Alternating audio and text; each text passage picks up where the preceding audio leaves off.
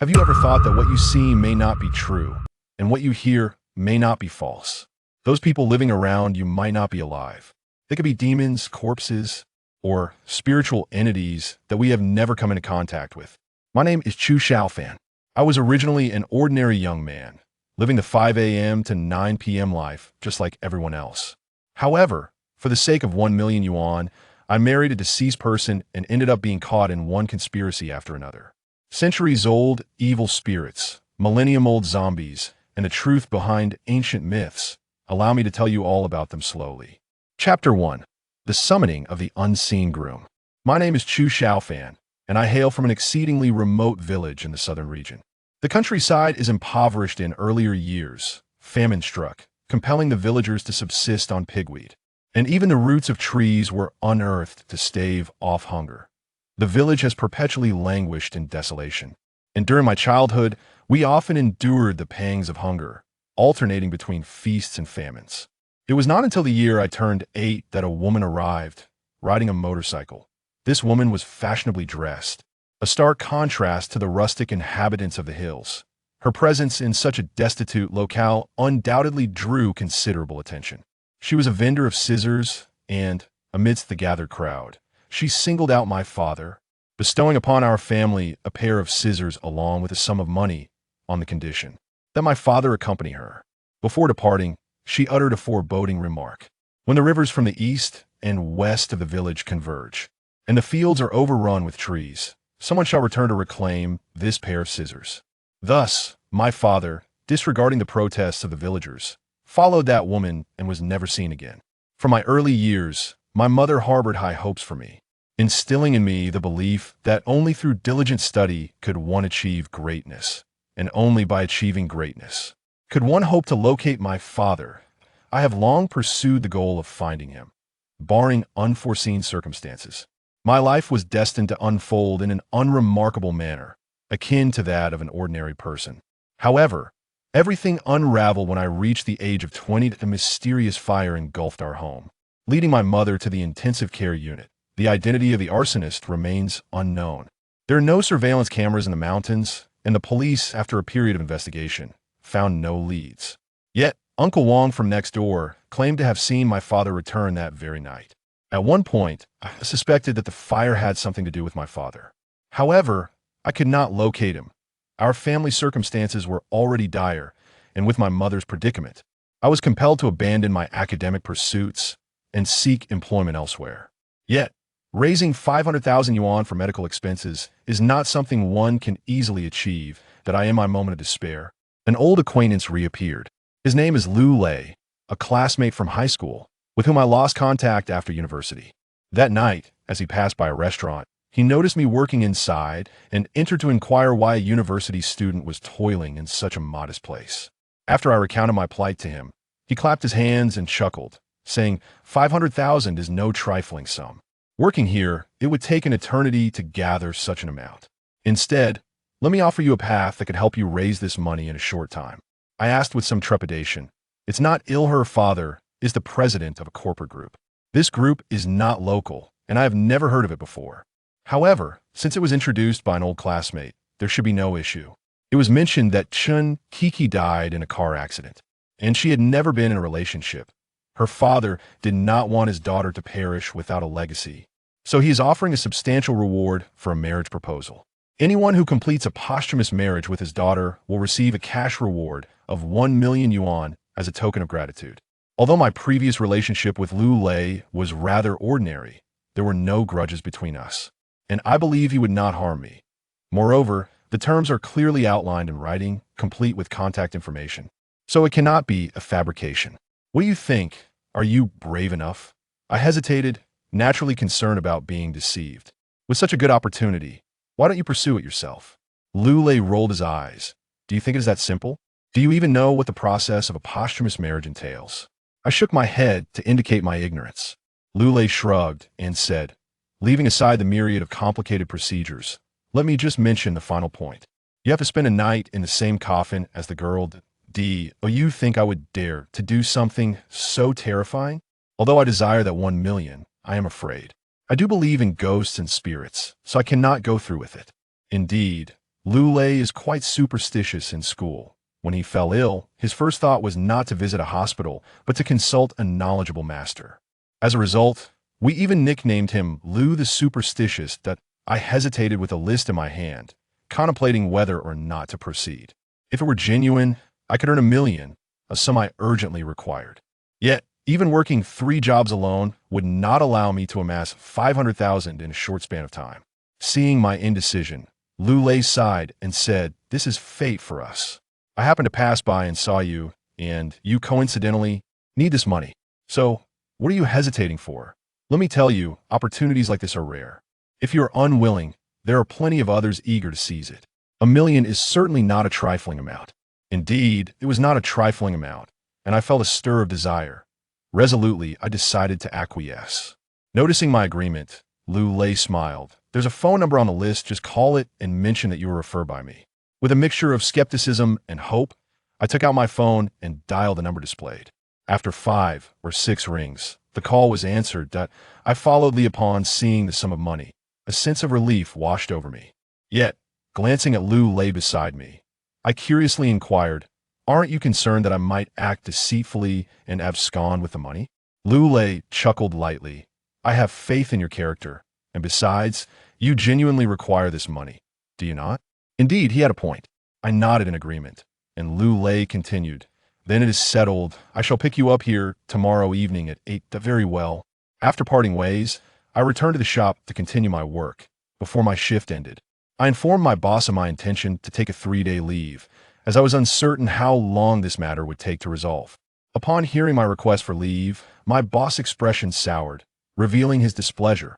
However, understanding my mother's situation, he refrained from causing me further trouble. Back at the hospital, my mother was under the care of nurses in the intensive care unit, and I was not permitted to enter until the designated visiting hours. Thus, after inquiring about her condition, I left the hospital and returned to my rental apartment. Once home, I opened my computer to search for information regarding ghost marriages. I had not anticipated the shock that would ensue from my findings. The article stated that entering into a ghost marriage would preclude one from marrying a living person thereafter. Otherwise, it would invite dire consequences to one's life. Chapter 2. Someone at the door. Although I do not subscribe to such notions, the eerie atmosphere incited a sense of dread within me, prompting me to shut off my computer and burrow beneath my blankets for solace. With the dawn, I resolved to reach out to a reliable friend, for I remained uncertain about Lu Lei's trustworthiness. Despite the substantial sum of 100,000, the events that may unfold are shrouded in uncertainty. It would be prudent to preemptively confide in a trustworthy companion about my predicament, ensuring that, should misfortune befall me, there would be someone to report my absence. Lost in my thoughts, slumber overtook me. My sleep was light, and in a haze, I perceived faint footsteps drawing closer, seemingly approaching my very location. A jolt of alarm coursed through me, and I opened my eyes, directing my gaze towards the wooden door. It was securely locked. There should be no cause for concern. Yet, an unsettling feeling lingered in the recesses of my mind. I resided in an antiquated dwelling, characterized by dampness and inadequate facilities. Surrounding me were similar aged structures, inhabited by laborers seeking the affordability of rent. Recently, a tragic incident occurred in this narrow alley, where an assailant entered a home under the cover of night and committed murder. The incident garnered considerable attention, and had my circumstances permitted, I would have vacated this place long ago. This neighborhood lacked security. I awoke in a state of drowsiness, my eyes fluttering open slightly. Upon doing so, I was struck by the unsettling realization that there was indeed someone present. The wooden door, previously secured by the table against it, had somehow been ajar, revealing a sliver of space through which I could discern a shadowy figure standing outside, peering in at me. A jolt of alarm surged through me, and I half risen to switch on the light. Yet upon doing so, I found myself perplexed. The door was firmly shut, the table steadfastly braced against it, and it had evidently not been disturbed. The windows, too, were secured. How peculiar! Had I merely experienced a nightmare? My unease lingered until I rose to inspect the premises, only to reassure myself that it was indeed a figment of my imagination. This time, I left the light on as I succumbed to slumber. though I did draw the curtains. In this manner, I found my sleep to be quite restful, devoid of any further nightmares, and awoke to the dawn's light. I took out my phone to message a close friend in the village, informing him that I would be out with Lu Lei that evening, and if I did not return, he should promptly notify the authorities. However, as soon as I sent it, I felt it inappropriate, as if I were instilling unnecessary fear. What if he attempted to call, and I was unable to answer? The thought compelled me to retract the message, replacing it with a more casual inquiry. Do you know what Lu Lei has been up to lately? Although this fellow is currently attending university elsewhere, we maintain regular contact. After a considerable wait without a reply, I decided to step out for a bite to eat. Subsequently, I went to the hospital. As visiting hours approached, I stepped inside to see my mother. She now relies on a ventilator for her breathing, and my heart ached at the sight. With a heavy sigh, I retreated outside to wait. In the afternoon, I first settled the hospital expenses before reaching out to Lu Lei. This fellow is quite efficient. No sooner had I finished my call than he arrived to find me. Since it was still early, we decided to grab a bite to eat. Initially, I intended to merely have something light, but he insisted on treating me to a proper meal. He led me down a narrow alleyway, a place I had visited before, yet I could not recall any eateries there. Curiously, I inquired, "Where are we headed?" "I don't remember any restaurants here." Lu Lei chuckled. "There is one, just that you were unaware of it before. It's just around the corner." Skeptically, I followed him. Today, he was donned in a sharp suit, presenting himself as a figure of success. Upon turning the corner, we indeed discovered a restaurant, named the Rose Restaurant. I pondered the peculiar name for an establishment, and I was baffled as to how I had never noticed it during my previous visits. As we entered, the owner greeted us with a broad smile. "Ah, little Lu is back." "Same as usual?" The proprietor, rotund and jovial, squinted his eyes into slits as he beamed. "Same as usual. Let us have some crayfish and the like. Today, I'm treating my friend, and I mustn't let him down." "All right, please wait a moment. It will be ready shortly." I surveyed the restaurant, noting its rather unimpressive decor, with walls that appeared charred, as if scorched by a great fire. Lu Lei handed me a cup of tea with a cheerful smile and inquired, "How did you sleep last night?" "Not well," I replied, taking a sip of tea and shaking my head. "I had a nightmare that terrified me, so I slept with the lights on all night." "What kind of nightmare could frighten you so?" "Don't even mention it. Not long ago, in the place where I was staying, someone was brutally murdered in the middle of the night, which has left everyone on edge. Last night, I even heard footsteps, which was quite unsettling. Eventually, I managed to fall asleep, but I dreamt of a woman standing at my door, staring at me. I couldn't make out her features, only a dark silhouette. Yet I was certain it was a woman." At this, Lu Lei shivered slightly, his gaze evasive. Then he smiled at me and remarked, "You really do tend to overthink, scaring yourself.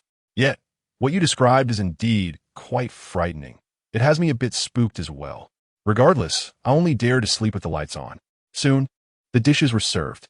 Lu Lei enthusiastically placed several pieces of meat on my plate. "You must try this. See how it tastes." I must say, I have always enjoyed the dishes from this restaurant. I sampled the food and found it truly delicious. We sipped our drinks, savoring the meal until we had consumed it. As I departed, I cast a glance at the name of the restaurant, Rose Hotel. There was something peculiar about it, though I could not pinpoint exactly what. Nevertheless, I committed the location to memory, thinking I might return to dine there in the future. Exiting the alley, I noticed the time was drawing near, and Lu Lei guided me to a certain place, underneath the overpass. A black Audi was parked there. Lu Lei exchanged a few words with the individual present, who then beckoned me and tossed over my mask, instructing, "Put this on. Your friend must wear one as well. The destination we are heading to must remain confidential. Understood?" Lu Lei, sensing my apprehension, reassured me, "Don't worry, it's all fine. I know this owner." I did not dwell on it further. Such matters are not typically above board, so it was reasonable for them to wish to keep a low profile. Thus, I donned the eye mask and entered the vehicle. Yet, it was this very journey that led me to an irrevocable abyss. Chapter 3. A game. I was uncertain of our destination as the car journey progressed, for the driver remained silent, and the surroundings were engulfed in darkness. The vehicle jolted along the road, causing a wave of nausea to wash over me. Fortunately, Lu Lei was beside me, engaging me in conversation, Otherwise, I might have succumbed to despair. After an hour, the car finally came to a halt. The doors swung open, and I was assisted in navigating a lengthy staircase into a room. Once seated, I removed my blindfold, only to be greeted by a blinding brilliance. Before me stood a large round table, around which were seated 14 others, 10 men and 4 women, all seemingly of a similar age to mine. What could this possibly mean? I glanced around, hoping to catch Lu Lei's eye for clarification. Yet, he was nowhere to be found. The expressions of the others mirrored my own confusion as we exchanged bewildered glances, collectively unaware of the situation we were in. A twinge of unease gripped me, and just as I contemplated standing up, someone pressed me back down. Behind each of us loomed 2 imposing figures clad in black suits and sunglasses, each towering at approximately 6 feet tall, as robust as bulls. What is the meaning of this? What do you intend? A woman with crimson hair exclaimed angrily. Why are there so many people here? Wasn't it supposed to be just signing the contract and receiving payment? A hush fell over the room as everyone turned to regard her. I, too, was taken aback. Could this be an instance of a ghost marriage between women? The red-haired woman, noticing our collective gaze, snapped. What are you staring at? Is it only permissible for men to pair with men, while women cannot do the same? It appeared I had stumbled upon a gathering of a different nature altogether. I currently lack the inclination to engage with her. Lu Lei has vanished, leaving me in a state of unease. I turned to a companion behind me and inquired, "My friend, what does this signify?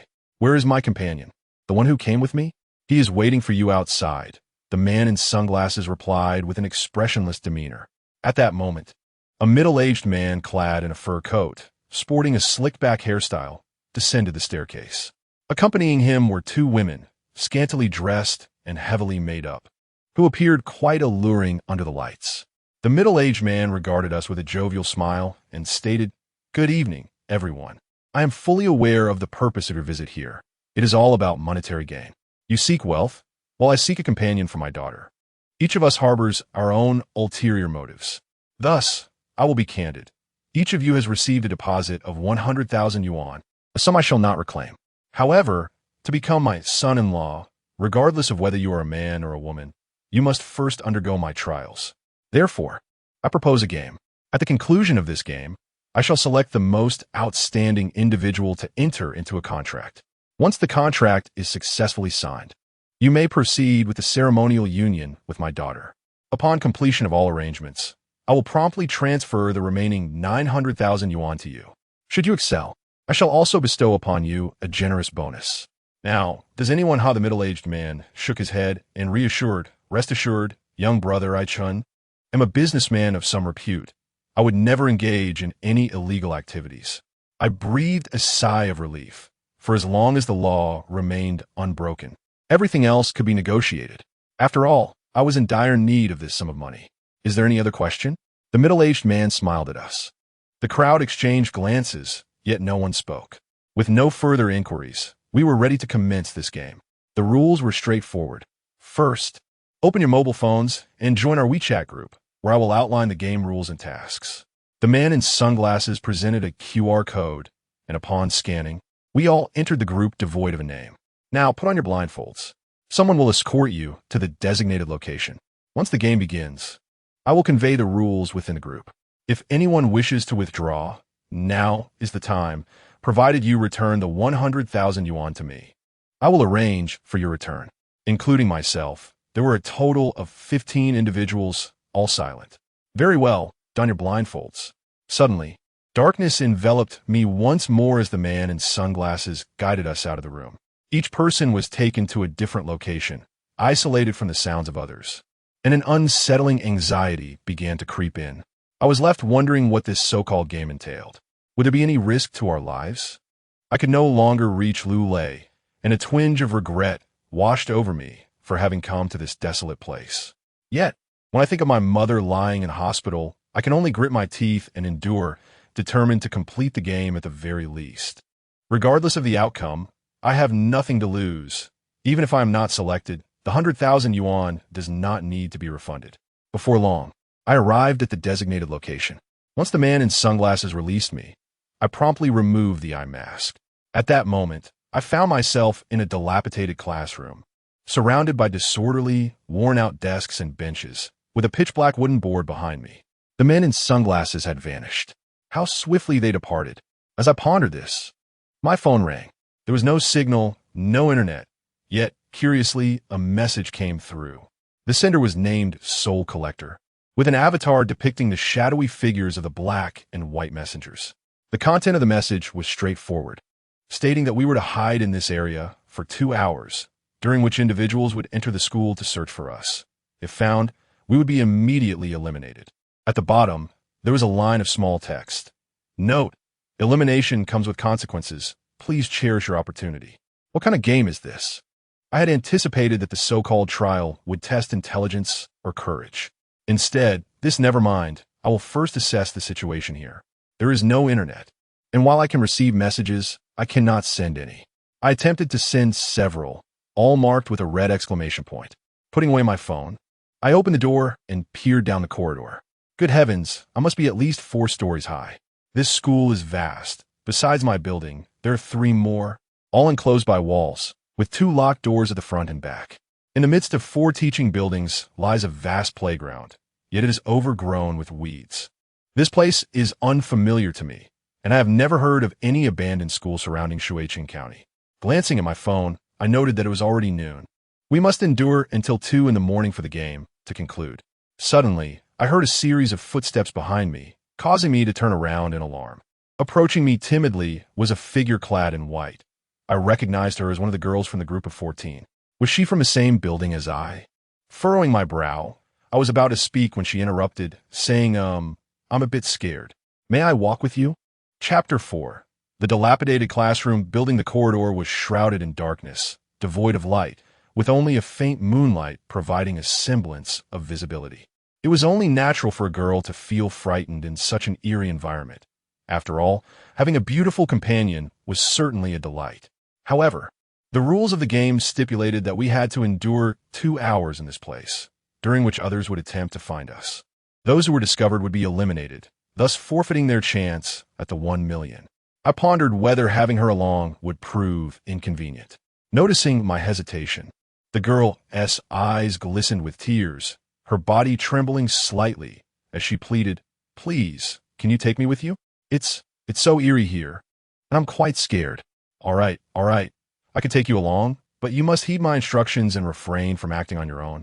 I couldn't bear to witness her pitiable state. Good. Upon hearing my agreement, the girl quickly wiped away her tears and followed closely behind.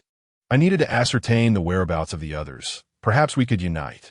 Regardless of what transpired later, it was imperative to comprehend the rules of the game first. At the very least, I needed to know who was searching for us and what consequences awaited us if we were found. "What is your name?" I inquired, seeking to alleviate the awkwardness in our conversation.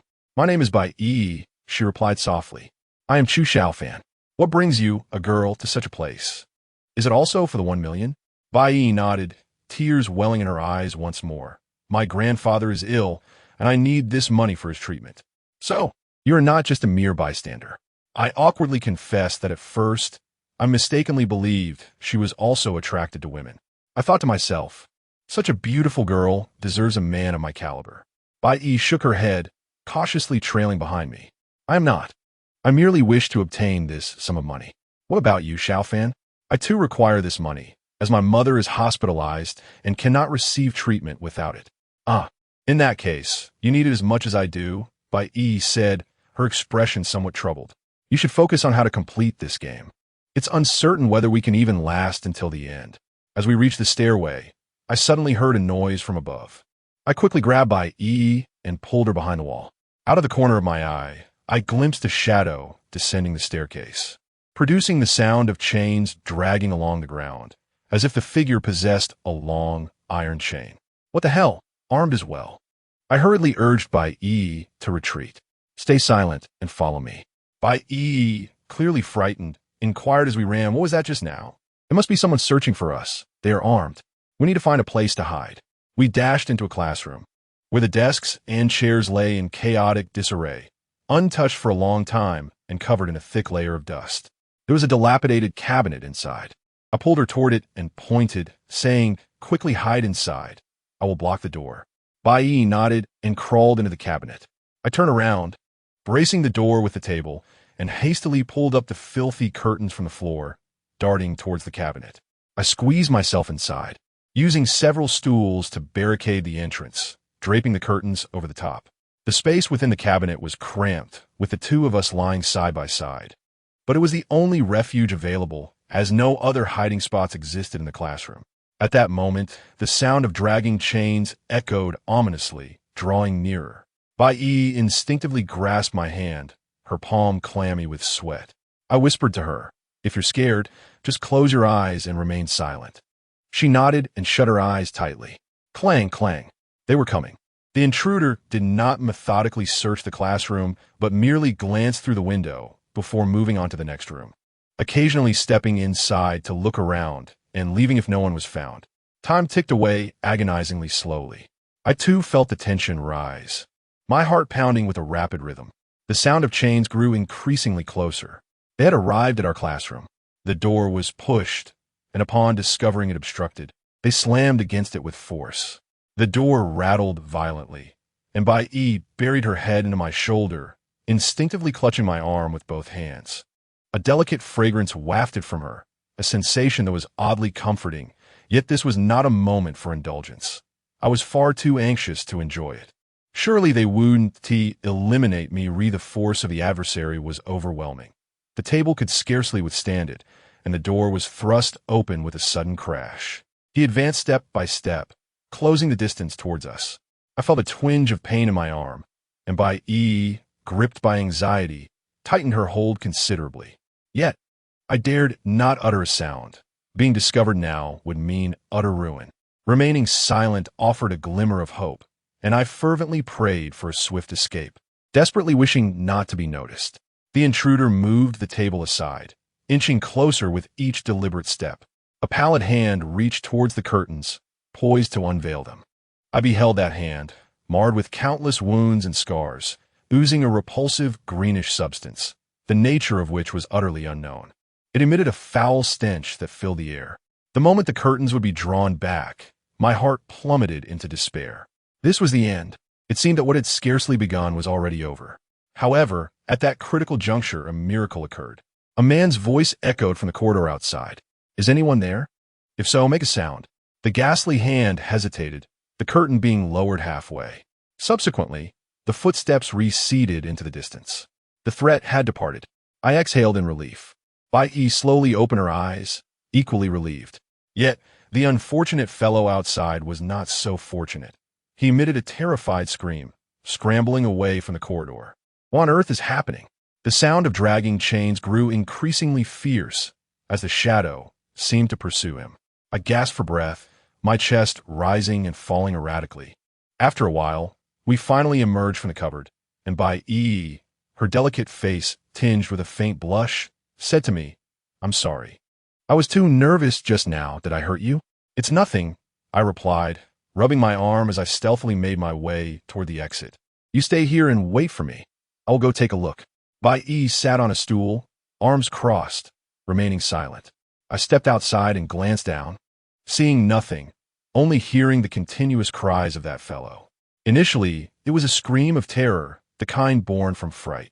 Later, it seemed he had been caught, and the sound became piercing, as if he had been dealt a severe beating.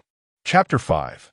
The end of the first scene, the echoes of his voice reverberated throughout the teaching building, soon fading into silence. What had transpired? A chill ran down my spine. Could it be that he had perished? No, it seemed implausible. After all, Boss Chun had asserted that he was a person of stature, unlikely to engage in any illicit activities. I shook my head and turned to Bai, suggesting, "Let us remain here this evening. This place has already been searched, and the adversary is unlikely to return." Bai nodded, her cheeks flushed as she replied, "Shaofan, you are truly kind. I believe Auntie will recover. For good deeds are rewarded." I chuckled. "I appreciate your kind words."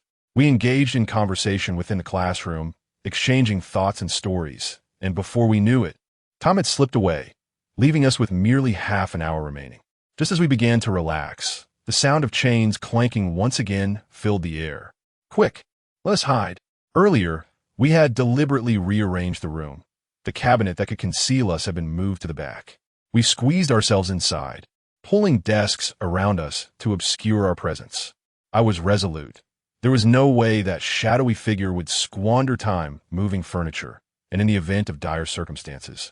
I had already dismantled the table leg, ready to fight back if necessary. We huddled together in silence, holding our breaths as the clinking chains grew closer. The intruder did not enter, merely glancing through the window before departing. I exhaled a sigh of relief, when suddenly the rickety stool beneath the cabinet shifted, causing the cabinet to jolt and instantly topple Whitey onto me. I could feel the soft warmth of her chest, awakening feelings within this lifelong singleton, a young noble, that I had never experienced before. I felt a twinge of embarrassment. After all, White E was a shy girl, her face flushed crimson, extending all the way to her neck. Ahem, it's all right, I awkwardly uttered. Yet, I harbored no intention of having her rise. Rather, I relished having her sprawled atop me, basking in the moment. We should, go outside, Whitey stammered as she sheepishly rose. After we both extricated ourselves from the confines of the cabinet, I tidied the space, ensuring its future safety for our escapades. We then made our way outside. The tumultuous interlude seemed to be drawing to a close when, just then, my phone began to ring. It was a message from the relentless Reaper. The game is over. Head toward the front door. Finally, it was over. We hastened to leave the premises, but as we descended the stairs, I nearly stumbled. The floor was slick, as if something had been spilled. I flicked on my phone's flashlight, only to be horrified by the sight that met my eyes. Blood, an abundance of crimson staining the floor.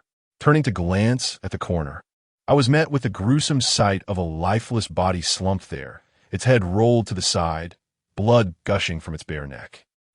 Whitey screamed in terror, and I too was paralyzed by fear. A death had occurred. Someone had actually died. How could this be? Wasn't it said that we would refrain from unlawful deeds? Suddenly, I sensed a gaze fixed upon us. Instinctively, I looked up, yet the upper floor revealed nothing. However, an unsettling feeling lingered, as if someone lurked in that abyss of darkness, observing me. Stop staring. We must leave, I urged, grabbing by E and dashing away. It was imperative to uncover the truth behind this situation. As we exited the teaching building, by E could no longer contain her tears. Someone has died. That person just died. Were we not told that no one would perish? Do not weep. We shall soon seek clarity, I reassured her, though my own heart was heavy. This individual must have been the one pursued moments ago, indirectly saving us. Had it not been for him, our fates would have been sealed. Others gradually assembled on the playground, and I counted the heads. 1, 2, 3, 14, including myself, making a total of 15. Something felt amiss. Who then had just lost their life? I quickly inquired, who was it that cried out on the upper floor? Silence enveloped the group. I demanded to know who was shouting upstairs. I asserted with rising frustration, for lives were at stake, and carelessness was not an option. Yet, no one responded. The initially irritable red-haired girl smirked at me, remarking, "What tantrum are you throwing, little brat? Do you think anyone fears you? We are all here for the million. Why would anyone divulge your inquiries? Who knows what schemes you harbor?" I stifled my anger, resolving to seek answers soon, for my mind was restless. Upon exiting through the front door, we encountered a bus waiting at the entrance. After alighting from the vehicle, men in dark attire placed blindfolds upon us and escorted us back to the chamber we had previously occupied. The man with the slick back hair was there once more.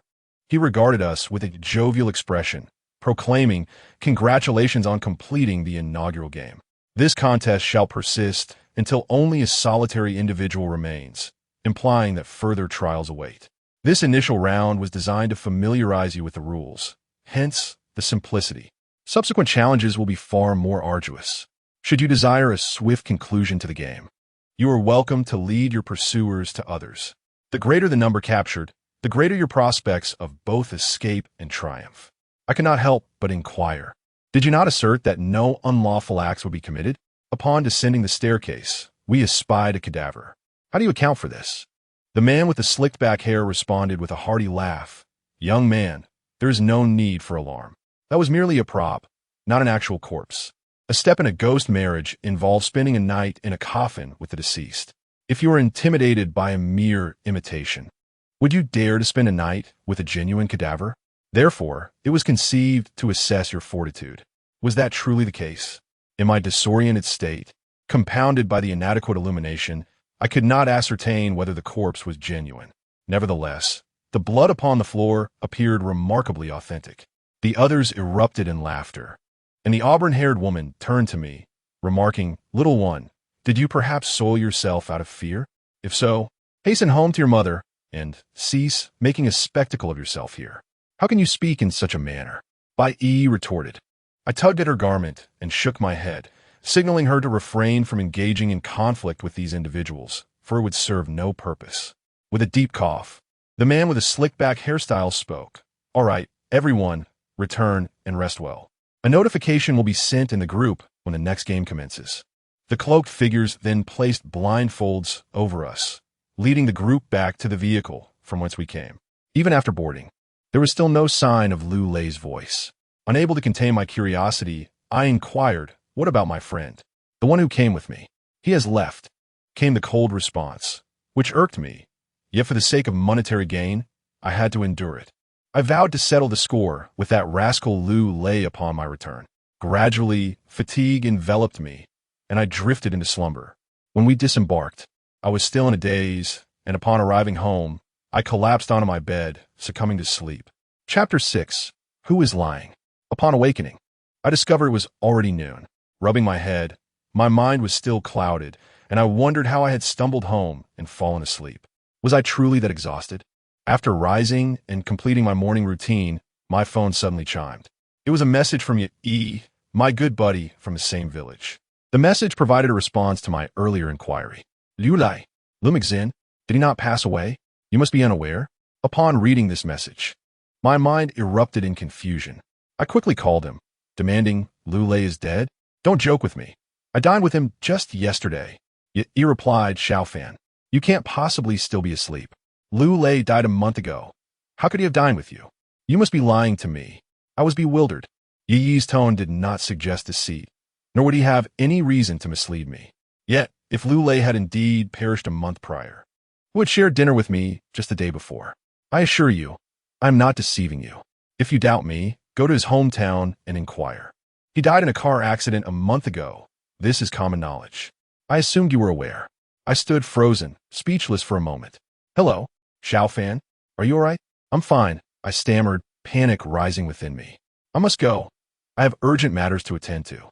After hanging up, I lifted my gaze and was startled to see a shadowy figure reflected in the mirror behind me.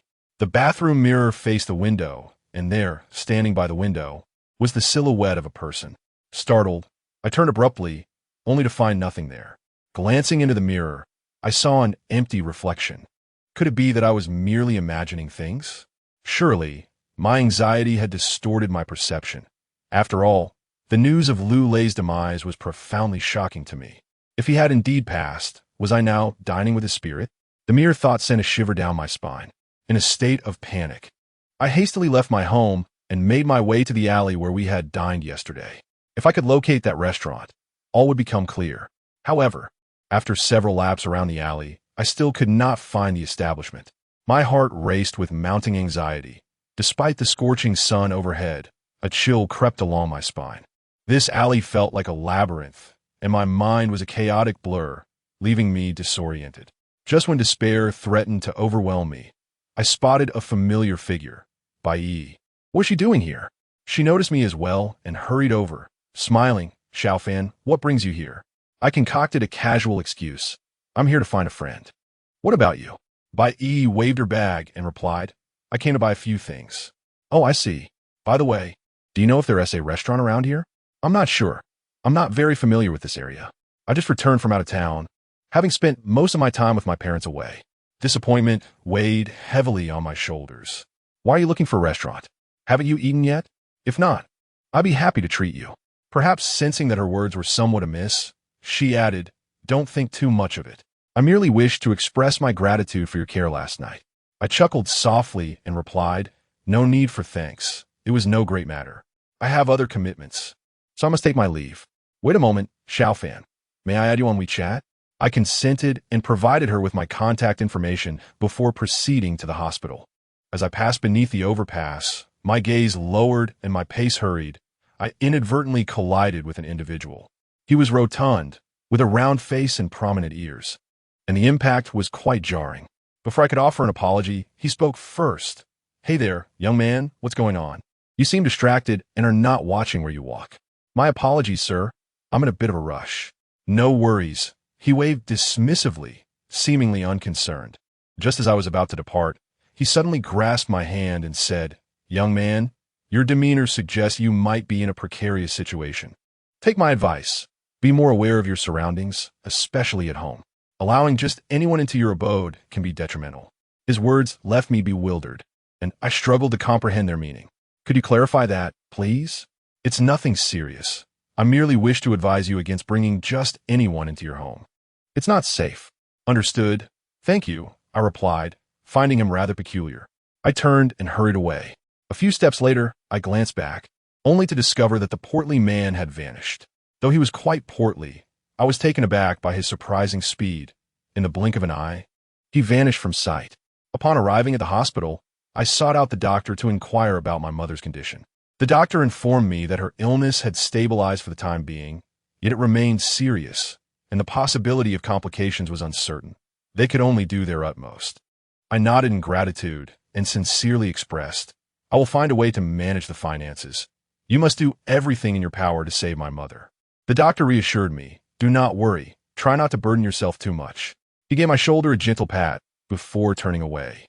As I spent the day in the hospital, the owner of the game had yet to notify me about the continuation of the second round.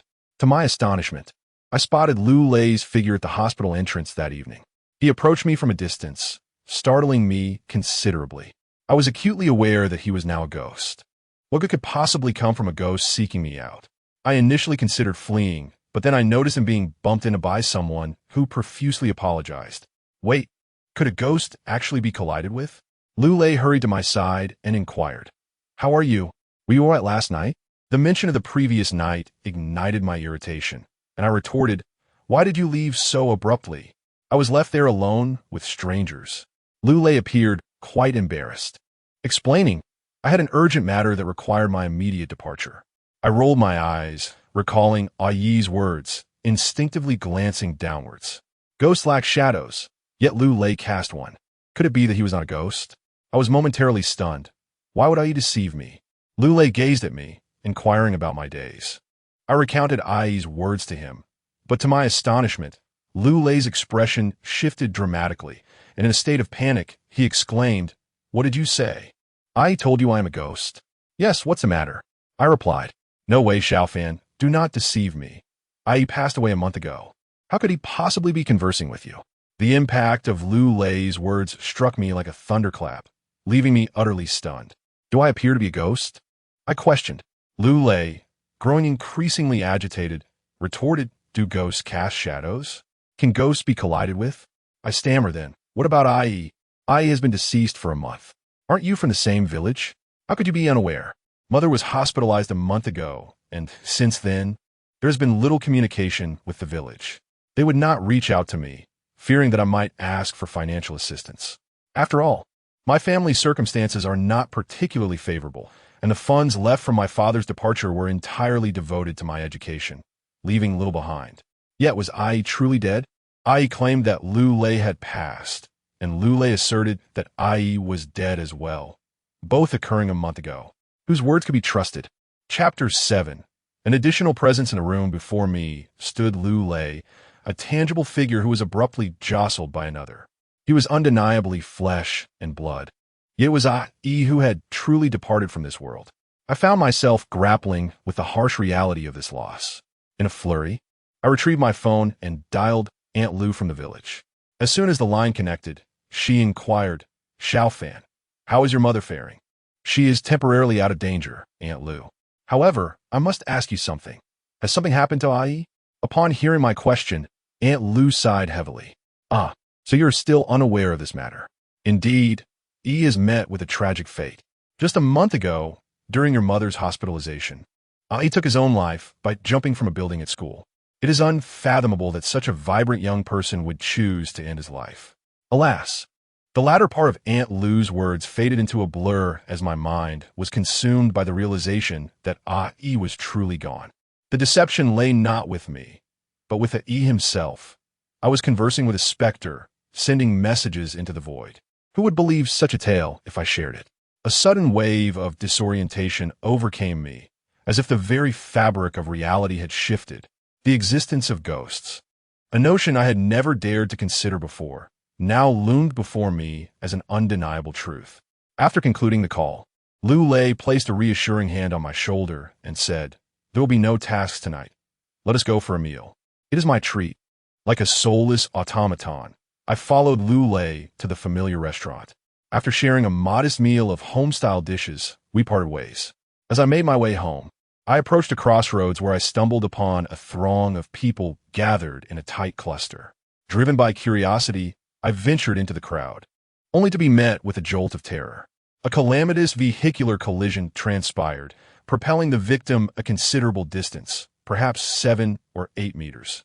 Upon impact with the barrier, the sheer momentum resulted in a gruesome decapitation.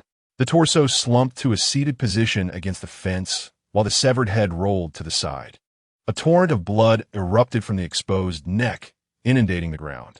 Witnessing this ghastly scene, my thoughts involuntarily drifted to the macabre prop encountered within the dilapidated schoolhouse. With a shudder, I silently intoned a plea for forbearance and understanding. Subsequently, I extricated myself from the throng and hastened homeward. Upon crossing the threshold, I secured the door and found solace in the illumination of the lights. The preceding events, from the prior evening until the present moment, had been increasingly outlandish. I massaged my forehead, a throbbing ache taking root. Regardless, I resolved to cleanse myself and seek respite in slumber.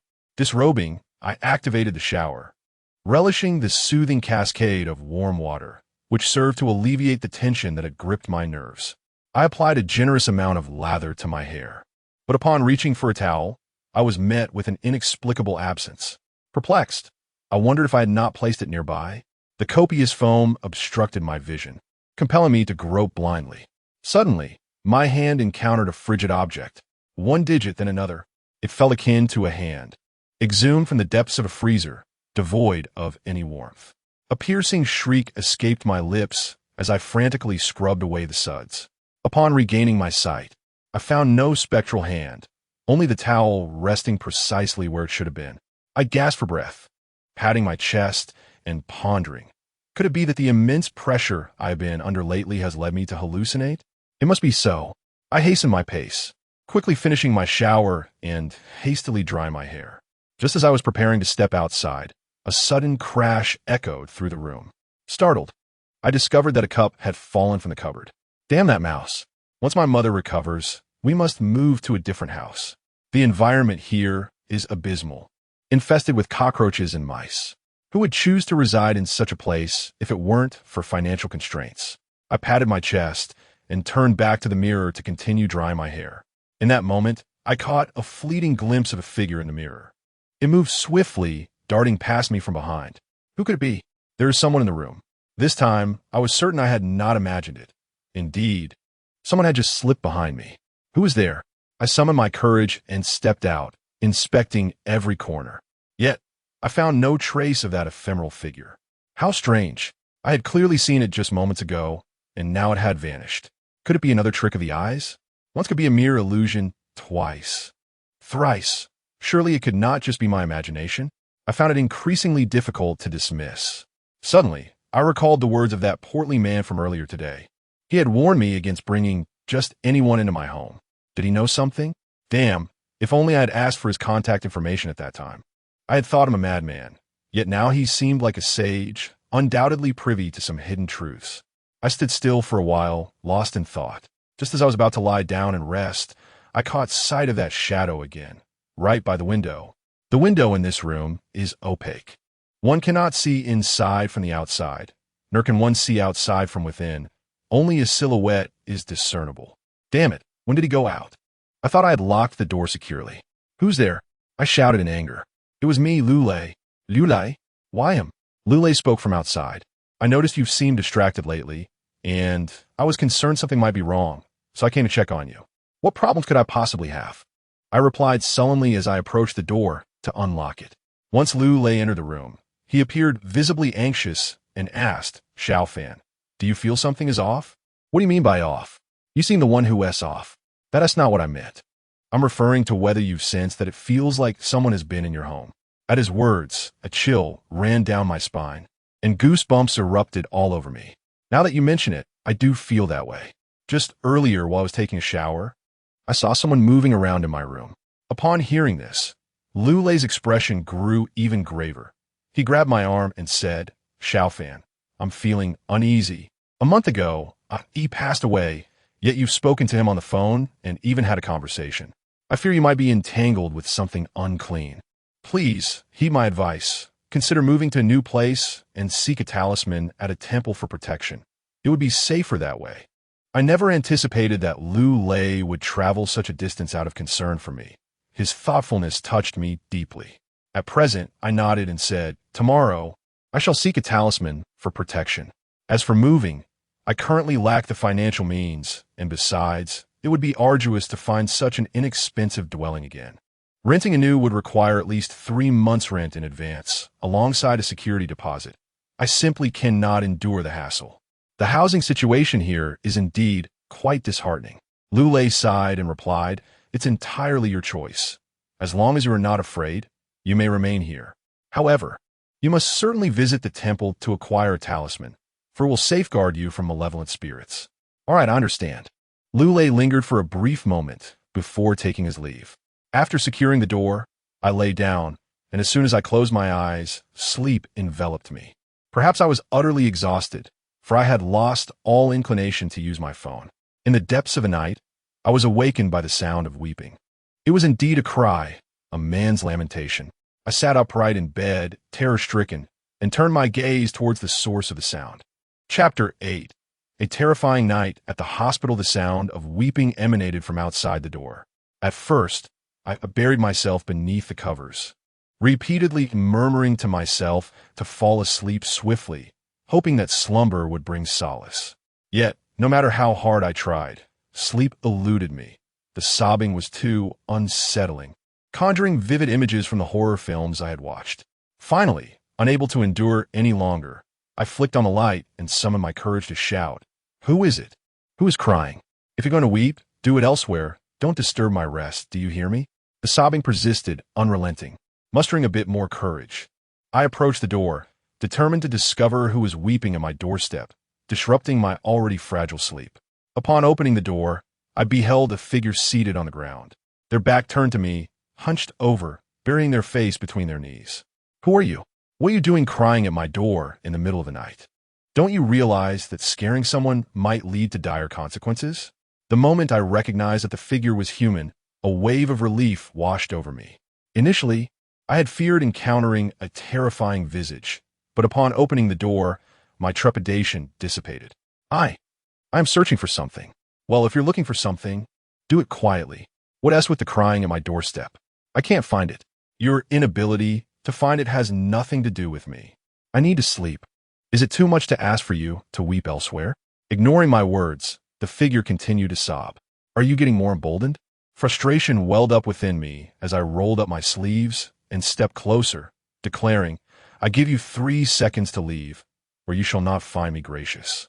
The figure slowly rose, startling me profoundly. It bore no head, the neck starkly bare, and the voice emerged from an unknown source. My head is missing. Have you seen it? I suddenly shrieked, struggling to sit upright in bed. It was merely a dream. By now, daylight had broken outside, and I was drenched in sweat, feeling utterly uncomfortable. I wiped the perspiration from my forehead, pondering how I could have such a terrifying nightmare, and then I got out of bed to freshen up.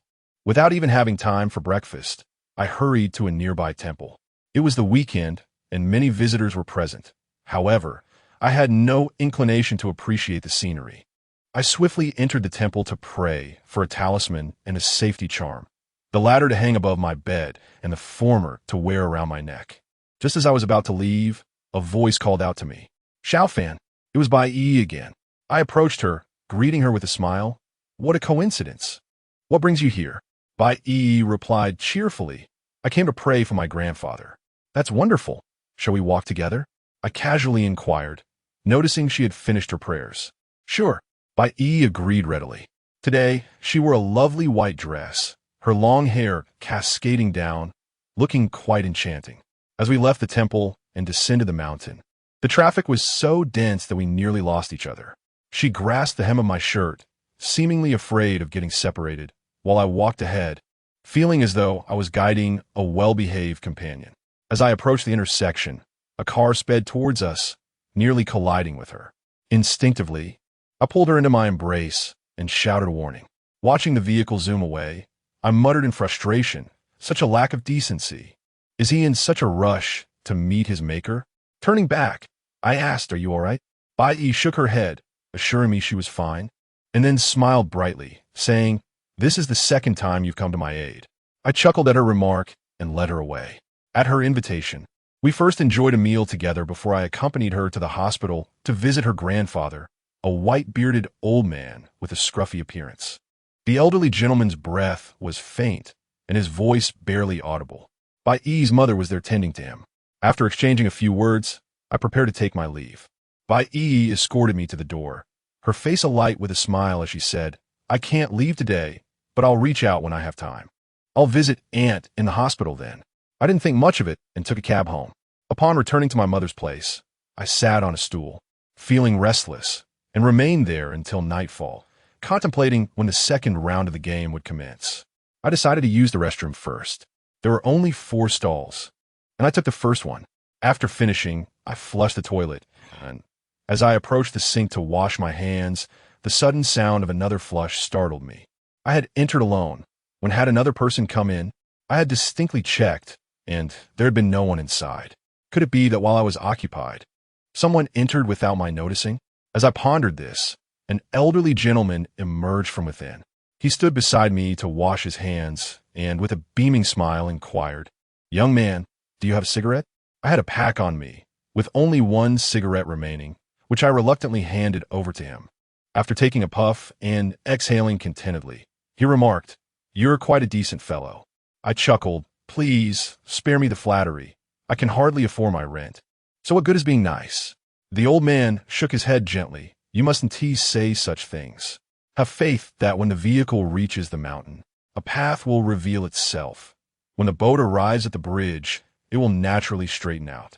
I recognized his words as a form of consolation, but my mind was elsewhere.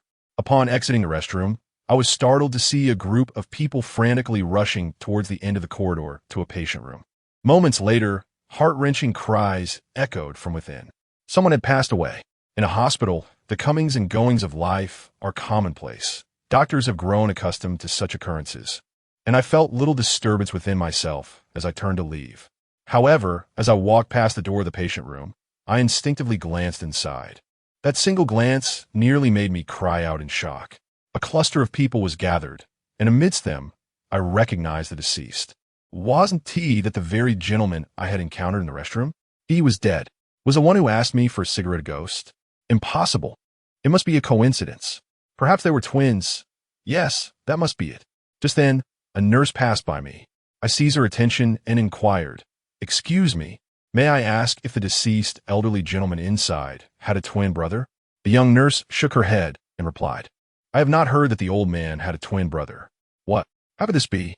In a state of panic, I dashed back to the restroom. There was someone inside, but it was not that old man. This meant I truly encountered a ghost moments ago. How unfortunate I must be to encounter spirits, even in a hospital.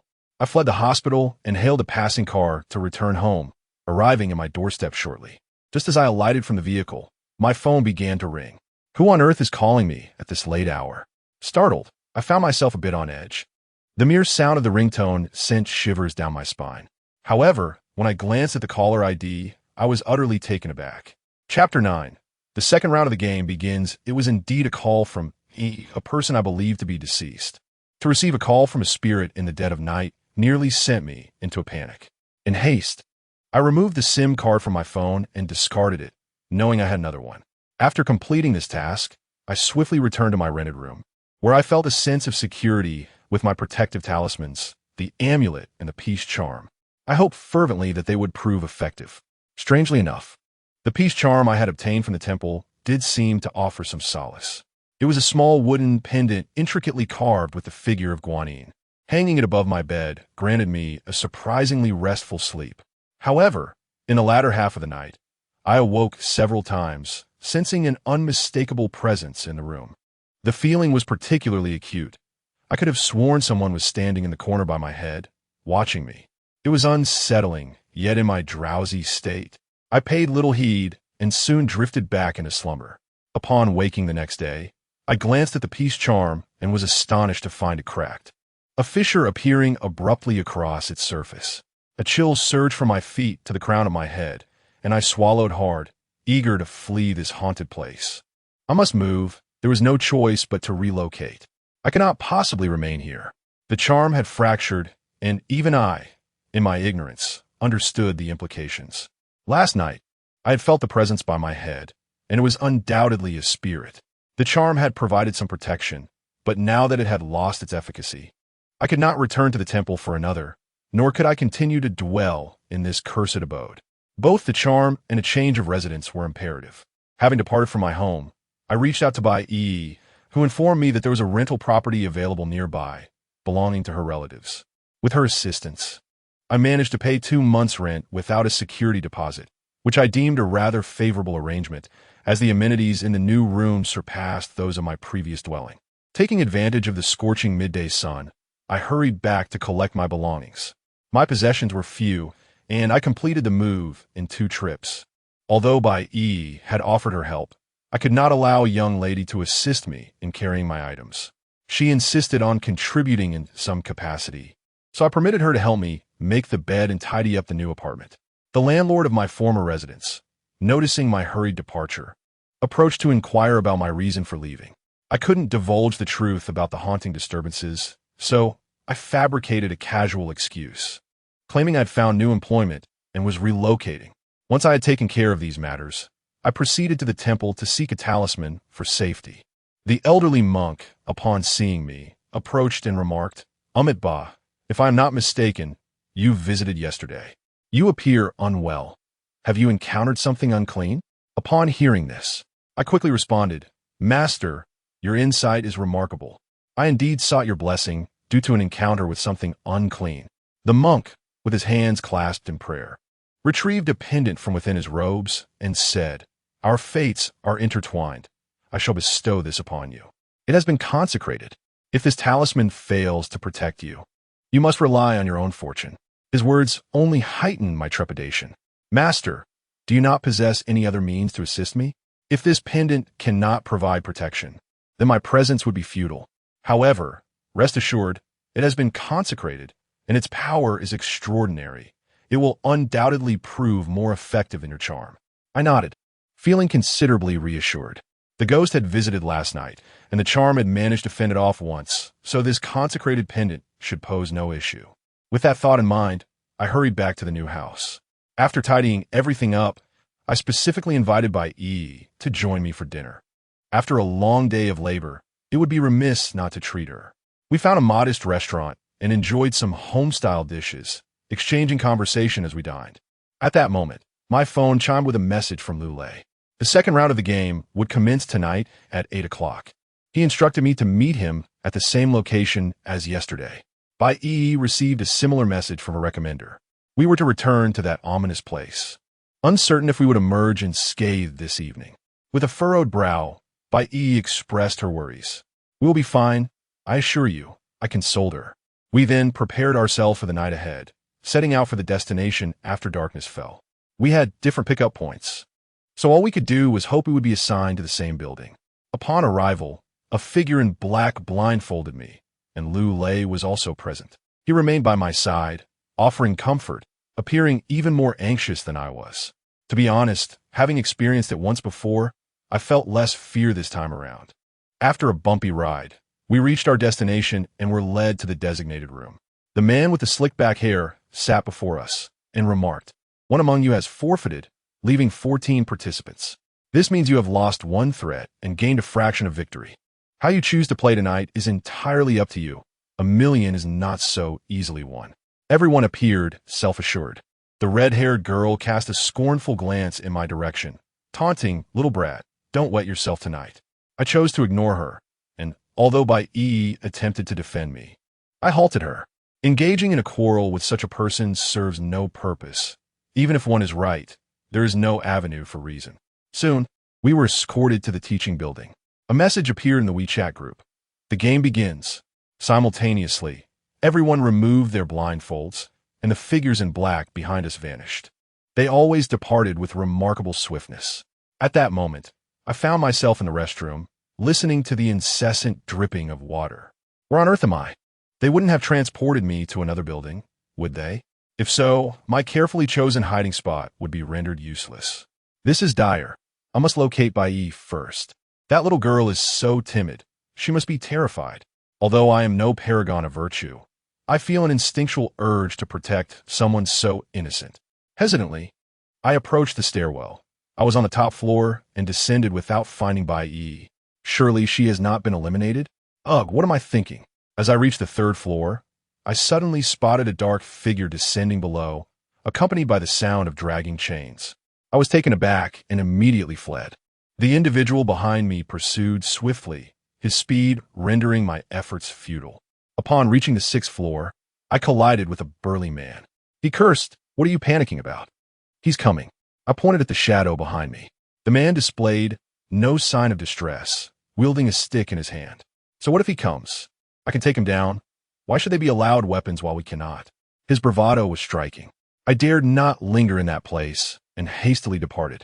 The pursuer shouted a derogatory remark, but I paid it no mind. As long as I could endure until the end, nothing else mattered. Chapter 10.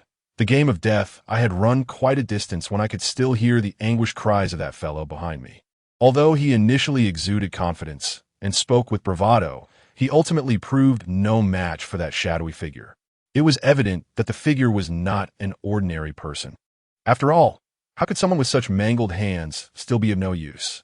Clearly, he was a practitioner of martial arts. Those martial artists often become so engrossed in their training that they teeter on the edge of madness, as depicted on television. With a heavy heart, I hastened towards another classroom building, carefully scanning my surroundings as I ran. Fortunately, I stumbled upon Bai Yi. This girl was hiding in the same spot we had both concealed ourselves in yesterday. Upon my arrival, she trembled violently and, seeing me, immediately threw herself into my arms. Sobbing, "Shaofan, that shadow has come again," but thankfully someone led it away. It's all right, I reassured her, patting her back. "We must leave at once. This place is no longer safe." The classroom was in disarray. It was clear that someone had been here recently. Bai Yi recounted that several men had arrived, and she had managed to hide, thus escaping detection.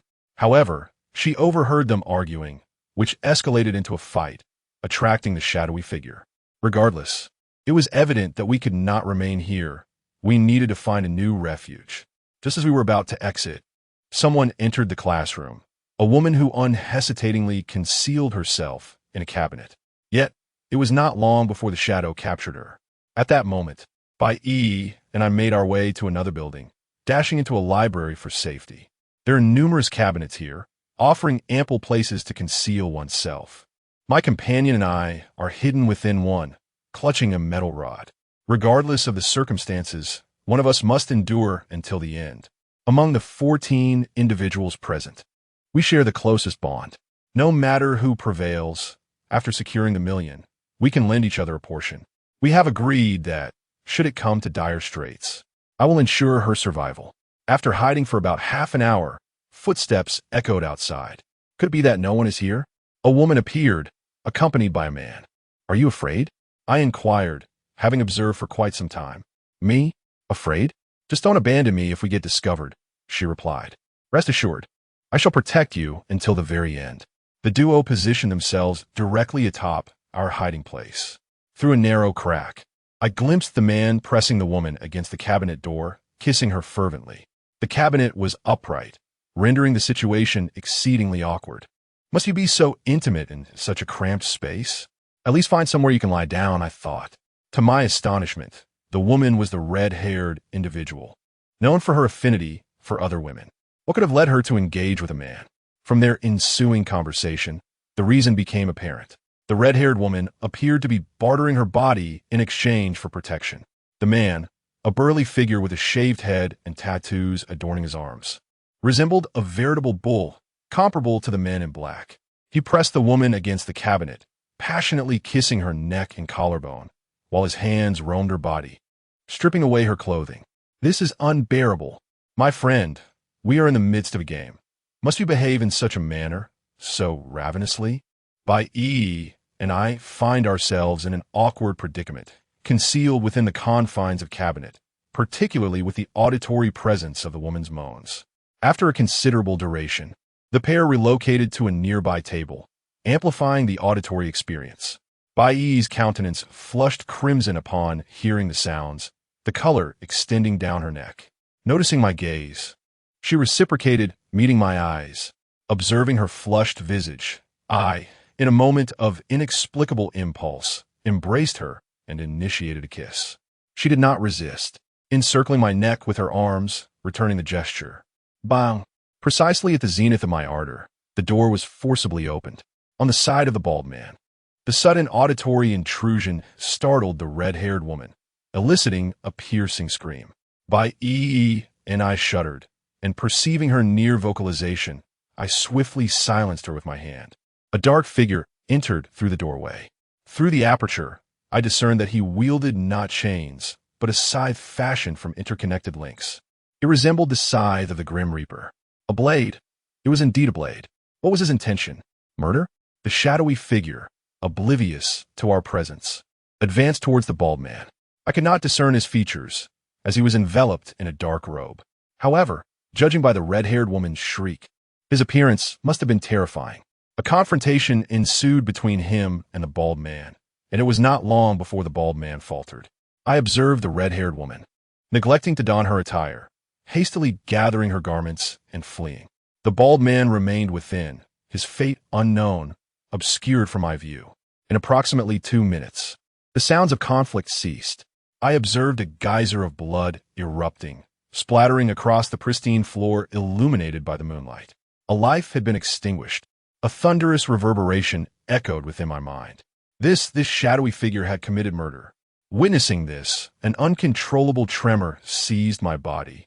My teeth clamped down on my lip to stifle any sound. He dared to kill. Should we be discovered, we would undoubtedly meet a similar fate. Soon after, the silhouette departed. Inquired in hushed tones as to my distress. I remained silent, refraining from allowing her to witness the scene, fearing the terror it would instill. However, judging from my countenance, surmised the gravity of the situation. She too dared not speak. We remained concealed within the cabinet until the announcement of the game's conclusion. Emerging from our refuge, I grasped E's hand, uttering, "Do not look back, proceed forward." Cognizant of the horrific tableau behind us, dared not turn. I, however, caught a glimpse from the corner of my eye, beholding the lifeless body of the bald man sprawled upon the table, his head severed. This was reality, no longer a mere prop.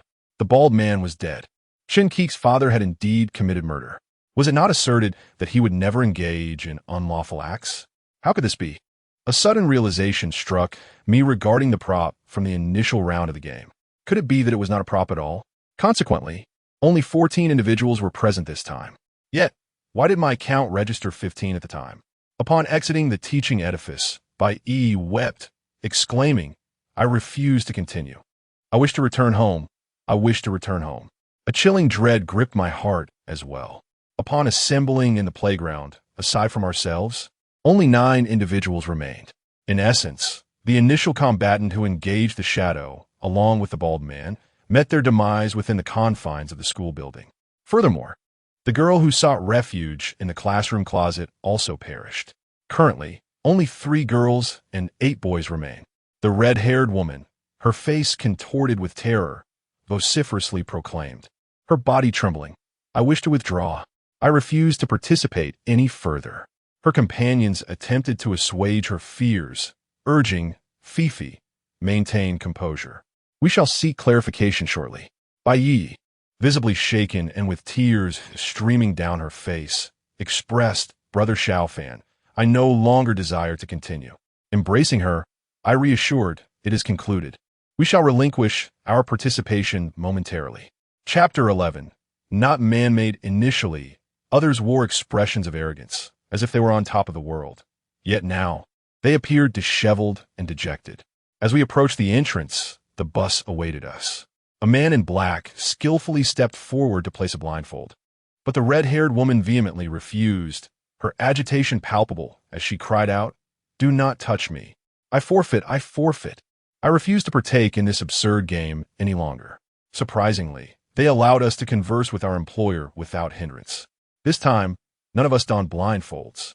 The bus trundled down a tree-lined path and soon arrived at an expansive playground, from which we were escorted directly into the basement. There, a staircase led us to a familiar room. A man with a slicked-back hairstyle, a cigarette dangling from his lips, sat at the table, grinning as he observed us. "What the hell? Did you not claim that no one would die?" The red-haired woman, overwhelmed by fear, lost her composure upon seeing him and lunged forward, only to be restrained by two men in black. Though the others refrained from rushing him, their expressions mirrored their discomfort, all awaiting a reasonable explanation from the man with the slicked-back hair. To their dismay, what they received was not a rational explanation, but rather a brazen proclamation. Previously, there would be no fatalities, but I have changed my mind. Once you enter this game, you relinquish the right to choose your fate. Everything must adhere to my directives. If you wish to survive, follow my arrangements. Otherwise, you will meet a dead end. I must express my utmost disdain for the situation at hand. Despite our numbers, we remain unperturbed. A man with a scar on his face has also stepped forward. In the face of skepticism, Mr. Chun remains unfazed, responding with a smile. "Once the game commences, you cannot withdraw. Should you attempt to do so, there will be consequences. If you doubt my words, feel free to leave right now. Leave if you wish. I shall not indulge you any longer," retorts the red-haired woman in frustration, turning away only to add, "You can forget about that 100,000. I will not return a single cent." It is astonishing that, at such a critical juncture, this woman is still preoccupied with the money. I too feel the urge to depart, and yet, beside me, Bai Yi gently tugs at my arm, whispering, "Shall we leave? Shaofan, let us wait a moment longer. We are in unfamiliar territory and lack transportation," I reply, resigned to the necessity of patience. Suddenly, amidst the murmurs of speculation, a horrifying scream pierces the air. The red-haired woman, having ventured into the corridor, reappears, rolling back like a ball. She curls up on the ground, crying out in agony, help me, save me." Initially, her companions contemplate rushing to her aid. However, the next sight sends chills down everyone's spine, rendering them motionless with fear. A gash appears on her abdomen, her skin begins to split, and two hands emerge, pulling in opposite directions. In a grotesque display, the room echoed with incessant screams, as everyone huddled together in sheer terror. Bai Yi buried her face in my embrace, weeping uncontrollably. I swallowed hard, shaken to the core, yet not quite at the brink of despair. After the demise of the red-haired woman, those two hands retreated back into her abdomen, writhing through her intestines until they vanished completely. Boss Chun caressed the back of his head, chuckling coldly. "This is the fate that awaits. Now, who among you wishes to forfeit?" At this, no one dared to utter a word. The atmosphere fell into a heavy silence for a while until a girl cried out in desperation, "I don't want to play anymore. Please spare me. I don't wish to die." Being seized by the shadow meant certain death, and forfeiting was no escape either. There was simply no choice. Boss Chun, with a grin, approached her, lifting her chin and inquiring, "What reason do I have to spare you? What benefit do I gain? I can sleep with you. Just let me go. I will do anything you desire. I am willing to comply with all your wishes." The woman had cast aside all modesty, prioritizing her survival above all. "Is that so?" Boss Chun beckoned, and his two voluptuous secretaries immediately stepped forward. His lecherous hands roamed restlessly over their figures. "Do you think I would be interested in just you? Take a good look at yourself in the mirror.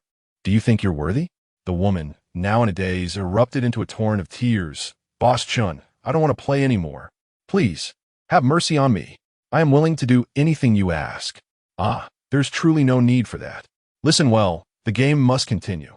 Those who wish to forfeit shall face the consequences in the next round. Rest assured, I do not deceive you. The ultimate victor of this game will be awarded 1 million, and shall partake in a ghost marriage with my daughter. At that time, I shall bestow upon you an additional 1 million and grant you a position within my company, paving the way for your future success. Today marks the second round, with 4 individuals having already been eliminated. The 10 of you present shall each receive a reward of 100,000. Each day you survive and return here, you shall earn this sum. The game shall persist until only one remains alive. Should you all continue to return as a group of 10, the game shall extend infinitely. Furthermore, you are prohibited from unilaterally altering the rules. Any such attempts will result in elimination. Upon hearing these words, all present were filled with trepidation, uncertain whether to feel joy or despair. Initially, I contemplated forfeiting, yet under the current circumstances, that is utterly impossible. Before we departed, Boss Chun offered a final admonition. Do not entertain thoughts of contacting the authorities. You all witnessed the scene unfold. The demise of that woman is not my doing. You should comprehend what force claimed her life. Should you dare to report this, your fate will mirror hers. After all, the police concern themselves solely with the living. Upon exiting the basement, I found no trace of Lu Lei. I had been thoroughly deceived by him this time, and I was resolute in my intention to confront him upon my return, given that the matter had been laid bare. There was no need for our group to disperse for the journey back. Yi and I shared a vehicle, while the others, who lived nearby, were transported together. In the car, for reasons unknown, a profound drowsiness overtook me. Yi and I nestled together and unwittingly succumbed to slumber. When we disembarked, my mind was clouded and hazy, leaving me utterly oblivious to how we had made our way back. Ultimately, I awoke to the dawn of a new day. Chapter 12. Misfortune after a day filled with melancholy. I intended to seek out Lu Lei for clarification regarding the unsettling events. However, despite my exhaustive search, he remained elusive. Consequently, I returned to my hometown, hoping to ascertain the truth about Yi's fate.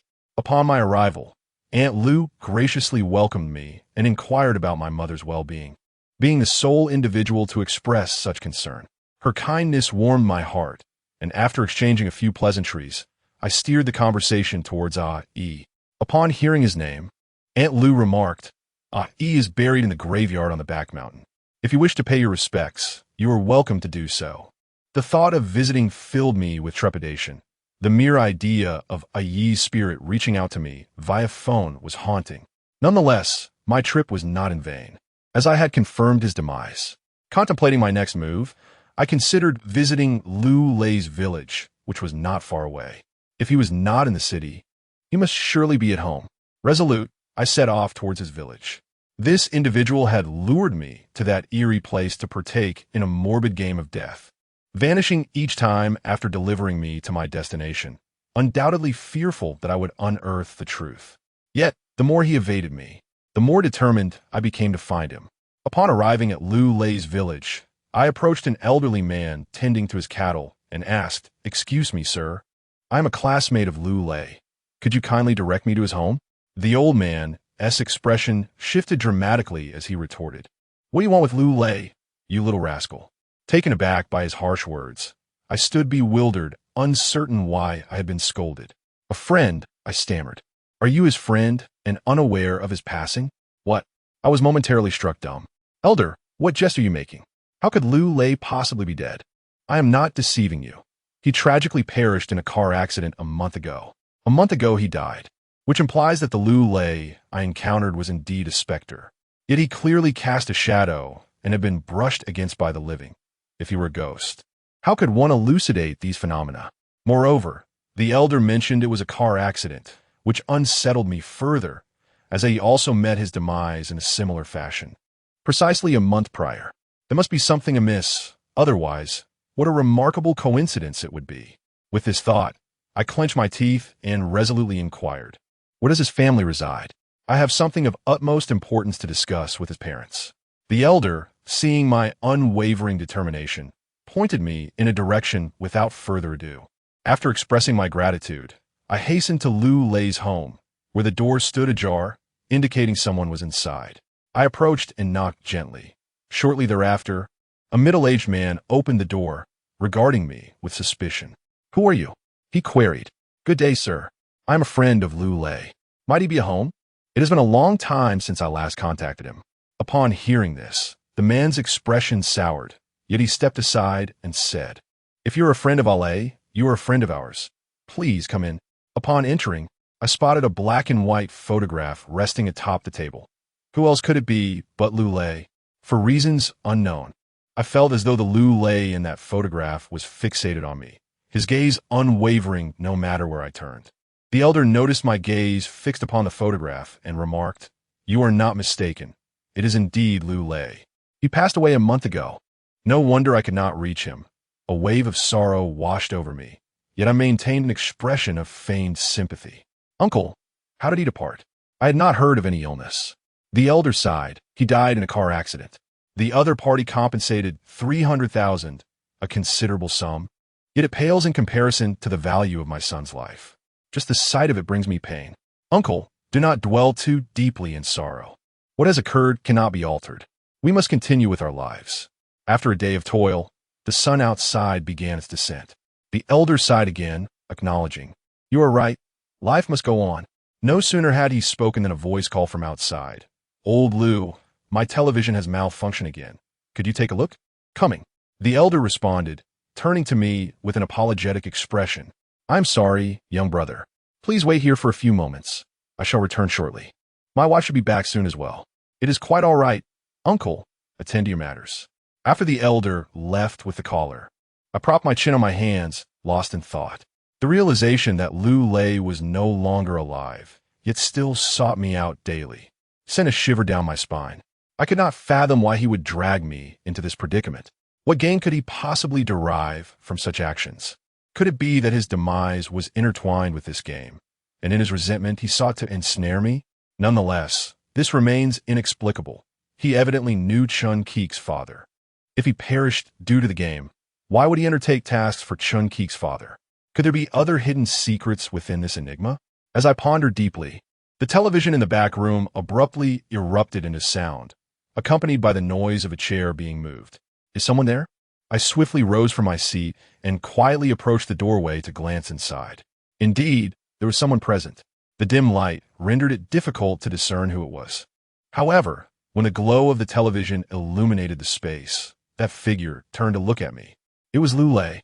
His eyes were bloodied, his complexion pale, and he smiled at me. A ghost! I was so frightened that I collapsed on the ground, fleeing my home in a panic. Initially, I intended to seek Lu Lei, but upon realizing he was deceased, merely a specter, I was now overwhelmed with fear. I dashed out of the village, retracing my steps. Yet as I ran, an unsettling feeling began to wash over me. The path I once traversed had transformed into the unfamiliar. I had not crossed a river on my way here, yet now a river lay before me. I glanced back and saw Lu Lei waving at me from beneath a nearby tree, his bloodied visage truly horrifying. I disregarded my fears and decided to run toward him. A makeshift stone bridge spanned the river, merely a few rocks thrown across. I leapt onto it, but as I reached the middle, my foot slipped, and I tumbled into the water. The upper half of the river was shallow, but the depths below were considerable, for it was indeed a drop. Alas! Misfortune befell me as I tumbled down the embankment, plunging into the river below. Though I possessed a modicum of swimming ability, having managed to strike the surface of the water a few times, I was suddenly gripped by the horrifying sensation of someone tugging at my ankle. My heavens! I was utterly petrified, my spirit seemingly fleeing in terror as I flailed desperately at the hand that clutched my limb. Yet my efforts proved futile as I was inexorably drawn beneath the surface. I failed to catch a breath, instead inhaling copious amounts of water, which left me gasping for oxygen. It felt as though my fate was sealed. I was destined to perish here today. A sense of despair enveloped me, for the grip of that hand only tightened. Gradually, my mind succumbed to a void, consciousness slipping away. Yet, amidst the encroaching darkness, I faintly discerned a familiar voice, and a figure plunged into the river, swimming towards me. Chapter 13. The strange case. I thought I was doomed, yet after a while, the sensation of suffocation dissipated. Groggily, I opened my eyes and coughed a few times, astonished to find myself not in the river, but inexplicably lying on the riverbank. Hastily, I sat up, my heart racing as I scanned my surroundings. Darkness had enveloped the area, leaving it desolate and devoid of any sign of life. "You're awake," a voice called from behind me. Turning my head, I was startled to see E, his face emanating a greenish glow, his form hovering in midair. "Ahi, did you save me?" Before my unconsciousness, someone had plunged into the water reaching for me. It must have been E who rescued me. Despite his spectral presence, fear did not grip me, perhaps due to his act of salvation. E nodded, a pained smile spreading across his face. "I called you earlier to warn you to stay away from Lulei, but it's too late now. Everything is too late. You have also become one of the marked." "What do you mean?" "For the marked, E. Do you know something?" I inquired, rising to my feet. E hesitated, his uncertainty palpable, before finally divulging. "The situation is far more intricate than you can imagine. Even if you survive to the end, it will not be easy. Shaofan, this is a trap. From the moment you commenced the second round of the game, everyone was branded with a mark.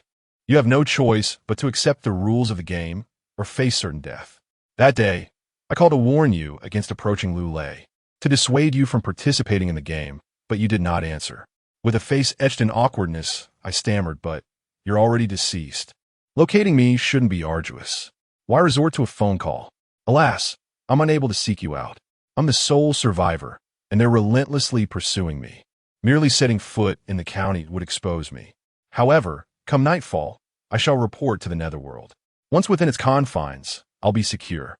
The pressing matter is you. Shaofan, you must enlist aid and strive to survive, lest you meet your demise and suffer the same manipulation as Lulei. Alas, my time wanes. I can impart no more. The ensuing events are yours to navigate. Farewell." With these words, Ae's form began to evanesce. "Ae, tarry a moment. You haven't divulged the identity of those controlling Lulei. Is it Chun Keek's father? What manner of man is he?" I lunged toward him, only to grasp at emptiness. "Ae," I cried out, jolting awake to the sun's radiant embrace. I remained recumbent upon the riverbank, my garments now parched by the sun's warmth.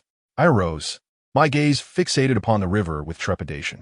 As my eyes lowered, a dark mark upon my ankle caught my attention, a handprint. It must have been left by the river spirit. Therefore, the events of the previous night were genuine. Ae had indeed rescued me, and the words spoken in the dream were his intended message. Ae must now reside in the netherworld. He once stated that once one enters the underworld, safety is assured, and those individuals would be powerless against him. While his safety should elicit my joy, the elation quickly dissipated, leaving me in a state of despondency, as the challenges that lay ahead were far more terrifying than I had ever imagined. The death game, Lulei, and Chun Keek's father. What sinister plot lurked behind these circumstances? It was Lulei who had introduced me to this, but what advantage did he gain from it? Reflecting on Ai's words, he warned that once one succumbs to death, they would be subject to the control of that group, much like Lulei, with their souls unable to find liberation. This implied that both Lulei and Ai had participated in the death game. Upon this realization, I sprinted towards the road, retrieving my phone only to discover it had been damaged by water and was rendered unusable. I would need to have it repaired. Thankfully, I had a card on me, and I hailed a taxi to return to the county town. Upon arrival, I withdrew money to pay for the fare and subsequently visited a phone repair shop. The shop owner assured me that I could collect my phone later that evening. Now, I felt the need to take a shower and have a meal. For this matter could not be rushed. It required a careful, methodical approach to unravel the complexities at hand. I returned home, took a refreshing shower, and as I stepped out to find something to eat, I fortuitously encountered by E. Upon seeing me, she sighed in relief and asked, "Where have you been?" I called, and you didn't answer. I sent messages that went unanswered. I explained. My phone fell into the water and got damaged while I was back in my hometown yesterday, so it's being repaired. I just returned not long ago. Is there something wrong? Bai appeared somewhat troubled, yet she did not elaborate further, simply stating with a furrowed brow, "It's nothing, as long as you're safely back." I couldn't help but feel that this young lady harbored feelings for me. I have some matters to attend to. If I am unable to return this evening, could you kindly retrieve my phone from the mobile store? I have resolved to investigate the circumstances surrounding Ai's demise. There is one perplexing detail that eludes my understanding. Ai perished in a car accident, yet he was also a participant in the death game. Logically, he ought to have met his end within the confines of the game. What, then, is the connection to the car accident? Furthermore, Lu Lei, another participant in the game, also suffered a fatality in a car crash. Clearly, the situation is not as straightforward as it appears. Where are you headed, Shaofan? Are you concealing something from me? What could there possibly be? It is merely a matter concerning the hospital. My mother is still there, and I must keep an eye on things. Bai Yi did not press further and nodded, saying, "Very well, I shall go help you retrieve your phone later." "Thank you," I replied. I then provided her with the address of the mobile store before heading to an internet CAF with some snacks. Although my phone was inoperative, I could still access the internet to investigate the details surrounding the accident involving Ai and his school. His university is situated over 100 kilometers away, making it rather inconvenient to travel there, especially since the county lacks high-speed rail, relying instead on slower trains. However, it appeared that the accident was quite severe, as I quickly discovered several headlines upon searching. After meticulously sifting through the information, I finally unearthed a clue related to Ai. It reported that a tragic car accident occurred at a certain intersection near XX University, where passengers were violently ejected from the vehicle, resulting in immediate fatalities. The deceased was identified as a student of XX University. It goes without saying that this must refer to E, based on the indistinct and pixelated photograph. It is almost certain that it is Ai. I am thoroughly familiar with his attire, as it was a gift I purchased for him on his birthday. Subsequently, I came across the news regarding Lu Lei. However, the circumstances surrounding his tragic demise are rather absurd. To this day, the driver responsible for the hit and run has yet to be apprehended.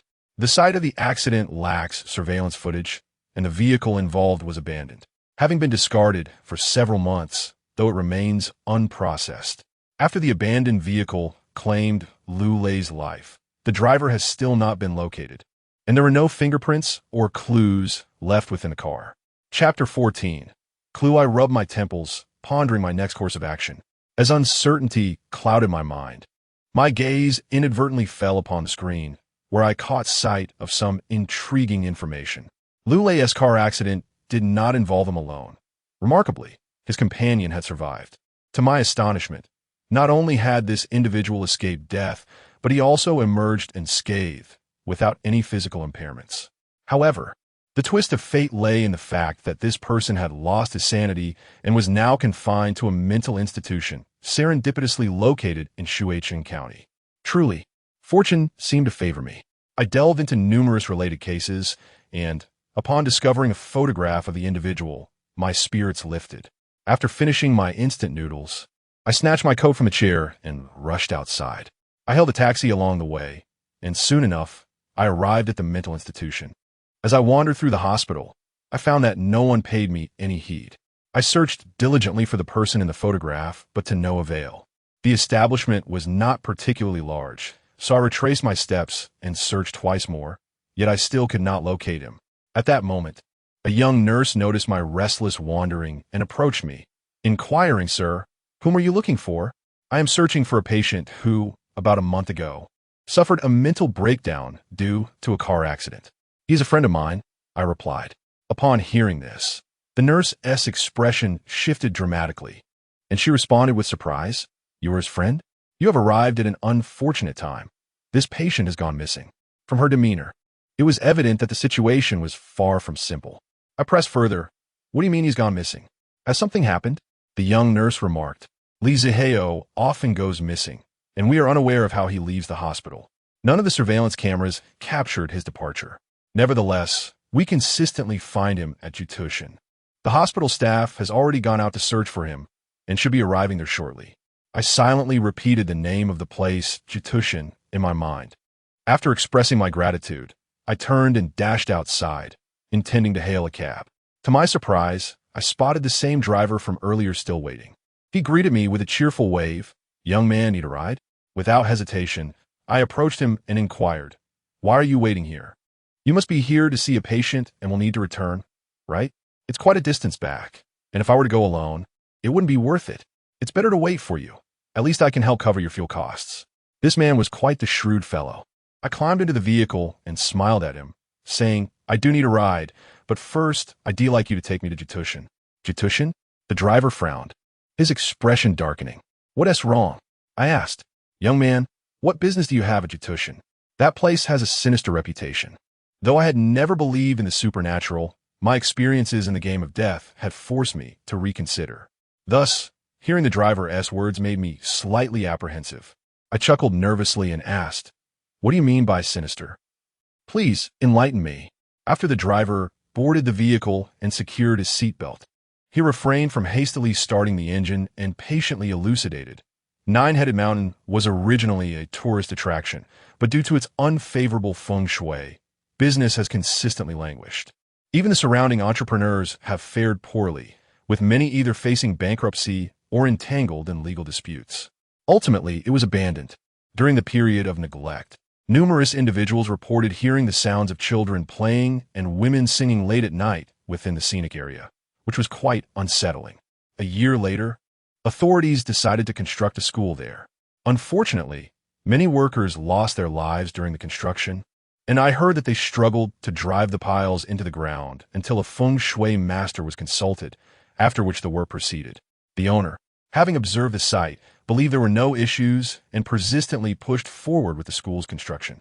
And then, I was captivated by his tale, and upon noticing his pause, I eagerly inquired, "That hardly seems like anything supernatural. The school has been built, so surely there won't be further issues?" The driver merely shuddered and continued, "My family lived nearby back then. It's been 7 or 8 years. Yet the memories still send chills down my spine. After the school was established, there were frequent incidents of students jumping from a building. The administration claimed it was due to the immense pressure on the students. Hence, they organized various activities to alleviate their stress. However, it was never merely a matter of pressure. The administration was reluctant to acknowledge the truth until the fire incident occurred, which forced them to confront the gravity of the situation. Initially, no one knew the cause of the fire. In any case, it claimed the lives of no fewer than 100 individuals, including teachers. Subsequently, the school was sealed off and has remained abandoned ever since. The thought sends a chill down my spine. A conflagration that could engulf so many lives must have been monstrous. Wait a moment, the school is abandoned? The very location where we engage in our games is also an old, deserted school building. Could it be that both are one and the same? Lee Zaheo was also a participant in that deadly game, yet he survived. Now, he is mentally unstable, having succumbed to madness, but subconsciously, he feels a connection to the abandoned school. Is it possible he wishes to convey something to others? With this thought, I solidified my resolve to venture to Jitushin. The driver, reluctant, remarked, "That place is quite far. A round trip will likely have you returning after dark." Noticing his discontent, I suggested, "If that's the case, perhaps I should find someone else." "Come on, brother. If you switched to someone else, I would have waited for nothing." The driver's demeanor shifted instantly. He smiled and said, "Hold on tight. I'll take you there right away." I had little inclination to engage in banter with him, so once he got the vehicle back on track, I leaned against the window and drifted into slumber. I lost track of time until he roused me from my sleep. "Brother, this place has a sinister vibe. I won't wait for you." After settling the fare, the driver regarded me with a forced smile. "All right, you can head back now." I shook off the drowsiness and surveyed my surroundings. Beneath my feet lay a small town, and in the distance, I could hear the wailing of an ambulance. I made my way toward the source of the sound. Indeed, it was the vehicle of a psychiatric hospital. A few doctors stood by the car, their expressions clouded with concern as they conversed, while a middle-aged couple nearby mirrored their distress. A pang of anxiety gripped my heart. Could something have gone awry? Oh heavens! Do not toy with me. After much effort, I finally unearthed a lead on Lee Zaheo, and if you dare play games with me, I shall not let this matter rest. Navigating through the crowd, I approached the doctors and inquired, "Excuse me, are you here in search of Lee Zaheo?" Upon hearing my question, one of the doctor's demeanor shifted instantly, and he asked urgently, "Do you know where he is?" "I do not," I replied. "I came from the hospital also in search of him. I am his friend. Li Ziheo's father then regarded me and asked, "What is your name? I do not believe we have met before." Chapter 15. The haunted teaching building. My name is Chu Shaofan, and I am friends with Ziheo. However, we attend different schools. So it is perfectly understandable that you have not encountered me before. I smiled gently and then inquired, "What is the current situation? Haven't you found him yet?" The doctor sighed, responding, "We have not located him. He has visited this place several times before, and we have searched all the places he could possibly hide. Yet he remains elusive, and we are unsure of his whereabouts. Have you searched the abandoned teaching building?" Upon mentioning this, the expressions of several individuals shifted to one of discomfort. The doctor replied, "We have not gone there. It has been abandoned for several years and is quite far from here. The patient is unlikely to venture there. It was evident that your fear restrained you from approaching it," I thought to myself with a hint of disdain. However, Li Ziheo's father seemed to awaken from his stupor and stepped forward, saying, "Yes, there is indeed an abandoned teaching building nearby. Let's go take a look. Perhaps Ziheo is inside." The doctor hesitated momentarily. "Well, enough of this hesitation. If you are too afraid to enter, then I shall go." As soon as I finished speaking, Li Ziheo's parents chimed in, "We will accompany you, young man. We shall go together." Seeing that we were all determined to proceed, the hospital staff had no choice but to follow suit, albeit reluctantly. Noticing their uneasy expressions, I quietly approached a doctor in his 30s and whispered, "Sir, is there something wrong with that school? Why does it seem to invoke such fear among all of you? Young man, you must be an outsider. Are you truly unaware of the circumstances?" "I do not reside in this area. Indeed, this school has an eerie reputation. A devastating fire once occurred here, claiming the lives of over 100 individuals. Following that tragedy, the institution was shuttered. In those days, passers-by would often report seeing classroom lights illuminated in the dead of night, suggesting that lessons were still being conducted within. This incident stirred considerable commotion, prompting authorities to propose the school's demolition. But you might wonder what happened next. Please spare me the suspense. In our conversation, I found myself seated in the passenger seat, while others did not intervene, likely reveling in the prospect of having a willing participant to help them seek someone within the school. The driver, conversing as he drove, recounted, "Those who attempted to dismantle the school met with misfortune. Some suffered broken limbs, while others fell gravely ill. Is it not peculiar? As a result, no one dared approach the school again. And what are the higher-ups? Do they not intervene? To do so, one must possess the power to act. They often preach atheism, yet secretly summon shamans for assistance. However, those summoned merely glance around and depart, unable to effect any change. How formidable must the forces be for even shamans to prove ineffective? If Li Ziheo truly has taken refuge within, I must venture inside to locate him. It is not yet nightfall, but with all that has transpired, dusk is surely approaching. Should I enter, would I not encounter the spirits of those deceased teachers and students? Ugh, what am I thinking? That calamity occurred 7 or 8 years ago. Even the most vengeful spirits should have reincarnated by now, should they not? I comforted myself silently, praying that they had already been reincarnated. After 20 minutes, I finally arrived at the entrance of the abandoned school. I inwardly cursed the driver for his immorality.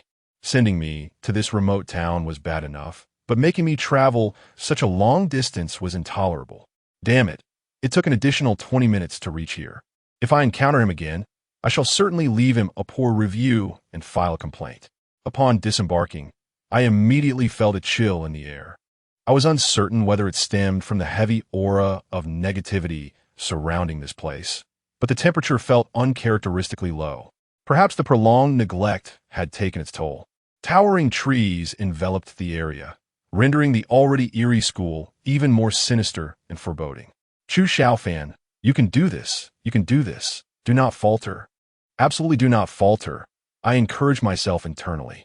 Turning to my companions, I declared, "You all wait for me here. I shall venture inside alone." "That cannot be, young brother. What if you encountered danger within? We would feel remorse." Li Ziheo's parents insisted. "There is no need. We cannot be certain he is even present. If he is not, it would be a waste of time.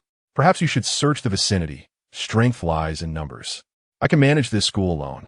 Truthfully, I was frightened as well. But if there were indeed spirits here, what if we all ventured in and none of us emerged? It would be prudent to leave someone outside. Nevertheless, Lee Zaheo's parents were resolute in their decision to enter, refusing to heed any objections. In a state of helplessness, after some deliberation, we decided to leave one person outside to keep watch. Accompanied by Lee Zaheo's parents and 2 doctors, the 5 of us ventured into the school. The hour was still early, and darkness had yet to fall, but fortune was not on our side. As we observed the sky growing overcast, it appeared that rain was imminent, and the surrounding light dimmed, enveloping us in an intangible pressure that weighed heavily on our hearts. Especially as we pushed open the rusted iron gate and stepped into the school, a chill surged from the soles of our feet to the crown of our heads. The teaching building was quite expansive, featuring dormitories on one side and classrooms, along with a library, among other structures, amounting to 4 or 5 buildings in total. The area was vast, with a large pool situated behind the teaching building. Although long abandoned, the pool still held water, dark and murky, littered with a considerable number of leaves. Let us split up and search. The sooner we find him, the sooner we can leave, one of the doctors suggested. I concurred.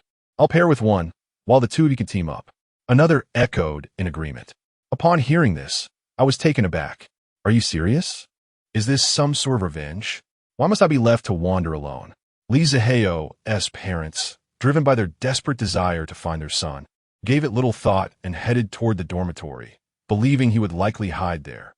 Meanwhile, the 2 doctors stealthily made their way toward the library, leaving me alone to confront the imposing teaching building, a wave of fear washing over me. Was it really necessary to play it this way? After all, you are doctors. Shouldn't you be guided by reason? Shouldn't rationalists possess a bit more courage? Why must I walk alone?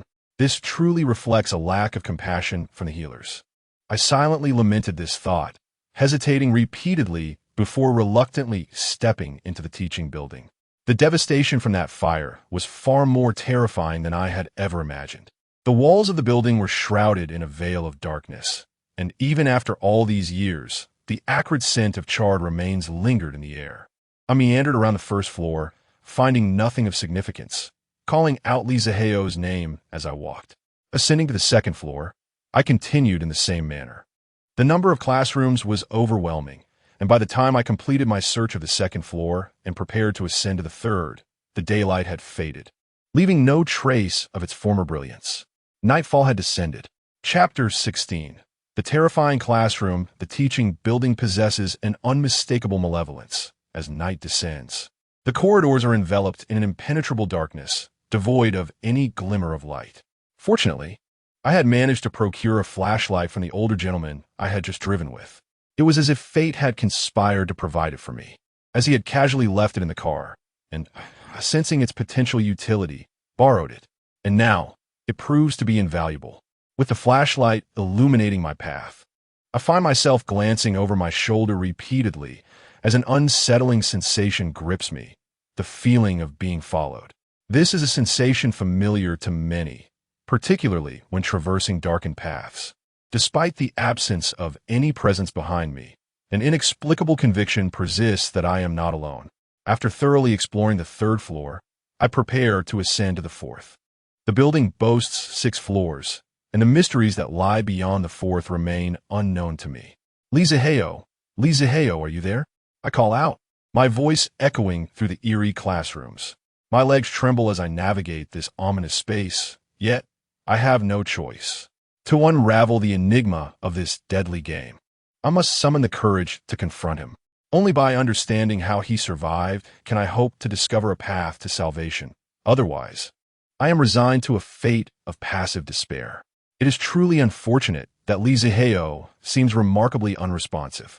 I have shouted for what fee regardless of the circumstances. Finding Lee Zaheo promptly is of utmost importance. I ascended to the 4th floor with great caution, calling out in each classroom, yet received no response. At that moment, I heard a faint whispering, seemingly emanating from ahead. I raised my flashlight and peered forward, nearly gasping in fright, but I quickly covered my mouth. In the middle of the corridor, One of the classrooms was illuminated, and the whispers originated from within. The thought struck me like lightning. The students who had perished 7 or 8 years ago had returned. Without a moment's hesitation, I turned and descended the stairs. However, just as my foot touched the ground, I heard a boy's voice crying out for help, pleading, "It's not my fault. Lizio, why must he venture into that haunted classroom?" My fury was palpable. I resolved to disregard it. Why risk my own life to save someone who seemed intent on courting danger? I sprinted down the stairs, my heart racing, and upon reaching the 3rd floor, I paused to catch my breath, inadvertently brushing against the peace talisman bestowed upon me by the temple master. He had assured me it was blessed and would repel malevolent entities. Recalling his words, my thoughts turned back to Lizaheo. He was the sole survivor of the deadly game. Only by extracting the secret of his survival could I hope to uncover the key to escape the game. Otherwise, I would be doomed, as I could not guarantee my own safety in the next round. It is now certain that this teaching building is not the venue for our game. While I remain unaware of the reason behind Lizaheo's presence here, one thing is clear in my mind. He must not perish, otherwise all our efforts will have been in vain. I do not wish to meet my own demise. Whether I engage in the game or abstain, death looms either way. It is far better to take a chance, to return and rescue Lizaheo. After all, I possess a talisman for safety, which should mitigate any grave dangers. With this thought, I clutched the talisman tightly and sprinted upstairs. Upon reaching the 4th floor, I gazed at the illuminated classroom, and uncertainty began to creep in. What if it were filled with specters? Could I withstand them alone? Yet having come this far, how would I know unless I ventured forth? Resolving myself, I strode ahead with determination. To bolster my courage, I quickened my pace. Arriving at the window, I peered inside. The room was filled with students, their heads bowed in concentration over their assignments, while the teacher, oblivious to my presence, scribbled a continuous stream of writing on the blackboard. Strangely, I could not discern what was being written. Every time I glanced over, everything before me blurred into obscurity, yet when I averted my gaze from the text, clarity returned. My eyes scanned the room until they landed on a figure in the last row, huddled in the corner. While the others diligently wrote, this individual trembled, hands clasped simultaneously. My heartbeat quickened, resonating like a drum, for behind that door lay a host of departed souls. Could I truly face this alone? Yet, the moment had come. The arrow was knocked, and there was no turning back. If death awaited, so be it. Returning to play games would lead to the same end. With a primal scream, I flung the door open. A crackling sound of electricity filled the air, and suddenly, the lights extinguished. All my classmates and the teacher had vanished, leaving only Lizaheo, weeping and clutching his head. I shone my flashlight in his direction and, still trembling, shouted, "Lizaheo, why are you crying? Hurry over here." He looked up at me, bewildered, and asked, "Who are you?" "I am here to save you. Come quickly." His face was streaked with tears and snot as he sobbed. "Why, you have a woman behind you." A chill ran down my spine, and I froze in place. A woman behind me? Surely it couldn't be. I dare not turn around and force a smile, asking, Is that so? Are you certain there's a woman? What does she look like?" "In a white dress, with long hair and dark skin," he replied, his demeanor now sharp and articulate. However, I could not share in his relief, for he appeared genuine, which meant that someone truly was behind me. I discreetly pulled out my talisman, silently counting to 3, and then turned to hurl it behind me. Yet, the space was empty, void of any presence. Observing this, Lizaheo doubled over in laughter. "So foolish. This person is so foolish." Betrayed? A surge of fury consumed me, igniting a tempest within. Here I was, extending my hand in goodwill to rescue you, only to be met with treachery. How infuriating! Just moments ago, I was nearly reduced to tears from fright, and now all I desired was to confront him with unbridled wrath. With a deafening clang, as I stepped forward, the door behind me slammed shut with a thunderous crash. The temperature in the classroom plummeted, starkly contrasting with the warmth outside, causing goosebumps to erupt across my skin. This sudden turn of events startled me, and it became abundantly clear what had transpired. The souls of the departed students had returned. They were lurking in the shadows, fixating their gaze upon us, as if we were mere prey. Chapter 17. The disappearance despite my anger, when faced with the unexpected. My instinct was still to protect Li Zihao. Clutching the talisman tightly in my hand, I strode forward. At that moment, Li Zihao resembled a child caught in wrongdoing, huddled in the corner, repeatedly murmuring, "It has nothing to do with me." This sight elicited a mix of laughter and tears within me. "Now you are frightened? Why do you come here then? Is this not courting death?" Truly, in a vast forest, one can encounter all manner of peculiar creatures. I stood before Li Zihao, swallowing hard as I anxiously surveyed my surroundings. After a prolonged silence, I mustered my courage and addressed the air, "Dear brothers and sisters, I am merely here to find someone, harboring no ill intent. I implore you to grant us a path to safety." Silence ensued. Not a sound could be heard. "If you choose not to respond, shall I assume your acquiescence?" The stillness persisted, devoid of any movement. "Let us go." I trembled, grasping Li Zihao tightly, ready to flee this haunted classroom. However, at that moment, the desks and chairs within the classroom began to shift on their own, moving with alarming speed, crashing together with a cacophony, ultimately barricading the door completely. I nearly lost control of my bladder. Truly, I wished never to endure such terror again. This sensation of dread was reminiscent of the moment the bald man perished in the death game. Was this the end? Would I meet the situation amplified my apprehension, while Li Zihua, wearing an expression of guilt, remained oblivious to the sensation of fear. The classroom was filled with the sounds of coughs, yet the source remained unseen. Subsequently, thick smoke, originating from an indiscernible location, permeated the room from all directions, enveloping the entire space. Sparks of fire materialized from the corners of the walls. I grasped Li Zihua's arm and guided him towards the center of the classroom, my scalp prickling as I beheld the bizarre scene unfolding before me. The sparks in the corners gradually transformed into a raging fire, and the room was consumed by thick smoke as flames erupted. The acrid smoke caused considerable discomfort, inducing a fit of coughing as I covered my mouth. Li Zihua mirrored my reaction, coughing incessantly while disengaging from my grip, crouching down, and exclaiming, "It wasn't me. It wasn't me. Don't come after me." I attempted to lift him, but he stubbornly resisted. Abruptly, a sound of sobbing echoed within the room. Amidst the firelight, a multitude of figures materialized. Some were close enough for me to discern that their eyes lacked whites. Their pupils were entirely black, and their skin was dark and cracked, with veins exposed. Their garments were engulfed in flames, and they appeared to be in immense agony, writhing incessantly, neither harming nor frightening us, but merely emitting mournful cries. Witnessing this preposterous spectacle, my heart trembled, and the thick smoke exacerbated my discomfort. The smoke intensified, gradually obscuring my vision. As I teetered on the brink of collapse, a hand alighted upon me, sending a jolt of terror through my very being. I turned to behold a visage of grotesque distortion, its features asymmetrically arranged, a viscous fluid cascading down its surface. The body, rendered in sickening detail, glistened with rendered fat. A scream escaped my lips as I stumbled backward, the figure's neck emitting a cacophony of sickening cracks as it advanced upon me, its outstretched hand reminiscent of a ghoul. "Spare me, I beseech thee. Stay back," I cried out, my heart awash with regret.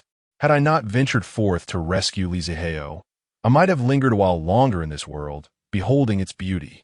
But now, all was lost. My fate was sealed within these walls. "Aid me, I implore you, for I am in torment." Another form succumbed, collapsing to the ground and reaching out in supplication. I dared not extend a hand, for these were specters, souls claimed by the conflagration 8 years hence. A phalanx of figures toppled, crawling toward me from every quarter, their mournful cries for salvation echoing through the chamber.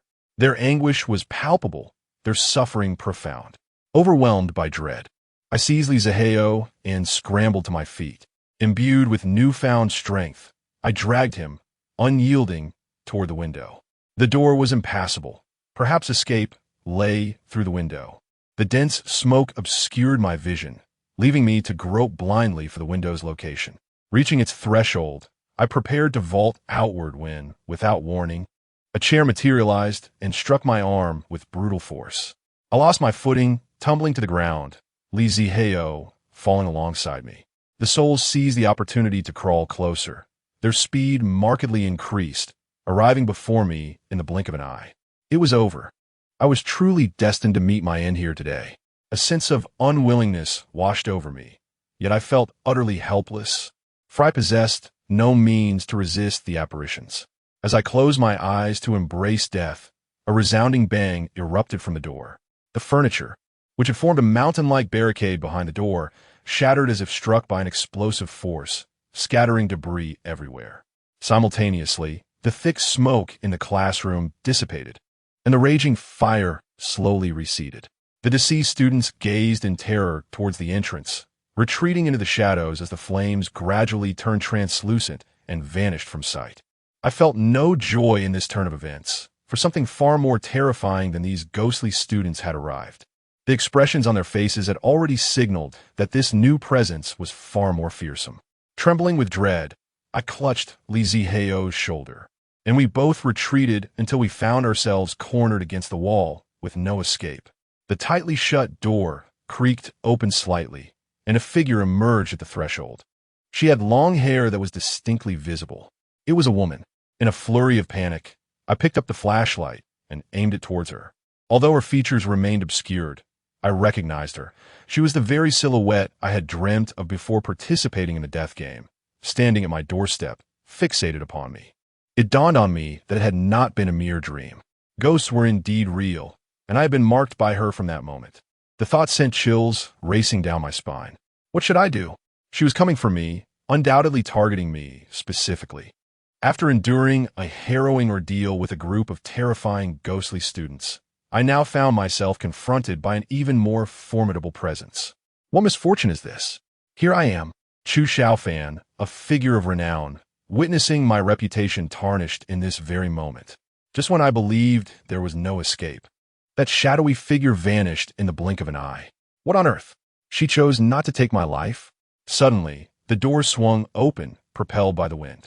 Without a moment's hesitation, I seized Li Zihao and charged forth like a bull. Tumbling down the stairs, we unexpectedly collided with two doctors and Li Zihao's parents. Their expressions mirrored that of someone who had seen a ghost, and they screamed in terror, hastily fleeing the scene. I too felt no inclination to hesitate, sprinting directly toward the main entrance. As I burst through the iron gates, I cast a fleeting glance over my shoulder. Though I could see nothing, an unsettling feeling lingered, as if someone owed Chapter 18, the collapse of the teaching building on a night such as this, to vanish in such an eerie place. Could that possibly be considered normal? If I were that driver, I would be inclined to remain hidden inside the vehicle rather than venture out. How could anyone contemplate a leisurely stroll? Upon realizing the driver had disappeared, the others shouted in unison, "Forget him, we must leave at once and report this to the authorities." But how could we abandon him? What if he was merely hiding, waiting for us to exit? What would become of him if we departed? Before I could articulate my concern, the entire teaching building was suddenly engulfed in flames. The source of the fire was a mystery, yet its ferocity was undeniable, accompanied by a cacophony of anguished screams. "Look, what is that on the rooftop?" cried Li Zihao's mother, pointing frantically. I turned to gaze upwards and was horrified to see a line of students, their bodies wreathed in sinister flames, their eyes fixated upon us. Then, as if in a trance, they leaned forward and plummeted from the rooftop, a series of dull thuds echoing as they hit the ground. None of us, save for myself, had ever witnessed such a spectacle, particularly in such a foreboding location. They all understood that those who leapt were not human, but rather the spirits of those who perished in a fire 8 years prior. The expressions on their faces were wrought with terror, their bodies trembling in fright. "Get in the car. We must leave immediately." Suddenly, the car door swung open, revealing the driver, who had returned without our notice. "Where have you been?"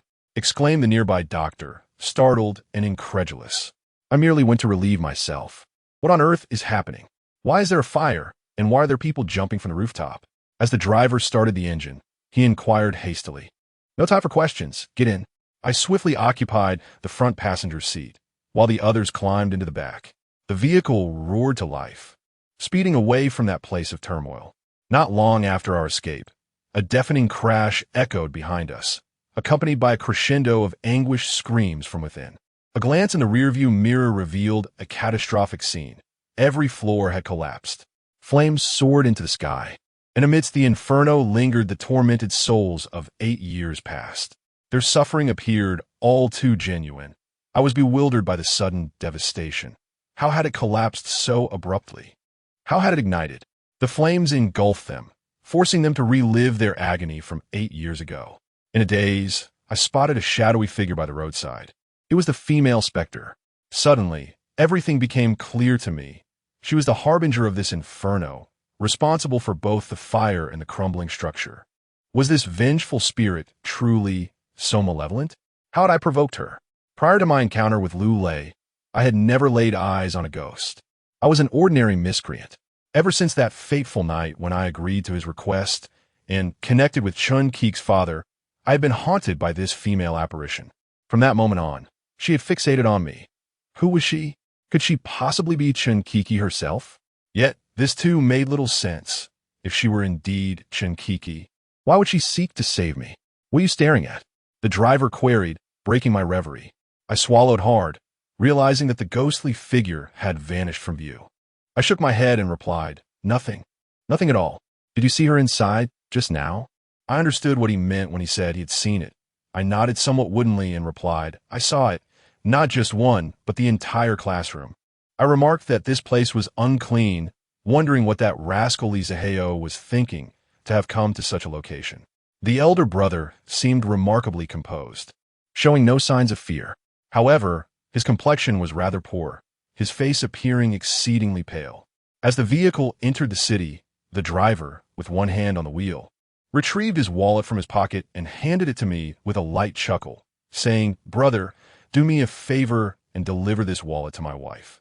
She resides in the Chuanshin community, building A, apartment 507. I felt a bit bewildered. What did this mean? Why must I be the one to deliver it? Just then, I noticed a patch of red on the elder brother's abdomen. He was bleeding. I looked at him in horror. Brother, your stomach. He smiled faintly and said, Had I known, I would have entered with you all. But alas, what is done is done. Please take the wallet to my wife and tell her to find someone with better prospects to marry. I have one request. That person must treat the child well. For if not, I shall haunt them even in death. With trembling hands, I accepted the wallet, which contained bank cards and several thousand yuan, along with a family photograph. Strangely, I no longer felt afraid. The blood on the elder brother increased, his pallor deepened, and his chin became translucent. It is said I clutched the wallet, feeling not fear, but a twinge of discomfort within me. Brother, you truly cherish your wife, don't you? Indeed, she is the finest woman in this world, though regrettably, her judgment has faltered, marrying a penniless young man like me. At a loss for words, I fell into silence, still grasping the wallet. After a considerable pause, I finally spoke. Rest assured, brother, I shall relay your words to your wife without alteration, and I will not tamper with the contents of this wallet. I trust in your integrity, as it was bestowed upon you. Those two fellows behind us are notoriously greedy and have been known to accept red envelopes from the families of patients. I am aware of their ways, but prefer not to confront them directly, and naturally, I harbor doubts about their trustworthiness. Sighing, I found myself at a loss for further words. Time slipped by, and soon we arrived at the hospital. As the vehicle halted, my elder brother had vanished. The two doctors behind me, upon realizing his absence, inquired about the situation. Gritting my teeth, I informed them that the man had passed away. Initially, they were skeptical, yet my solemn expression dispelled any notion of jest. Their faces paled as comprehension dawned upon them. After escorting Li Ziheo to the ward, I refrained from questioning him about the game of death, as his parents were present, and I didn't fear any further complications. Upon leaving the ward, the two doctors reported the incident to the police, who swiftly arrived. When I was called to provide a statement, I chose to disregard the matter of the ghost. The officer questioning me sensed my deliberate concealment and gestured to the scribe beside him, then directed me, "Come with me." As we reached the corner, he remarked that the two individuals we had been with mentioned that one of the people we were together with had perished, deliberately concealing certain details. Just tell me how it happened. You need not worry about whether I will believe you, he insisted, since I have summoned you. I am prepared for what you have to say. Understanding his intent, I nodded and recounted the events without alteration. Judging by his astonished expression, it was evident that he struggled to accept the reality of the situation. Nevertheless, he inquired, would you be willing to accompany us to retrieve the body? I hesitated, as I was too weary and dared not return to that place. The officer did not press further. He simply recorded my contact information and departed. Chapter 19. He is not insane at this moment. Li Ziheo's emotions were still quite unstable. If I were to inquire about the death game, it might spark another uproar. Moreover, with his parents present, I found it inappropriate to ask too many questions. After exchanging brief pleasantries with the elderly couple, I contemplated finding a nearby hotel to spend the night. The elderly couple expressed their gratitude for my assistance, insisting on treating me to a meal. However, after enduring such a harrowing experience, I lacked the appetite for dinner and politely declined their offer. I then sought accommodation at a hotel near the hospital. Feeling rather uncomfortable from the sweat, I took a shower, which provided some relief. I opened the wallet that my older brother had left behind, hesitated for a moment, but ultimately decided to deliver it now. This item held little significance for me, yet it bore profound meaning for my brother's family, imbued with his sentiments. Otherwise, he wouldn't have returned as a spirit to ensure the wallet was delivered to me. Even in death, he remained a responsible soul. I descended to the ground floor and hailed a taxi to Chuanshin Community. Upon arriving at Building A, room 507, I approached the door and knocked. After several attempts, there was no response. Just as I was about to knock again, the door swung open. A woman clad in an apron stood before me, initially believing her husband had returned. Upon realizing I was a stranger, a look of disappointment crossed her face. Nevertheless, she greeted me courteously and inquired, "May I ask who you are?" "Oh, I am." I faltered, having forgotten to ask my brother's surname. Fortunately, my quick thinking saved me as I adapted my response. "I'm a colleague of your husband, sister-in-law. He asked me to give this to you." The woman accepted the wallet, momentarily stunned, and asked, "What does this mean? Where's my husband? Is something amiss?" No. We still have to work late tonight. My elder brother wants to return, and I must step out shortly to attend to some matters. He fears that the money inside might be lost, and has asked me to bring it back. Well, sister-in-law, I must take my leave. There are obligations awaiting me. My words stumbled as I hurriedly turned to leave. I dared not reveal the truth to her. After all, she would discover it tomorrow. Leaving the Chuanshin Community, a sense of heaviness enveloped my heart as I returned to the hotel, tossing and turning in bed, unable to find solace in sleep. Concern for Bai Yi gnawed at my mind, prompting me to descend to the lobby to borrow the boss's phone to make a call back home. By now, I presumed my phone had been returned, so I dialed my own number. Bai Yi answered swiftly, her voice laced with curiosity. "Hello. Who is this?" "Yi, it's me. Is everything all right on your end? Has anyone informed you when the third round of the game will commence?" Upon recognizing my voice, she exclaimed, "No notification yet. It seems today is a no-go." "Shaofan, where are you now? I'll come and find you." "I'm not there at the moment. I had to step out for a bit, but I'll return tomorrow." "All right then. When will you arrive? I'll come and pick you up." I increasingly sensed that this young lady harbored feelings for me. It must be my irresistible charm. I chuckled softly and replied, "No need to pick me up. Just wait at home for me. I currently lack a phone, making it inconvenient to communicate." "Okay then, since this phone isn't mine, I can't chat for long. I'll talk to you later." Returning to my room, I collapsed onto the bed and succumbed to sleep. A wave of drowsiness washed over me. Yet I am a light sleeper, easily disturbed by the slightest noise. In the dead of night, I sensed someone lying beside me. Squinting, I looked over, but there was no one there. I turned my head and fell back asleep. Suddenly, I felt a tug on the blanket. Instinctively, I pulled it back, only to have it yanked away again. An icy hand emerged from the shadows, lifting my sleeve and gliding over my abdomen. This jolted me awake. I sprang up in bed and turned on the light, revealing an empty room, void of any presence. Had I been too anxious? I touched the protective talisman hanging around my neck, feeling a bit more at ease. With this charm, no malevolent spirit could harm me. I must not frighten myself unnecessarily. Resolving this, I turned off the light and attempted to sleep once more. Yet, just as I dozed off, that hand reappeared. Fingers traversed my skin, and when they reached my cheek, the entire hand caressed me. A soft voice whispered in my ear, "Little man, you belong to me. No one can take you away." Startled, I opened my eyes, only to find nothing there. Something felt amiss. The sensation had been too vivid, too real to be merely a dream.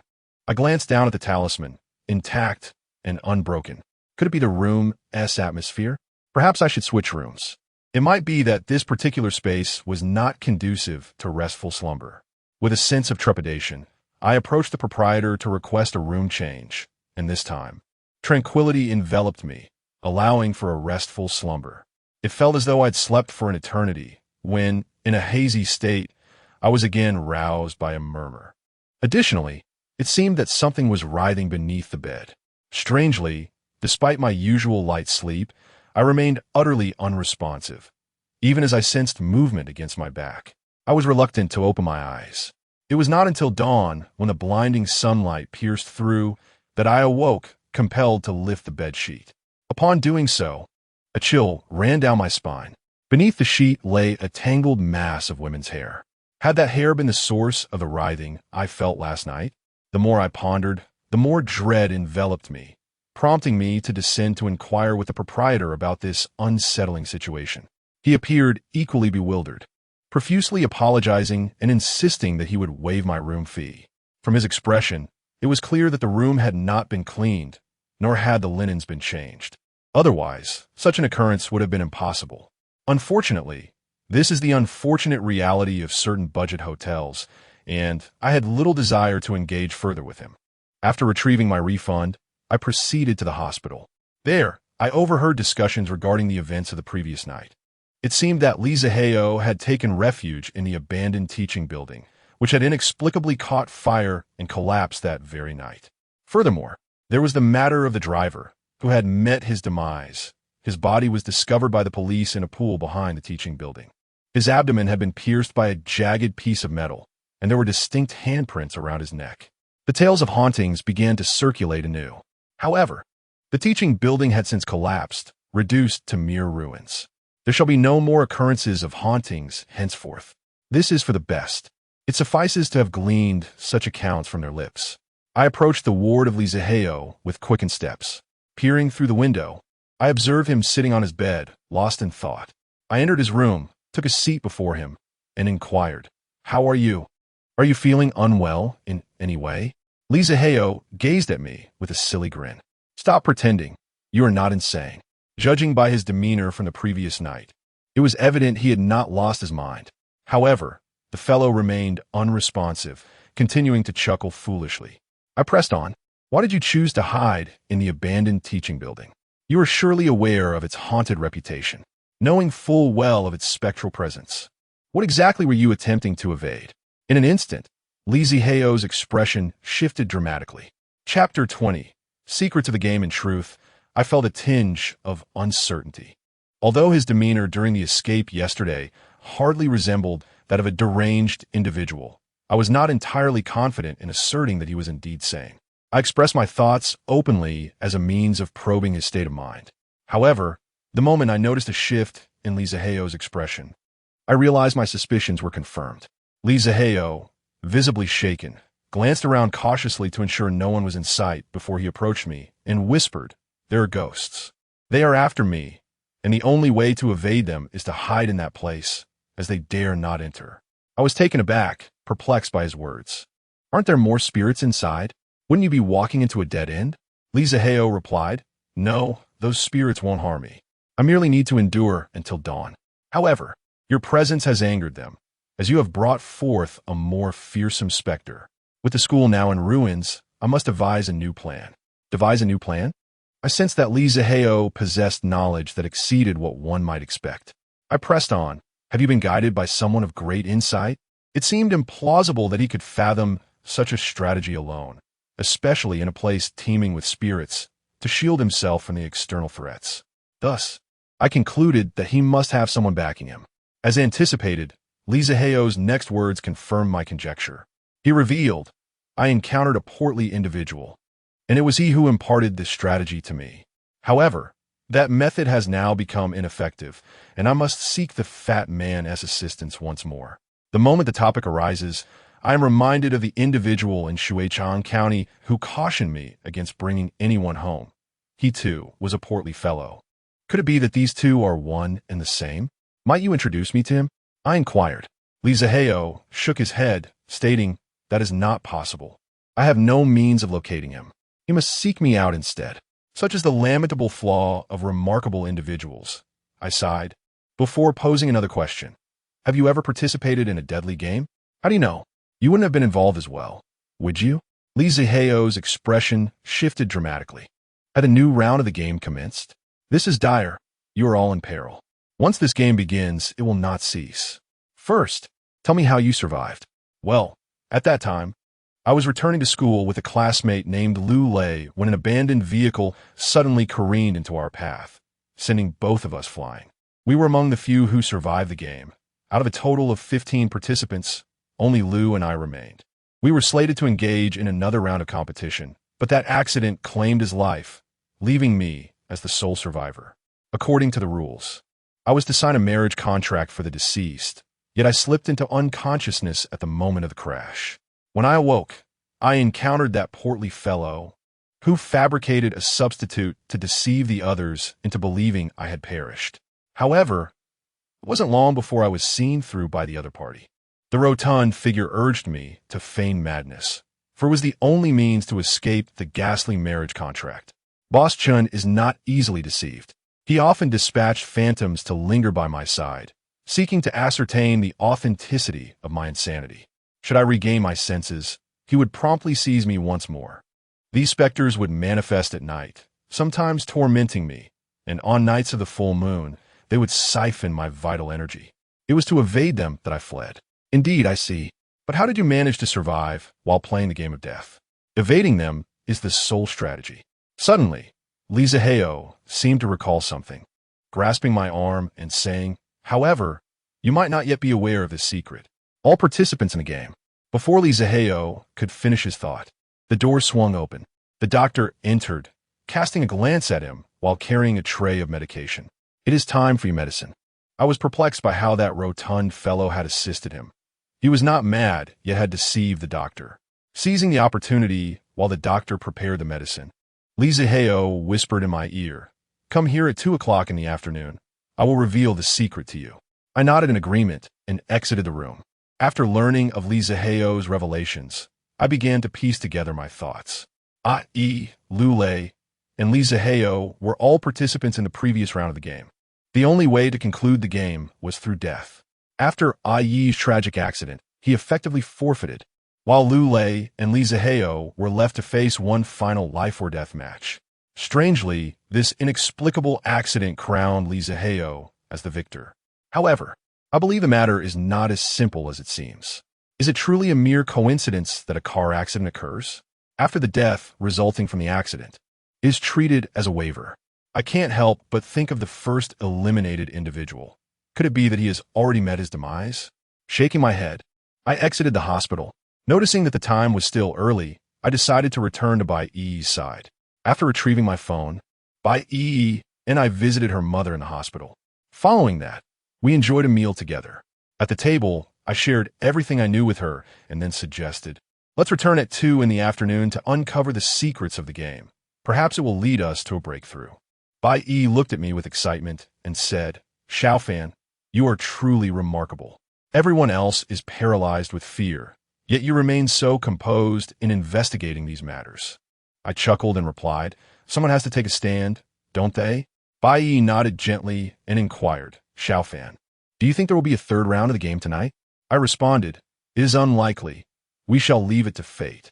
Shaking my head, I took a few pieces of meat and placed them in my mouth.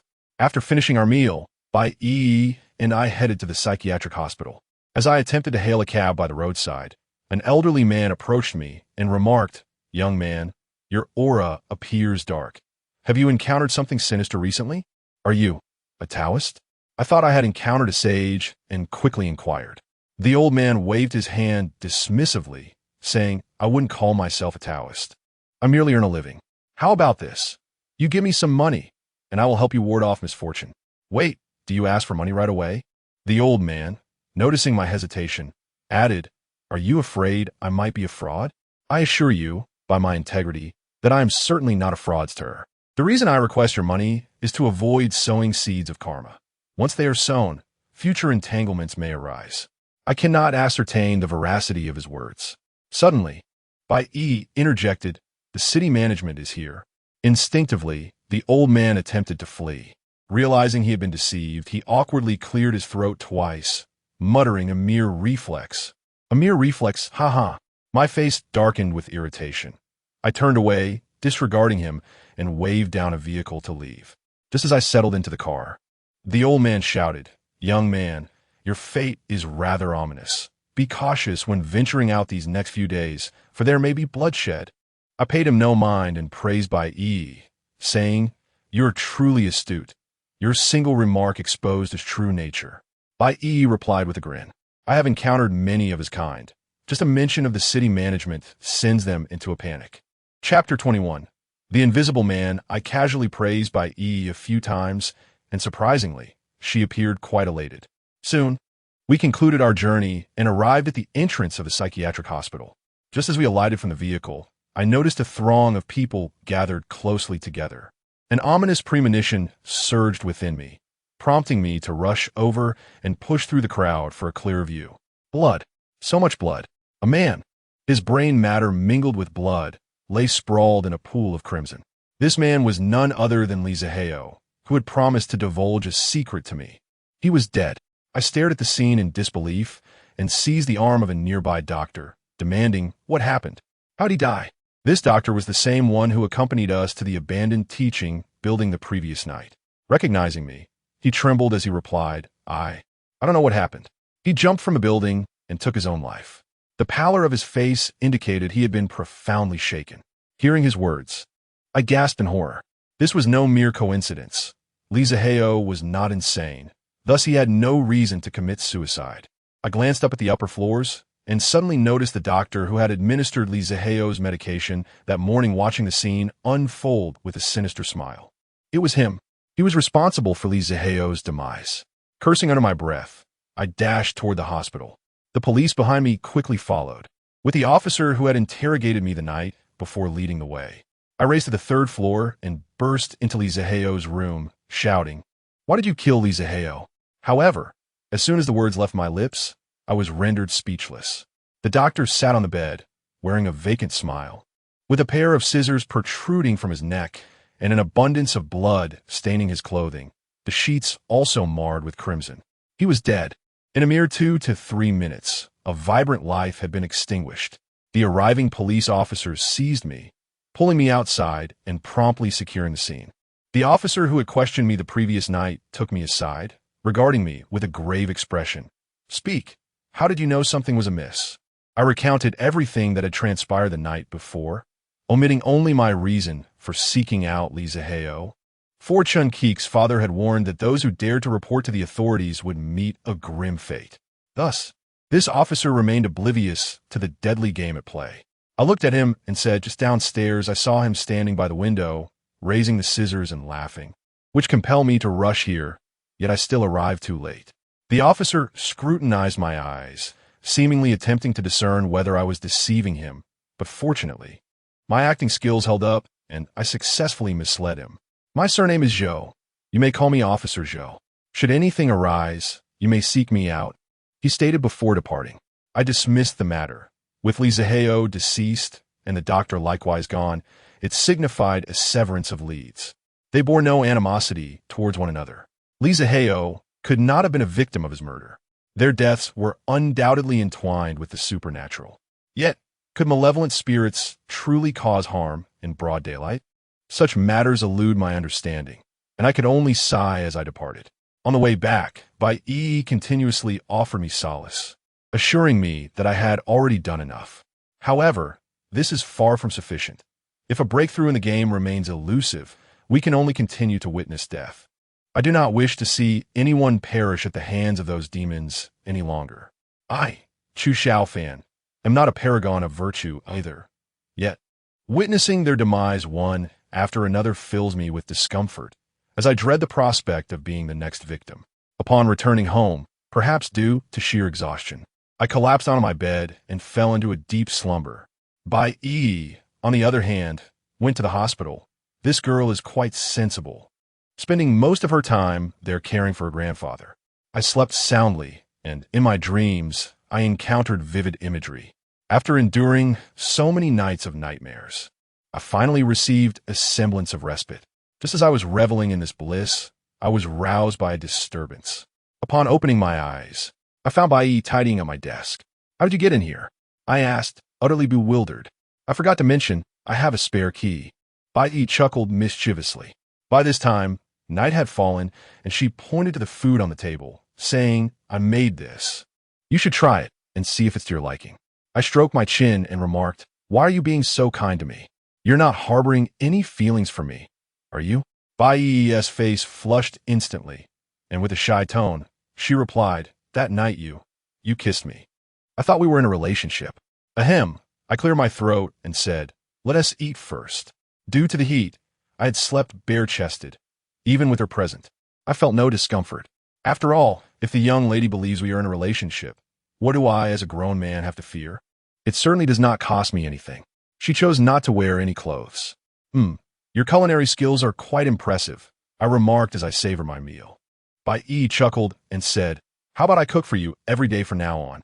I casually replied, "Sure," but she earnestly declared, "Then it's settled." I hesitated for a moment, scratching my head, and said, Matters of affection can wait until the game concludes. Right now, I just want to find a way to finish it." Bai Yi nodded and reassured me, "No worries, we will surely find a solution." After finishing our meal and tidying up the dishes, I lay on the bed and lit a cigarette. Bai Yi, wiping her hands, sat beside me and casually snatched the cigarette away. "You should smoke less. It's bad for your health," she admonished. I looked at her and chuckled. "What are you laughing at?" she asked. "Nothing. I don't know why, but my mind is filled with the image of that night when we kissed." Bai Yi pouted playfully. "Your laugh is so lewd. You must be thinking of something inappropriate." I relished her little wife-like expression and pulled her closer, rolling over to pin her down. Any man would feel a reaction, especially since I am a perfectly healthy one. Bai Yi did not resist. Her face flushed as if a thought crossed her mind, and she closed her eyes. I began to lean in. Just as I was about to connect our lips, a loud bang echoed through the room. The door was flung open by a gust of chilly wind. "What a buzzkill," I muttered. "Close the door," Bai Yi said shyly. I kicked the door shut with a swift motion and locked it with a click. Swiftly, I returned to the bed, unable to resist the urge to steal a kiss. Yet, just as I was about to do so, a sudden slap on the back of my head startled me. I turned around abruptly, only to find no one there. "What's wrong?" Bai Yi inquired. "In nothing, it was just that slap, so palpable and real, but aside from the two of us, there is no one else in the room. I'm certain it wasn't Bai Yi who did it, nor could it have been me. Thus, it must mean there exists something unseen within this room." As I spoke, I glanced toward Bai Yi, only to discover that she was no longer the familiar figure I knew, but rather a ghastly apparition with a face marred by decay. Her eyes fixated upon me with malevolence. With a gasp, I tumbled off the bed in shock. Chapter 22. The Rose Hotel in the dead of night. There was a certain warmth in the air.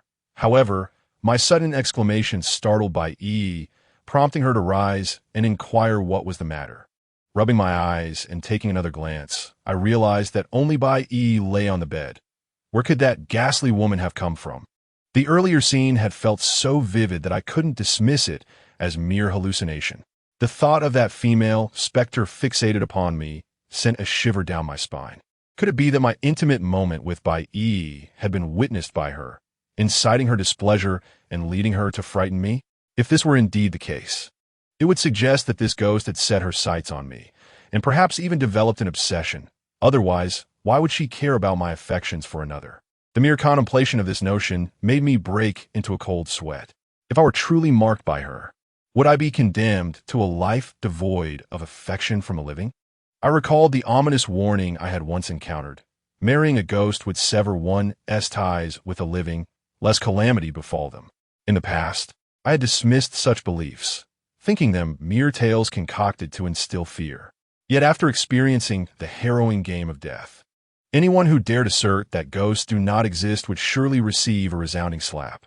I rose from the ground, rubbing my backside with a sense of dread. To spare by E from my anxiety, I feigned nonchalance, adopting a facade of righteousness as I reassured her, "It's nothing, really. I was merely reflecting on how we've only just begun our relationship. If I were to act indiscreetly, wouldn't that make me a rogue?" I was almost impressed by my own words. What a definition of an honorable gentleman. By E, taken aback by my unexpected declaration, lowered her head, her cheeks blushing as she shyly responded, "Shaofan, I am willing." Ah, my dear sister, were it any other day, I would have hastily shed my trousers. Yet, in this moment, even if you wished it, I lack the courage. Who knows, before anything could commence, that vengeful spirit might emerge and drag me away. Moreover, it would burden you as well. We have wrought our own misfortunes. It would be unjust to ensnare another in our plight, would it not? I spoke earnestly to her, saying, "Do not mistake me for someone of base character. I must at least be worthy of you. As it stands, we lack the means, do you understand?" Bai E nodded, her delicate face flushed like a ripe apple. In her heart, she had already deemed me a paragon of virtue. After a brief exchange, noticing the hour had grown late, I realized that staying here would undoubtedly provoke a scolding from her parents. Thus, she insisted on departing. On such a late night, I could not bear to let a young lady venture home alone, so I accompanied her to her doorstep before making my solitary return to my humble abode. That night, I dreamt once more, yet it was not of frivolous fantasies. In my slumber, I found myself in a room steeped in classical charm, adorned with vibrant red wedding characters. The walls festooned with pairs of celebratory red candles. A woman, her figure alluring beneath a crimson veil, sat upon the bed. Though her visage remained obscured, her voice was enchanting enough to melt the heart. "Husband, you belong only to me. No one else may touch you." Bewildered, I found myself sitting beside her, and in a daze I replied, "All right." She continued, "I have faith in you. You shall surely endure until the end. I shall await your return." Again, I muttered a vacant affirmation, and then I awakened. At this moment, the sky outside had brightened considerably. I rose and took out my talisman for safety, only to find it had inexplicably cracked. The dream from the previous night lingered vividly in my mind, strikingly real. Yet all I recalled was that I had married someone within it, without any memory of the words exchanged. However, upon observing the fissured talisman, a wave of despair washed over me. With no time to spare for breakfast, I hurried to the temple in search of the master. I presented the talisman to him, and upon seeing it, his brow furrowed in astonishment as he remarked, "Benefactor, the malevolent force you have attracted is beyond my capacity to confront." I swallowed hard, trembling with trepidation, and implored, "Master, could you assist me? Surely, you must know of other eminent individuals, right? I am willing to pay any sum for your help." The master sighed and replied, "Wealth is but a transient possession. One cannot take it with them upon departing this life. Furthermore, this is not merely a matter of money. A few years ago, a crackdown led to the majority of capable individuals retreating into seclusion, and now I am unable to contact them." This revelation chilled me to the bone. Observing my distress, the master continued, "However, I do possess a potential solution. Follow me." He led me to the rear courtyard and retrieved a string of prayer beads, presenting them to me. "These belong to my master, whose spiritual prowess far exceeds my own. Holding these will surely provide you with some assistance." After expressing my gratitude, I left 1,000 yuan as an offering for incense. At this juncture, monetary value could not encapsulate the gravity of the situation. While 1,000 yuan was a significant sum for someone of my modest means, matters of life and death demanded utmost seriousness. The money I received from Chun Keek's father was substantial, yet it must be allocated to the hospital, making it not something I can easily part with. This afternoon, I found myself once again paying 80,000 yuan upon returning to the hospital. Seated on the bench outside the intensive care unit, I sullenly scrolled through my phone. Suddenly, a message popped up. As per usual, at 8 o'clock, the gathering place was set for the commencement of the third round of the game. I took a deep breath. What was meant to happen was indeed unfolding. As dusk descended, By E called to invite me for dinner, sending me the address. At first glance, it seemed to be the very place Lu Lei and I had previously visited. I instinctively thought of that Rose restaurant. Though Lu Lei had become a specter, he had dined there multiple times. Could it be that the restaurant's owner was also a ghost? If that were the case, Bai Yi might be in peril. Without hesitation, I dashed out of the hospital, heading straight to the given address. Bai Yi awaited me at the alley's entrance. "What brings you to this restaurant?" I inquired as I approached her. Bai Yi replied, "There's a restaurant here with delightful flavors. I figured you haven't tried it yet, so I wanted to introduce you to it." Initially, I contemplated suggesting a different venue, but my curiosity about whether the restaurant was haunted prevailed, leading me to accompany Bai Yi. Upon arriving once more at the Rose restaurant, I gazed up at the four characters and felt an inexplicable strangeness. Rose, Rose. There was something odd about it, yet I could not articulate what was amiss. The owner recognized me, beaming as he said, "Ah, young brother, you've come.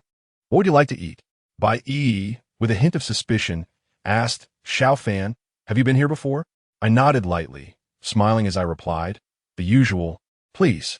The shopkeeper chuckled warmly. "All right, just give me a few minutes." With a slight belly, he ambled into the kitchen to attend to his tasks. I tiptoed to the doorway and peered inside, astonished by the facilities within. In this day and age, most establishments utilize gas stoves, yet this proprietor relied on a traditional hearth. The kitchen walls were shrouded in a dark hue, reminiscent of rural homes. In my childhood abode, we also had a hearth, with the walls blackened from the smoke of burning firewood. However, I paid little mind to it, adhering to the adage that cleanliness does not guarantee health. Before long, the dishes were presented at my table. I took a bite, and the flavor was indeed exquisite. Curiously, I inquired of the shopkeeper, "How is it that such delightful cuisine does not attract more patrons?" Chapter 23. The magical artifact. The proprietor of the establishment chuckled warmly, saying, "I prepare my dishes using a stove. Others deem it unsanitary. Thus they refrain from visiting. Yet, I find the flavors produced by the stove to be far more delectable than those from gas." His culinary creations were indeed delightful, and after savoring a couple of bites, I inquired, "Do you recall the brother who accompanied me on my first visit?" The owner wiped his hands, maintaining his cheerful demeanor, and replied, "I remember him well. That young fellow used to bring people here quite often, but I haven't seen him in a while." It dawned on me that the owner was unaware of his ghostly nature. I offered a few perfunctory remarks, but feeling a twinge of guilt, I cautioned Boss, should he return, do not acknowledge him, nor conduct business with him. The owner furrowed his brow and asked why. Unsure of how to elucidate, I simply stated, "Do you believe in the existence of ghosts?" He nodded, affirming, "Indeed, I do, but I also cater to the needs of the spectral. Humans consume human food, and ghosts consume ghostly fare. If a ghost were to visit, lighting a couple of incense sticks would incur no loss." Bai Yi chuckled at this and remarked, "Boss, your outlook is quite admirable. Wouldn't a normal person be terrified of the sight of a ghost?" After exchanging a few more light-hearted words, we noted that it was time to depart, and Bai Yi and I made our way towards the overpass. As we exited the restaurant, I glanced back, and for a fleeting moment, I could have sworn the dishes resembled ashes. This thought was swiftly dismissed.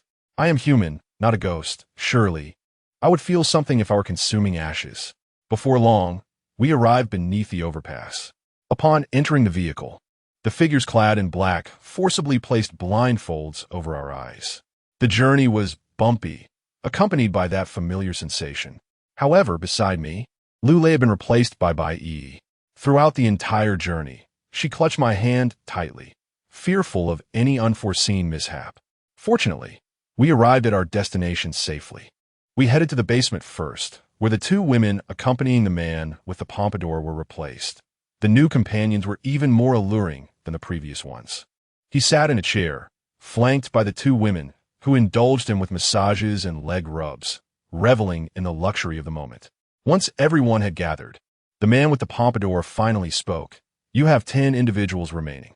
The rules of the game tonight remain unchanged. As before, you must evade capture for 2 hours to succeed." Among the 10, only 2 women remained, and I vowed to protect Bai Yi, while I had little connection with the others. Nevertheless, I harbored a plan. We could unite. As long as we work together, there must be a way to confront the wandering spirits in the corridor. Although this strategy seemed somewhat tenuous, it was certainly preferable to aimlessly fleeing alone. Once we reached the teaching building, I would need to devise a method to locate the others. Now the game begins. With Boss Chen's declaration, the men in black approached to blindfold us. After everyone had been led to the designated location and the blindfolds were removed, the men in black had vanished. It was always like this. They departed with remarkable swiftness. I couldn't help but wonder if these men in black were also spirits. Regardless, my priority was to find Bai Yi. I stealthily exited the classroom and looked outside. This was not the same teaching building as before. In the 3 games, I had been relocated to 3 different venues. On this occasion, I found myself on the 3rd floor of a building that comprised 5 levels. As I ascended to the 5th floor, I suddenly caught sight of a shadowy figure ahead. Believing it to be a ghostly apparition, I instinctively concealed myself behind a wall. However, the figure spoke in a feminine voice. "Are you human or a spirit?" I exhaled in relief and stepped forward, replying, "I am human." The girl, recalling our previous encounter, hurried towards me and stated, "You are the boy who quarreled with Feifei last time. May I accompany you?" My impression of her was not particularly favorable. Previously, she had pleaded desperately for her life before Chun Kiki's father, even offering her body. Yet he had not spared her a glance. Rubbing my wrist, I replied, "Let us first seek out others and gather everyone together. Only then shall we have a chance to overcome the specter. Otherwise, we will be at their mercy." The girl nodded, saying, "I will follow your lead. By the way, my name is Lu Sha. What is yours?" "Chu Shaofan," I replied as I made my way downstairs. Lu Sha trailed behind me, ensuring that no specter was in pursuit, before she inquired, "Do you dislike me?" "Why do you ask that?" "Because of what happened last time. Do not overthink it. You merely wish to survive. In the same situation, others might not have behaved with the virtue of a saint. Do you truly believe that?" "I do not harbor any strong dislike towards you. It was merely an unfavorable first impression." Lu Sha walked softly behind me and asked again, "Is the girl accompanying you your girlfriend?" I nodded, feeling a tinge of impatience, and said, "Enough of the chatter for now. If we linger, we may both perish when the malevolent spirits arrive." Lu Sha, sensing the urgency, promptly fell silent. We descended to the 1st floor, ensuring our safety, and began our search room by room, as we had done above, attempting to summon others to join us. In the last classroom, we discovered a bespectacled man. He sat there unabashedly, showing no inclination to hide. I knocked on the door and inquired, "Brother, shall we depart together?" He glanced at us and nodded, rising to his feet. "Your timing is impeccable. I was just contemplating gathering a few allies. Look, I have discovered a method to confront the malevolent spirits." The bespectacled man produced a handful of yellow talismans from his pocket, accompanied by a baseball bat inscribed with runes. My spirits lifted at this revelation. Indeed, if these were malevolent spirits, they would surely fear such items. I too possessed Buddhist prayer beads. As for the previous peace talismans and protective charms, they had lost their efficacy. "Will this be effective?" Lu Sha inquired softly. The bespectacled man affirmed, "It is indeed effective. These are excellent tools against evil entities, procured specifically from Master." "That is reassuring," I replied. "Let's seek out the others and gather together. We must not become separated." After our plan was established, we proceeded to the next teaching building. Just as we stepped into the building, a piercing scream echoed through the air. We immediately dashed upstairs. Upon reaching the 3rd floor, a tattooed man came tumbling down in a frantic rush. He was startled by us, and upon realizing we were human, he immediately shouted, "Run! There's a ghost above." "Do not fear, for we possess a talisman," declared the bespectacled man, brimming with confidence as he brandished his weapon. The tattooed man, upon seeing this, erupted into laughter and swiftly seized the bespectacled man's weapon. "How could you behave this way?" Lu Sha furrowed her brow in dismay. "Get lost, you lot!" exclaimed the tattooed man as he dashed downward with the weapon, prompting us to follow suit. Once outside the classroom building, the moonlight cascaded down, and I glanced back to see a shadow emerging from the staircase. It was that malevolent spirit. It had arrived. "Run!" I shouted urgently, and upon noticing Lu Sha struggling to keep pace, I grasped her arm and fled desperately towards another classroom building. Chapter 24. The means to survive. The bespectacled man, displaying remarkable camaraderie, turned back to lend me a hand as the three of us exerted ourselves to sprint ahead. As we passed the tattooed man, he stumbled and fell. I intended to assist him, but the malevolent specter was already upon us, rendering any attempt futile. Reluctantly, I had to abandon him. I am no saint after all, and it is beyond my capacity to save everyone. The tattooed man, confronted by the menacing spirit, gritted his teeth and, gripping his stick, bellowed, "Come on. Do you think I fear you? I do not fear you at all." With a sudden, agile maneuver, he executed a reverse strike, landing the blow beneath the specter's jaw. The spirit's head jerked back, causing its black robe to fall away, revealing a visage marred by scars and decaying flesh, lips torn down to the base of the ears, and eyes devoid of irises, only the whites remaining amidst a tangle of disheveled hair. A truly ghastly sight. With a resounding crack, another strike connected with the spirit's ear.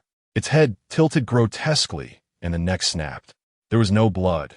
Instead, a swarm of insects cascaded from the fissure. The spirit, its neck broken, lay its head awkwardly upon its shoulder, displaying a bizarre grin. It brandished the scythe of death, and with a glint of cold light, the tattooed man trembled as his head was severed from his body, blood gushing forth like a fountain. Lu Sha screamed in terror. I urged her to remain silent and hastened our pace up the staircase. The spirit's horrifying appearance, coupled with such a gruesome scene, was enough to frighten even one like me, who had encountered many spirits before. Nevertheless, our immediate priority was to locate the others and survive together. With one less among us, only 9 remained.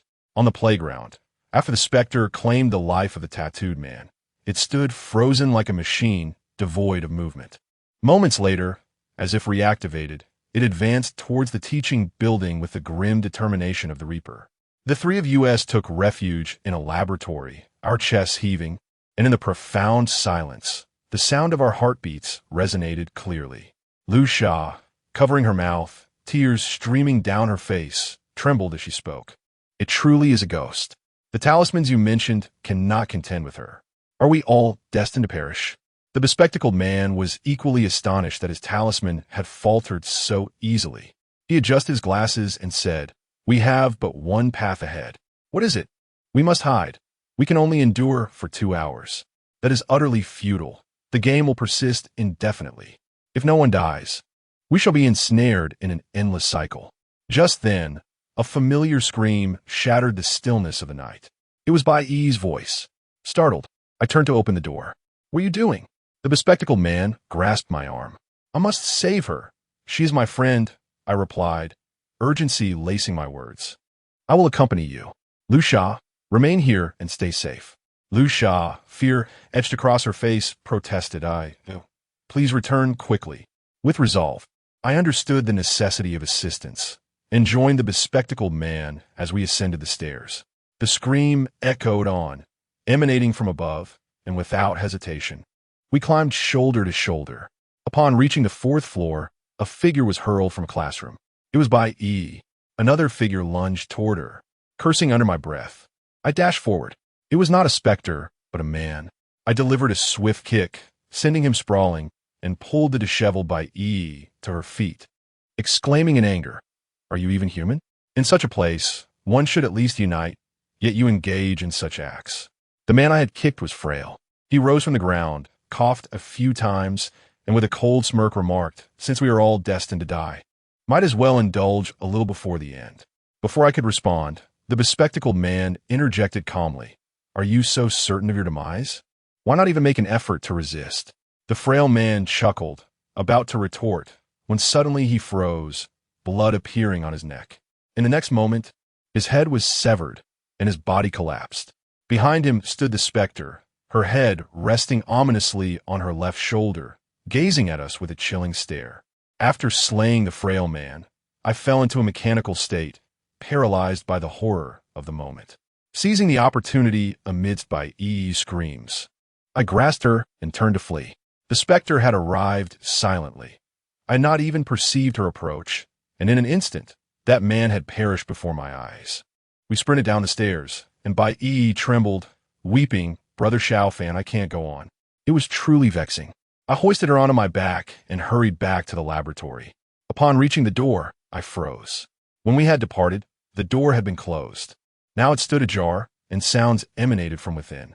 I hastened into the room, arriving at the hiding spot we had just vacated, where I beheld two figures entangled, their murmurs wavering in and out of clarity. Alas, even at this hour, such thoughts linger. Are these individuals truly foolish? I muttered in frustration. As for Lu Sha, who would willingly associate with anyone? My impression of her deteriorated further. Who? Upon hearing the commotion, the other party immediately turned to look at us. Upon realizing it was us, he exhaled in relief and chuckled. "You all are back so soon. I heard a scream and thought you wouldn't return." As he spoke, he adjusted his pants, while Lu Sha, blushing, tidied her clothing. Bai Yi, who was perched on my back, missed witnessing the unpleasant scene. It was only after the two had dressed that I set her down. Lu Sha lowered her head like a child who had erred, speaking in a disconcerting tone. He said that if we did this, he would be willing to join us. He also mentioned having a way to evade the pursuit of the vengeful spirits. So I agreed to him. I looked at the man in disbelief and asked, "What is your name?" "Li Daqian. You just claim to have a solution?" I scoffed at Li Daqian. "The method is rather straightforward. Didn't Boss Chen say that we just need to survive until the end? Therefore, we can simply eliminate the others. Can't we? If we kill here, no one will know who did it. It isn't even a crime. Are you out of your mind?" The bespectacled man retorted angrily. Li Daqian shrugged. "Since you are unwilling, do you possess a better alternative?" I, confident in my ability to devise a plan, asserted, "In any case, we cannot infuriated." Lu Sha questioned, "Is this the extent of your resourcefulness? Then why did you act as you did earlier?" She found certain words difficult to utter. Li Daqian retorted with a cold snort. "Do you regret your decision? Do you believe that those two greenhorns and that little girl can triumph over the specter? It's utterly impossible. Only by eliminating the others can we ensure our survival. If it truly comes down to that, I will safeguard you." Lu Sha was rendered speechless. However, inwardly, I regarded them with scorn and disdain. Only one individual can emerge alive. Should they too be the last one standing, I am convinced that he would unhesitatingly slay Lu Sha. Such is the nature of humanity. Within this deadly game, the perversion of human nature is particularly glaring. Chapter 25. The unattended car. We lingered in the laboratory for some time, during which the apparition made a fleeting visit without entering. All of us remained silent in the shadows, as the specter opened the door, cast a glance, and departed. Initially, I felt quite perturbed. After all, if it were a ghost, why bother with opening the door? Could it not simply pass through walls? Opening the door seemed rather superfluous. However, I have since come to understand that this spirit was likely bound by some enchantment, devoid of its own consciousness. Otherwise, it would not have paused for a moment after committing murder. This explanation renders the situation comprehensible, and the notion of opening the door must have been conceived by Chun Keek's father as a psychological test, specifically designed to evaluate an individual's mental fortitude. An hour later, we ventured out once more, this time accompanied by Bai Yi, while Li Daqian did not join us. Before our departure, he assured Lu Sha, "Do not worry, little sister. Now that events have transpired, I will certainly take responsibility for you. Whenever you wish to return, just seek me out. My promises remain steadfast." I scoffed inwardly at his words, recognizing his ulterior motive as merely a desire for a fleeting encounter. Lu Sha, unable to voice her thoughts, nonetheless contemplated a possible escape route, knowing that in the event of our unreliability, she could always return to Li Daqian. As for the rules of the game, they had long been forgotten. In this ordeal, the sole objective was to survive. I had intended to seek companionship among others for safety in numbers. However, to my surprise, none were willing to comply. Their hostility towards us was so intense that eventually, Lu Sha also chose not to accompany us any longer. She opted to return to Li Daqian, where at least she would feel safer. Now, only I, Bai Yi, and the bespectacled man remained together. The three of us made our way to the storage room, sitting atop the disheveled cargo, each of our expressions grim.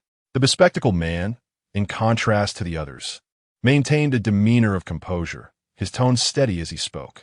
After enduring such harrowing experiences together, we had become comrades forged in the fires of adversity. Allow me to reintroduce myself. I am Dai Zijia. By Chu Shaofan. We exchanged knowing smiles, and then Dai Zijia continued, with only half an hour remaining. Let us not depart.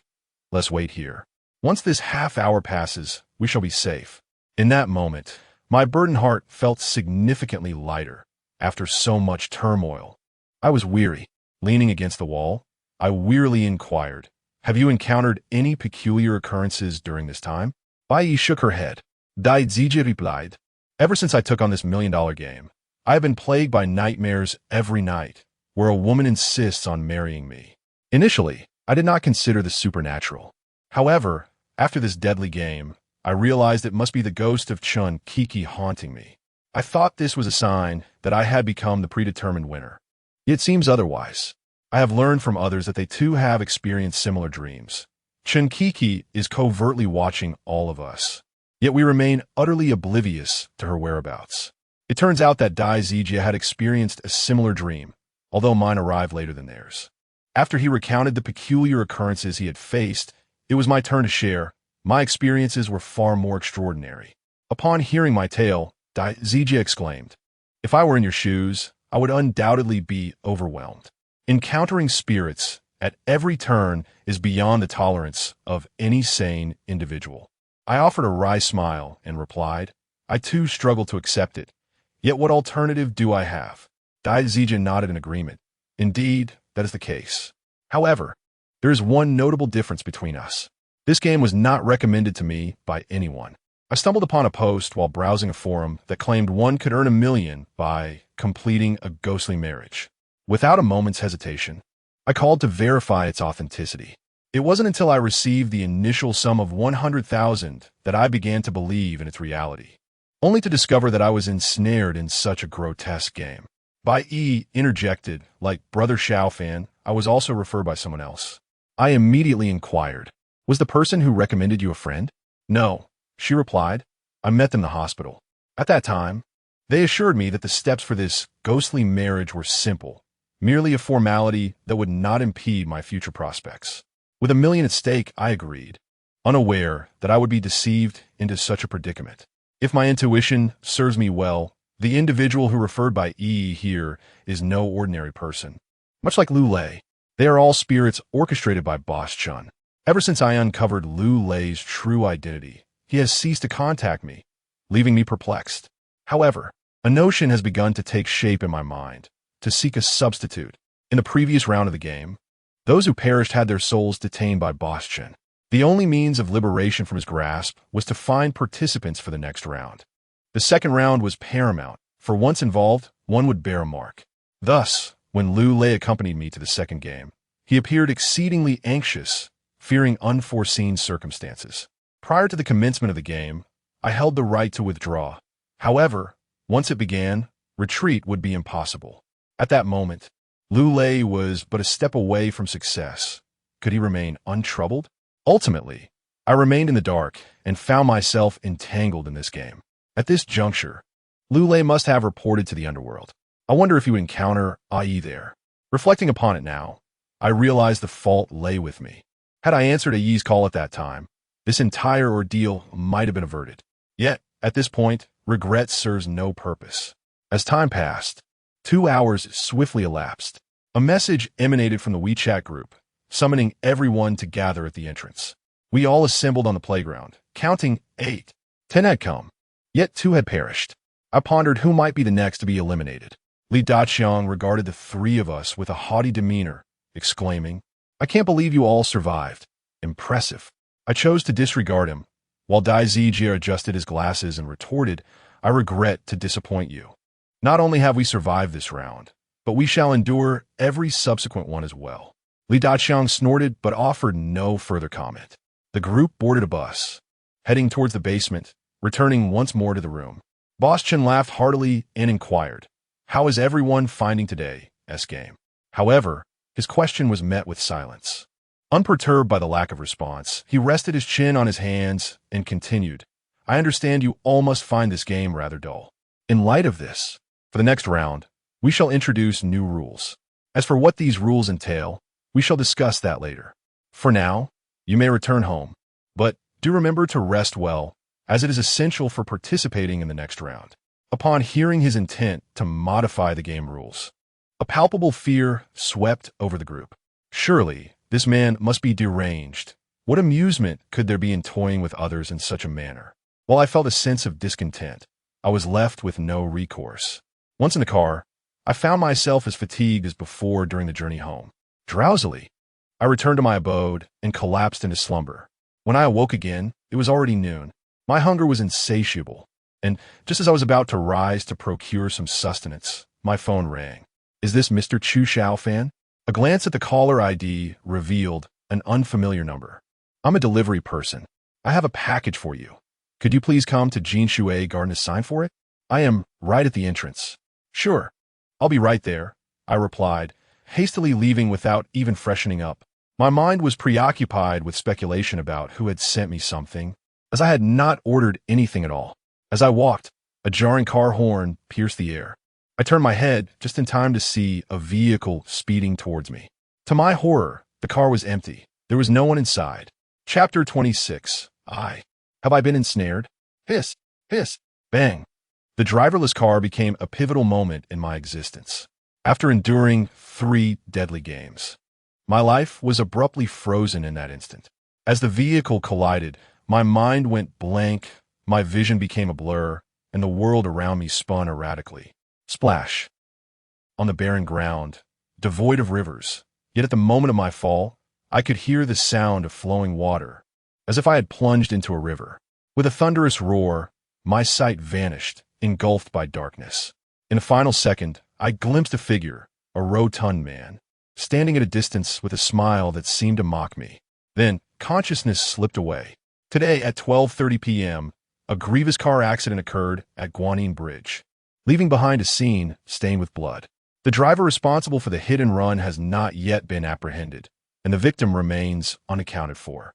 Eyewitnesses reported seeing a young man struck and fall onto the lawn. The police cordoned off the area, uncovering only pools of blood.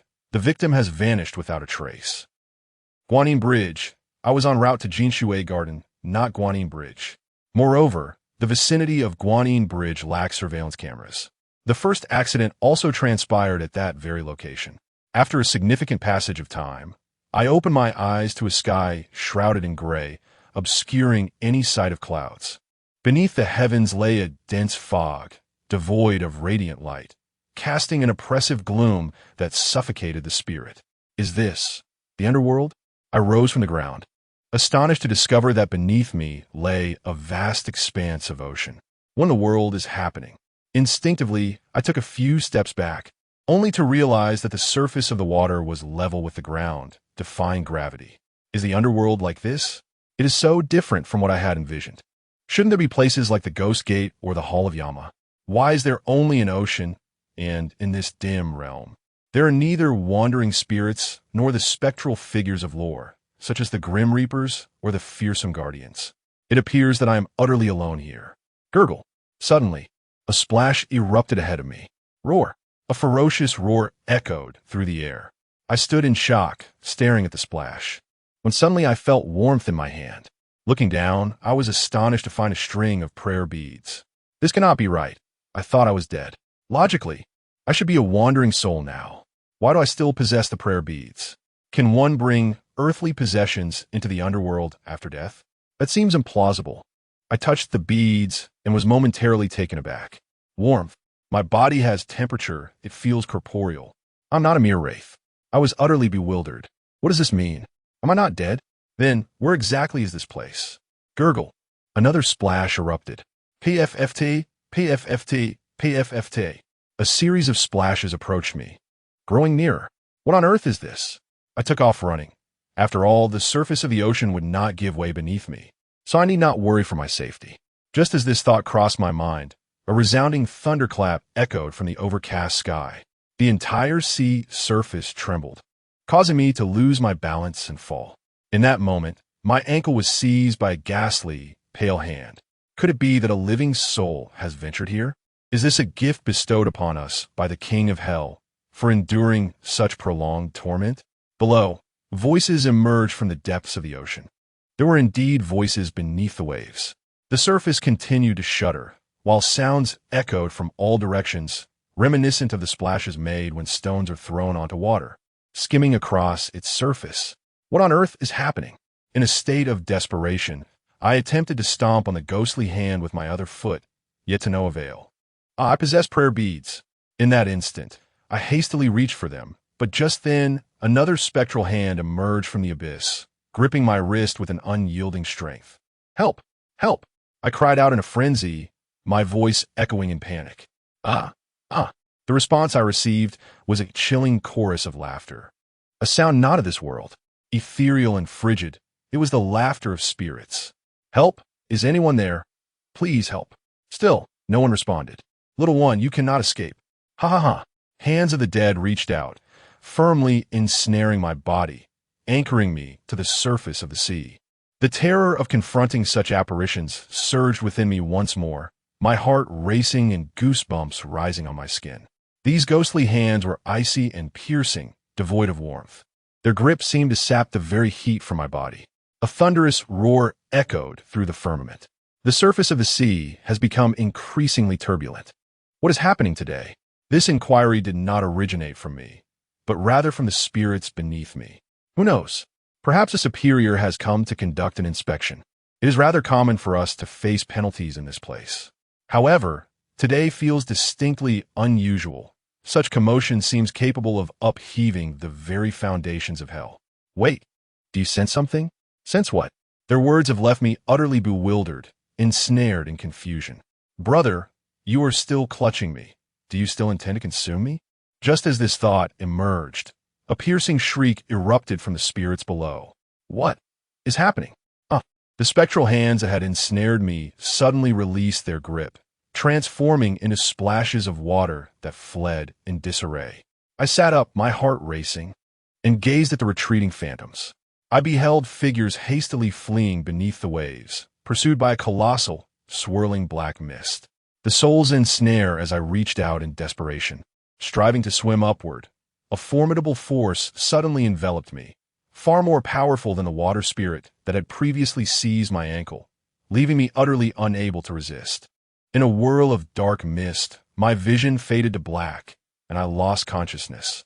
Upon awakening, I found myself sprawled in a cave, surrounded by an array of skeletons, not just human, but many belonging to animals as well. Where am I? Who have I angered to deserve this? Having been struck by a vehicle, seized by a ghost, and now inexplicably transported to this place, I was utterly bewildered. As I grappled with my confusion, a figure lunged at me, pinning me to the ground. A feral roar echoed through the cave. Before me stood a woman with wild, disheveled hair and an exquisitely beautiful face. Her eyes were captivating, drawing one in at first glance. However, this mesmerizing effect lasted but a fleeting 5 seconds, for she was not entirely human. Have you ever encountered teeth as sharp as a beast's? Or a voice that roars like a wild animal? Rather than a person, she resembled a zombie. Clad in dark armor, she seemed devoid of consciousness, her grip tightening around my throat with lethal intent. I struggled to breathe, gasping for air. Just as I was attempting to comprehend the situation, I felt an unexpected warmth on my lips. She was kissing me. Then, the armor enveloping her vanished, revealing her enchanting figure before me, unadorned by any clothing. Heavens, though she is not of mortal coil, I felt a sudden rush of heat to my brow, a primal urge threatening to manifest. Abruptly, she released me, casting her head back in a feral roar. A single blow landed upon me, rending my garments asunder, an oppressive force pinning me in place. In that instant, I beheld her countenance contorted in what appeared to be anguish, a solitary tear tracing a path down her cheek. Then, she descended upon me. Have I been violated by a specter? Nay, has a zombie taken her pleasure with me? Chapter 27. Game upgrade. A series of melodious alarm bells rang out, jolting me awake.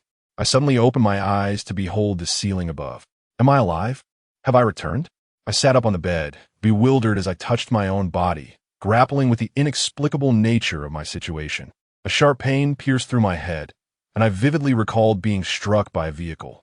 Before losing consciousness, I had glimpsed a rotund figure beneath the overpass. Subsequently, I found myself in a dimly lit realm, a vast ocean unlike any I had known, devoid of fish yet teeming with countless vengeful spirits and malevolent apparitions. Initially, I was seized by these ghastly beings, only to be whisked away by a zombie. That creature had, as this thought crossed my mind, I leapt out of bed, hastily pulling aside the covers to confirm my reality. Thankfully, I was still here. What was I even thinking at a time like this? Reminiscing about that experience? Yet, I recall that the last time she kissed me, her teeth had pierced my lip. Rushing to the mirror, I examined my lips and indeed found a mark, but no lasting injury remained. The imprint confirmed it. I had truly been entangled with that zombie. God, could it be? Might I also transform into a zombie? This is how it is portrayed on television. My heart raced in terror as I pinched myself. The pain was real. I inspected my teeth, finding them unchanged just as they had always been. Phew, what a relief. If I were to become a zombie, I would rather embrace death. Yet, reflecting on it now, that entire scene felt like a fever dream. The female zombie was truly captivating, adorned in garments reminiscent of Hanfu, complemented by a formidable set of black armor, exuding an air of majesty. She appeared imposing, and in moments of fury, her presence was even more striking. I was rendered utterly immobile. Subsequently, it seemed she departed, and just before I succumbed to unconsciousness, I faintly perceived her uttering a phrase. I do not know how you arrived, yet I shall spare your life. We shall not meet again.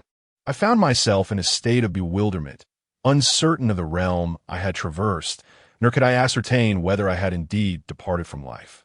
What I can affirm is that being struck by a vehicle was a reality, and my journey to that ethereal domain was likewise genuine. Equally, being pursued by apparitions and zombies was no mere figment of imagination. Ultimately, I returned to the realm of the living. As I was lost in these musings, a series of knocks echoed at the door, accompanied by the voice of Bai Yi. Shaofan, Shaofan, are you there? Shaofan, can you respond? In a flurry, I realized I was clad in nothing and hastily leaped from the bed to dress, stammering in a flustered manner. Yes, I'm here. Please wait a moment while I get dressed. Once I had adorned myself appropriately, upon opening the door, I was met with the sight of Bai Yi standing at the threshold, her eyes glistening with unshed tears. I had made no effort to groom myself. I was as disheveled as could be, yet this girl, without a hint of disdain, flung herself into my embrace. What are you doing so early in the morning? I felt a twinge of embarrassment as I gently patted her, clearing my throat. However, that was of little consequence. The primary issue was that my back ached. I had not felt it moments before, but her sudden embrace nearly caused me to lose my balance. At this juncture, one might remark on the peculiar nature of my mindset. Having recently encountered a zombie, I still found the capacity to embrace beauty. In response, I wished to express my sentiments. Do you truly believe I am willing? I am the one whose mental state is in disarray. Yet, what recourse do I have? I find myself in utter despair. Even if it were not meant for my partner, it will have sufficed to encounter a living person, wouldn't it? Instead, I was confronted with a corpse. How am I to ascertain whether it harbors any affliction? What indeed is this undead being? It is said that a person transforms into such after death, as depicted in films. In essence, I have engaged with the deceased, and should I contract some fatal malady, whom am I to turn to for solace? Alas, it seems I am fated to endure all manner of misfortunes. In my arms, Bai Yi, resembling a child, gazed at me with reddened eyes, expressing her grievances. Where have you been these past 2 days? You didn't even bother to say a word. Just 2 days ago, an accident occurred at Guanyin Bridge. The driver responsible fled the scene, and the victim remains unidentified. The news reported that the injured was a young man, and you happened to vanish at the same time. I was led to believe that the unfortunate individual was you. After she recounted her woes, I was left in a state of bemusement. My dear girl, you may find it hard to believe, but the person who was struck was indeed me. As for the elusive driver, it is futile to search for someone who does not exist. The vehicle itself was the perpetrator. Moreover, I have narrowly escaped death on 2 occasions. Of course, I shall not disclose any of this to Bai Yi. What weighs most heavily on my heart is the matter of the undead. Such a revelation is difficult to articulate. I surmise that I shall never encounter that female zombie again. She is likely not of this world. There exists a theory in science fiction regarding parallel dimensions, and I suspect that when that vehicle collided with me, it thrust me into such an alternate reality. Otherwise, have you ever encountered a sea devoid of fish, inhabited only by specters? Have you ever seen an underwater cavern that lay utterly desolate, without a single drop of water? Furthermore, have you ever laid eyes on a creature, such as a zombie? Do you fancy yourself a hero of sorts? Never mind, why ponder so deeply? It is often better to avoid unnecessary troubles. After all, I have returned safely. Wait a moment, I paused, asking her, when you mentioned 2 days ago, what did you mean? Has time truly elapsed so? Bai Yi nodded and replied, yes. It has been 2 days. What happened, Shaofan? Where have you been these past 2 days? You seem different. I had gone far. Merely a brief visit to my hometown. With a wink, I fabricated a lie, while inwardly, a myriad of thoughts raced through my mind. 2 days had passed. How was my mother faring? I hurried to the hospital, and Bai Yi clung to me, seemingly fearful that I might slip away. Upon arriving at the hospital, the attending physician scolded me for my lack of responsibility, while I feigned a cheerful demeanor, cursing silently within. Had you experienced the trials I faced, I dare say it would have frightened you to your core. Truly, it was a harmonious society that safeguarded you. Subsequently, I ventured to see my mother. She was asleep, and the doctor informed me that her recovery over the past 2 days had been satisfactory. If this progress continued, she would be moved to a general ward in 5 days. My heart soared at the thought. This indicated that my mother was no longer in life-threatening danger. This was undoubtedly the most joyous news I could receive. However, before I could revel in my happiness, a notification from the WeChat group appeared on my phone. Ladies and gentlemen, this evening at 8 o'clock, we shall convene at our usual rendezvous for the commencement of the 4th round of the game. What shall we do about Shaofan? They have mentioned a potential alteration to the game's rules. Could it possibly escalate in difficulty? Bai Yi anxiously inquired of me. I shook my head, reassuring her that it likely would not. However, I too felt a sense of uncertainty within, for to be candid, the 3rd round had proven somewhat simplistic. Although 2 individuals had perished, I found that the trepidation that had gripped me during the initial 2 rounds had dissipated. As news of the impending 4th round emerged, an ominous foreboding washed over me. Chapter 28. The Death Game. A fatal pursuit after dining with Bai Yi. We awaited the passage of time, both of us enveloped in an atmosphere of anxiety. Suddenly, my phone buzzed, indicating a request for friendship. I promptly opened it to find a man who had identified himself as Dai Zijia. It was him, the bespectacled individual. Upon accepting the request, Dai Zijia sent me a message. Is this Chu Shaofan? I replied, yes, what is it?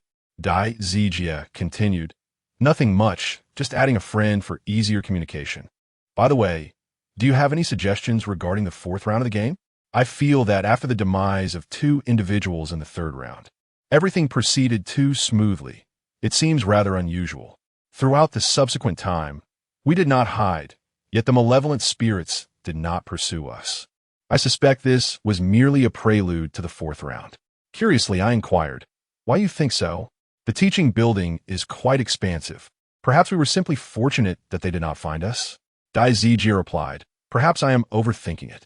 Nonetheless, I cannot shake off this ominous premonition. I shared his sentiment, as I too felt an unsettling intuition, given the unnaturally smooth progression of the 3rd round. However, before comprehending the game's rules, I deemed it prudent to refrain from jumping to conclusions. As we conversed, Bai Yi and I arrived beneath the overpass, when suddenly a familiar voice resonated in my ears. Young man, we meet again. I looked up in astonishment to see him, the rotund figure.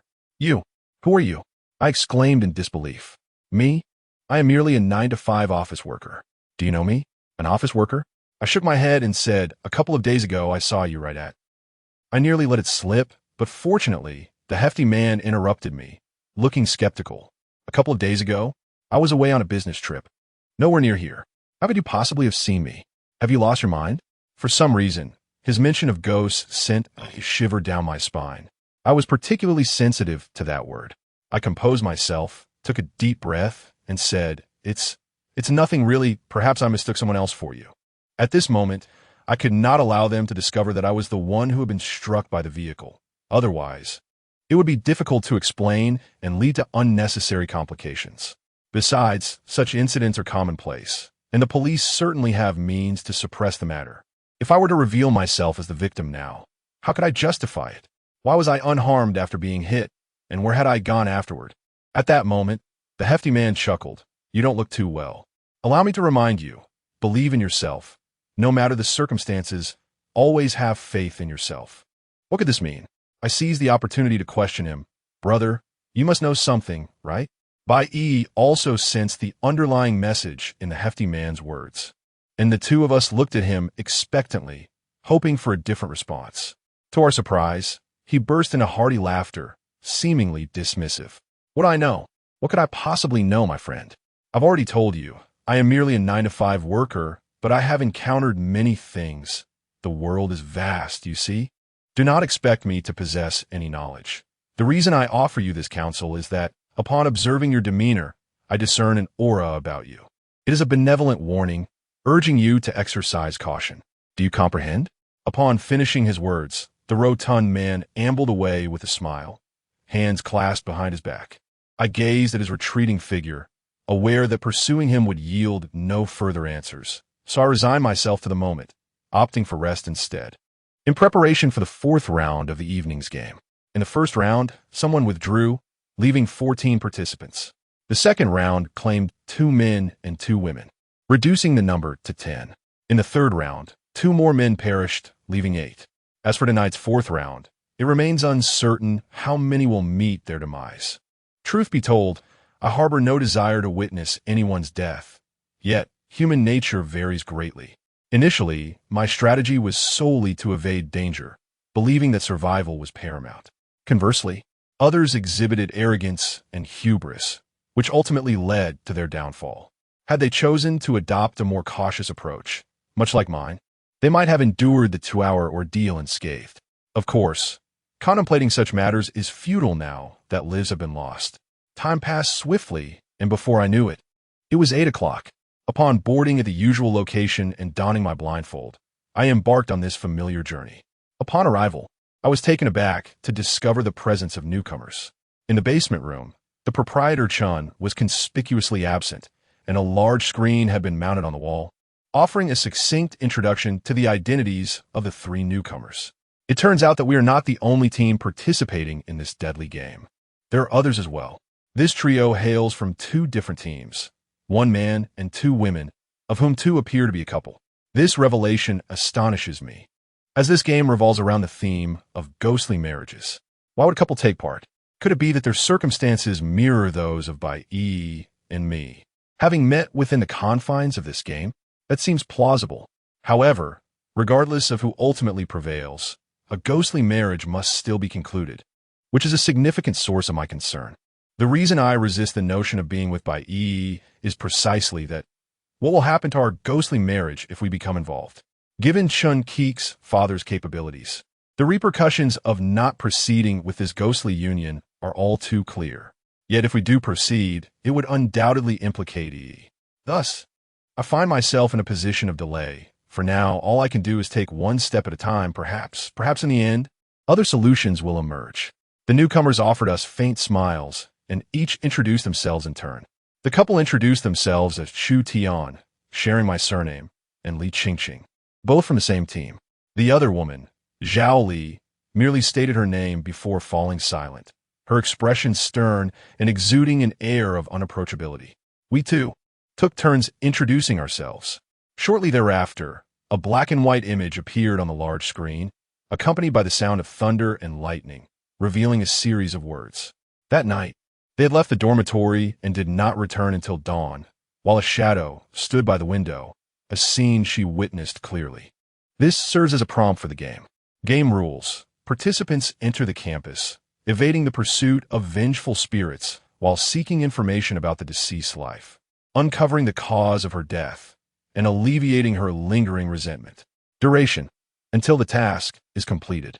Note: the original game was 2 hours. Now it is modified to 2 hours per round. Those who fail to find any information within this time frame will face a penalty: a deadly pursuit by the vengeful spirit. What does this deadly pursuit entail? Li Daqiang, a man of irascible temperament, slammed his hand on the table in frustration, exclaiming, "Can we have a clearer explanation of the penalty? And what kind of hint is this?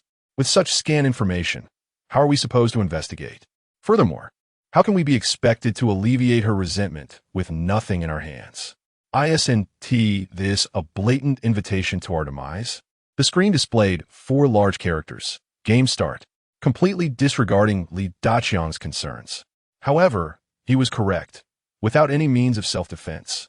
Asking us to uncover information about the spirit and resolve her grievances was tantamount to courting death. This game could no longer be survived merely by evasion. Chapter 29. The Deadly Pursuit. Clues: the group was led out of the basement and onto a foreboding bus, which soon roared to life, making its way toward an undisclosed destination. This time, no one donned blindfolds, as such a precaution seemed unnecessary. The rules of the game had shifted, allowing for the possibility of teamwork or solitary ventures. The objective was clear. Within the span of 2 hours, we were to gather information regarding the specter that haunted us. Failing to do so would result in a so-called punishment: the deadly pursuit. This punishment sounded ominous, yet its true nature remained a mystery, and none dared to test its limits with their own lives. In this game, death was final. No one would discover if he perished here. The game was real, and so were the fatalities. I sat on the bus, beside Bai Yi, whose trembling hands clutched my arm tightly, revealing the depth of her fear. I reassured her not to be afraid, then glanced at the 3 newcomers. Li Qingqing mirrored Bai Yi's apprehension, holding on to Chu Tian, her body also quaking with trepidation. In contrast, Zhao Li, a newcomer from another team, displayed no fear whatsoever. Her expression was inscrutable, arms crossed, her gaze fixed intently out the window. Dai Zijia occupied the seat behind me, occasionally nudging me and whispering queries about our plans, his voice barely above a murmur. In truth, I possessed no plan whatsoever. Akin to them, this game is my first encounter as well. If the previous games served as mere appetizers, then this time, we are faced with the true main course. Though lives were lost in the earlier games, let us not forget that the rules dictated evasion for 2 hours. Now, evasion proves futile. All must gather clues within the allotted time and piece them together. Only by uncovering the identity of the vengeful spirit and understanding her origins can we hope to resolve her grievances. However, resolving these grievances poses a formidable challenge, for the spirit is devoid of consciousness and will kill upon encountering a person. To resolve her grievances, one must confront her, which is tantamount to courting death. Yet, should we choose not to confront her, we forfeit the chance to alleviate her wrath, and the game shall continue interminably, ultimately leading us to a dead end. Viewed in this light, the game appears to be a certain path to demise. Nevertheless, I shall not relinquish even the faintest glimmer of hope. Sizzle. The vehicle came to a halt. Everyone disembarked. Standing at the entrance of the teaching building, I could not help but draw in a sharp breath. Caw!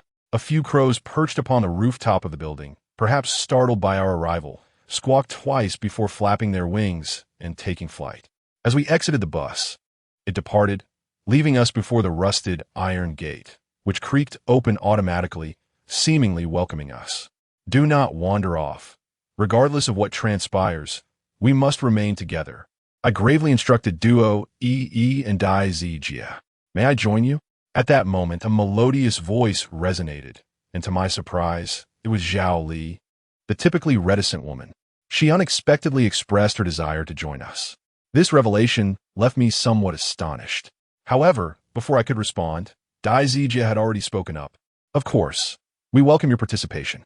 Zhao Li nodded lightly and replied nonchalantly, "Rest assured, I shall not hinder your progress." This assurance did not weigh heavily on my mind, for we ourselves were not exceptionally skilled. It was difficult to ascertain who might impede whom. Thus, the game commenced. On the other side, Li Daqiang rubbed his palms together, grinning as he remarked, "Ah, you four a team?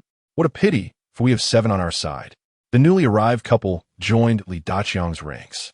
To be honest, this development was not particularly surprising. In terms of age, we were outmatched by Li Daqiang's group, and when it came to physical strength, we were certainly inferior. Both Dai Zijia and I belonged to the more slender variety of young men, and compared to a robust figure like Li Daqiang, we were no match. Therefore, aligning with him seemed a prudent decision. Although I harbored a distaste for Li Daqiang's character, survival in the game necessitated collaboration. We needed to piece together the information we gathered. Only in this manner could we unravel the narrative within the shortest span of time. It appeared that Li Daqiang discerned my thoughts, and before I could utter a word, he raised his index finger and swayed it, saying, "Aren't you quite capable? In light of this, you need not walk alongside me, for I find your pretentious demeanor quite unappealing. Beneath the guise of superiority, your actions are merely survival instincts. And I am curious to observe how long you can maintain this facade of superiority within the confines of this game. Let's depart. Disregard Dai Zijia as he gestures at me, and I shall stride ahead." We promptly follow suit, subsequently stepping onto the campus grounds. The sole lead we possess pertains to a night spent away from the dormitory and the girl who witnessed the entire event. First and foremost, we must unravel this thread of connection, as it serves as a crucial clue from which we can commence our investigation. As we proceed, I ponder aloud. The notion of spending a night away from the dormitory suggests that it is highly likely a couple is involved. The dormitory doors operate under strict time constraints, and if they do not return by curfew, they must find accommodations elsewhere. If we analyze this scenario, it seems they intended to be absent from the outset, and that particular evening was likely spent seeking a rendezvous. The girl by the window observed this scene with clarity. One must question why she positioned herself to scrutinize such details. Ideally, she should have been occupied with her studies in the dormitory or perhaps engaged with her phone. Why, then, was she fixated on these two individuals? Let's entertain a hypothesis. This could be a triangular love affair, wherein the male and female protagonists embark on a clandestine meeting, while the observing girl harbors a secret affection for the male lead. Daizida interrupts my train of thought. This remains merely a hypothesis. Literally interpreted, there is no explicit indication that those who ventured out are indeed a couple, nor is it stated how many individuals have left. The screen indicates they, yet who does this they encompass? The girl witnessed everything, likely by mere happenstance. Your previous hypothesis holds some merit.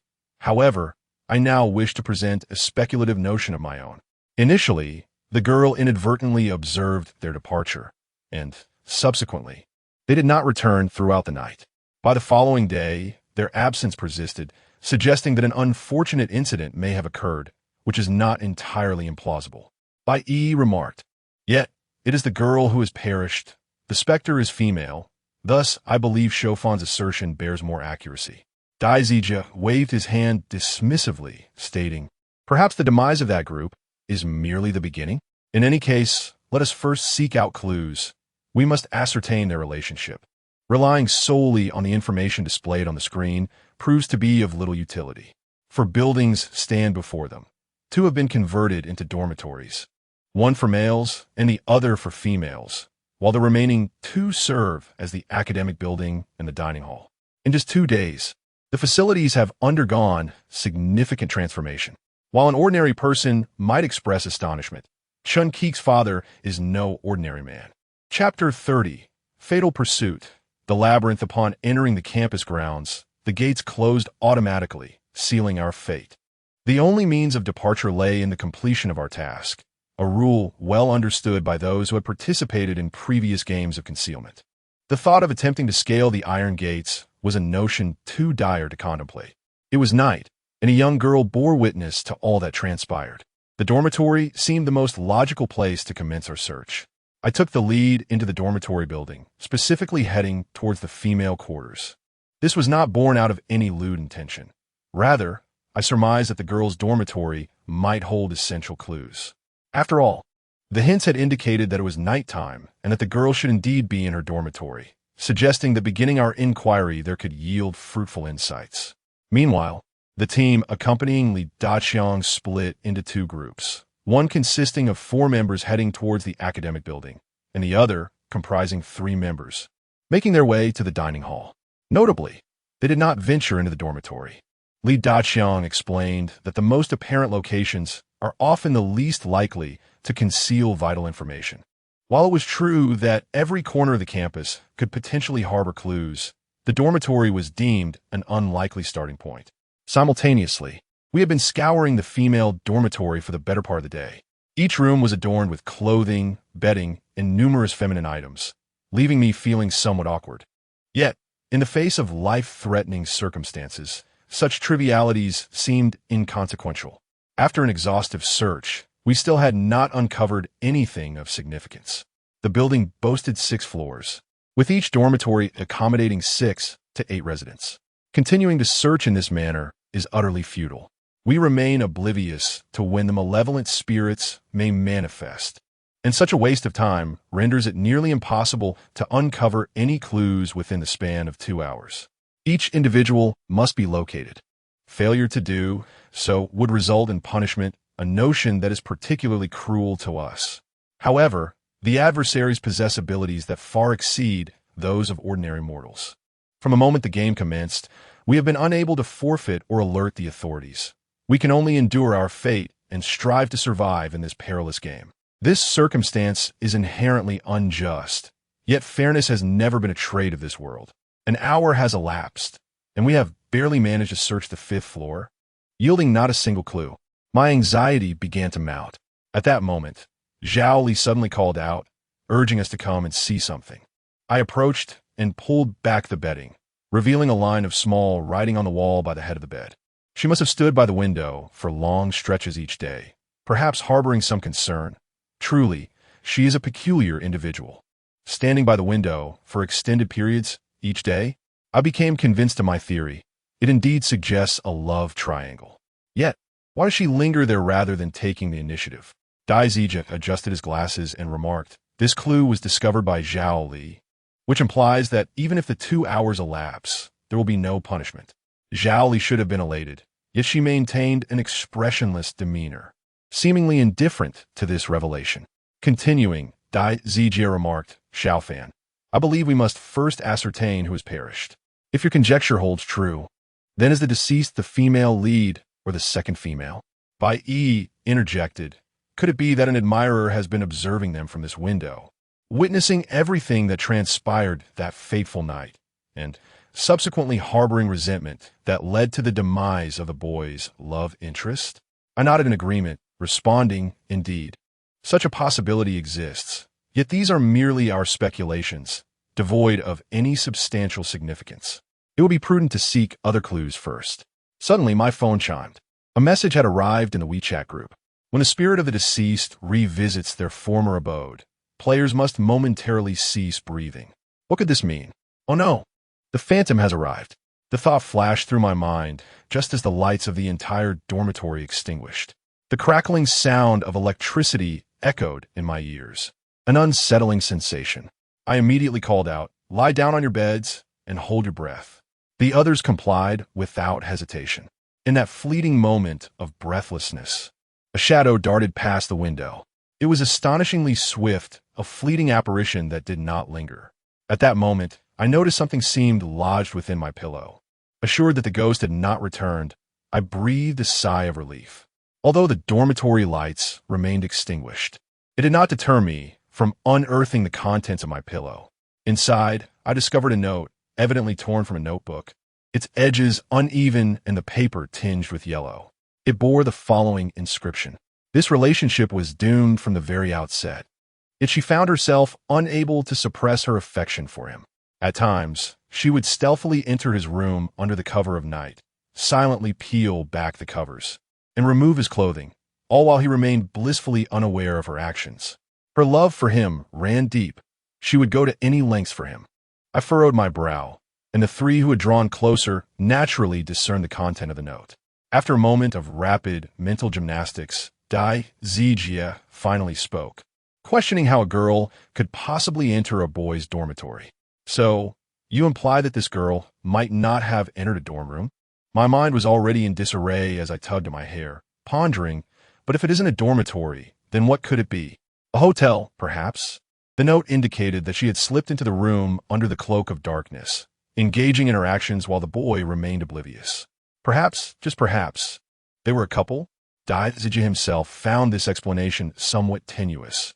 If they were indeed a couple, why not share a space if they were not in the dormitory? Why resort to such clandestine behavior? It is evident from the text that the girl's love for the boy is unrequited. Consequently, everyone was left in a quandary. Standing by the window, it seemed she was there to gather information about his comings and goings on campus, suggesting that she belonged to the realm of secret admirers. Yet, if that were the case, why was she found in an unexpected room within the boys' dormitory? What was the nature of their relationship? Merely classmates? Or is there another relationship at play? To be honest, I find the girl that the boy likes quite pitiable. Bai Yi said uneasily. It's disconcerting that my own boyfriend is entangled with such a terrifying woman. Yi, your words have sparked a thought. A terrifying woman, indeed. Could it be that this girl possesses an overwhelming sense of possessiveness? Perhaps she could not bear to witness her beloved with another, leading her to commit the act of murder. Thus, the girl, whose unjust demise transformed her spirit into a haunting presence. Chapter 31. The deadly pursuit. Despite the myriad of speculations swirling around, they remain mere conjectures devoid of any substantive significance. I do not dismiss Dai Ziji's assertions, yet I cannot fully endorse them either, at least not until the clues are meticulously unraveled. Time hastened by, and before long, 2 hours had elapsed. Suddenly, a crisp and melodious chime resonated, tugging at the hearts of all present. Upon checking my phone, I confirmed the arrival of a message in the WeChat group. The first round had concluded, and the individual designated for punishment was Lu Yunxiang. I swiftly stowed my phone and shouted to the group, "We must urgently locate this Lu Yunxiang." Zhao Li furrowed her brow and questioned, "Find him? He is to face punishment.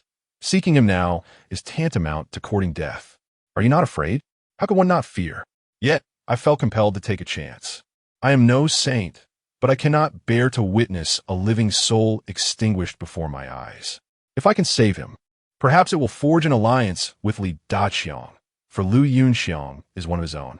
"I shall accompany you," Dai Zijie asserted, stepping forward. However, upon reflection, I deemed it unnecessary for everyone to join the endeavor. "No, I shall go alone. You all should gather information in the meantime. There is still one floor left to search. Complete the search above and await my return on the playground." "Are you certain you can manage this alone?"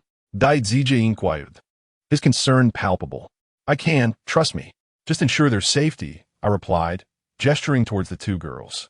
Shaofan gazed at me earnestly and cautioned, "Do not take any risks. If your life is in danger, return immediately. We will be waiting for you. Indeed, this is the sole opportunity. If we fail to seize it and continue to squander time, all shall perish. After all, the game is devoid of a time constraint. Following the first round, there will be a second and a third.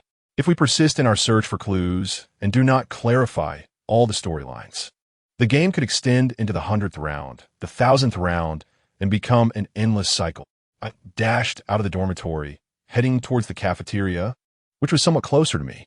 As I burst inside, I noticed a throng of individuals descending from the upper floor. "Is Lu Yunxiang here?" I inquired loudly. "No, no," Chu Tian answered, his face etched with fear. Cursing under my breath, I veered toward another direction, the teaching building. Meanwhile, Li Daqiang led everyone to the entrance of a laboratory. He patted the shoulder of a nearby youth and reassured him, "Rest assured, we are all here with you. We will face whatever comes together."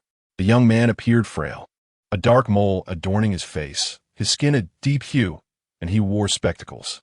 With tears brimming in his eyes, he grasped Li Daqiang's hand and expressed, "Thank you, thank you." However, before he could finish his sentence, Li Daqiang kicked him in the laboratory. Due to the force, the young man lost his balance and stumbled backward, falling to the ground. In his eyes, filled with despair, Li Daqiang wore a sinister smile as he closed the door, locking it securely behind him. "Foolish wretch, it is you who shall face the consequences, not us. Do you truly believe me to be so naive as to gamble with the lives of so many?" With that, he departed, accompanied by the others. Those individuals wore expressions of discontent, yet they still followed Li Daqiang. Nonetheless, A sense of wariness towards him had arisen among them. Such a person could never be fully trusted, lest one be oblivious to the manner of their own demise. Lu Yunxiang collapsed to the ground, his legs trembling and devoid of strength, rendering him incapable of rising. An inexplicable chill enveloped his body, as the temperature within the laboratory plummeted to sub-zero levels in an instant. Gritting his teeth, he retreated, pressing against the wall, unable to suppress his tears. No. Please, I do not wish to die. I am not ready to die. Rustle. A peculiar sound echoed from outside the laboratory, reminiscent of leaves being dragged along the ground. Hiss. Another odd noise followed, akin to something crawling on the floor. Help! Help! Lu Yunxiang cried out in terror, as his pleas for salvation resonated. A wave of icy air seeped through the crack beneath the door, causing the instruments within the laboratory to tremble slightly. Even the windows shivered faintly. Help! Help! Lu Yunxiang gazed fearfully at the wooden door. In that moment, he could no longer contain his dread and remembered that there was a window through which he could escape. Summoning his courage, he dashed towards it. However, before he could approach, the window before him morphed into an unyielding wall, an impenetrable barrier devoid of any openings. Behold! From the ceiling's edge, a torrent of blood gushed forth, cascading down the walls, instantaneously saturating every surface. Indistinctly, Lu Yunxiang discerned the contours of a human face swelling upon the wall, its mouth agape, as if to devour him whole. Simultaneously, an unseen force seized his feet, violently pulling him to the ground. Help! Help me, I don't want to die, he cried. Swiftly, this spectral hand dragged Lu Yunxiang toward the wall, hurtling him across the floor. He foresaw his imminent demise, his skull crushed into a pulpy mess, brain matter and blood splattering forth, his soul claimed by the malevolent spirit. Such intangible assaults proved more terrifying than any corporeal specter. Utterly broken, Lu Yunxiang's pleas were futile. Li Daqiang had abandoned him, and no one else offered succor. He was forsaken. Suddenly, with a shattering crash, the window burst inward, and the force dragging Lu Yunxiang dissipated. The blood-soaked wall before him reverted to its original state, a window, devoid of any wall, and it was I who had shattered the glass. Lu Yunxiang's desperate screams had been his salvation, guiding me to him in time. I clambered through the broken window, immediately assisting him to his feet, inquiring, "Are you all right? Can you walk?" Lu Yunxiang stared at me in disbelief, his voice trembling as he replied, Yes, I can walk. That is good. Let's depart swiftly." I grasped his hand and urged him towards the window, as long as we reached a place crowded with people. I firmly believed that the malevolent spirit would not dare to manifest itself and commit murder openly. After all, in horror films, do not those who perish often do so because they wander alone? With this thought in mind, I quickened my pace, pulling him along. "Hurry, we must move faster," I shouted at Lu Yunxiang, who struggled to keep up. I cannot go on. You must persist, even if you feel you cannot, unless you wish to meet your demise here. I will walk." We were close now, merely 3 meters from the stairway. 3 meters. 2 meters. 1 meter. Suddenly, my vision blurred momentarily, and when clarity returned, the stairway seemed to recede from me, now at least 3 meters away. Chapter 32. The Deadly Pursuit. The stairs moved? I was momentarily taken aback, then immediately seized Lu Yunxiang and dashed forward. However, just as we closed in within a meter, the staircase shifted once more. What on earth was happening? Lu Yunxiang, in utter despair, collapsed onto the ground, tears and snot streaming together as he sobbed. It's over, I'm doomed. But I don't want to die. I never should have participated in this wretched game, nor should I have trusted that scoundrelly Daqiang. At this juncture, Lu Yunxiang found himself at a loss for words. Observing his despondent demeanor, a thought crossed my mind. If I abandoned him now and attempted to escape alone, perhaps I could make it out. The punishment seemed to target him alone. The staircase's movement might very well be a consequence of my association with him. If I relinquished him, my departure would likely pose no issue. As I contemplated this, I hesitated, but Lu Yunxiang seemed to sense my thoughts. With a choked voice, he implored, "You should go. I believe your name is Chu Shaofan, right? Chu Shaofan, thank you for coming back to save me. Our paths crossed only briefly, yet you risked your life for my sake. I am truly grateful, but I cannot burden you further. Please just go. Still torn, I hesitated once more, only for Lu Yunxiang to add, if you don't leave now, it will be too late. That female ghost will surely not spare me. Do you wish to die alongside me? I felt a pang of sorrow. I had done all I could, yet I could not save him. Thus, I gritted my teeth and turned away. In that moment, my earlier speculation was confirmed. As long as I did not take Lu Yunxiang with me, the staircase would remain still. As I approached the edge of the staircase, I turned back to cast one last glance at him, my heart heavy with reluctance. Suddenly, with a resounding crash, the laboratory door was violently struck by an unseen force. In an instant, a pool of crimson began to flow from above the door, cascading rapidly and soon enveloping the entire surface. Blood continued to seep from the door, spreading across the floor towards Lu Yunxiang. Upon witnessing the crimson stain, Lu Yunxiang was instantly rendered powerless, his pupils dilating in terror as he gasped in horror. An unseen force seized his feet, and he was abruptly yanked to the ground, dragged backward as the blood relentlessly advanced toward him. In that fleeting moment when he reached out for my hand, I acted on instinct, propelling myself toward him with fervor, grasping his hand tightly and pulling with all my strength. Save me! Save me! I don't want to die! Lu Yunxiang, having succumbed to despair earlier, had initially urged me to leave, but now, confronted once more with the specter of death, he clung to me desperately, shouting in fear that I might abandon him again. Hold on to me, don't let go. I will not forsake you. If you were to inquire whether I felt fear, the answer would undoubtedly be yes. No one is unafraid when faced with the supernatural, yet Lu Yunxiang's fear eclipsed my own. He was the one being punished, and the sense of hopelessness had already seeped into his very heart. If I were to abandon him now, no one would be left to save him. I must save him. I have to save him. Chu Shaofan, you can do this. With all my strength, I pulled backward, while that invisible hand tugged in the opposite direction. For a moment, we remained suspended, neither here nor there. Yet, the blood was perilously close to Lu Yunxiang. I was oblivious to the consequences of bloodshed, yet it was evident that no favorable outcome awaited us. The female specter was no longer under the control of Chun Keek's father. In this moment, she appeared liberated, her methods of murder proliferating without restraint. Do not give up. I grasped Lu Yunxiang's hand tightly, sensing his strength waning as his grip gradually slackened. Gritting my teeth, I urged him, think of your family, consider your siblings. They are still waiting for your return. If you surrender, who will save you? So do not relinquish hope. Lu Yunxiang wept uncontrollably, shouting the violin.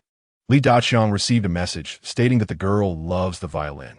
In the instant Lu Yunxiang's words fell, the force gripping his feet intensified abruptly. With a sickening sound, he was yanked back, leaving me clutching his severed hand. His body, severed from that hand, was... I discarded the bloodied appendage, my heart racing as I turned in horror towards Lu Yunxiang, who had been consumed by the crimson tide. It was as if he had plunged into a river of blood, and in a moment of despair, he gazed at me as his body slowly sank. Before long, he vanished beneath my very eyes, and the pool of blood evaporated. Everything reverted to its original state, as if nothing had transpired. Lost in thought, I was suddenly startled by a hand resting upon my wrist. Turning around, I was relieved to find it was not a specter but Dai Zijia, who had arrived. He tugged me downstairs while inquiring, "What were you daydreaming about? Did something happen?" Lu Yunxiang is dead. I couldn't save him. He was engulfed by the torrent unleashed by that female ghost, as if he had plunged into a river, disappearing without a trace. Dai Zijia offered words of comfort. "You did your utmost. Let's leave this place for now." Upon reaching the ground floor, Bai Yi and Zhao Li swiftly approached us. "Brother Shaofan, are you all right? We thought something had happened since you took so long to come down." "It's fine. It's all behind us now." I sighed in relief, then turned to Dai Zijia, expressing my gratitude. "Thank you for your bravery earlier. It was quite daring of you to attempt a rescue in such a perilous situation. If I had perished, wouldn't you have been putting yourself in danger as well?" Dai Zijia flashed a grin. "We're in this together now. No need for such formality." At that moment, Li Daqiang and his companions entered the boys' dormitory, busily seeking pertinent information. We should join them, I gestured to the others. Just now, Lu Yunxiang informed me that they received a clue indicating the girl has a fondness for the violin. Is that really all? That hardly seems substantial. Dai Zijia scratched his head in bewilderment. Moreover, a love for the violin sounds quite artistic. Why then would she sneak into a boy's room in the dead of night to engage in such unspeakable activities? I am also quite perplexed. She has an affinity for the violin, standing by the window for half the evening and frequently sneaking into the boys' room. Is there a connection between these behaviors? My confusion only deepens. At this moment, a message arrives in the WeChat group. Lu Yunxiang has faced punishment, the time limit has been reset, and the second round of timing has commenced. Those who fail to gather information within 2 hours will face consequences. Note, any information already collected is rendered void. What on earth does this mean? Are we truly to see our painstakingly gathered information discarded in such a manner? Dai Zijia expressed his indignation, remarking, "Isn't this plainly leading us to our doom?" Chapter 33. The Deadly Pursuit. Taboo. This matter has become inconsequential. Let us first seek information regarding the specters. I shook my head, indifferent to the messages circulating in the WeChat group, for at this juncture, such matters held no significance. The only thing that truly mattered was survival. Upon entering the boys' dormitory, the 4 of us commenced our search for clues. The dormitory's furnishings and overall hygiene were markedly inferior, with some rooms exuding a particularly pungent odor. Together with Dai Zijia, I meticulously scoured the corners, paying particular attention to the most inconspicuous spots. Just then, the door creaked open. I turned my head to find, to my surprise, the young couple who had just recently become an item. "Hello, Brother Chu," Chu Tian greeted with a broad smile. "What brings you here?" I asked, brushing the dust from my hands. Chu Tian chuckled. "We were hoping to join you. Is that all right? Why should we trust you?" Dai Zijia interjected, skepticism evident in his tone. "What if you're here to steal information?" Chu Tian hastily clarified, No, we are not. If you doubt us, you need not share the information you obtain with us. Rest assured, we will certainly share what we find with you." "Surely, you must provide a compelling reason for us to accept you," I replied, harboring my own suspicions that they might have been sent by Li Daqiang to extract information from us. However, Chu Tian's response suggested that our doubts were unwarranted. "I simply wished to survive. Li Daqiang had abandoned Lu Yunxiang, and if we were the next to be punished, he would just as readily forsake us. However, you're different, Brother Chu. You are neither related to Lu Yunxiang nor connected by blood. Yet at the crucial moment, you chose to save his life. Thus, I believe that following you is indeed the wisest decision." Chu Tian's response was entirely reasonable. When I decided to rescue Lu Yunxiang, my intention was to move others through my actions. However, I did not anticipate that the female ghost would be so ferocious, leaving me with no opportunity to save him. "Very well. The 2 of you may accompany us, but on the condition that you share the information you possess. We are currently at a loss for further insights, and the arrival of these 2 brings us only advantages." Upon hearing my agreement, Chu Tian and his girlfriend nodded enthusiastically and divulged all the information they knew. There were merely 2 pieces of information, one of which was obtained from someone else. The 2 pieces of information were, they share a common interest, and ancient legends are not necessarily mere myths. That was all. I was utterly perplexed. They share a common hobby. The girl enjoys playing the violin, which I can comprehend. But what does it mean that ancient legends are not simply legends? Dai Zijia, perched on the bed with his legs crossed, began to analyze. The girl who loves the violin is the boy's partner, and their shared passion must have brought them together, suggesting that their relationship is quite strong. The second aspect is that the admirer enjoys playing the violin, and the boy is also skilled at it, hence her fondness for him deepens. Unfortunately, the boy is already in a relationship. What does this ancient legend signify? I pondered, stroking my chin, utterly bewildered by its implications. In truth, this task is not particularly arduous. From a divine perspective, it merely involves fragmenting a complete narrative into numerous segments concealed within the campus. And our objective is to gather these narrative fragments and reconstruct them. The sole challenge lies in the time constraint.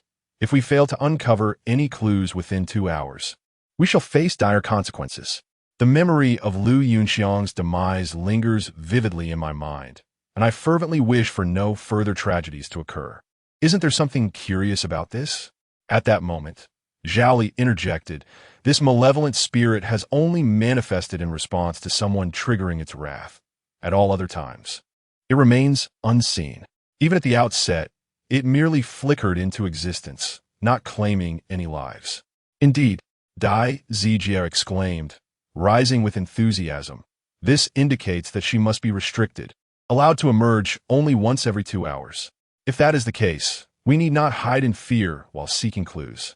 By the way, at this juncture, Chu Tian recalled something and hurriedly said, I remember now. You just mentioned a violin, correct? I recall there being a violin displayed on the second floor of the cafeteria. Dai Zijie and I exchanged glances and immediately declared, lead us to retrieve it. You all stay behind and continue to search for information in the dormitory. We shall return swiftly. Chu Tian then addressed his girlfriend, Qingqing. Remain here with them. I will accompany Brother Chu. Li Qingqing nodded. Please be cautious. It is of no concern. It has not yet been 2 hours, and that wraith should not emerge. Upon finishing his statement, Chu Tian and I set off. We arrived at the second floor of the cafeteria, where we discovered the violin he had mentioned, concealed within a dust-laden cabinet. It was a crimson violin. I carefully extracted it and drew the bow across the strings. Perhaps due to its prolonged neglect, the sound it produced was rather jarring. Certainly not the result of my playing, but rather a flaw in its timbre. Suddenly, a notification chimed from the WeChat group. Zhao Li had triggered a taboo and was to face the consequence. A deadly pursuit. A taboo? Does this game actually incorporate such a concept? The group was peculiar, permitting the reception of messages, yet preventing members from sending any. Otherwise, I would have certainly inquired about the meaning of this taboo. However, there was no time for contemplation. Zhao Li was one of us, and I could not allow her to come to harm. I hastily returned, clutching the violin, racing back. Since this object was mentioned in the clues, it must possess a particular significance. In any case, it was prudent to keep it close, for it might prove useful later on. Chu Tian and I dashed back to the boys' dormitory, coincidentally encountering Li Daqiang, who sneered derisively, running so hastily. Do you fancy yourself a savior? You might end up being the one in peril. Ignoring him, I quickly reached the dormitory door, kicked it open, and found the others unharmed within. I breathed a sigh of relief, and, placing a hand upon my chest, exclaimed, thank goodness, you are all safe. By the way, Zhao Li, how did you trigger the taboo? I closed the door and approached, inquiring. Zhao Li, with a troubled expression, produced a mirror. This must be it. I found it in the cabinet, and, as soon as I held it, I was warned that I had triggered a taboo. Is there anything significant about this? I took the mirror and began to scrutinize it. As it reflected my cheek, I perceived a white figure behind me. It was certainly not the silhouette of Chu Tian. Instantly, I was seized by fear and turned around, only to find nothing there. What is wrong? Dai Zijie asked, furrowing his brow. Nothing, it's fine, I replied. Glancing again at the mirror, which now revealed nothing, not even my own reflection. Chapter 34. The Deadly Pursuit. Collaboration. What on earth is happening? I exclaimed, drawing the attention of my companions. Dai Zijie leaned closer, peering into the mirror as he inquired, what is going on? Could you refrain from being so dramatic? It's quite terrifying. However, in the next instant, Dai Zijie's expression soured as he gasped, jumping aside and trembling as he muttered, why? Why do I have no reflection? Where am I in the mirror? I took another look, yet still saw no sign of my own image. At that moment, the overhead light began to sway ominously without a breath of wind, accompanied by a faint crackling sound of electricity. Suddenly, the light extinguished. Moonlight streamed through the window, granting a semblance of visibility to the room. It was then that my reflection appeared in the mirror, along with those of the others. However, as I turned around, I was startled to see a dark figure lurking behind Zhao Li. Zhao Li, I shouted, reaching out to pull her away. Startled by my exclamation, Zhao Li was momentarily taken aback. Through the mirror, I could see a ghostly figure extending its pale hands toward her shoulders, yet the moment I lowered the mirror, it vanished from sight. Before anyone could react, my sudden movement startled them. Li Qingqing and Bai Yi let out piercing screams, while Zhao Li remained oblivious to the unfolding events. I grasped her hand firmly, drawing her closer. Upon glancing back into the mirror, the dark figure had already disappeared. What is happening? Even Zhao Li, who appeared composed at first, was now filled with fear, her chest rising and falling as she gazed at me and asked, "Did you just see something?" I replied, "This mirror seems to have the ability to reveal spirits." I lifted the mirror to take a look, but strangely, there were no reflections within it. Dai Ziji Su Dinli enlightened, saying, "No wonder they say Zhao Li has touched a taboo. It turns out the mirror possesses special properties. This implies that not only does the mirror in this campus hold unique capabilities, but other objects do as well. However, discovering such objects would incur a penalty." Chu Tian tightened his grip on Li Qingqing's hand and began to analyze the situation word by word. As it stands, this appears to be the case. I scrutinized the mirror with curiosity, noticing that it reflected no one at that moment. Could it be that only when the female ghost draws near would the mirror reveal a figure? Just as I pondered this, a silhouette suddenly appeared within the mirror. Although it was merely the shadows of Zhao Li and myself, my heart skipped a beat, for it signified that the female ghost was approaching once more. "Be cautious," I began to warn as everyone gathered behind me. But before I could finish my sentence, Zhao Li was abruptly seized by an invisible force. Her other hand rose into the air as if grasped by an unseen hand. At that moment, the door, which had been securely shut, burst open with a loud bang, and that invisible hand yanked her out. "Ah!" Zhao Li screamed. I held onto her tightly, and upon seeing this, Chu Tian and Bai Yi rushed over to assist me, while Dai Zijie and Li Qingqing immediately went to grasp Zhao Li's other hand. The invisible entity possessed tremendous strength, exerting immense effort to bring Zhao Li back. Before anyone could regain their composure, Zhao Li's coat was suddenly lifted, and that unseen force reemerged, pulling her directly out the door. We were all caught off guard. Fortunately, I was close enough to leap forward and seize her hands. "Help me," Zhao Li cried out, her face pale. "Don't let go."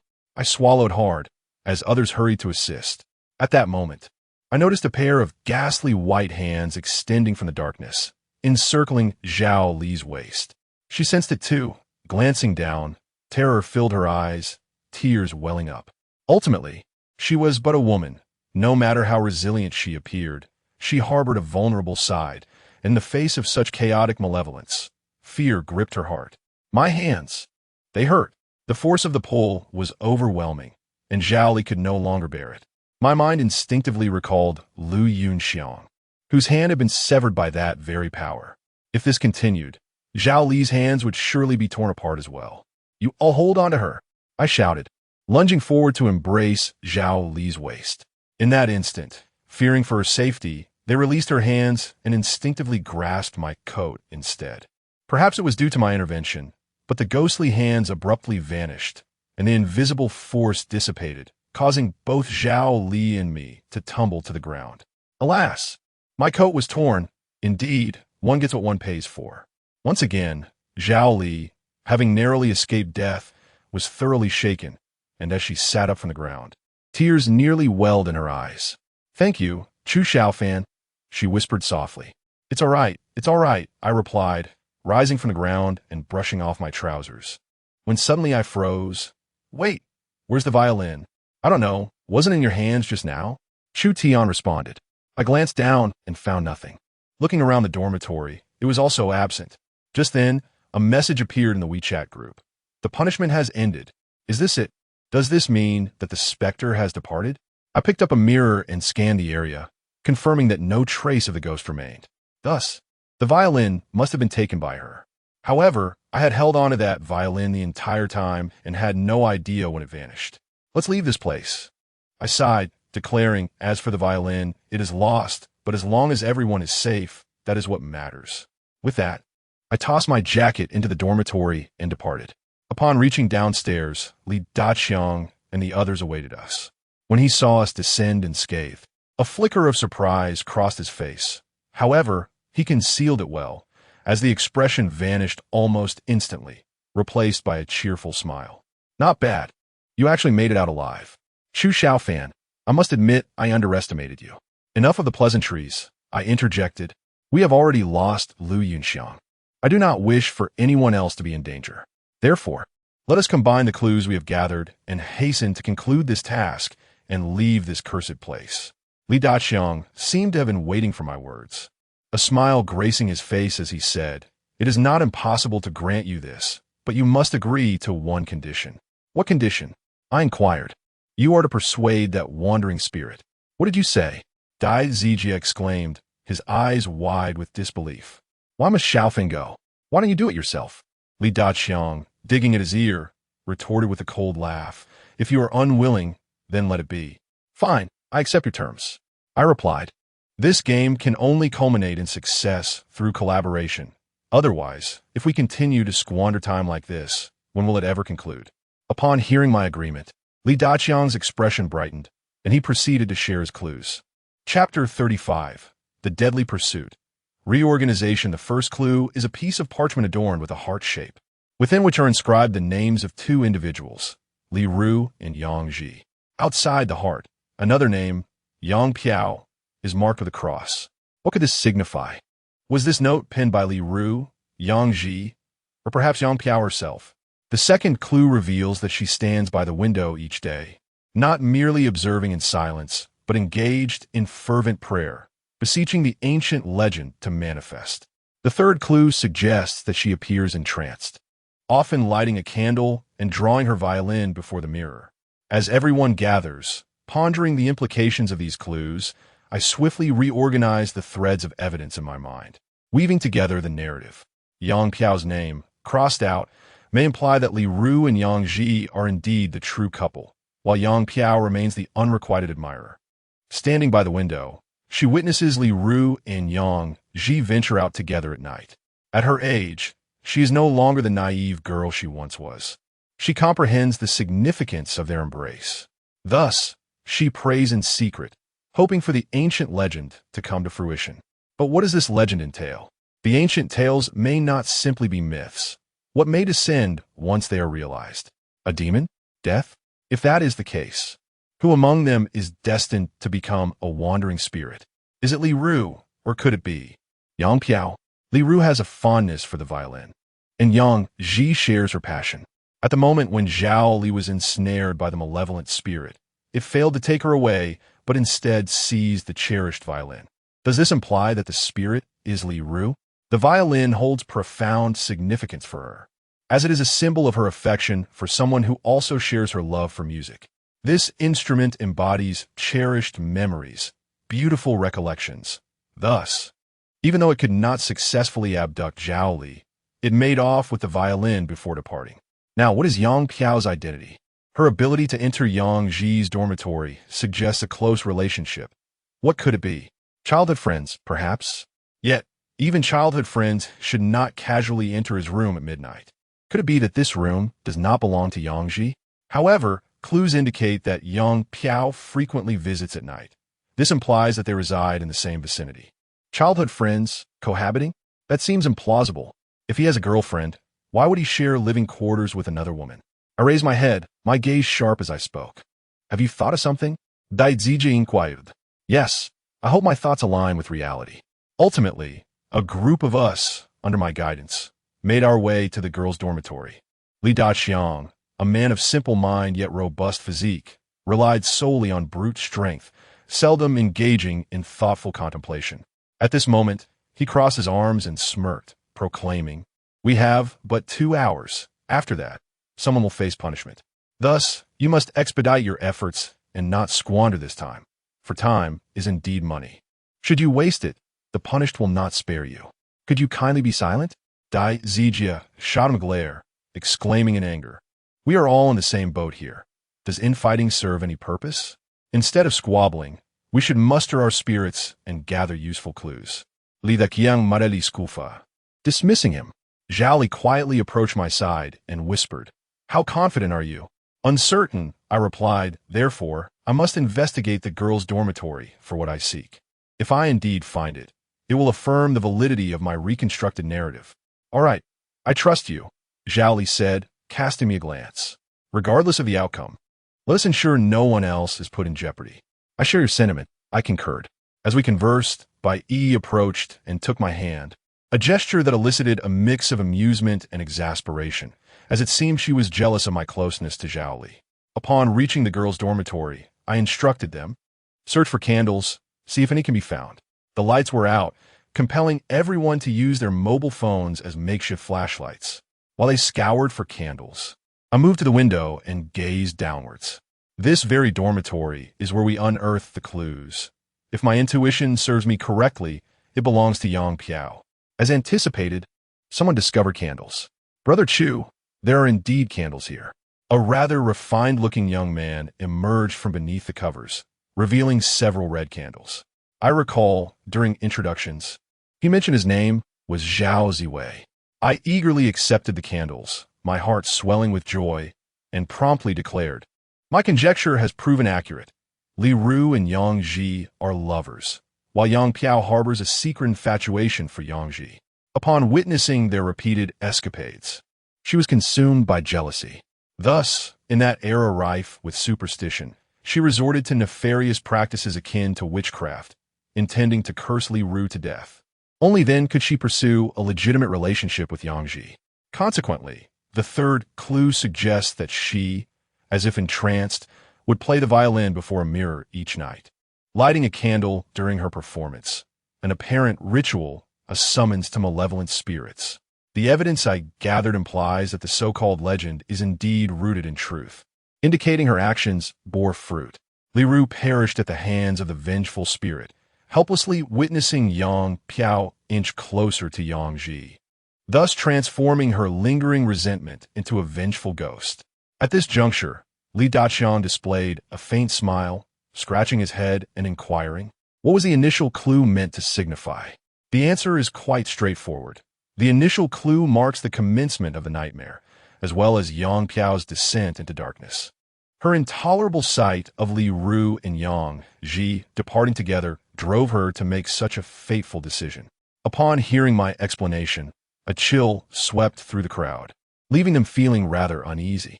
The notion that she would meddle in others' romantic affairs was utterly terrifying. Such a woman was indeed frightening. Who would dare to pursue a relationship under such circumstances? If I were to encounter a woman of that nature, I would certainly maintain my distance. Her overwhelming possessiveness would render any lasting union impossible. Why can't it be otherwise? Lu Sha replied with a hint of dissatisfaction. An intense desire for possession indicates that the girl is deeply in love with the boy. Sister, have you considered how it feels if your partner scrutinizes your every glance at your phone? Or if you must inform her in advance about your whereabouts and activities while out with friends? Is this what one would call a romantic relationship? This is clearly a form of confinement, a psychological imprisonment, countered a boy named Long Chun. Chapter 36, The Deadly Pursuit. A new punishment. There seems to be a discrepancy. If Yang Piao is an admirer, what then is her relationship with Yang Ji? Their ability to easily enter each other's rooms suggests a connection that is far from superficial, Daizaji inquired with curiosity. This is precisely the aspect I find perplexing, which led me to formulate a daring hypothesis.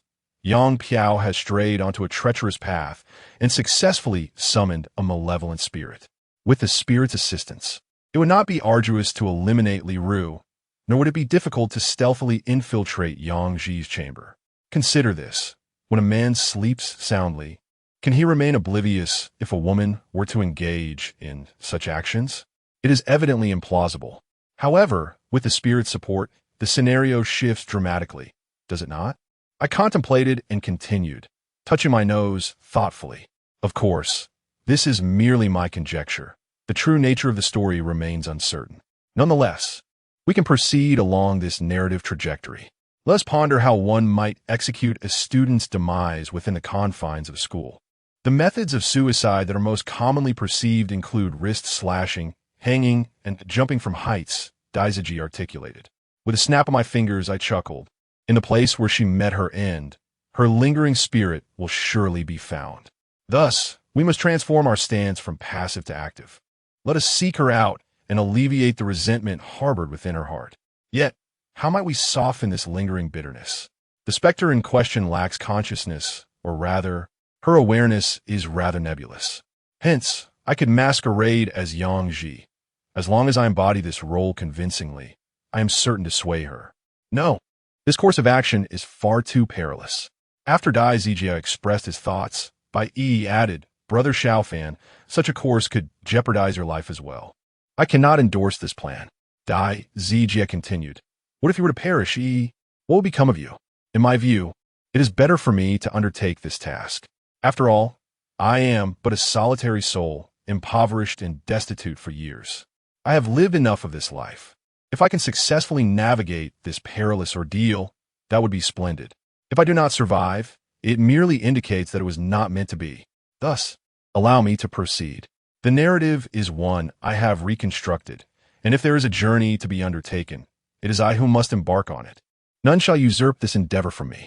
Naturally, I cannot permit Dai Zijia to take such risks, for I am uncertain whether my tale has been pieced together correctly. Should it not be, would that not endanger him? As we remained at an impasse, embroiled in our debate, Li Daqiang interjected. In my opinion, let Chu Shaofan take the lead. Why must you all hasten to court death? He himself cannot assure the accuracy of his hypothesis. Can you guarantee your own safety? Matters of life and death are at stake. Do you not fear for your lives? How can you speak so callously? Zhao Ziwei retorted indignantly. Li Daqiang sneered. Then why not you go? Would you dare? Fine, I shall go. Let us split up for now. Should you find a mirror or anything related to it, inform me immediately. From the very moment I entered, I noticed the absence of any prominent mirrors, save for the one discovered by Zhao Li. This absence, coupled with Zhao Li's encounter with a mirror that prompted her to accept a punishment, suggests a significant correlation between the mirror and the death of Li Ru. Otherwise, what would render the mirror a taboo? Moreover, Yang Piao summoned malevolent spirits through the mirror, and Li Ru's true form was revealed by it, further implying that her demise is indeed linked to the mirror. Of course, this is merely my conjecture.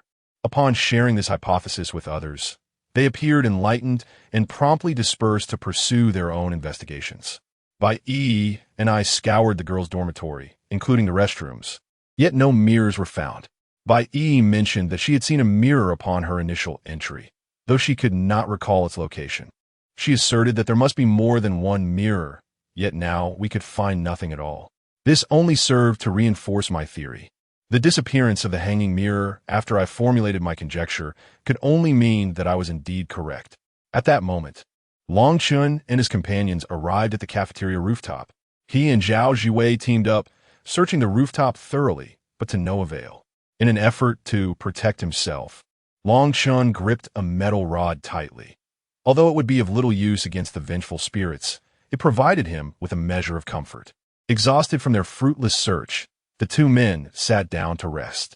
Long Chun inserted the metal rod into a brick crevice at the edge of the rooftop and engaged Zhao Ziwei in conversation.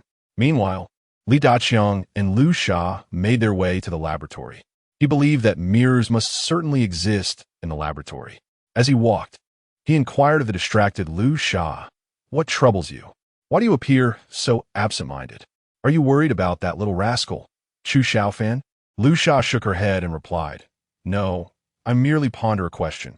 If we survive this ordeal, and ultimately only one of us remains, what will you do? Will you take my life?" Li Daqiang paused momentarily before shaking his head. "Rest assured, that will not happen. If it comes down to just the two of us, we shall negotiate with them to see if one of us can forfeit. And if they refuse?" After a brief silence, Li Daqiang slowly responded, "We shall cross that bridge when we come to it." As time slipped away, Li Daqiang, after searching high and low without finding a mirror, stumbled upon a lead. She often prepared breakfast for him, a routine that had persisted. Upon receiving this clue from Li Daqiang, I did not pay it much mind, as it seemed rather inconsequential. The narrative was likely as I had surmised. Thus this clue merely indicated the strong bond between Li Ru and Yang Ji. Tick-tock, the second hand raced forward, and time swiftly passed. Unbeknownst to everyone, 2 hours had elapsed. At 4 a.m, having traveled from Shuaicheng to the basement room, and then from the basement to this wretched place, completing the first round of the game by 2 o'clock now, at 4 o'clock, it signified that dawn was not far off. Uncertain of what this place will resemble at dawn, it is imperative for everyone to gather together at this moment. A crisp notification sound from WeChat reverberated, awakening an ominous premonition within me. As the second round concluded, player by EE faced her punishment, a deadly pursuit. My heart sank at the thought of EE. My expression darkened considerably.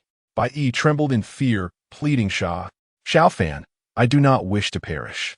Fear not, I shall ensure your safety. As long as I am here, all shall be well, I reassured her. If I can save Zhaoli, I am certainly capable of safeguarding you as well. Chapter 37. The Deathly Pursuit. Humanity, I took out the mirror that could reveal ghosts, grasping by E's hand as we descended, while I surveyed our surroundings with the mirror. If the specter were to appear, the mirror would undoubtedly respond instantaneously. Shaofan, I feel a bit frightened, she admitted, her voice trembling, especially since it's my turn to face the consequences. To say I am unafraid would be a lie. I can sense the perspiration forming in her palm. Fear not, for I am here with you, I reassured her. As we reached the third-floor corridor, poised to continue our descent, I felt the mirror shudder slightly. I understood what this signified. Hastily lifting the mirror, I confirmed that my reflection appeared within it, a clear indication that the ghost had arrived. With a sense of urgency, I urged, hold on tightly to me and do not let go. We must reunite with Dai Zijia and the others swiftly. The presence of more people will deter the spirit from brazenly claiming lives. Bai Yi remained silent, her body trembling, revealing the extent of her fear. We sprinted down the stairs, but after just 2 steps, I spotted a dark shadow advancing towards us. Retreat quickly, I shouted in terror, pulling Bai Yi back. In our haste, she stumbled and fell. Gritting her teeth against the pain, she rose from the ground, yet the shadow loomed closer. Without a second thought, I seized her and fled. In the face of injury, death was a far more dreadful fate. I sprinted alongside Bai Yi, and as we reached the 5th floor, I suddenly felt something tugging at me from the front, causing my grip on her hand to instinctively loosen, and the mirror I held slipped from my grasp. I quickly picked up the mirror and turned back to reach for Bai Yi, but her palm had grown icy due to excessive perspiration. After pulling her into a nearby room, I swiftly shut the door and leaned against it, gasping for breath. A profound silence enveloped the surroundings, so still that I could distinctly hear the frantic beating of my own heart, a relentless thump as if it might burst forth from my chest. It struck me as odd that E had fallen silent. Could she possibly be too frightened to speak? I turned to ask, "How are you?" intending to check on her, but the moment I turned, I was taken aback. The figure beside me was not Bai Yi at all, but rather a plastic mannequin, its lifeless eyes staring vacantly. But I had just been holding on to E. How had she transformed into this inanimate object? A wave of dread washed over me. If this wasn't T.E., then the real Bai E was in peril. Resolute, I flung the door open and dashed out into the corridor, calling out, "E, where are you? Can you hear me? E, where are you?" The corridor was eerily quiet, devoid of any sound. Panic surged within me, beads of sweat forming on my brow. If I didn't find her soon, she could be in grave danger. I cannot bear to witness her come to harm. Absolutely not. It is all your fault, Chu Shaofan. Why couldn't you discern the situation before making your move? After running for what felt like an eternity, I realized I had targeted the wrong person. Are you blind? As I sprinted, I berated myself internally. Upon reaching the ground floor, I was met with a faint sound of weeping echoing through the corridor. If it were anyone else, they would surely be terrified. Yet the more I listened, the more I sensed something was amiss. That voice seemed to belong to Bai Yi. "E, is that you? Where are you?" I shouted. Shaofan, Shaofan, save me." It was indeed Bai Yi. The voice emanated from further down the hall, and I hurriedly rushed towards it. To my surprise, there was a restroom nearby. The cries were unmistakably coming from within the ladies' room. "E, is that you?" I banged on the door. Bai Yi's voice responded, "Shaofan, it's me. Help me, please. Do not fear. I will rescue you at once." I twisted the doorknob, but the door refused to budge. Open up, I urged, while simultaneously ramming my shoulder against it. Yet it remained unyielding. Inside, Bai Yi was pounding on the door, her eyes filled with terror as she scanned her surroundings. Suddenly, she noticed a shadow lurking in the corner of the restroom. What is it?" I heard her scream from outside, and my heart raced with urgency. There's a ghost, Shaofan. She is coming. Damn it, it has indeed arrived. Do not be afraid. I will get you out. I stepped back 2 paces and, gathering my strength, hurled myself against the door. Once, twice, thrice.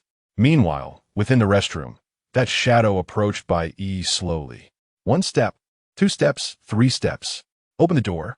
I've banged against it several times, yet it remained shut, I thought, my heart racing with anxiety. Damn it, I'm going all out. I refuse to believe this door won't yield. I retreated far back and charged forward once more, disregarding my own safety. In that moment, my mind was solely fixated on rescuing Bai Yi.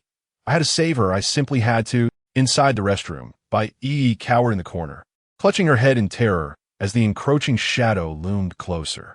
Bang! In that instant, the door burst open. I collapsed to the ground and shouted at Bai Yi, hurry, run.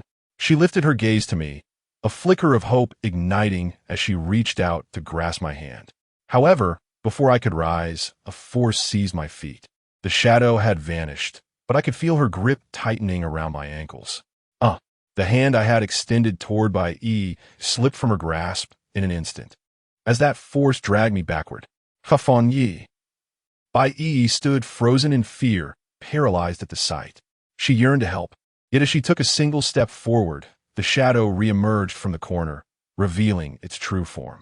As before, the corners of his mouth were lacerated, extending grotesquely to the base of his ears, as if cleaved by shears. His head, once fractured, now precariously dangled, tethered to his neck by a mere sinew, lolling grotesquely upon his shoulder, a truly macabre sight. Paralyzed by sheer terror, Bai Yi collapsed onto the floor, instinctively recoiling backward. The force that had dragged me into the corner now unleashed its full assault as the spectral figure descended upon me. Its hands constricted my throat, its head crashing against my forehead with a sickening thud, the tenuous sinew threatening to snap with each violent tremor. Yet, even in this ghastly state, the specter leered malevolently. As it opened its maw, a torrent of viscous, ebony blood spewed forth. I averted my face instantly, the fetid ichor splattering against my skin, nearly inducing vomiting. The stench was unbearable, emanating a nauseating miasma. Ha ha ha ha. The ghoul's laughter echoed ominously within the confines of the lavatory. Gasping for air, I instinctively reached out to Bai Yi for succor. However, her eyes widened in abject horror as she witnessed the scene, her body recoiling further. Overwhelmed by an all-consuming dread, she trembled uncontrollably, paralyzed by fear. After a moment of agonizing hesitation, she steeled herself and uttered through gritted teeth, "I'm sorry." Whereupon, she whirled around and fled, scrambling desperately out of the room. Chapter 38. The Fatal Pursuit. Corpse spots by E fled, a turn of events I could scarcely have imagined. This punishment was intended for her, and I had risked my life to rescue her, not expecting any gratitude in return. Yet, I never anticipated she would abandon me to make her escape. Bai Yi dashed to the staircase, tears streaming down her face, her voice choked with sorrow as she murmured, I'm sorry, Shaofan." It was over. I felt a profound despair as I gazed in the direction of her departure. The grip around my neck tightened, and a wave of suffocation engulfed my mind, causing my consciousness to blur. I never thought I would meet my end in such a place. Shaofan. Suddenly, a figure burst into the room. It was Dai Zijia. Upon entering, he was taken aback by the sight of the female, ghost pinning me down. My face was smeared with the dark blood she had spewed, rendering me a pitiful and frightful sight. Don't come any closer. I realized my fate was sealed, but I could not allow Dai Zijia to share my demise. Summoning every ounce of strength, I managed to call out to him, "Leave quickly." Dai Zijia was in a state of frantic disarray, yet he ultimately did not flee. After a moment of hesitation, a spark of determination lit in his eyes as he shouted, "Ah Ji, hold on. You cannot die. You must endure." Then, he turned to the female ghost and implored, "Li Ru, he is your beloved Yang Ji. Don't you remember him? Have you forgotten the beautiful memories you once shared? Once you were so deeply in love, and now you wish to harm him. Li Ru, I know this cannot be your intent, can it? Awaken, awaken.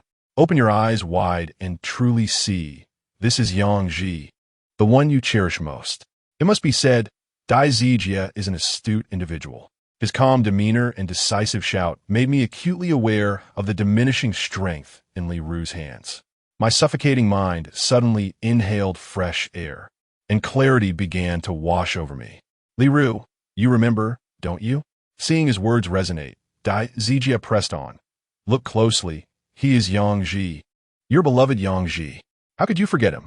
We understand your reluctance to leave the school due to lingering feelings. Thus, Yang Ji has returned for you, and even in your current state, he is unafraid and devotedly seeks you out. Must you truly break his heart? Yang Ji, at that moment, a miraculous transformation unfolded. The lifeless gaze of Li Ru gradually morphed into the eyes of a normal person. Even more astonishingly, the constriction around her neck loosened, her head realigning with her body, rendering her appearance less terrifying. Yang Ji, she murmured in a daze. Coughing, I cover my throat, wiping away the foul liquid from my face, and reluctantly confessed, it is I, Li Ru. I have returned. Yang Ji, she remained in a trance, though she had retreated to a corner. I rose from the ground, my form swaying unsteadily, struggling to maintain my balance. Dai Zijia promptly came to my aid, whispering, now is the perfect opportunity. Let us seize this moment to alleviate her grievances. I nodded, feigning a deeply affectionate demeanor as I addressed Li Ru. Li Ru, do you realize how agonizing my days have been without you? Every time I close my eyes, I am haunted by the tender memories we once shared. You promised to stand by me for a lifetime, yet you have broken that vow and abandoned me. Do you have any idea of the depth of my suffering? Li Ru, I long for you. I truly yearn for you. I marveled at my own acting prowess. A few faint coughs brought forth tears, and in that moment, my expression was nothing short of poignant. Azai, is that you? Li Ru suddenly recalled, her memory returning as tendrils of dark smoke emanated from her being. What could this signify? Had her resentment dissipated? Was it truly this effortless? A smile of hope spread across Dai Zijia and my faces, for we knew that if we pressed our advantage now, we could surely sway her. However, before I could utter a word, I witnessed Li Ru's eyes transform into lifeless orbs, her demeanor shifting to one of madness, as the dark energy surrounding her surged violently. In an instant, I comprehended the reality. This was not a resolution of her grievances, but rather an intensification of them. Run! I grasped Dai Zijia and fled. Suddenly, a chilling scream pierced the air, and a powerful force surged toward us, propelling both Dai Zijia and me through the air. The fall was quite severe. I clutched my abdomen and let out a few anguished cries on the ground. When I turned back, I was taken aback to see Li Ru crawling like a beast, her limbs splayed on the ground, her head twisting, emitting the unsettling sounds of cracking joints, creaking ominously. This scene bore a striking resemblance to Kayako from the horror film Yuan from years past, which had left a profound psychological scar on me. The sense of despair and the elusive, omnipresent spirit was far more terrifying than any domestic horror film that pitted good against evil. Li Ru's hair gradually lengthened, trailing behind her like a water snake, slithering towards us.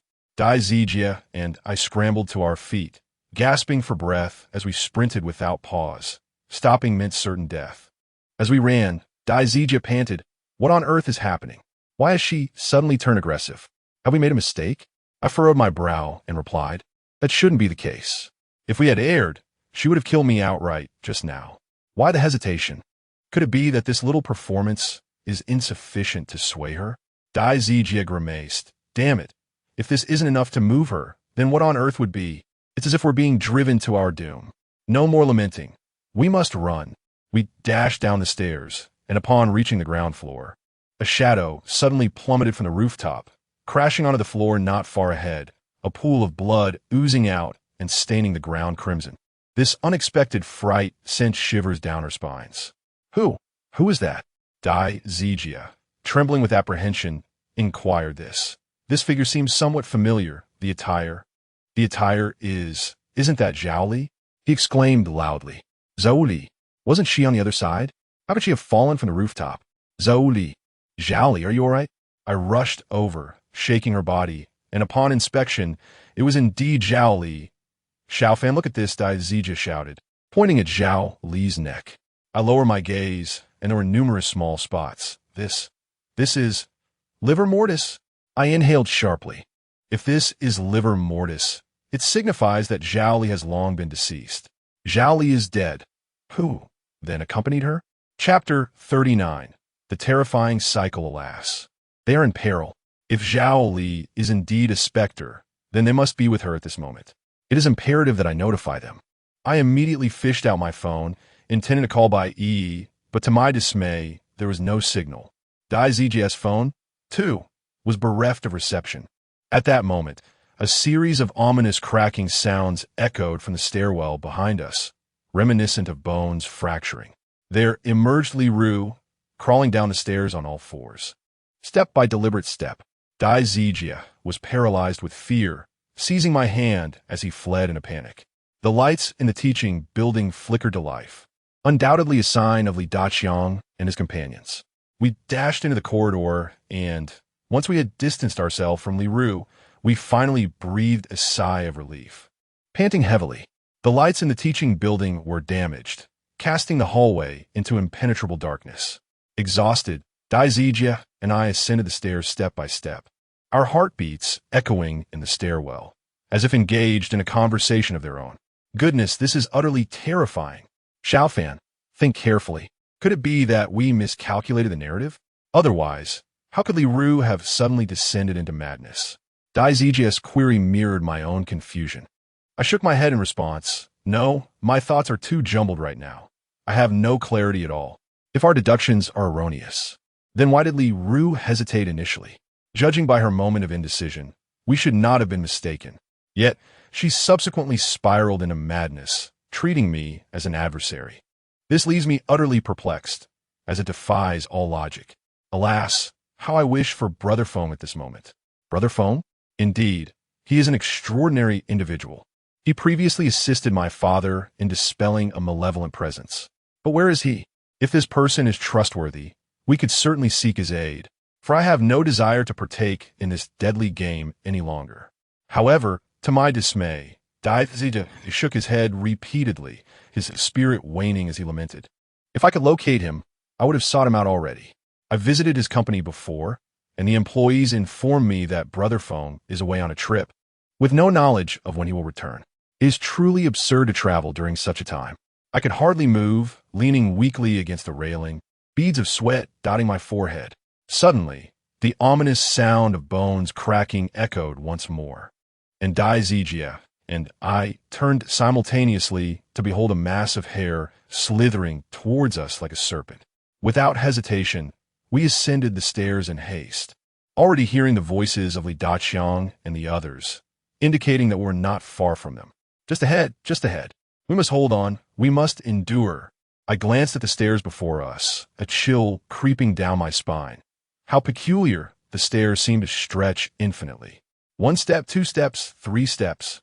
The end was undeniably within reach. Yet no matter how rapidly we moved, we could not escape. The mass of hair continued to advance ominously behind us. Beside me, Dai Zijia appeared pallid, as if struck by a sudden realization, stammering, "Sage. Shaofan, have you noticed the step beneath our feet? What does it mean?" I gazed at him in utter confusion. Gulilu, Dai Zijia swallowed nervously and stammered. It is said that a staircase typically has only 12 steps. If there is an extra one, it signifies that one has encountered a ghost. Of course, in our current predicament, the ghost was right behind us. Could it be anything else? No, listen to me. He continued, these 13 steps are, in fact, manifestations of the ghost. This implies that we have treaded upon her numerous times, only to return to the first step repeatedly, akin to the phenomenon of being trapped in a ghostly loop. Upon hearing Dai Zijia's explanation, a cold sweat broke out on my back, a chilling sensation as if someone was breathing down my neck. Don't frighten me. I'm on the verge of breaking down, I exclaimed, clutching my chest and coming to a halt. At that moment, I realized that the hair behind me was merely swaying and showed no intention of approaching. Could it be that we had truly fallen into a ghostly loop? The ghost was right in front of us, and we had passed her face to face countless times. If that were the case, the thought sent shivers down my spine. Suddenly, a sharp sound echoed tap. I turned around to see a face appearing in the window. A face as pale as paper, devoid of color. It was Li Ru. She opened her mouth, revealing a terrifying grin. The extent of the tearing in Li Ru's lips was already considerable, and with that smile, her sharp teeth glistened in the air. Oh my God! Dai Zijia nearly leaped onto me in fright. Reacting swiftly, I seized him, and we dashed away, and sure enough, we soon found ourselves back at the first step once again. Once again, we charged forward, only to behold Li Ru's ghastly visage and those lifeless, fish-like eyes at the same spot. I was utterly spent and could no longer run. Dai Zijia abruptly collapsed onto the ground, casting a glance back at that dreadful face, which continued to fixate on us. Then it struck me. I recalled hearing elders recount that the urine of a young boy could break a ghostly wall. Why not give it a try? Yet, in this dire moment, how could I possibly relieve myself? Why don't you take a turn? I'm no longer a child. This entire ordeal began with that female zombie. She had taken advantage of me and then vanished without a trace after our fateful encounter. Of course, Dai Zijia was oblivious to such matters.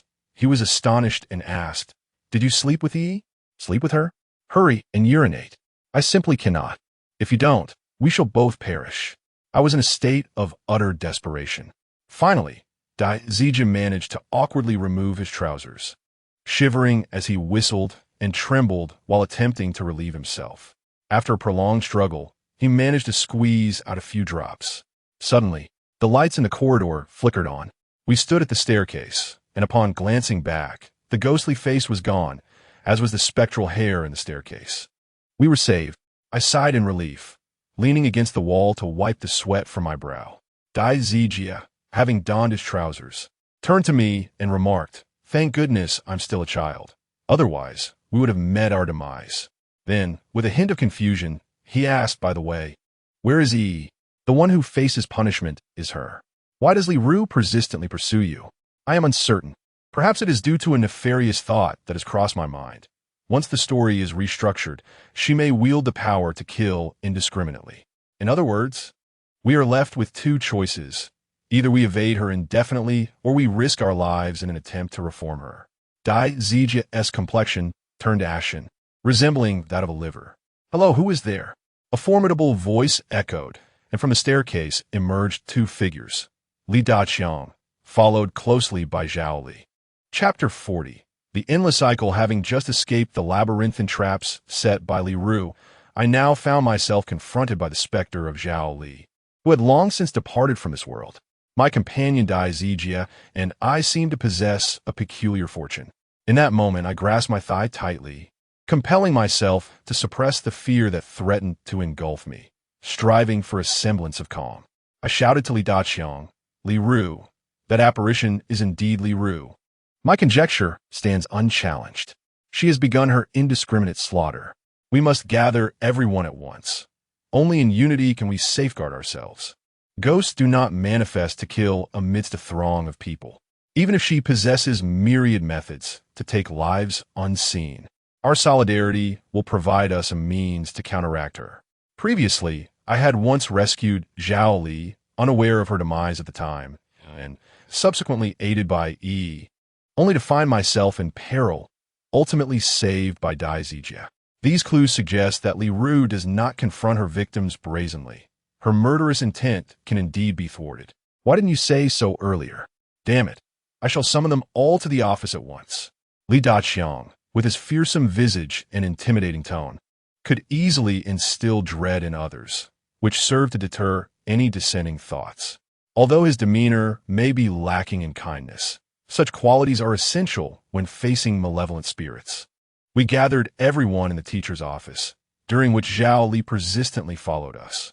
Aware of her ghostly nature, both Dai Zijia and I refrained from exposing her. After much contemplation, I concluded that this was not the appropriate moment for revelation, for I was uncertain of the consequences that would ensue. I feared she might descend into madness like Li Ru, leaving us to confront two terrifying specters.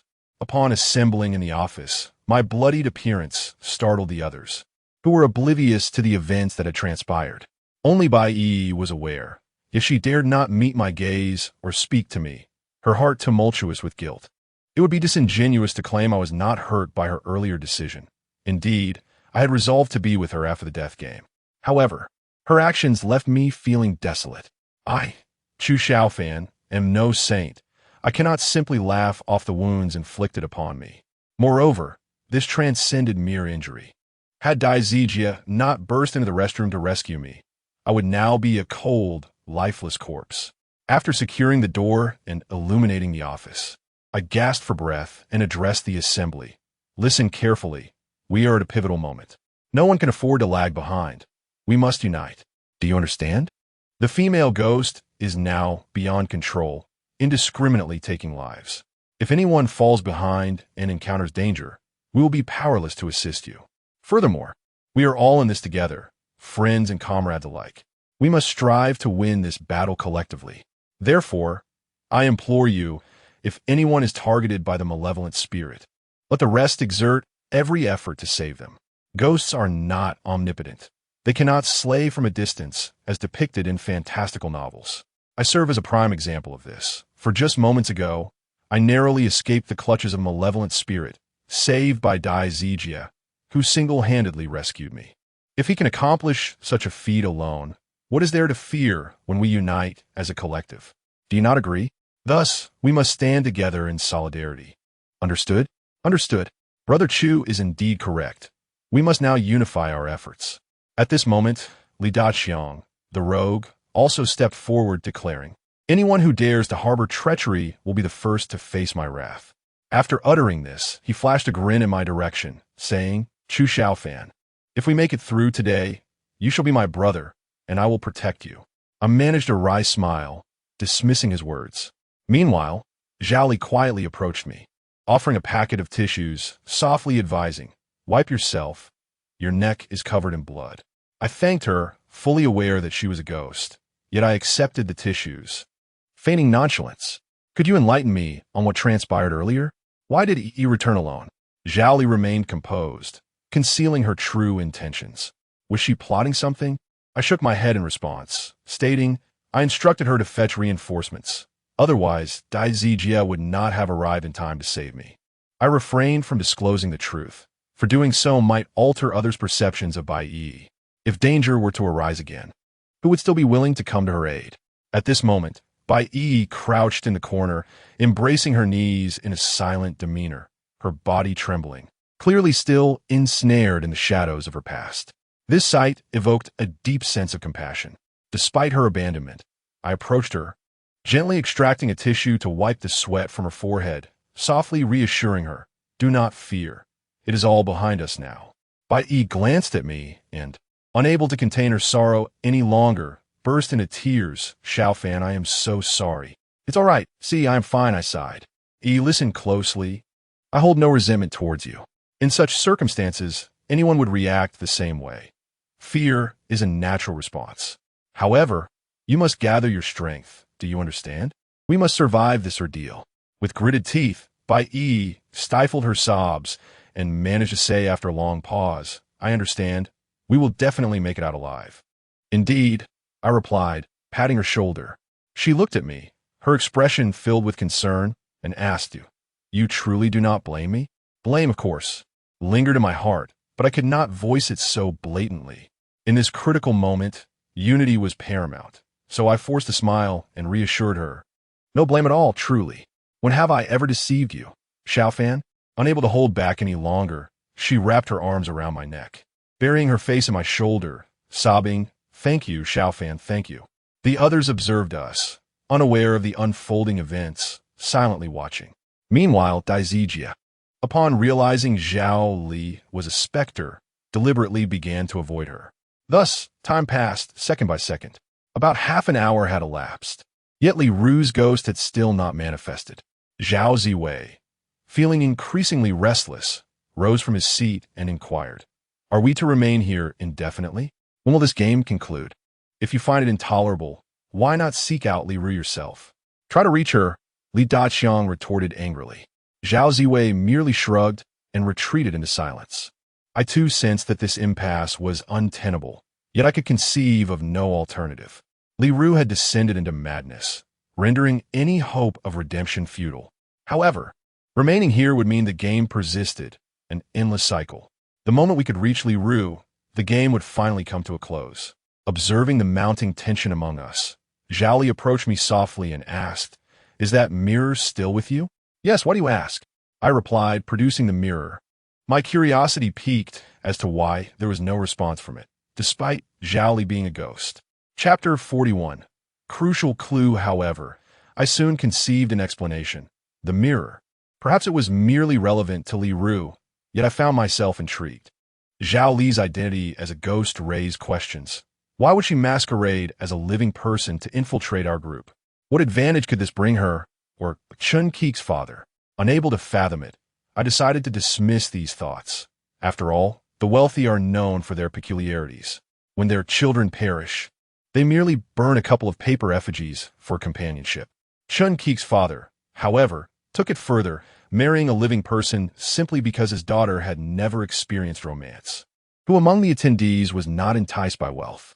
Who was not lured by the prospect of $1 million? Who would suspect that ghosts truly exist in this world? Or comprehend the immense price one must pay to obtain such a sum? At that moment, Zhao Li addressed me. "May I see the mirror?" I harbored a bold notion. If this mirror could reveal Li Ru, might it also serve as a conduit to discover other mirrors? Or perhaps unveil additional clues? In any case, I sensed that this mirror possessed a unique purpose. Why was Zhao Li divulging this information to me? She, too, was a ghost, ostensibly aligned with Li Ru. Yet, why would she extend her assistance to us? The first clue had been unearthed by her. Was she orchestrating some scheme? Skeptical, I handed her the mirror. As its reflective surface turned towards her, she suddenly froze, her complexion draining of color, before she emitted a piercing scream. Accompanying her cry, the lights in the office extinguished. In the depths of darkness, an endless void enveloped us, and the others began to scream in terror, hastily gathering together. Only Zhao Li and I remained by the side. "What the hell are you screaming about? You nearly frightened me to death." Li da qian shou dang li. I cannot fathom why Zhao Li had suddenly cried out. With confusion, I turned the mirror around, only to be jolted by the sight within. Zhao Li's lifeless body, ensnared by a noose, hanging from the rooftop. Although the reason for this ghastly apparition in the mirror eluded me, was she frightened by her own demise? One absurd situation. Before I could gather my thoughts, I witnessed Zhao Li crouching on the ground, her hands clutching her head as she let out a pained wail. What is wrong with you?" I mustered the courage to place a hand on her shoulder. At that moment, she felt devoid of warmth, like a popsicle that had been frozen for an eternity, emanating a chilling aura. Trembling, Zhao Li slowly lifted her gaze to me and uttered, I remember now. I'm already dead." Boom. This revelation struck like a thunderclap, leaving those around us in shock. The crowd instinctively recoiled from her, and Dai Zijie shouted at me, "Shaofan, come here quickly. You've known she's a ghost all along, and yet you remain so close. Do you wish to perish?" "What?" Li Daqiang inquired. "You all knew she was a ghost? Why didn't you say anything earlier? She went down with me to find you. Are you trying to get me killed?" I shouted in frustration, only to realize that the situation was not as dreadful as I had imagined. Zhao Li's reaction did not seem feigned. She appeared genuinely unaware of her own demise. I forced myself to compose my thoughts and place my hand on her shoulder, asking, "Zhao Li, what has transpired? Can you confide in me?" Zhao Li gazed at me, her eyes misty with unshed tears. Although ghosts do not weep. She grasped my hand and pleaded, "Chu Shaofan, I am already dead. The clues that follow pertain to me." What could this mean? Zhao Li rose to her feet and articulated each word with precision. "Initially, I had no intention of revealing this, but in light of your previous act of saving me, I shall disclose it. In truth, I'm a participant from the previous round of this game. What transpired after my death eludes my memory. All I recall is that Chun Keek's father inscribed the crucial clues upon my body. It was he who orchestrated my infiltration into your group, intending to test you. Had you, out of fear for your own life, chosen to abandon my rescue, I would have been taken by Li Ru's malevolent spirit, leading to my soul's utter dispersion. Consequently, this vital clue would have vanished, severely diminishing your chances of survival. This is a test of courage, Chu Shaofan. You have displayed remarkable bravery in saving me and preserving the critical clue. But what is that crucial clue? I inquired eagerly. I do not know, she replied.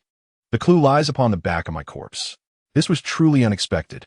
I exchanged glances with Dai Zijia, who swiftly approached Zhao Li and, squinting, inquired, "Were you previously unaware of your own demise?" I had no idea. Everything was meticulously arranged. Had I not glimpsed my own corpse in the mirror, I would still be oblivious to the truth, she replied. Ah, I see. Once again, my inherent kindness has granted me a semblance of life. Had I not saved Zhao Li in that moment, her spirit would have dissipated and I would never have encountered the corpse, nor would I have uncovered the truth reflected in that mirror. This is a test of courage, devised by Chun Keek's father, a man who experiments with the lives of the living, manipulating humanity at his whim. At last, the truth is unveiled, with the crucial clues in hand. We can discover the means to unravel this mystery. Let us now discern what those vital clues may be. I address the group, esteemed friends, this is our final opportunity. Let's give it our all. One by one, the others nodded in agreement. May I accompany you? I wish to leave this place, Zhao Li implored. Certainly, we shall not abandon anyone, even if you are a spirit. You have aided us, I responded, my voice resonant with conviction. Though I had agreed to let Zhao Li join us, the others remained wary, hesitant to approach her. Only Dai Zijia and I walked beside her, our thoughts aligned. Despite her ghostly nature, she comprehends the intricacies of human emotion. If we were to distance ourselves from her solely because of her spectral form, it would surely weigh heavily on her heart. On matters of perspective, Dai Zijia and I seem to share an unspoken understanding. Zhao Li ambled softly in the middle, murmuring her gratitude. Thank you all. Dai Zijia chuckled heartily. No need for thanks. It is we who should be grateful to you. Without your assistance, we would not have been able to escape. Zhao Li shook her head vigorously, insisting, I ought to be the one thanking you. Were it not for your efforts, I would have been utterly lost. I have already encountered death once, and should it happen again, I would be unable to reincarnate. Engaging in brief conversation, they soon reached the ground floor, where Zhao Li's lifeless body lay upon the floor. Gazing upon her own corpse, she was overwhelmed by an indescribable emotion. Look, Zhao Li pointed to her body, indicating a spot on her left shoulder. I nodded, approached, and gently tugged at the corner of her garment. Indeed, just below the left shoulder, I discerned a vital clue. This was the key piece of evidence. Chapter 42. The silent disappearance their bond was exceptionally strong, a constant since childhood. Were it not for unspoken hardships, how could they remain distant from one another? When the demons descended, the only recourse was fervent prayer, beseeching the divine to banish the malevolence. One must not engage in a pact with demons, for summoning a deity is far easier than sending one away. This is the crux of the matter. But what does it all signify? A group of individuals stood nearby, their faces etched with concern as I recited the words before me, each syllable heavy with meaning. What sort of clue is this? Zhao Li, you must know something, don't you? At this juncture, why not reveal it? Indeed, Zhao Li must possess some knowledge. Zhao Li hastily shook her head, asserting, I truly do not recall. My memories are limited to this. Were it not for Chun Keek's father, I would not be here at all. Since I am here, how could the antecedents and consequences be divulged to me? Zhao Li's reasoning was sound, and thus I chose to place my trust in her. I adjusted my clothing and began to contemplate the text within my mind. Their relationship was indeed profound, a steadfast connection since their youth. Did this imply that Li Ru and Yang Ji were childhood sweethearts? The notion of unspoken suffering suggests a rift between them, compelling a separation for reasons undisclosed. Judging by the chaotic imagery associated with Li Ru, it is highly probable that this silent anguish pertains to Yang Ji, who had never articulated the reasons for their breakup, leaving Li Ru in the dark until her very end. When mentioning Yang Ji, she initially hesitated, and the reaction from deep within her heart assured me that she still harbored feelings for him. Her subsequent frenzy signified that she could not forget the pain Yang Ji had inflicted upon her. After all, they had grown up together, sharing a profound bond, only to be abruptly separated. The reason for their split might even be attributed to Yang Piao, which left Li Ru in a state of turmoil. How could she possibly come to terms with the dissolution of years of affection? It is likely that during that tumultuous period, she acted impulsively. There's a saying that resonates well. The intensity of later hatred is often proportional to the depth of initial love. However, at this juncture, I encountered a perplexing dilemma. When the demon descends, only sincere prayers can offer solace. This implies that Li Ru has become aware of Yang Piao's underhanded methods in usurping Yang Ji. Thus, she beseeches the divine for intervention to banish the malevolent spirit. The adage, inviting a deity is easy, but sending one away is fraught with difficulty, raises the question, does it signify that the gods failed to expel the demon, ultimately acquiescing to Yang Piao's desires, leading to Li Ru's demise? I could hardly bear it. What utter nonsense is this? Amidst the crowd, Long Chun observed my silence for an extended period before he could no longer contain his despair. In my opinion, would it not be more straightforward for all of us to confront Li Ru directly? Could we not simply eliminate her? She is a specter, and we are human. Is it not said that humans fear ghosts a mere fraction, while ghosts fear humans to a greater degree? Our vitality is so robust. How could we possibly be overpowered by her? You previously mentioned that her death was linked to a mirror, so could we not locate the mirror and shatter it? Why must we proceed in such a convoluted manner, leaving us in a state of disarray? Calm yourself, they urged. If it were truly that simple, why must we unravel the story piece by piece with such meticulousness? At this moment, impulsiveness is a grave error. Moreover, you are not alone. Who among us is devoid of fear? Everyone else perseveres, so why can't you? Zhao Ziwei grasped Long Chun's shoulder and said, just as the two were conversing, a sudden sound of rushing wind pierced the air. With a sharp thud, an iron rod plummeted from the rooftop, penetrating Long Chen's neck. It entered from the back and emerged through his throat, protruding a finger's length. Long Chun's body stiffened momentarily before he toppled backward, a fountain of blood erupting forth, splattering Zhao Ziwei's face. In the midst of Zhao Ziwei's horrified expression, Long Chun collapsed to the ground, and as he fell, the iron rod pierced his neck again, causing blood to flow even more profusely. Lu Sha, standing close by, was instantly overcome with terror, while Bai Yi was equally frightened. After all, as a young woman, it was entirely reasonable for her to be afraid in the face of such a gruesome scene. What is happening? Zhao Ziwei touched the blood on his face, his pupils dilating in shock as he stammered. Could it be that Li Ru has arrived? I took out a mirror to check, but there was no response, indicating that Li Ru had not yet come. I shook my head, and Zhao Ziwei continued. This iron rod is the one Long Chun brought to the rooftop. He had inserted it into the dining hall's terrace. Why did it fall? How could it strike Long Chun so precisely from such a distance? I was taken aback and promptly directed my mirror toward the terrace of the dining hall, where a fleeting figure vanished in an instant. Although it was but a moment, I managed to capture it. So it transpires that the mirror's efficacy in discerning Li Ru's movements is contingent upon proximity. It is only upon her approach that the mirror responds. Gazing upon the locus of Li Ru's disappearance, and then upon the lifeless form of Long Chun, felled by the iron rod I had cast aside, a sense of disquietude washes over me. Is this truly the end he deserved? Now, with 2 souls departed, 9 remain of the original 11. I addressed the group.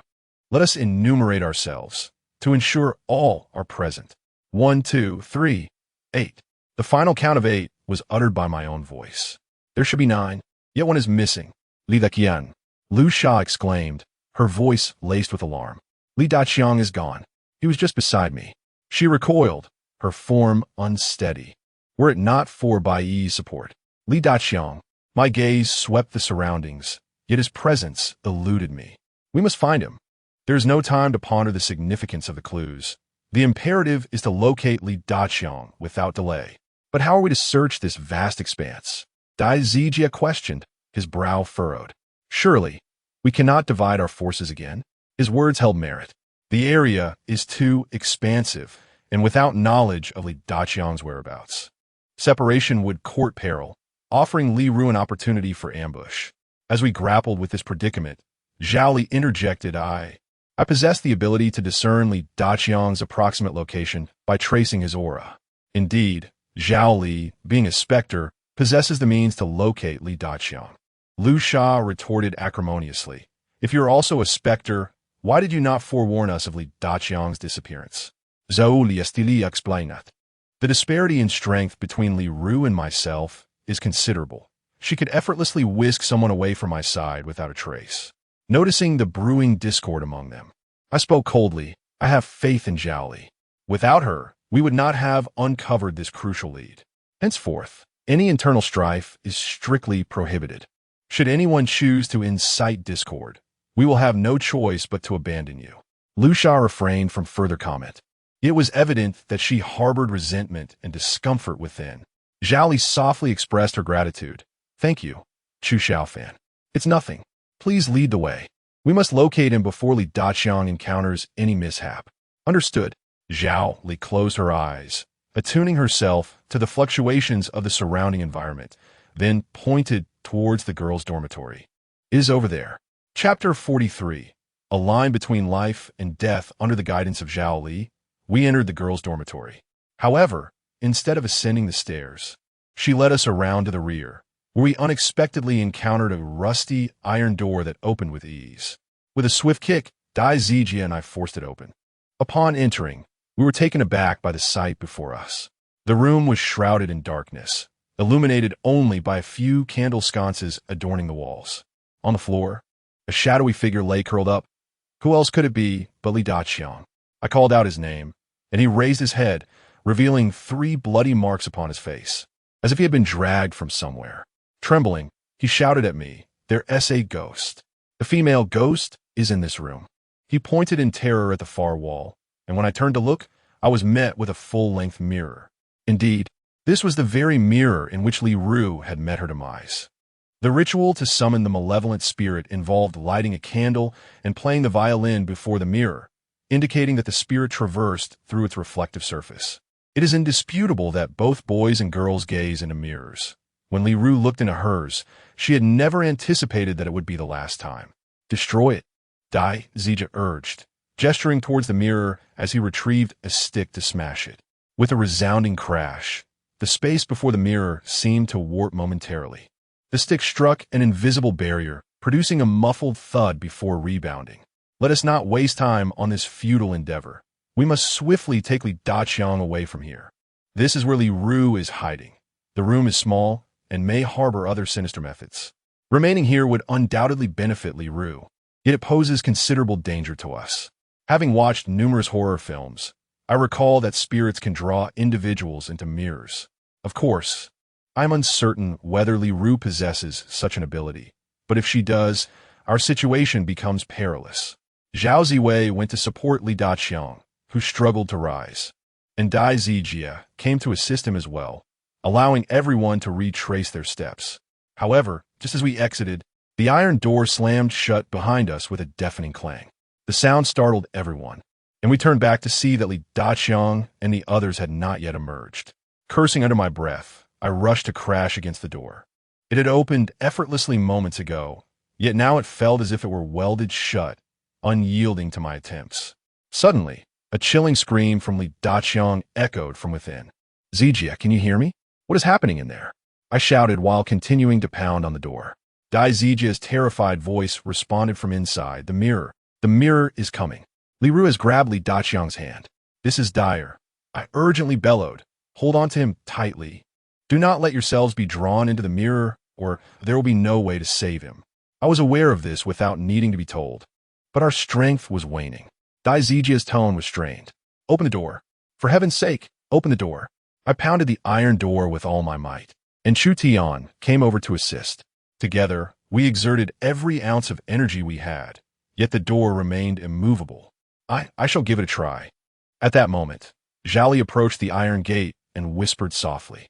She placed both hands upon the gate, and though it was nudged slightly, it remained shut. With gritted teeth, Zhao Li pushed with all her might, a chill coursing through her body, and finally, the gate began to tremble. "Charge!"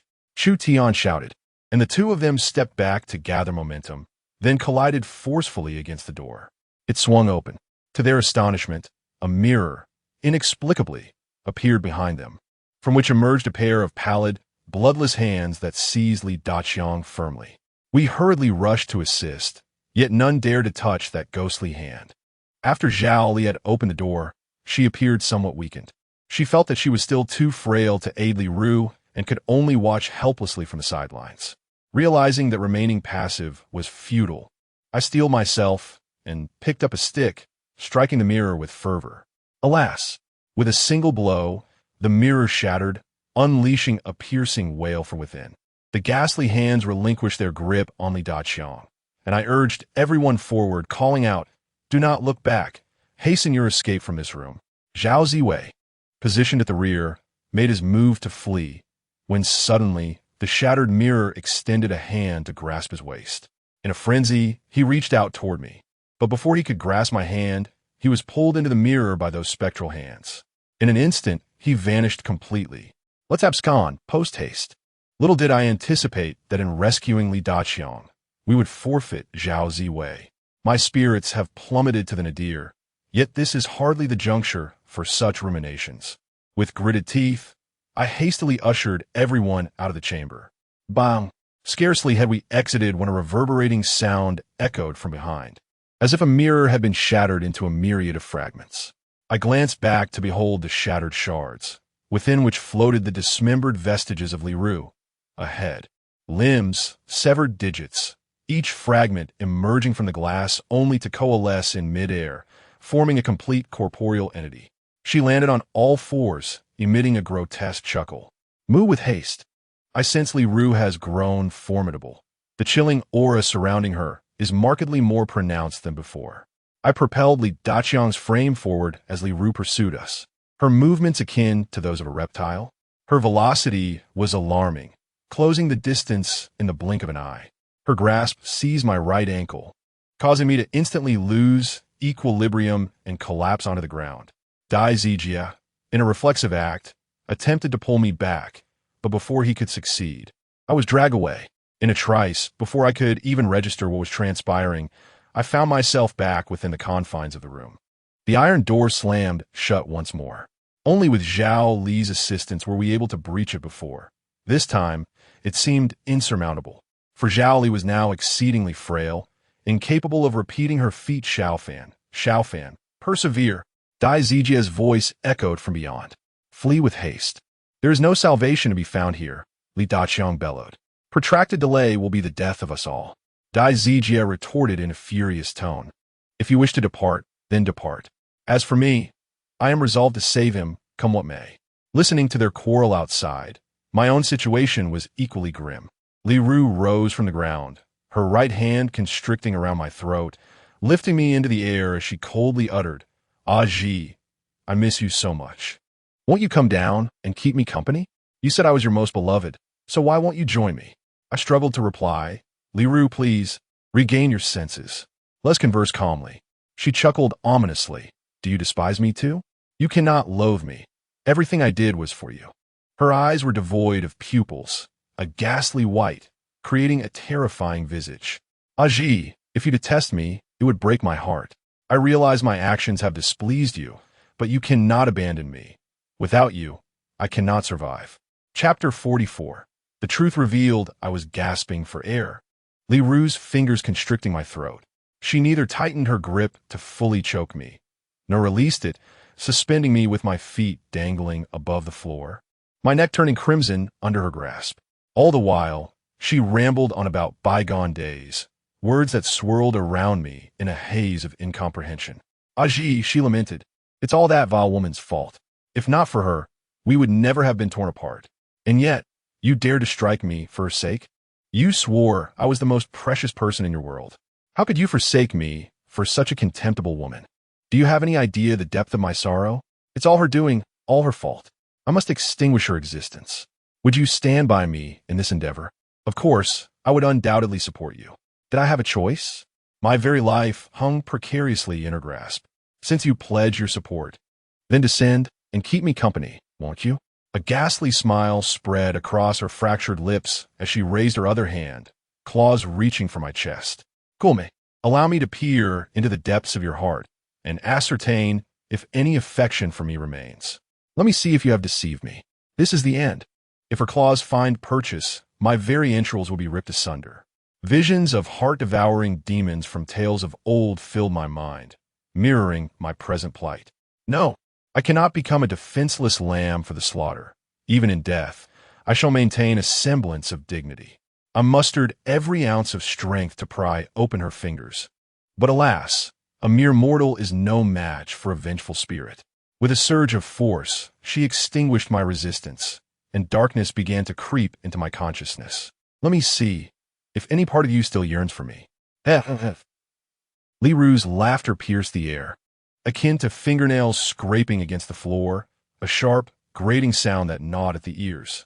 Her hand gradually moved towards her chest, inch by inch.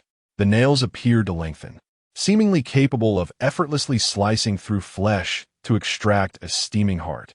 Her grotesque visage, illuminated by the flickering candlelight, morphed into something even more sinister, with a repulsive fluid trickling from the corners of her mouth. It was over. I would perish here today. Outside, Dai Zijie continued to batter the door relentlessly while I, ensconced within the confines of despair, slowly closed my eyes, awaiting the inevitable arrival of death. The icy nails approached my chest, and I furrowed my brow, gritting my teeth, already envisioning the gruesome scene that was about to unfold. Suddenly, a blood-curdling scream erupted, not from me, but from Li Ru before my eyes. As her hand clutched her chest, a flash of light surged forth, propelling her backward.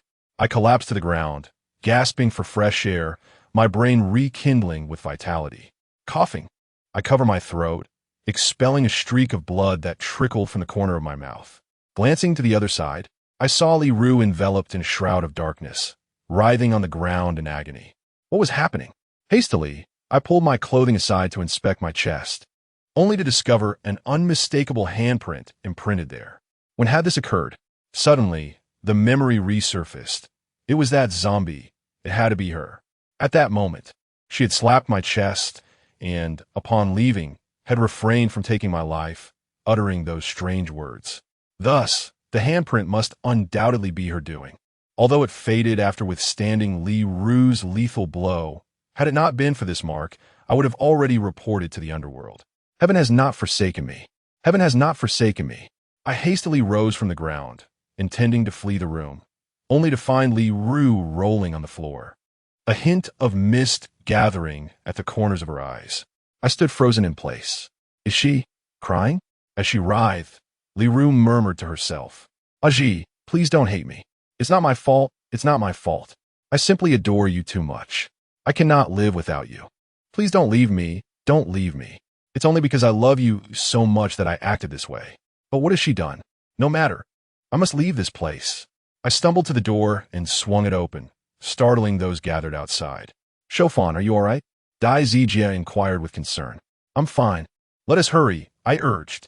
Dai Zijie glanced at the incessant cries of Li Ru within and, supporting me, we dashed outside. Li Daqiang, with a sardonic tone, remarked, You truly have a charmed life to escape this unscathed. Dai Zijie retorted, I told you, not only will we survive, but we shall endure until the end. Li Daqiang mareli shuja, faling silin.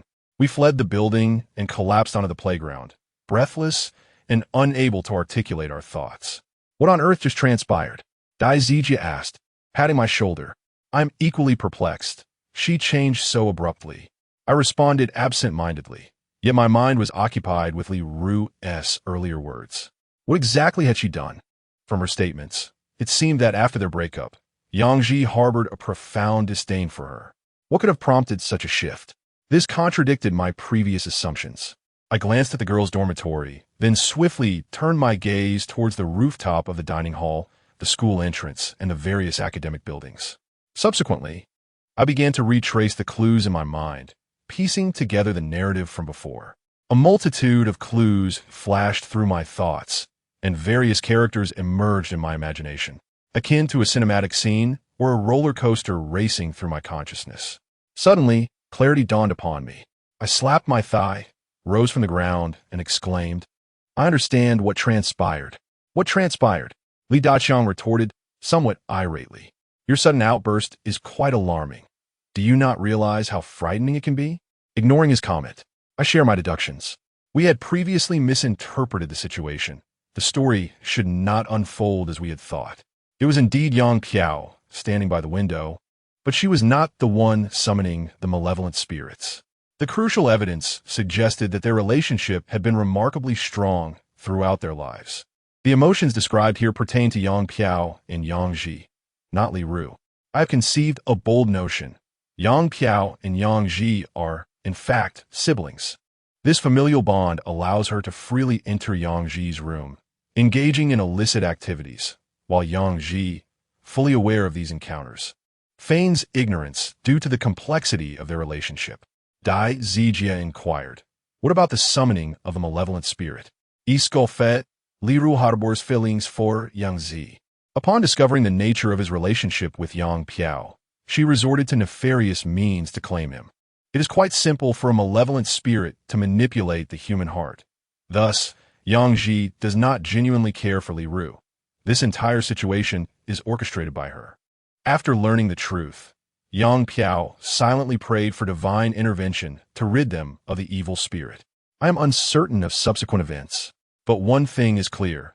The adage inviting the divine is easy, but sending them away is arduous signifies that Li Ru was ultimately slain by the very spirit she summoned. As for whether Yang Piao and Yang Ji have met the same fate, that remains unknown for now. However, what truly matters is that Li Ru has, from the very beginning, been the interloper. Clue 1. A girl witnesses everything from the window. This girl is Yang Piao. Clue 2. This romance was doomed from the start, as she clandestinely entered his room every night for such encounters. Again, she is Yang Piao. It was destined to be impossible, given their sibling relationship. Clue 3. They all share a fondness for the violin.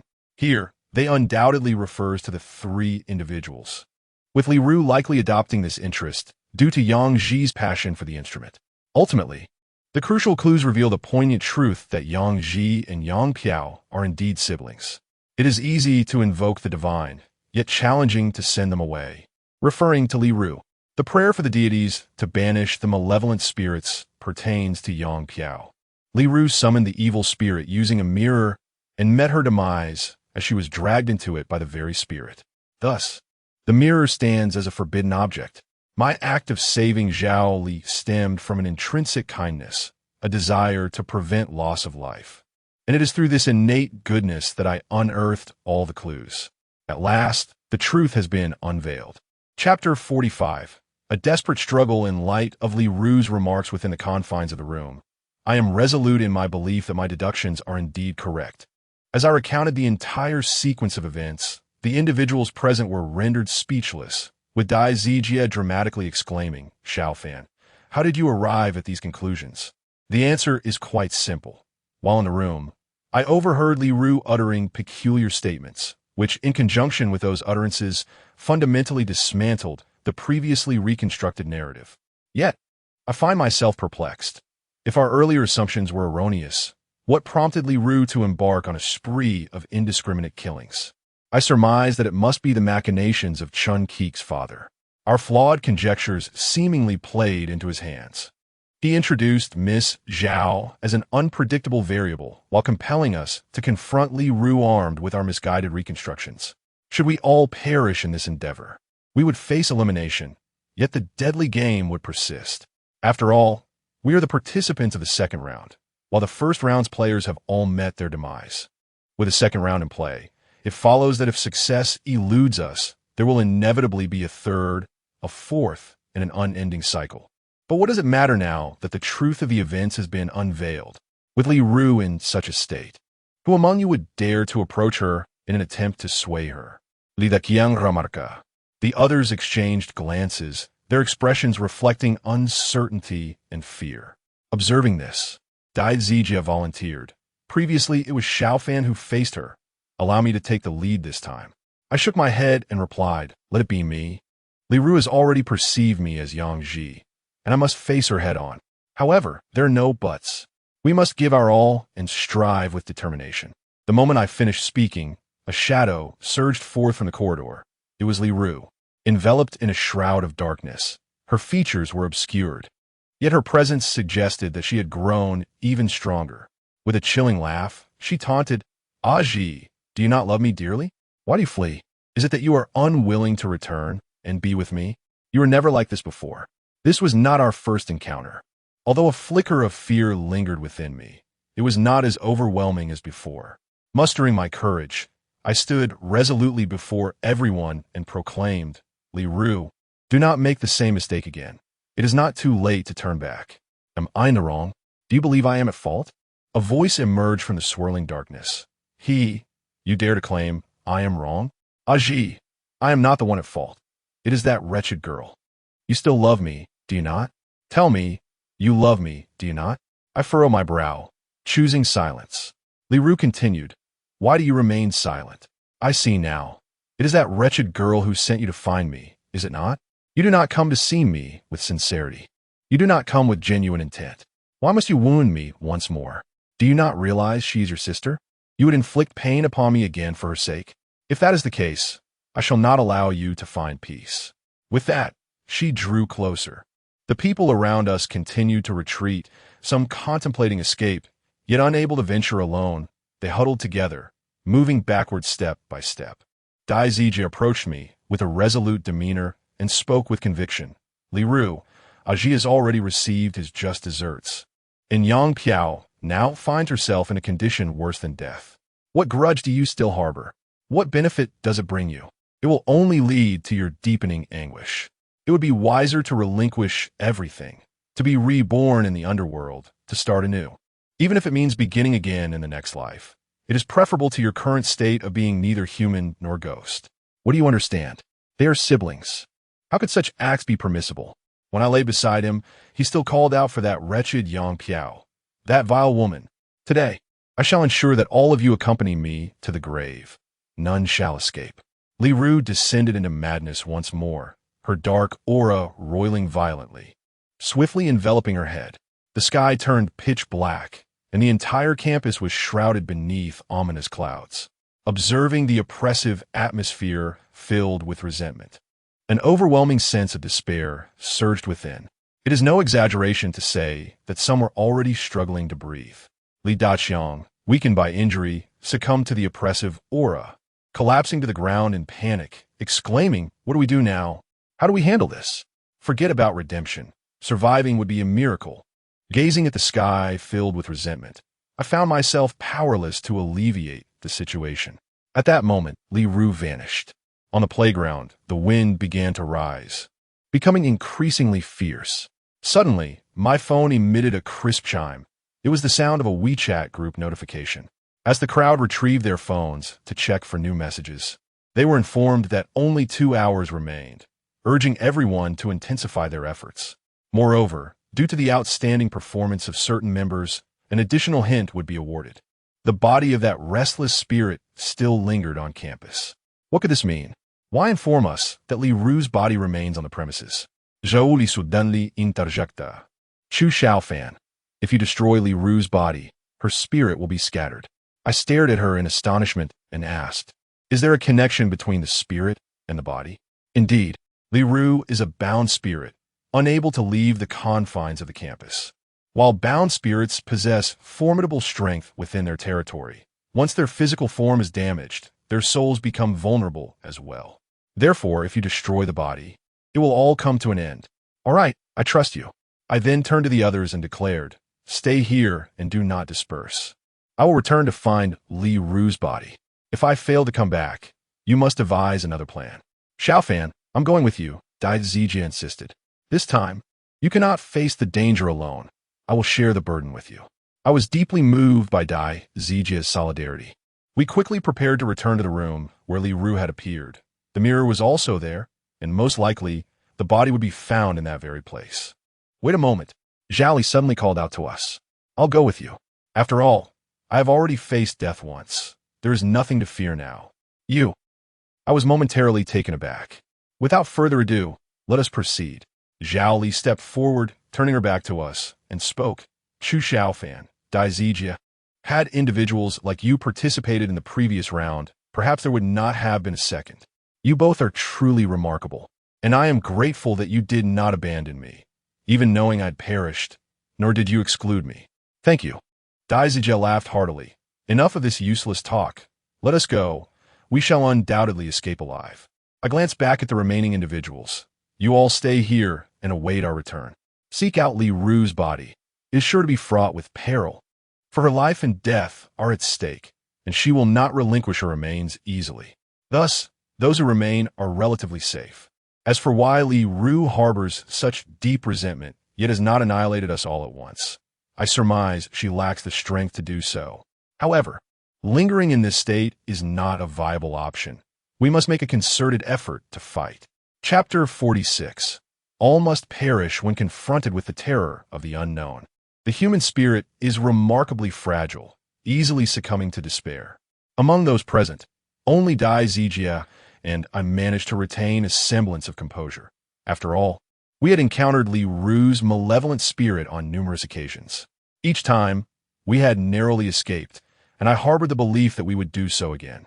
After exchanging a resolute glance, the three of us advanced toward the ominous room. The journey was enveloped in silence, our footsteps echoing softly in the corridor.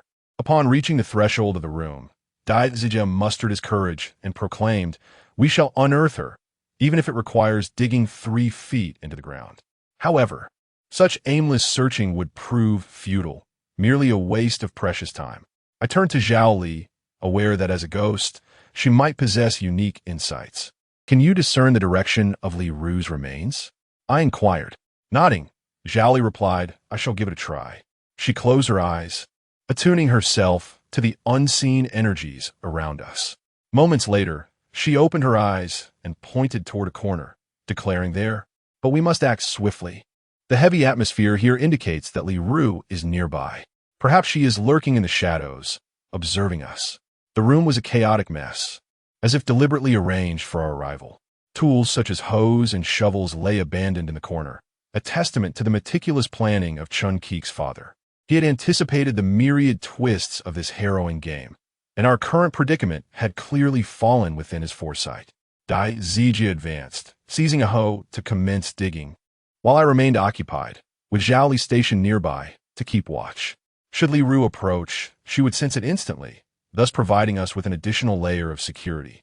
The floor was not made of concrete, and the surrounding walls were shrouded in darkness, adorned with numerous cobwebs, suggesting that this place had once served as a storage for discarded goods, long neglected and uncleaned.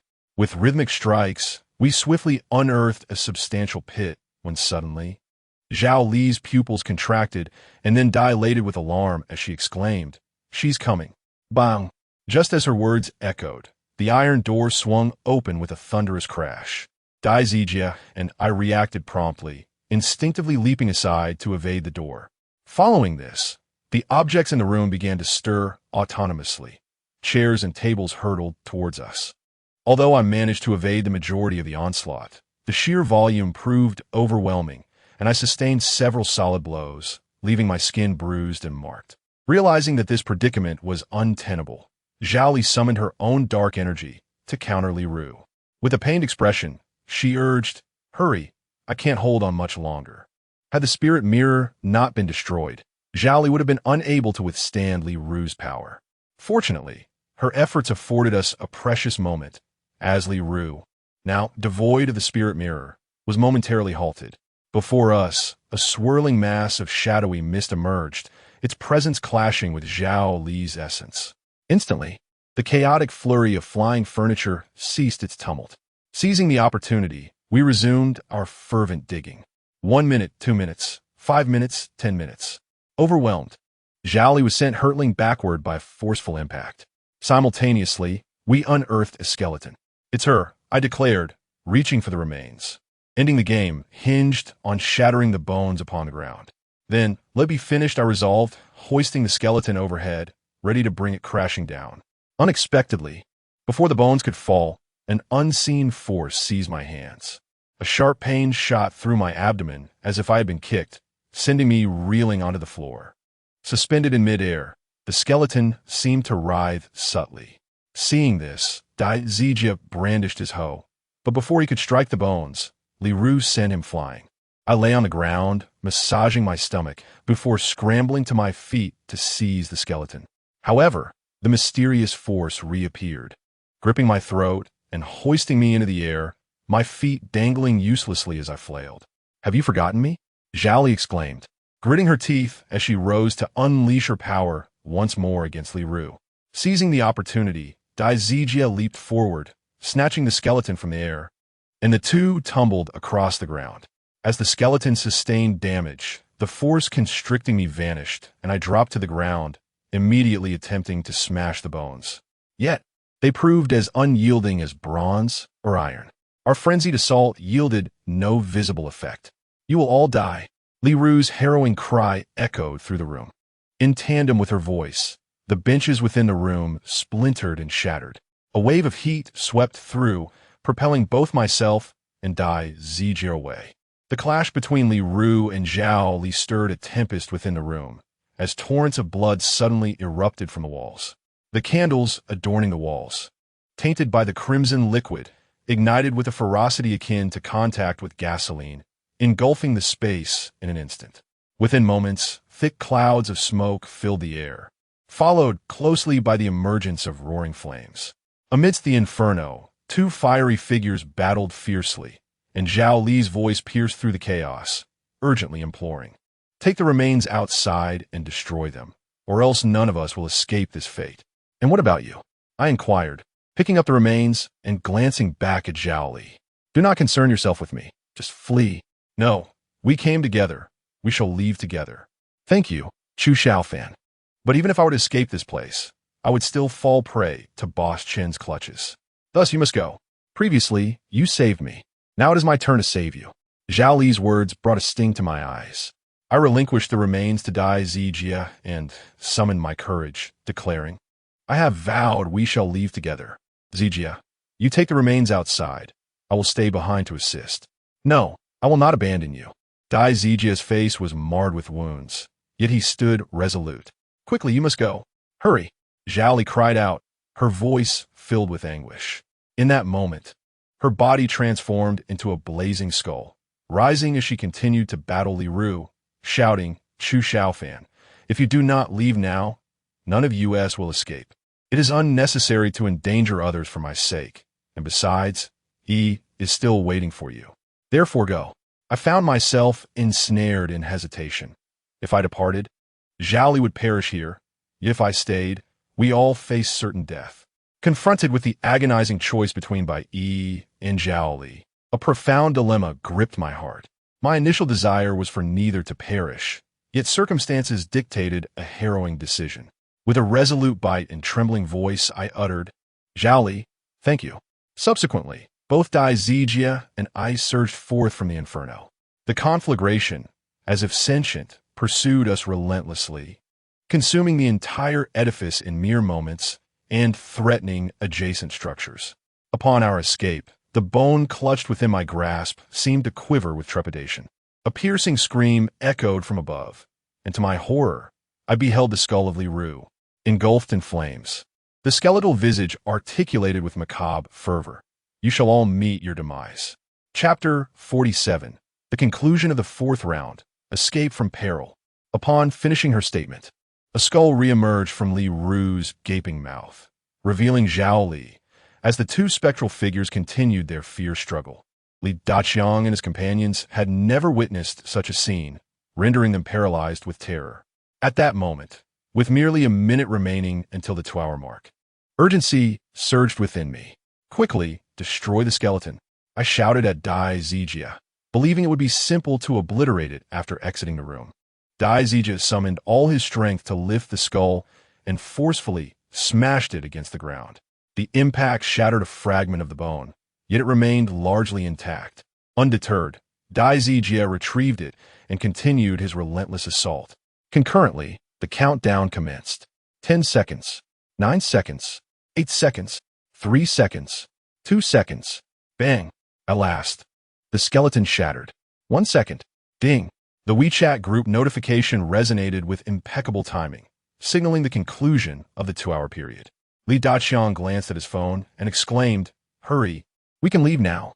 As long as we burst through the school gates, we will be safe." "Is that so?" Upon hearing this, the others immediately sprinted toward the entrance. Meanwhile, the battling specter, Zhao Li, ultimately succumbed. Li Ru's skull loomed larger, lunging towards us with malevolence. "Run! Run!" Dai Zijia bellowed. Grasping my hand as we raced, he seized Lu Sha, crying out, "Save me!" Her face etched with terror, Lu Sha struggled to break free from Li Daqiang's grasp. As the skull loomed closer, Li Daqiang, his heart hardened, yanked Lu Sha back. The force of the pull caused her to stumble and fall. Scrambling to his feet, Li Daqiang erupted in a callous laugh. "You'll die in my place. I'll remember you." "No!" Lu Sha screamed, her voice laced with anguish. Resigned to her impending demise, she desperately reached out for help. I yearned to save her, but Dai Zijia forcefully dragged me forward, leaving me no chance. "There's no saving her," Dai Zijia said as he ran. "We're not saviors. We can't waste any more time." I knew he was right, but abandoning Zhao Li and now Lu Sha weighed heavily on my conscience. "I'm sorry." I averted my gaze, unable to bear Lu Sha's despair. Lu Sha was now facing death. Li Ru's skull closed in and devoured her in one gulp. Until her final moment, she reached out, pleading for salvation. After consuming Lu Sha, the flames rapidly spread, blocking our path back to the Iron Gate. I could feel the intense heat on my face, the fire searing my skin. Of the 11 who had come, only Dai Zijia, Li Daqiang, Bai Yi, Chu Tian, Li Qingqing, and I remained. This was the deadliest turn since the beginning of the game, claiming the lives of 5. The most tragic of all was Zhao Li, who had already died once. Now, with her second death, her soul was utterly destroyed, denied even the chance of reincarnation. As for the incident where Li Daqiang's betrayal led to Lu Sha's demise, no one is qualified to pass judgment. In the face of death, fear grips us all. Yet it is somewhat absurd to reflect upon. Lu Sha, in her final moments, chose to trust Li Daqiang and ultimately perished at his hands. How deeply ironic. Now, approaching the inferno, I made a desperate leap, traversing the flames to escape through the Iron Gate. This harrowing game declared its conclusion. Behind me, Li Ru screamed in madness, her remains obliterated. Yet with her last vestige of strength, she extinguished Zhao Li's life and Lu Sha's as well, now facing her own mortality. The entire campus transformed into a raging inferno, burning before the 6 of us. Li Ru's skull was engulfed by the flames, leaving only her haunting cries, which ceased only when the structure collapsed. This game has come to an end. The searing pain on my face confirmed my survival. I had emerged from the 4th game alive. Exhausted, I collapsed onto the ground, and Bai Yi rushed over, enveloping me in an embrace as she wept uncontrollably, her face smeared with soot, resembling a little calico cat. I gently patted her back and reassured her, "It's over. All is behind us. We have survived once more." Dai Zijia squatted beside me, lightly punching my arm with a wry smile, saying, "That was truly perilous. I never anticipated 5 lives would be lost in an instant." In the previous game, only 3 had perished. I didn't foresee this game being so deadly, with 5 lives extinguished just like that. Indeed, Li Daqiang gasped beside me. "This time we owe it to you, Chu Shaofan. Without you, we would have no idea when this wretched game would conclude." I nodded in acknowledgement, but refrained from responding, my gaze shifting towards Chu Tian and Li Qingqing. The 2 were now locked in an embrace, tears streaming down their faces. We had survived this ordeal. Yet I couldn't help but wonder if fortune would favor us again in the future. Noticing my stare, Chu Tian wiped his tears and exclaimed, "In our game, we only played 3 rounds, and out of 15, only the 2 of us remain. I anticipated a final choice, yet here we are, thrust into this place to partake in a 4th round alongside you. Frankly, without your aid, neither of us would have made it to the end. Thank you, Brother Chu and Brother Dai." Dai Zijia shook his head with a smile, saying, "What does it matter? If we're to express gratitude, we must extend it to Zhao Li. If it weren't for her, everyone would have perished here." Li Daqiang interjected, "We should also thank Chu Shaofan. You, my friend, even went so far as to save a ghost. I initially believed someone like you wouldn't last beyond a few rounds. Yet in the end, it was your audacity that granted us this chance at survival. Chuckling, I replied, good and evil are repaid in kind. I firmly believe in karma. I once held skepticism, but now my conviction is unwavering. We took a moment to rest before the inferno, and soon the bus arrived. This time, the men in black did not arrive. Only a solitary driver was present, his expression inscrutable, not sparing us a glance. Once we boarded the vehicle, it roared to life, heading towards the subterranean chamber. At long last, Boss Chun made his appearance, having awaited our arrival within the room. As everyone gathered, he clapped his hands and erupted into hearty laughter, exclaiming, "What a remarkable spectacle! This game has truly been exhilarating. Chu Shaofan, you are quite astute. Dai Zijia, you have also performed admirably. I am thoroughly pleased with your efforts. And thus, I shall grant you an additional reward of 100,000 yuan. For the others who have returned alive, each shall receive 50,000 yuan. Now, do take the time to rest. The next round of the game will prove increasingly challenging. I eagerly anticipate your performances." A sense of discontent brewed within me, yet I felt powerless to alter my circumstances. After departing, I leaned against the car door, utterly exhausted. As I gazed out at the passing scenery, I gradually closed my eyes and succumbed to slumber. I had survived. Once again, I had lived to see another day. Chapter 48. The one I wish to marry is Chun Kiki for reasons unbeknownst to me. Each time I embark on my journey home, an overwhelming drowsiness envelopes me, causing me to drift into slumber without realizing it. Upon alighting from the vehicle, my mind remains in a haze, and it is only as I approach my doorstep that clarity eludes me entirely. Once I step inside, I collapse into a deep sleep, my body still cloaked in grime, having not even bothered to wash away the day I stirred. Curiously, upon awakening, I find myself inexplicably clean, devoid of any trace of filth. This phenomenon has recurred frequently. However, never before has it been as pronounced as this instance. Previously, I had not been so disheveled, but this time, I awoke in a state resembling that of a battlefield, my body marred by blood. Yet it too had been restored to a pristine condition upon my awakening. Startled, I hurried to the bathroom to ascertain whether anyone had intruded upon my sanctuary. Yet, upon reflection, it struck me as illogical. Had someone indeed entered, I would surely have sensed their presence. What on earth could be the explanation for this bizarre occurrence?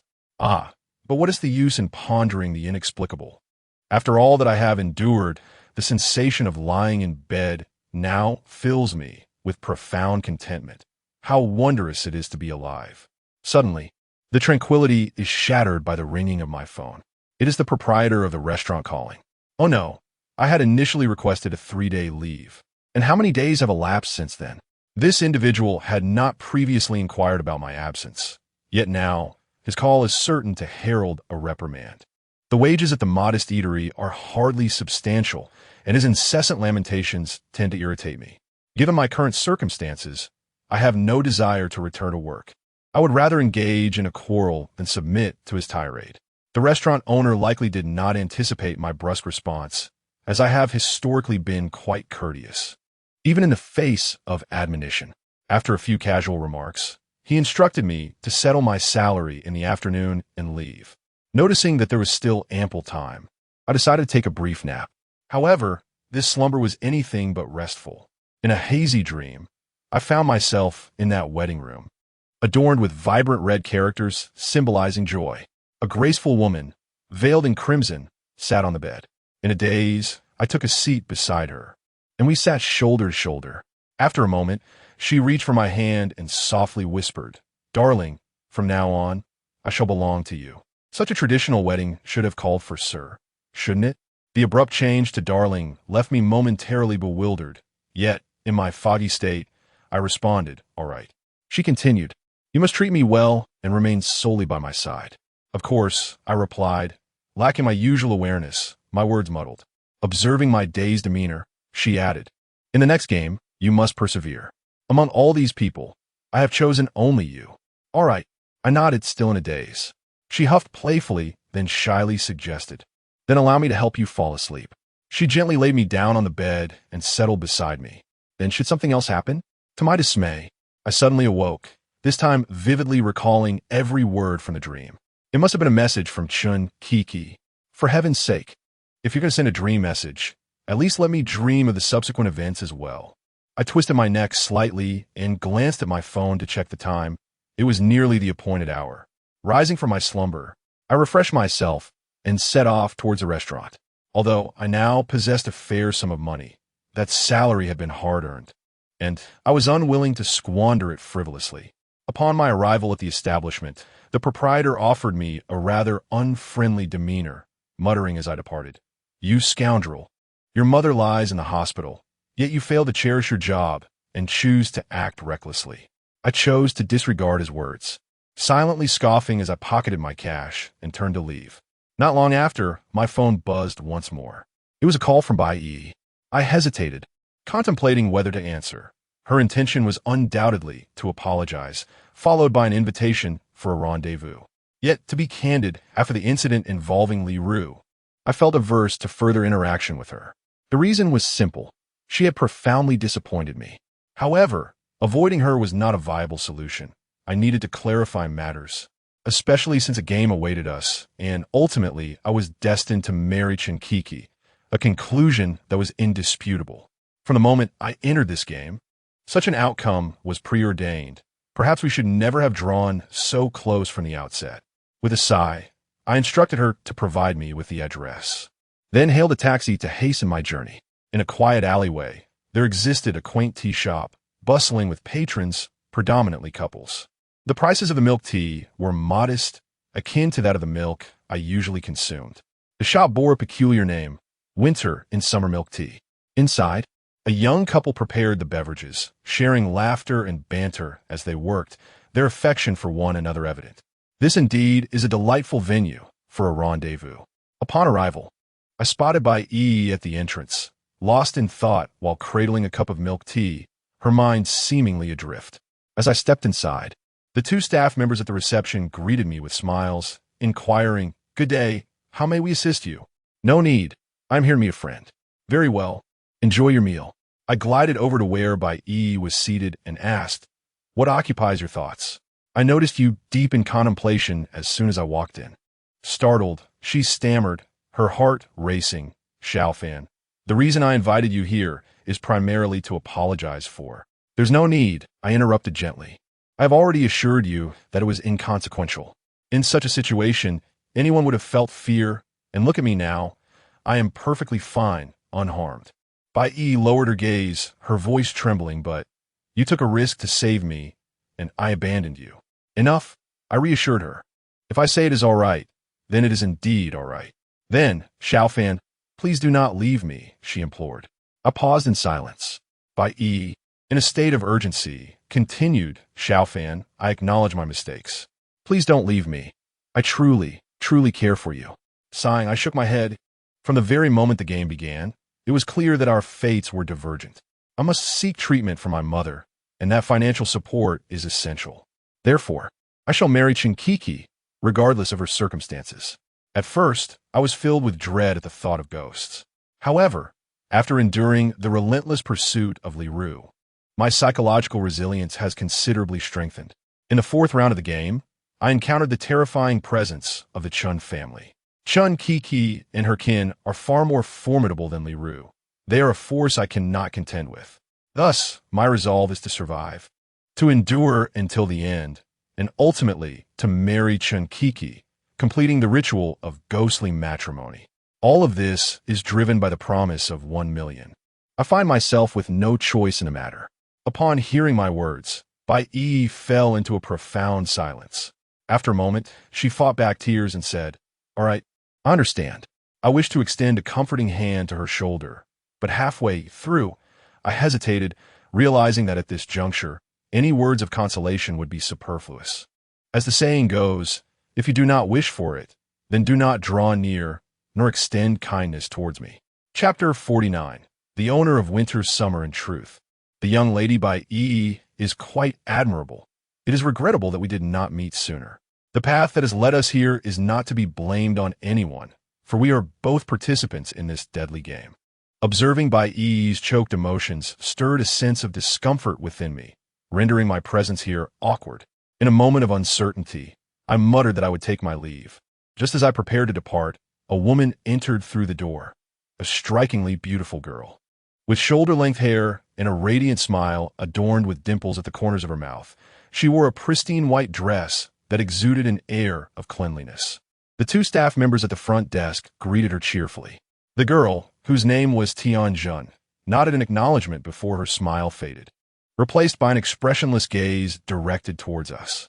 The transformation from an innocent and pure appearance to one of coldness inadvertently cast a sense of pressure upon us. It seemed as though she was scrutinizing me.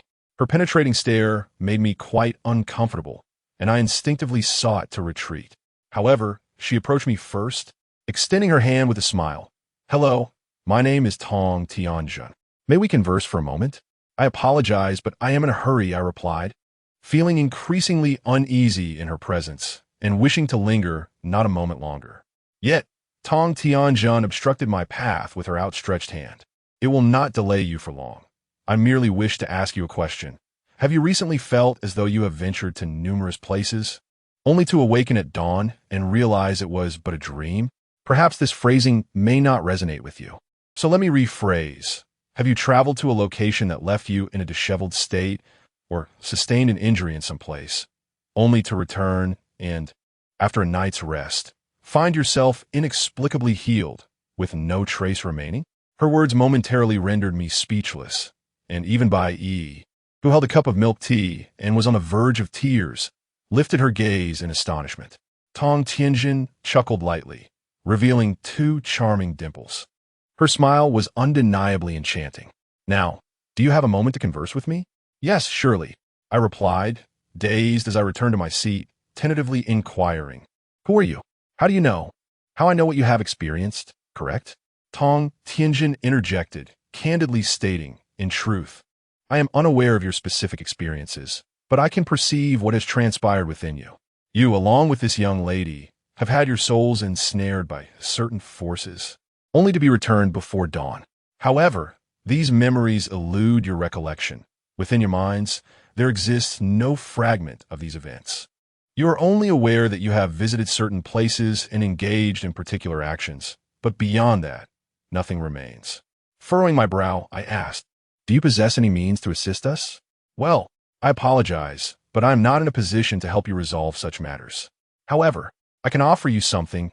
Take this with you, and you need not worry about losing your soul tonight. Thank you very much for your assistance. Initially, we were not owed anything, and it is quite commendable that we have received help to this extent. There's no need for politeness."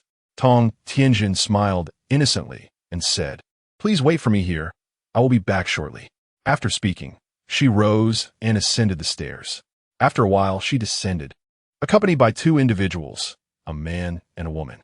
The three of them were engaged in lively conversation, and both Tong Tianjun and the other woman were linked to the man by their arms. Two beautiful women were hanging onto a rather unsavory man. What has this world come to?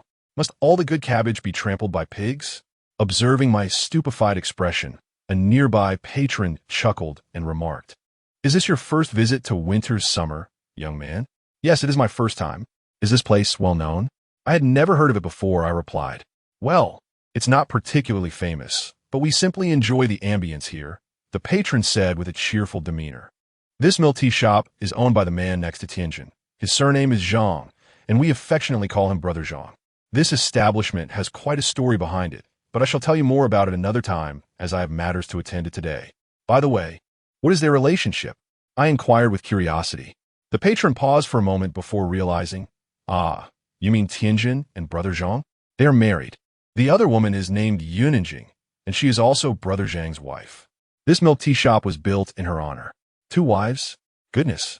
Isn't that contrary to the principle of monogamy? What a remarkable individual he is, possessing not one, but 2 beautiful wives. Well, I shall not dwell on this matter any longer, as I must step out to fetch someone. We shall converse again when time permits." "Thank you." After expressing my gratitude, I greeted Tong Tianjin, who was approaching, "Sister Tianjin." She nodded with a smile and replied, "I have matters to attend to, so I will not linger here." holding two talismans adorned with peculiar symbols. She handed them to me, saying, "When you return, burn these in a bowl and mix the ashes with some water to drink. Remember, it is essential to consume the ashes that will ensure your safety." I took the talismans and inquired, "How much do these cost?" A man behind Tong Tianjin stepped forward with a hearty laugh and said, "There is no charge. Consider it a gesture of friendship. We have our own tasks to attend to. Otherwise, we would certainly stay to assist you in resolving this matter. No witties. We are immensely grateful to receive such precious items," I replied. Brother Zhang nodded, scrutinizing me with narrowed eyes, and remarked, "Young man, heed my advice. Avoid engaging with malevolent forces, as they are detrimental to your health." "I understand, Brother Zhang. Thank you." "Not at all. We shall take our leave now." I nodded and bid farewell.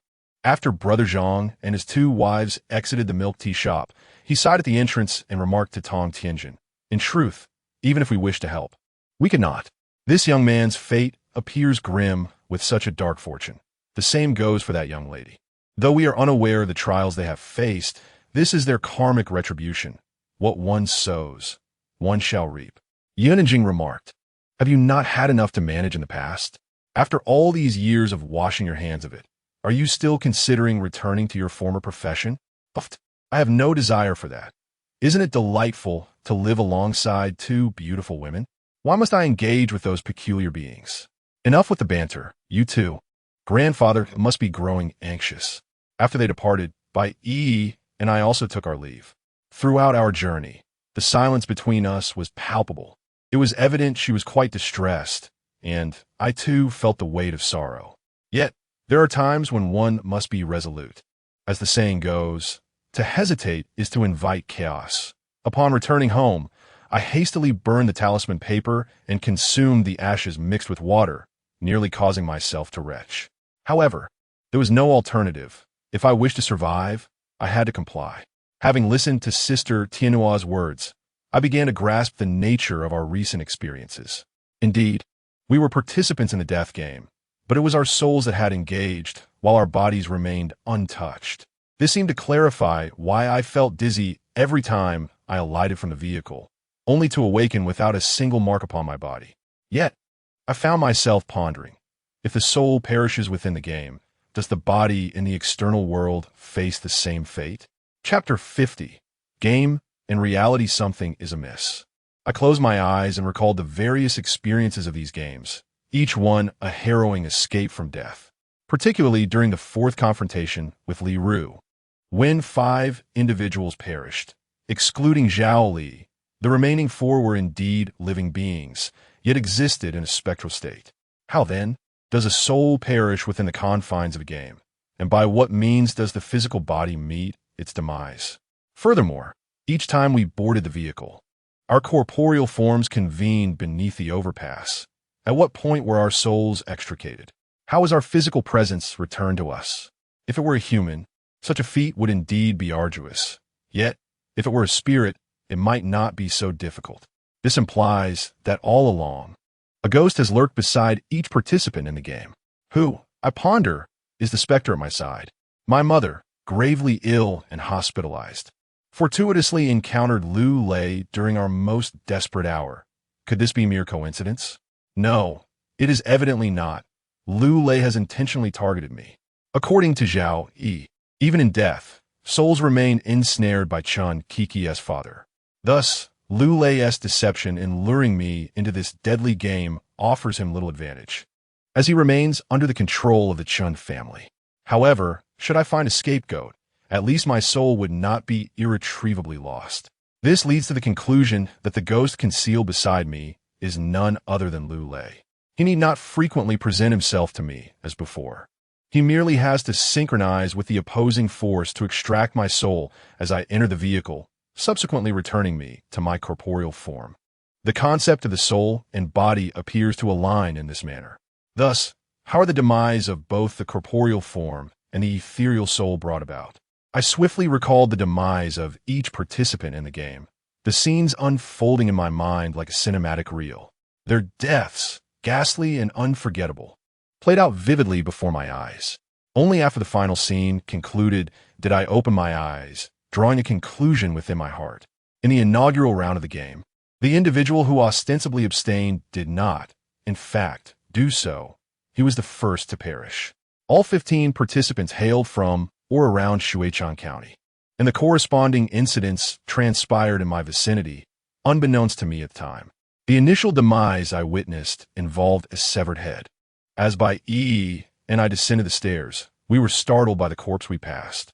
The dim light, coupled with the harrowing tension of the moment, prevented me from discerning whether the corpse was genuine. This led Shin Keek's father to dismiss it later as a mere prop. After the commencement of the second round, all were branded with a mark, precluding any possibility of abstention. He could then speak candidly, for at that juncture, abstention equated to death. Owing to some constraint, the first round did not involve a marking. Hence, he withheld the information about the deceased from us until the first vehicular incident occurred at Guanyin Bridge. I personally witnessed that accident. The victim was flung into the air, and due to inertia, his head faced downwards, his nape striking the railing. Ordinarily, this would not sever the head, yet the individual's head and body were irrevocably separated. Was this mere coincidence? Patently not. Ergo, there is but one verity. When the soul perishes within the game, the body may also succumb in reality. Though the causes of death differ, the manner of demise remains eerily consistent. Upon reaching this conclusion, I promptly messaged Dai Zijia, who is acquainted with an esteemed individual by the surname of Feng. This sage's companions might possess some influence. Thus, I could enlist their assistance in investigating recent fatalities in Shui, Cheng. When I broached the subject of this inquiry, Dai Zijia appeared puzzled, unsure of its purpose. However, upon sharing my hypothesis, he expressed his agreement. The reason was simple. Like myself, he returned home each time to awaken unscathed. It is worth noting that in the fourth round of the game, he had sustained a facial injury from Li Ru, which had bled profusely. Yet, upon returning home and waking, he found himself utterly unharmed. Dai Zijia indeed possesses a modicum of connections. While not a person of great stature, he is capable of uncovering certain information. The following afternoon, we arranged to meet at Dongji Xia. Accompanying him was a bespectacled young man, dressed in a shirt tucked into tailored trousers, with a center parting and a hint of a mustache. He bore a resemblance to a character from a wartime drama. Once seated, after ordering a few glasses of soda, the young man extended his hand with a smile. "Hello, I am Tian Guang, a friend of Xiao Dai."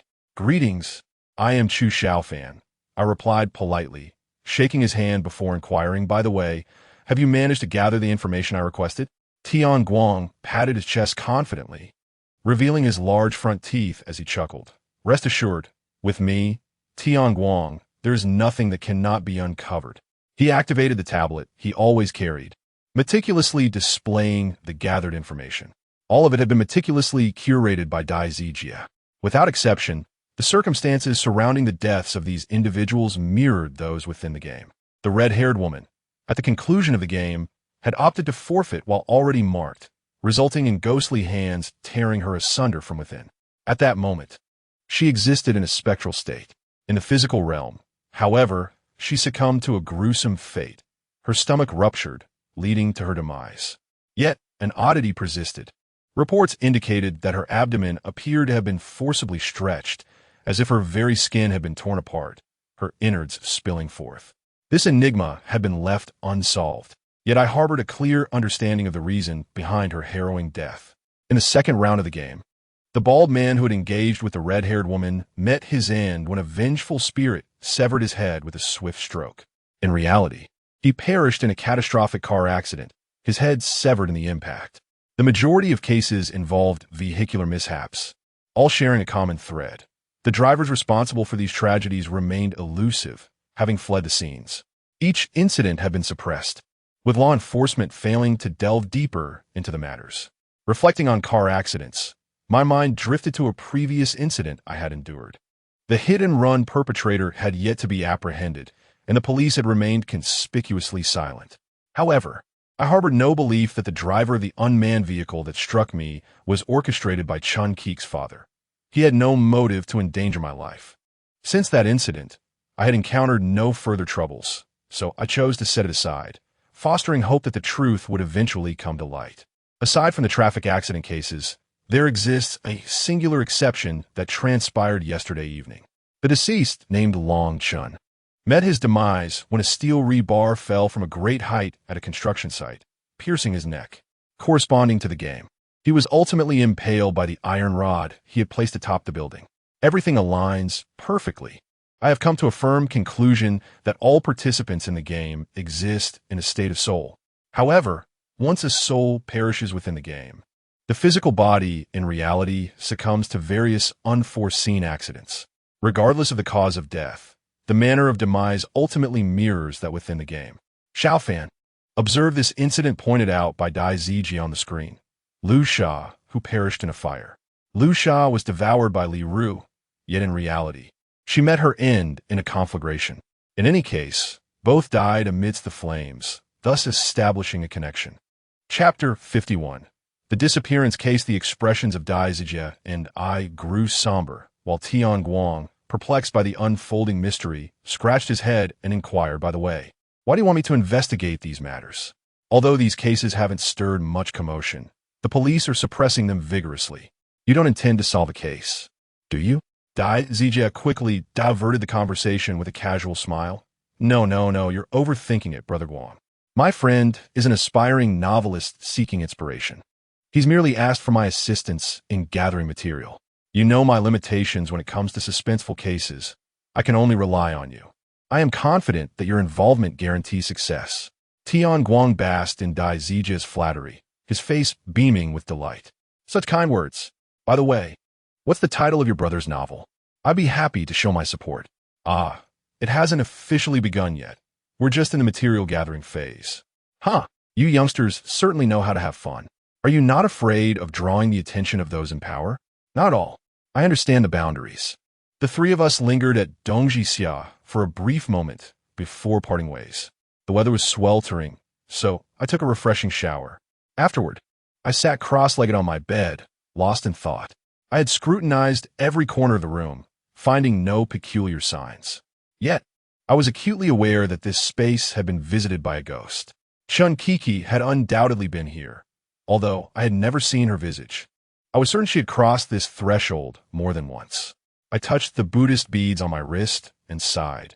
They were utterly ineffective. Initially, I contemplated visiting the temple once more, but upon reflection, I decided against it. The old monk had remarked that if the sacred tools were of no use, he too would be powerless. With a sense of melancholy, I rubbed my face, and at that moment, the doorbell rang. It was Bai Yi. I opened the door, and she, with a hint of panic in her eyes, said, Shaofan Guai, I thought you might not be home.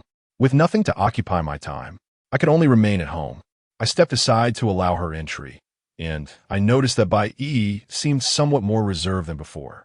She sat on the bed, as if she had something to express, yet hesitated. What troubles you? I inquired, poured her a cup of hot water. Seeing her desire to speak, I encouraged her. Feel free to share. We are friends, and I will certainly assist you in any way I can. Bai Yi nodded and softly uttered, well, you see, I have a relative whose daughter has been missing for half a month now, and the police have yet to uncover any clues. I believe you. Shaofan Gu might be able to help.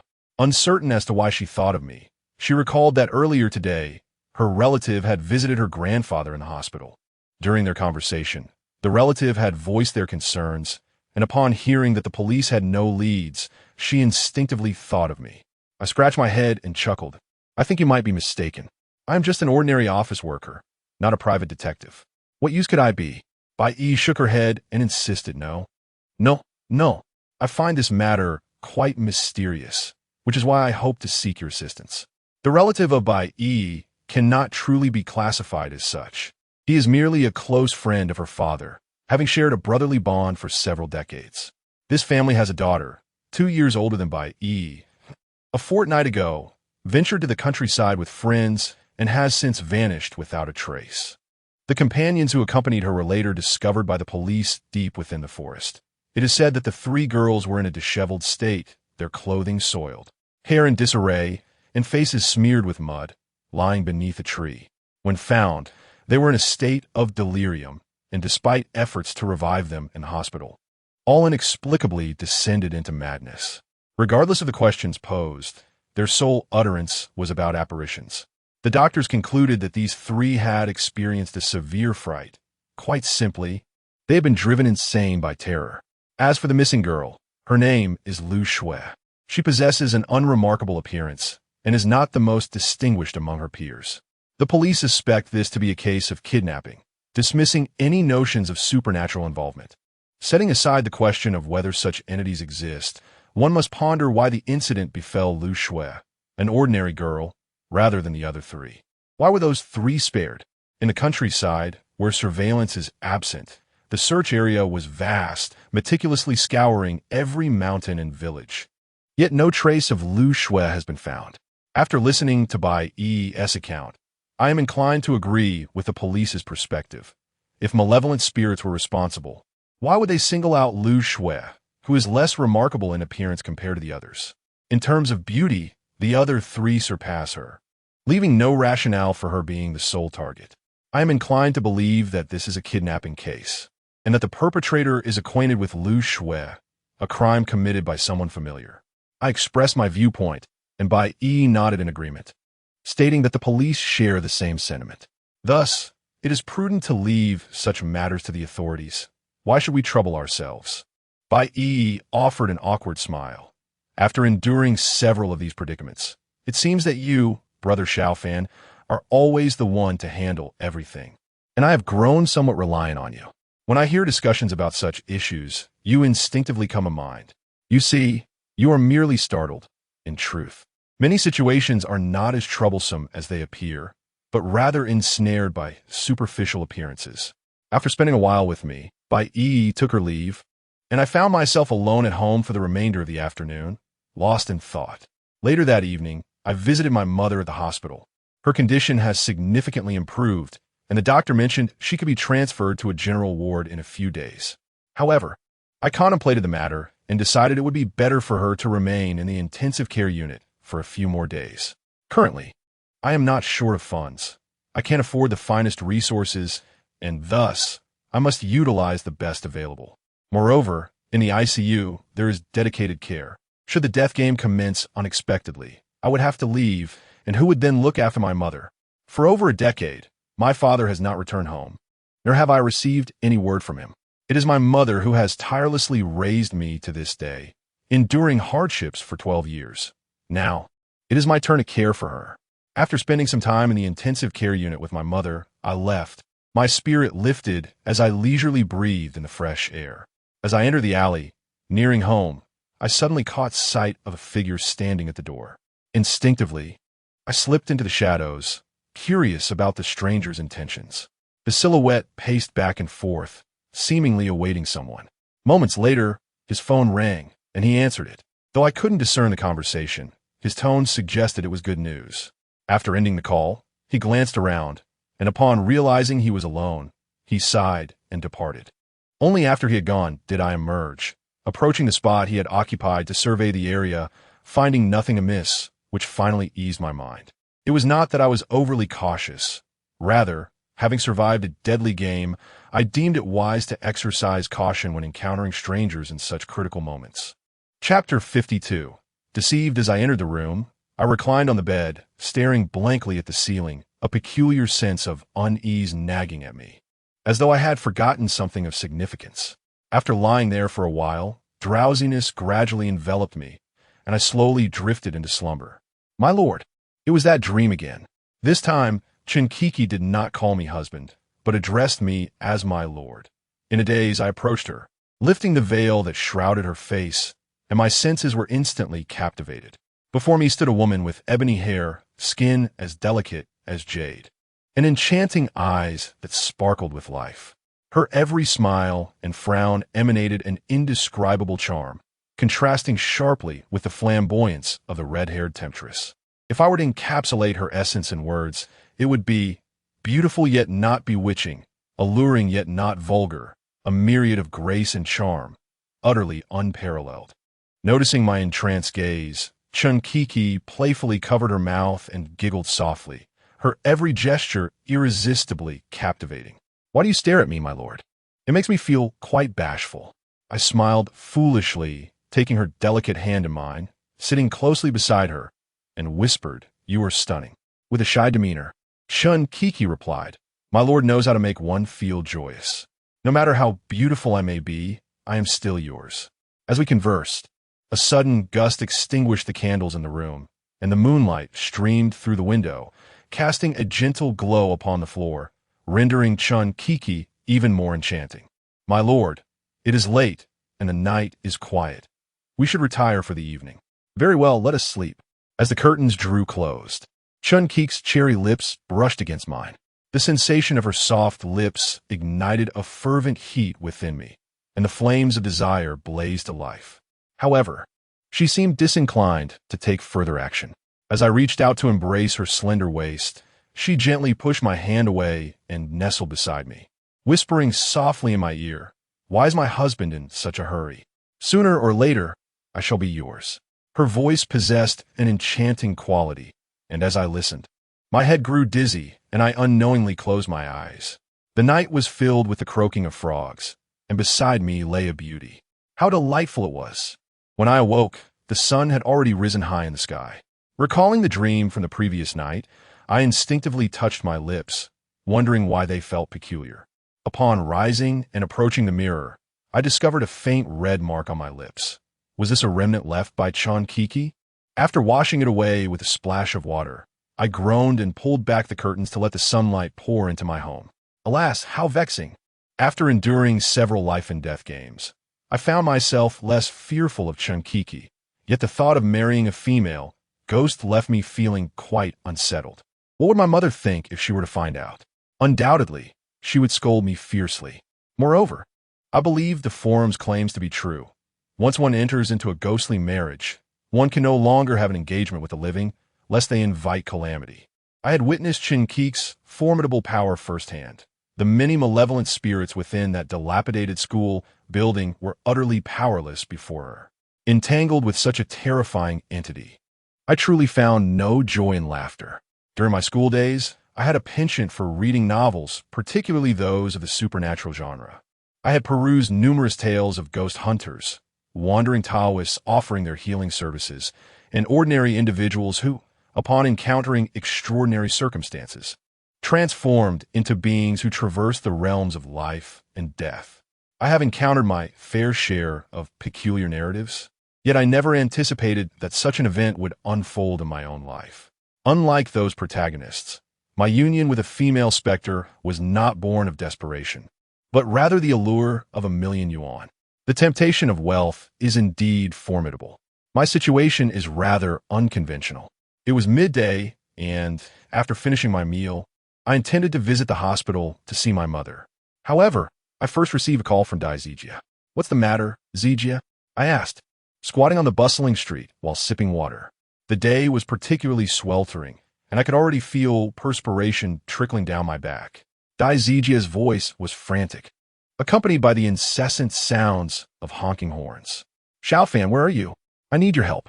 I glanced at the road sign and replied, "I'm near the 3rd middle school." "What happened? Is something wrong?" With urgency, Dai Zijia exclaimed, "My cousin is in trouble. That little rascal stole the family bank card to fool around with a classmate. He didn't come home last night, and we couldn't reach him by phone. Just a short while ago, he called back. That little scoundrel revealed the bank card password to someone, who then tricked him into booking a hotel room. While he was in the shower, they absconded with the card, leaving behind his pants, and now he is still at the hotel while the money has been withdrawn." Upon hearing this, I quickly replied, "Don't panic. Where are you? Please send me your location." The establishment is called Jingda Hotel, situated near Dongji Xia. I am currently en route, but it will take me some time to arrive. Since you're nearby, I would greatly appreciate it if you could go ahead and keep an eye on him for me. "All right, please tell me the room number, and I shall head over immediately." "His name is Dai Fei, in room 506. Thank you for your assistance, Shaofan." "No trouble at all. I will set off right away. Please be cautious and don't rush." After ending the call, I hurried to the hotel. The location was not far from where I was, and I arrived in about 10 minutes. Upon entering, I went straight to the 5th floor, found a room, and knocked twice on the door. A young man's voice emerged from within. "Who is it?" He seemed startled, speaking cautiously. I inquired from the doorway, "Is this Dai Fei?" "Yes, that's me." "Who are you?" "I'm a friend of your brother. Please open the door." Dai Fei stealthily peered through the peephole, confirming that I was the only one outside before he cautiously opened the door. As soon as I stepped inside, he promptly shut it behind me. The lad appeared to be around 18, thin as a twig.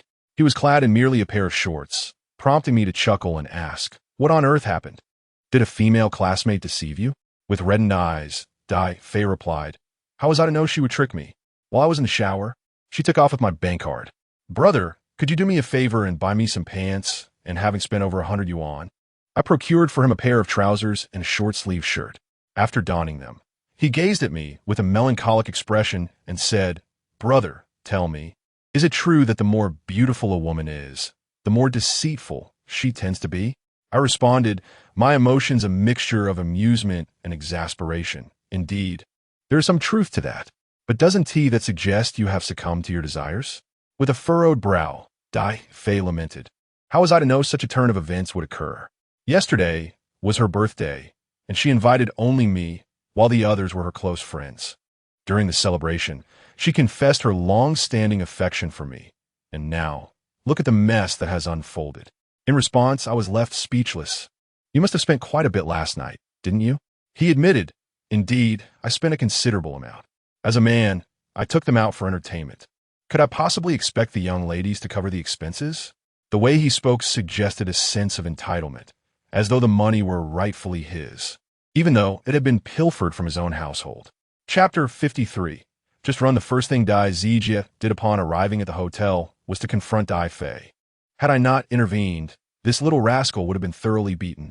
Dai Fei, with his head lowered, bore the swelling from Dai's blows and, looking quite aggrieved, said, "Brother, had I known you would hit so hard, I wouldn't have called you."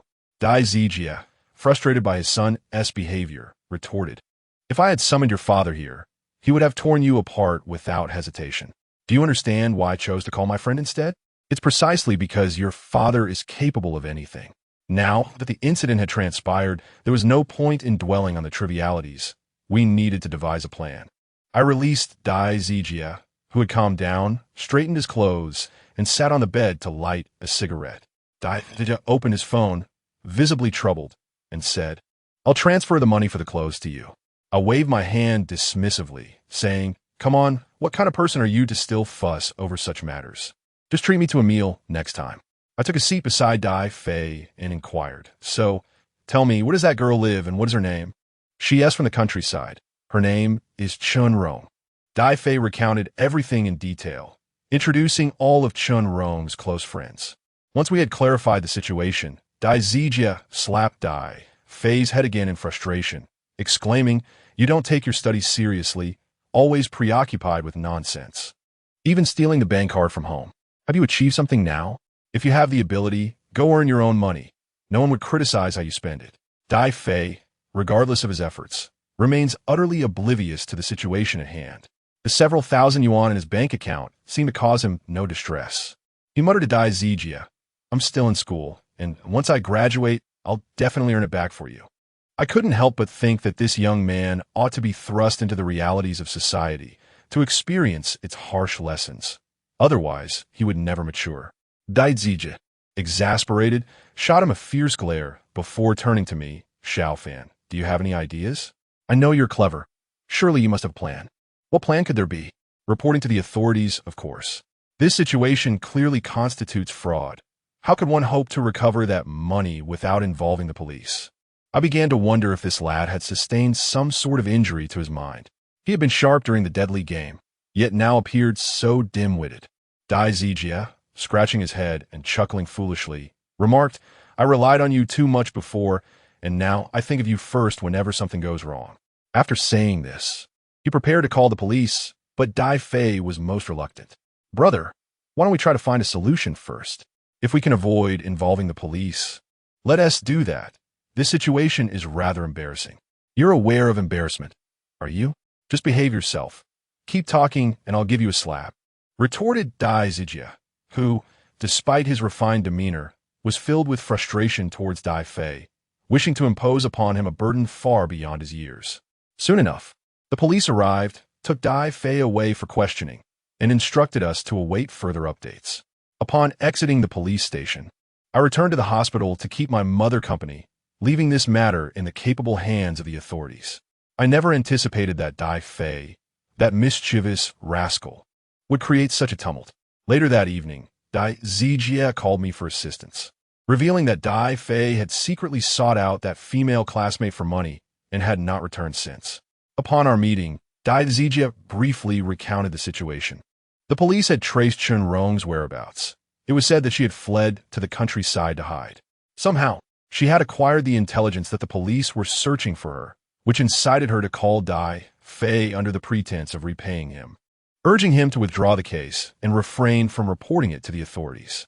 Without a moment's thought, Dai Fei naively assumed that Chen Rong was frightened and readily acquiesced to her demands.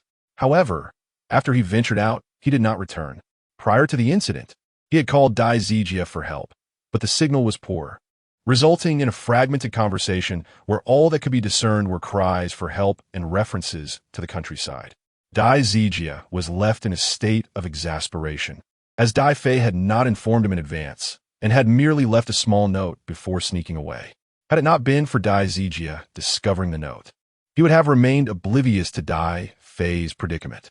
Not only was Dai Zijie troubled, but I too felt a pang of distress. Had I such a child in my household, I would surely have him thoroughly disciplined. That night, we resolved to take a vehicle to the countryside in search of Dai Fei. The police had also been notified, instructing the local station to remain vigilant for Dai Fei's safety. Chen Rong's hometown was not far from our village. It was roughly a half-hour ride on a motorcycle. Upon our arrival, Dai Zijie and I first paid a visit to the local police station. From the local police station, it was confirmed that Dai Fei had indeed visited this place, accompanied by a young girl. However, when they went to search for the two individuals, they had already vanished. The villagers claimed that the two children had gone to the back mountain and had not returned since. This situation escalated dramatically, as both individuals had seemingly disappeared without a trace. The police had conducted a thorough search, but were unable to locate them. Initially, Dai Zijie was angered with Dai Fei, but now that he was missing, he found himself with no outlet for his frustration. Desperately, he implored the authorities to do everything possible to find Dai Fei. After leaving the police station, he contemplated visiting Chen Rong's village, hoping to uncover some useful clues. In a swift agreement, we hurriedly made our way to Qinjia village. The small village comprised only about 30 households, with a cement road leading into it. Due to the soft soil, many areas were cracked, and parts of the ground had even caved in. Upon arriving at the village entrance, we spotted 7 or 8 young men sitting by the roadside, smoking. They were quite young, sporting long hair in a non-mainstream style. "Excuse me, could you tell us if this is Chen Rong's home?" Dai Zijie inquired with a friendly smile. One young man, with a sideswept fringe, stood up and tossed his head back, believing the motion to be quite stylish. "Who are you? Looking for Sister Rome?" he asked. Dai Zijie responded. "Well, we have something to discuss with her." Before he could finish, the young man with the non-mainstream look interrupted. "Are you Dai Fei's brother?" Dai Zijie paused momentarily, then nodded and said, "Indeed, I am his brother. Have you met my younger sibling?" "Yes," replied the non-mainstream young man. "He's as thin as a monkey and aspires to something beyond his reach." With that, he picked up a stick from the ground and, discarding his cigarette, but arrogantly declared, "Sister Rong has instructed that anyone seeking Dai Fei, aside from the police, is to be driven away. You are simply unfortunate to encounter us here at this late hour."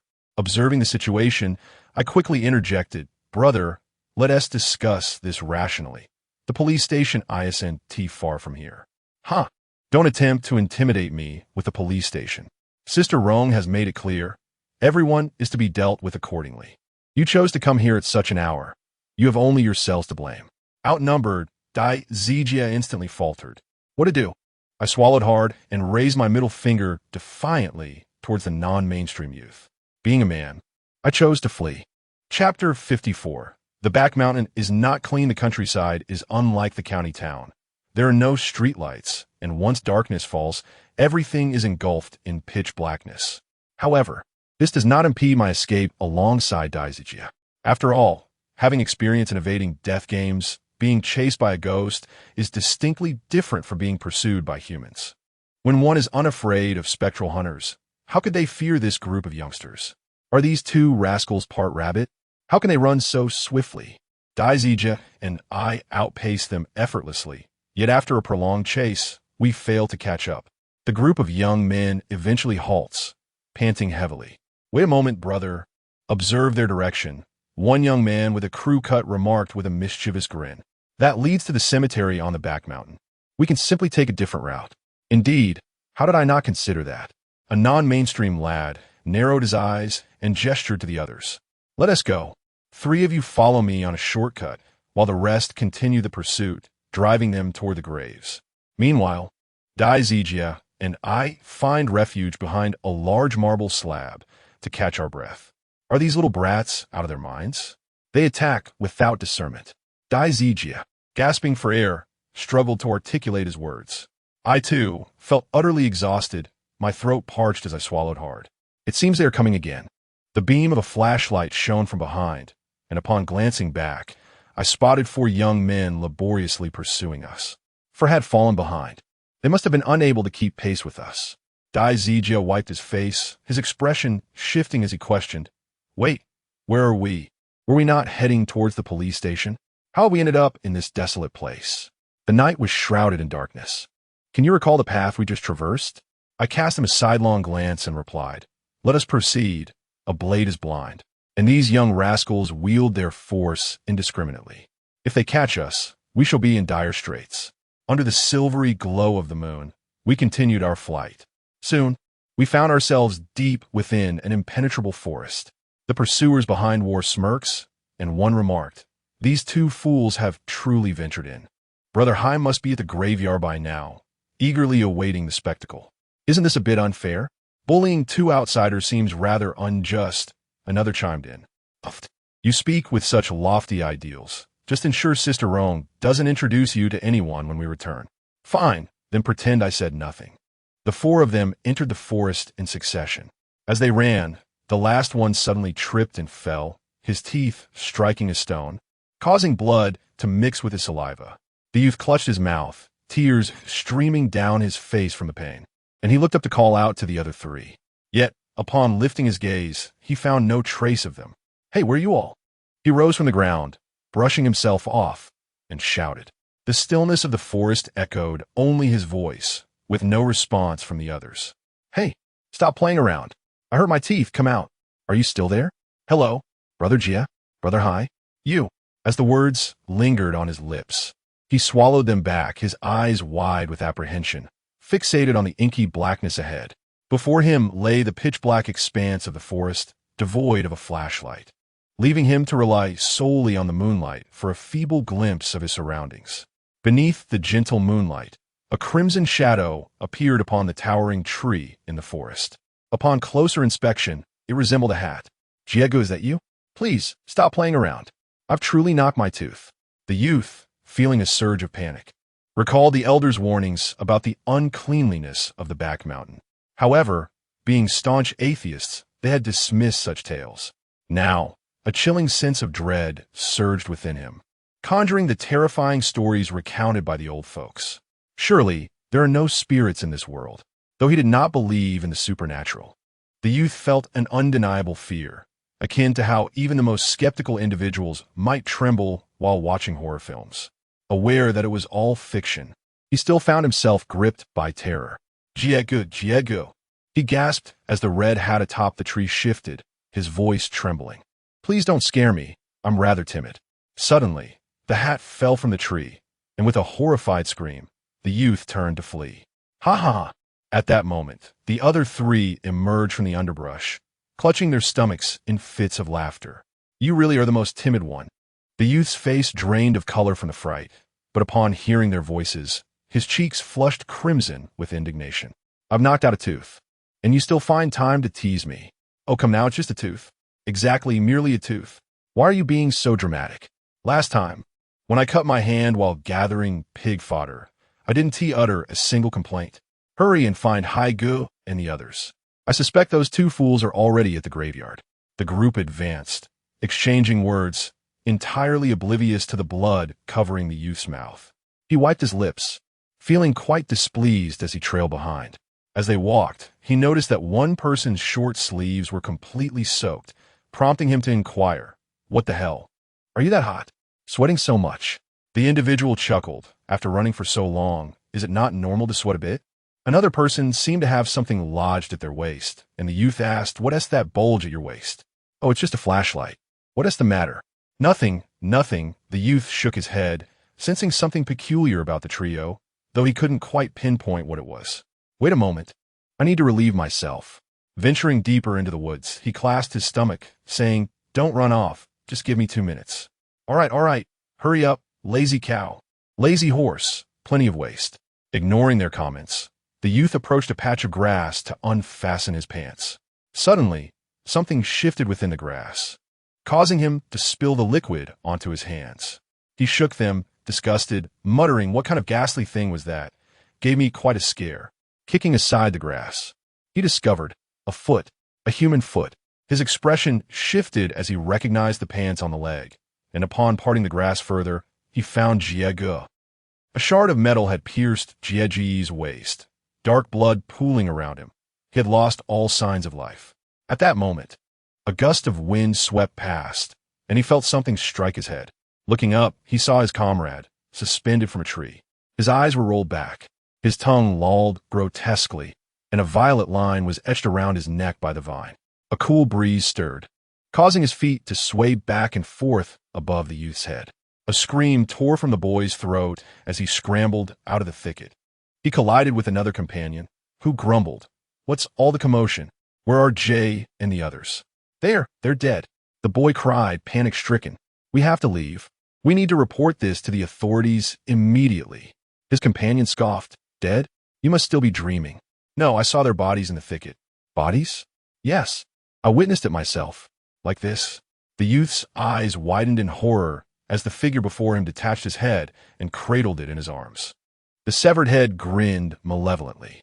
"Like this?" Chapter 55. The filth in the forest to describe the circumstances at that moment.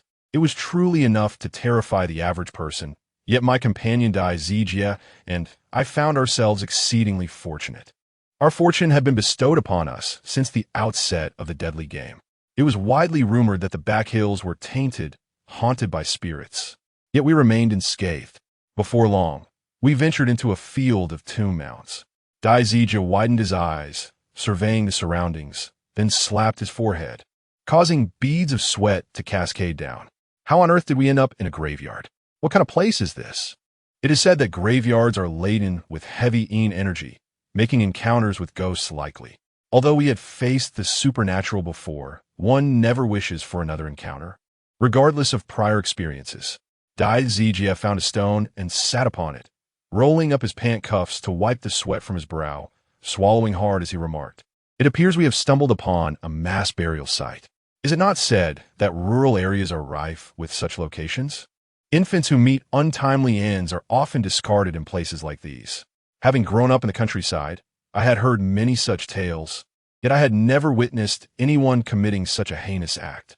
In years past, when our village faced economic hardship, the educational level of the rural populace was low, and the preference for sons over daughters was pronounced. Families with children often had 3 or 4, sometimes even 5 or 6, akin to breeding livestock, with the singular aim of bearing 2 sons. During those times, food was scarce, and instances of children perishing from hunger were not uncommon. However, one would never think to abandon them in the wilderness. In our village of Nanshan, there exists a legend, and for now, I shall refer to it as such. Legend dictates that when a child tragically passes away, their remains must be interred with corn stalks pressing down upon them. A grave is dug, and the child is laid to rest, for it is believed that without this measure, the child's spirit, restless and discontent, will disrupt the household's tranquility. In dire circumstances, it is said that the family will be forever deprived of children, each birth ending in sorrow. The rationale behind the use of corn stalks lies in their association with the mundane aspects of human existence, as corn is a staple grain, imbued with the commonness of the mortal realm, thus effectively suppressing wandering souls. However, this notion is merely a fable, a product of folklore. In my youth, I often overheard elders recounting tales of encountering specters in cornfields late at night. This led me to ponder, if cornstalks possess the power to subdue wandering spirits, Why would such encounters occur within their domain? Could these spirits have transcended into a more potent form? Numerous such folk narratives exist, their veracity shrouded in ambiguity. Rural inhabitants, particularly those of older generations, harbor a profound reverence for the supernatural, refraining from questioning the authenticity of these legends, deeming it futile. During my childhood, our home featured a shrine to a bodhisattva. In my innocence, I gestured towards the deity's place and inquired of my mother, "What is this?" Her response was a sharp rebuke, a slap accompanied by a stern warning against such irreverence, lest I befall a grave illness. My mother, a quintessential rural woman with limited literacy and little exposure beyond the mountains, was deeply entrenched in superstition. In my formative years, she frequently employed these superstitious tales to instill fear in me, one of which involved pointing at the moon.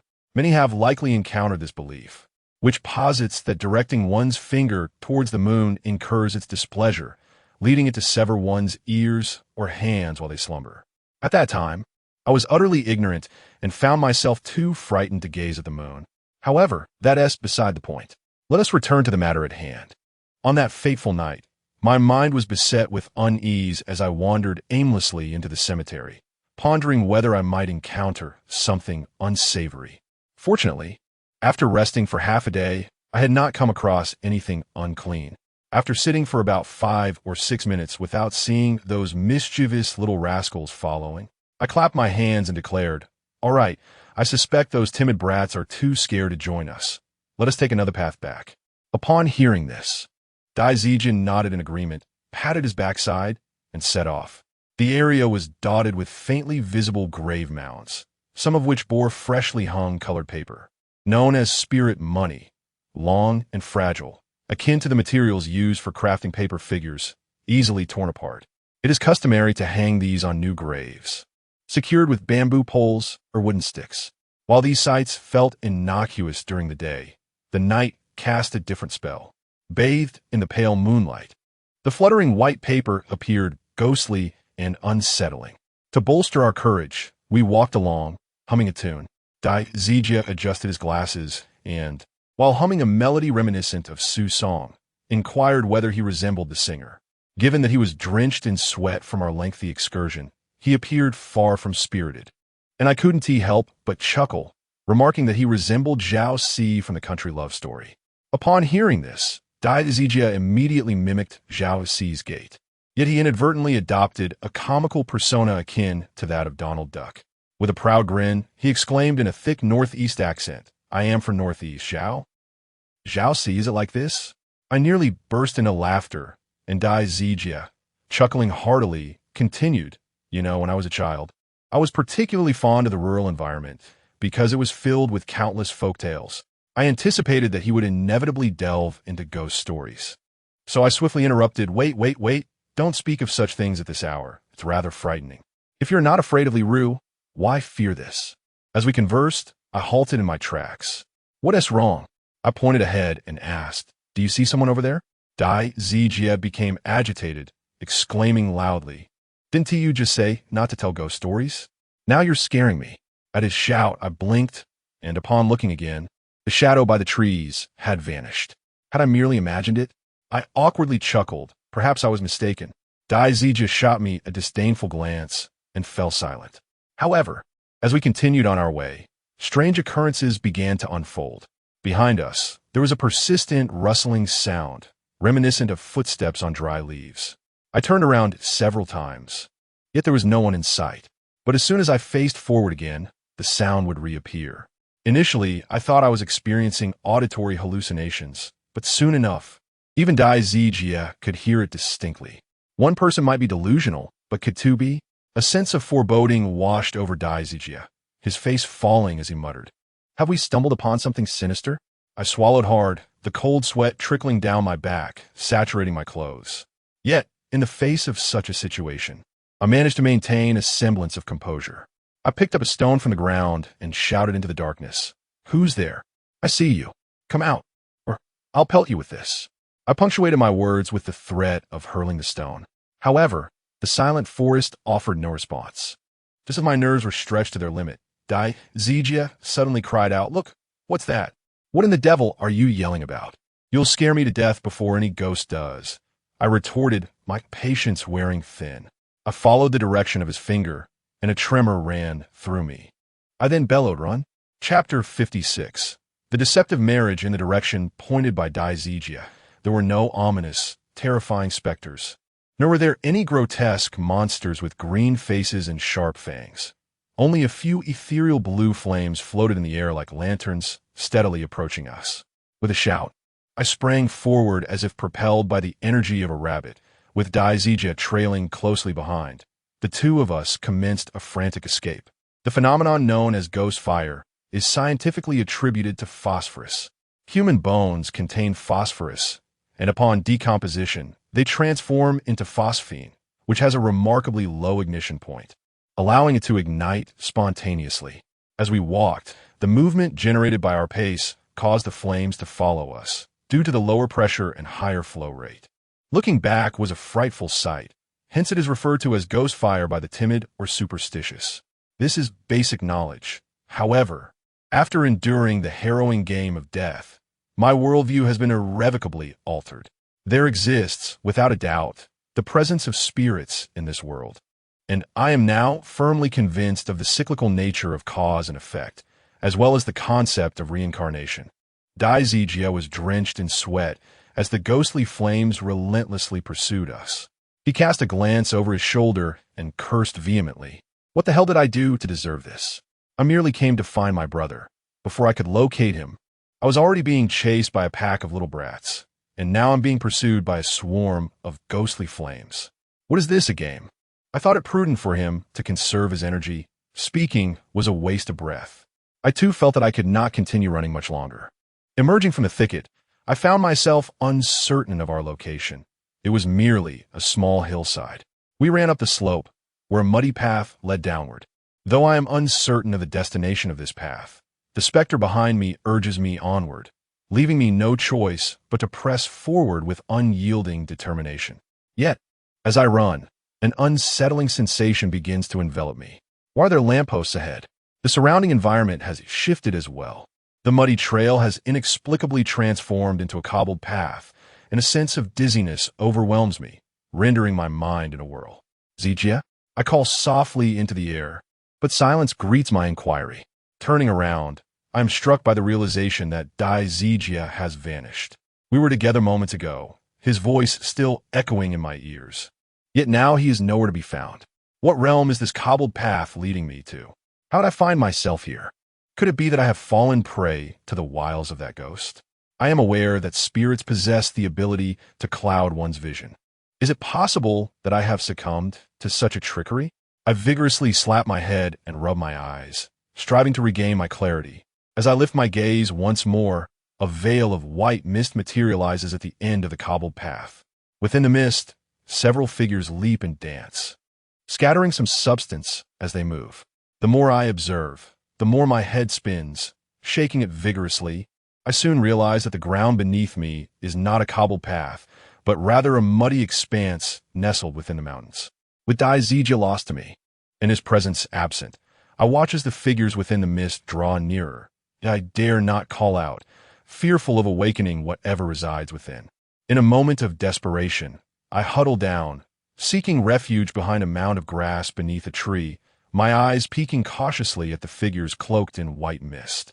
As the mist drew closer, the figures within became discernible. I soon realized that they were scattering joss paper, the offerings for the deceased. Two mischievous spirits, akin to the deities of fortune, pranced forward with baskets in hand, tossing the ghostly currency as they went. Behind these playful apparitions stood four pallid men, their expressions devoid of emotion. They were not specters, but rather paper effigies. These four paper figures bore a grand crimson sedan chair, their eyes unwavering as they marched with solemnity. Following the sedan, the two fortune-bringing spirits continued their lively dance, showering the area with paper money. This scene sent shivers down my spine, a chill creeping along my back. It was an encounter with a ghostly wedding. Having watched countless films by Ying Shu, I was aware, albeit not firsthand, of the essence of the spectacle before me. However, an unexpected scent of the living wafted through the air. In a daze, A melodious voice, akin to silver bells, emerged from the sedan, and the beaded curtain was drawn aside, revealing a delicate visage. The girl possessed hair, as silky as satin, flowing gently in the eerie breeze. Beneath her cascading locks lay elegantly arched brows, and her eyes sparkled like stars and moon. With a finely sculpted nose, rosy cheeks, and lips resembling glistening cherries, her flawless countenance radiated a shy yet captivating charm. Her gaze had the power to ensnare the very souls of onlookers, rendering me momentarily speechless. Though I had once beheld Changqing's breathtaking beauty in dreams, this girl surpassed even that, embodying the essence of a living being. The girl in the sedan widened her eyes and looked my way, her sweet smile seemingly a greeting directed at me. Instinctively, I felt compelled to respond. Just then, a voice belonging to an elderly servant resonated. "Miss, do not waste time." Amidst the white mist, an aged servant had appeared, leaning on a cane as he approached the palanquin, drawing the beaded curtain shut before turning to face me. His pallid visage was quite unsettling, and as he glared, the mischievous spirits scattering coins in front of me began to clap and rush towards me with glee. I yearned to flee, only to find myself immobilized. As the two spirits drew closer, panic enveloped me, causing beads of sweat to form on my brow, and I cried out, "Is anyone there? Help, help!" Cackling, the two spirits approached, extending their hands towards me. "Help!" Darkness enveloped my vision, and when I regained consciousness, I found myself inside a room. Where am I? I sat up abruptly, scrutinizing the surroundings. At that moment, the door swung open. A man in his 30s, with a square face and clad in police uniform, entered. He glanced at me and, with a mild smile, inquired, "Young man, you are awake? How do you feel? Any discomfort?" I shook my head and asked, "Where's this place?" "This is the police station," he replied, startling me. I hurriedly leapt from the bed and asked, "What about my friend? The one who came with me yesterday?" "Yes, him. Do you not remember what happened last night?" As I rubbed my temples, I began to recollect the events of the previous evening. Last night, I fled alongside Dai Zijia, but amidst our escape, he suddenly vanished. As I continued running, I encountered a series of bizarre occurrences. Reflecting on the events of the previous night, I wondered how he ended up in that particular place. Upon hearing his words, a chill ran down my spine. Did something go awry? I hurriedly recounted the events of last night in full detail, naturally omitting the supernatural elements, for I knew they would be met with skepticism. Thus, I informed him that Dai Zijia and I had been chased and assaulted by a group of mischievous children, leading us to unwittingly dash into a thicket, after which we became separated. Along the way, I stumbled and fell, awakening here. My body bore several injuries from the fall, and I was at a loss as to how they had occurred. However, it was precisely these wounds that convinced Guizilian of my truthfulness. He remarked that when they discovered me, I was lying in the mountains, my clothing torn in numerous places, and my arms marked with numerous injuries, all of which were clearly the result of a fall. Chapter 57. Imprisonment. Dear comrade, please take the time to rest. I will inform you of any updates as soon as they arise. The officer with a square face appeared to be concealing something. After I recounted everything, he attempted to leave the room. I grasped his arm firmly and, with a stern expression, inquired, "Officer, what has happened to my friend?" The officer hesitated, clearly troubled. Before finally speaking, "Earlier today, we received a report indicating that 4 corpses were discovered in the woods behind Xinjia village. Additionally, 3 more bodies were found in a grave at the end of the forest. All 7 deceased individuals were villagers of Xinjia. Subsequently, we conducted a search of the crime scene, where we found you unconscious on a nearby hillside. As for your friend, we have not yet located him.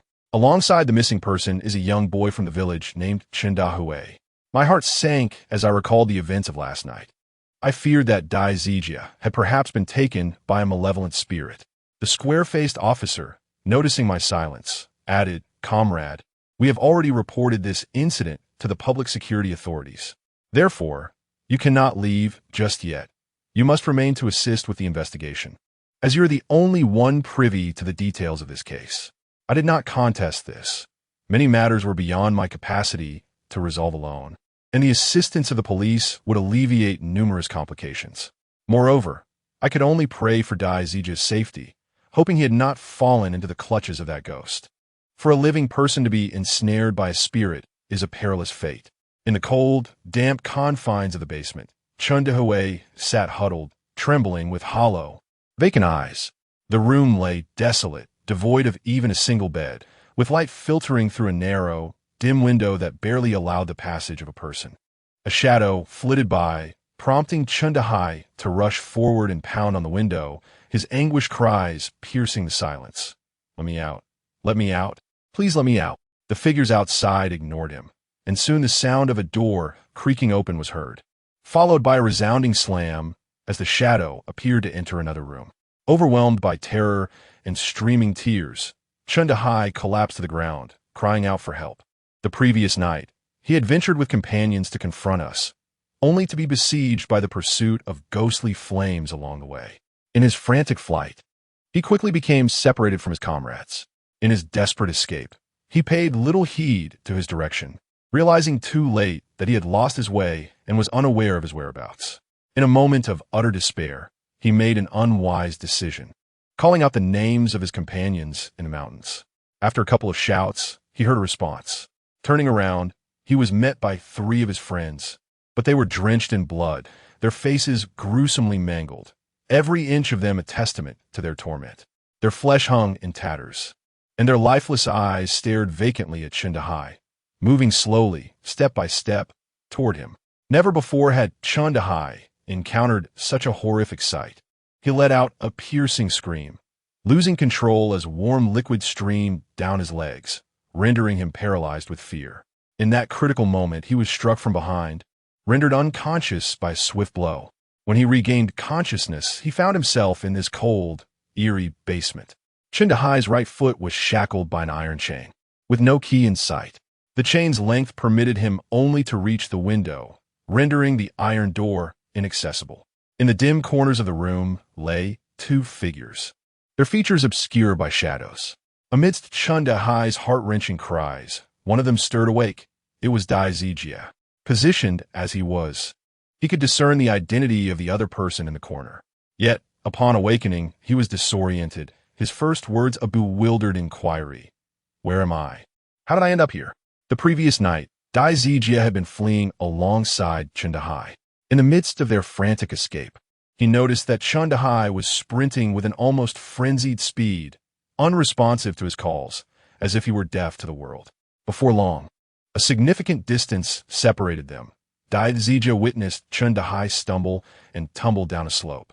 Intent on rescuing him, he rushed forward, but before he could reach the spot where Chun Dehui had fallen, he was struck from behind and rendered unconscious. Had it not been for Chun Dehui's misstep, he might very well have found himself in the same dire predicament as Dai Zijia, captured in this ominous place. Dai Zijia, maintaining a semblance of composure, quickly reviewed the events of the previous night in his mind. He then turned his gaze towards the distraught Chun Dehui, concluding internally that he had been abducted. "Hey, my friend, stop shouting. It's futile here. Tell me, what is your name?" Chun Dehui glanced at Dai Zijia, his cries gradually subsiding. Yet he chose to ignore the inquiry. Dai Zijia, not seeking to curry favor, shook his head and rose to observe the other individual lying nearby. The individual's ankle, like theirs, was shackled with a coarse iron chain, and had been so for more than a day or 2, evident in the fact that the person was deceased. The foot now bare bone. Judging from the attire, the person was a woman. Dai Zijia inhaled sharply, his mind conjuring scenes from horror films. Was this imprisonment? Mustering his courage, Dai Zijia approached the female corpse.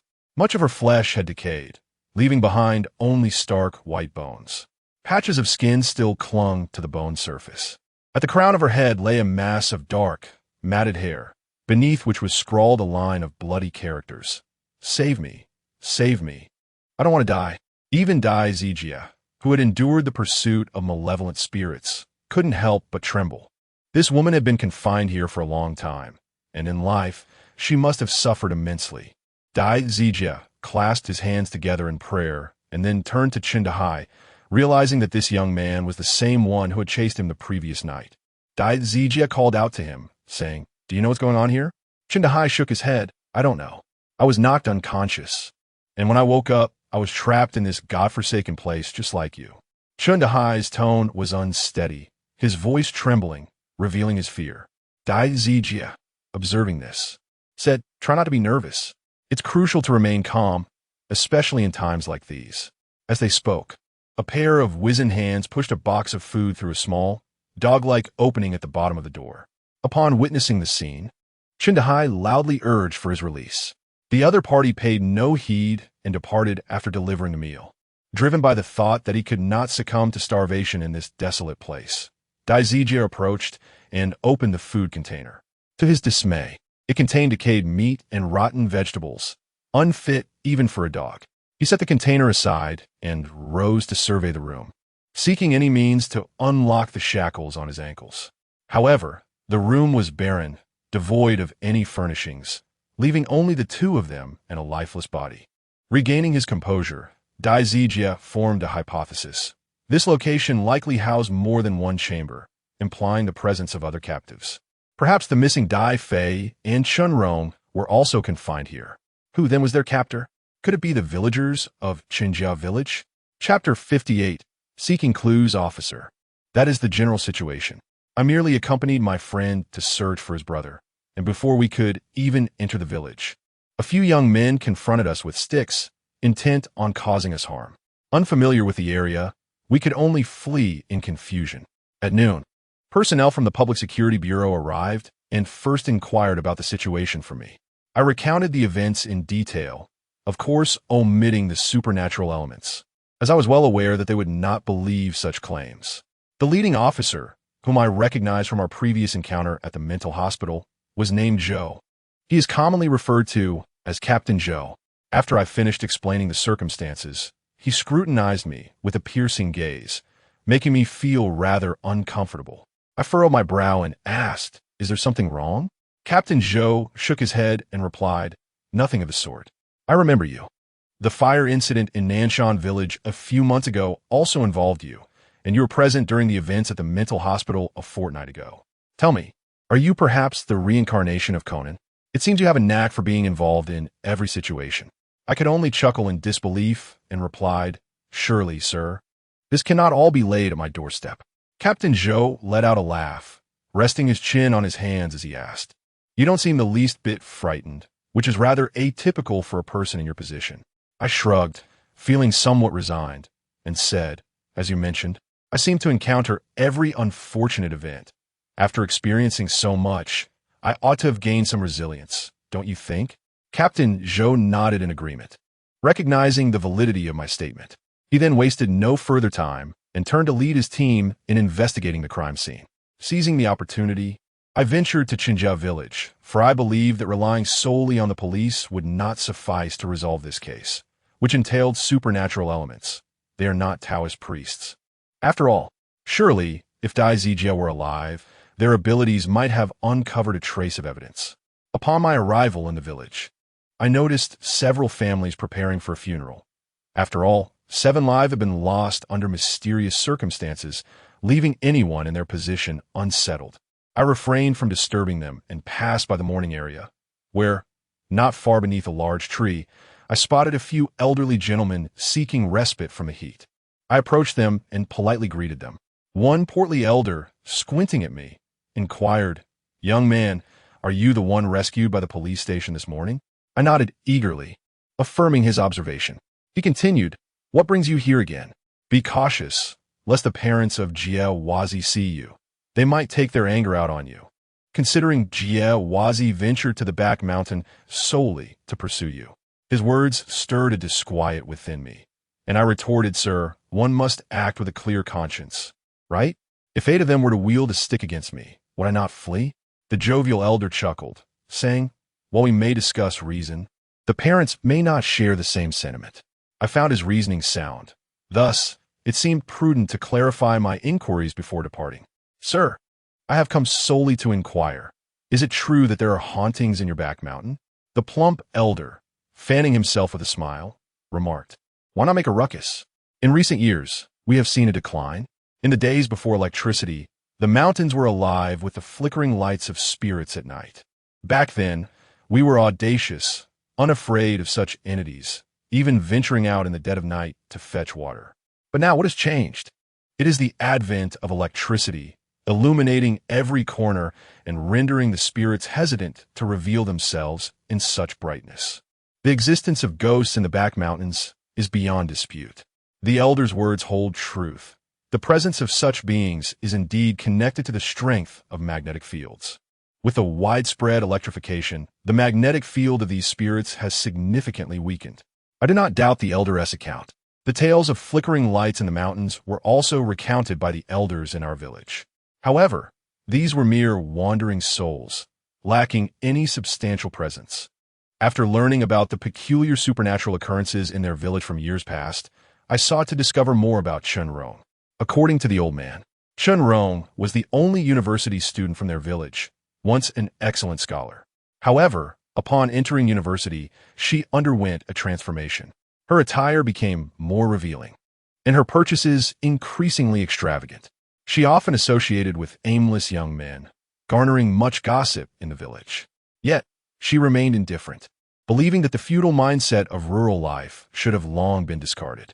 I suspect that Chun Rong's change stemmed from her exposure to the vibrant and indulgent world beyond. Those who are somewhat attractive seldom lack admirers, and such individuals are often the easiest targets for the wealthy offspring, as they come from less fortunate backgrounds and have not encountered much of the world. Some individuals, with a mere expenditure on luxury brands, can easily find themselves in a hotel room in no time. However, this does not imply that everyone is of such a nature. It is merely that those who have experienced poverty find it exceedingly difficult to revert to their former state once they have tasted wealth. According to an elder, before her disappearance, Chun Rong had met someone whom she claimed to be her boyfriend.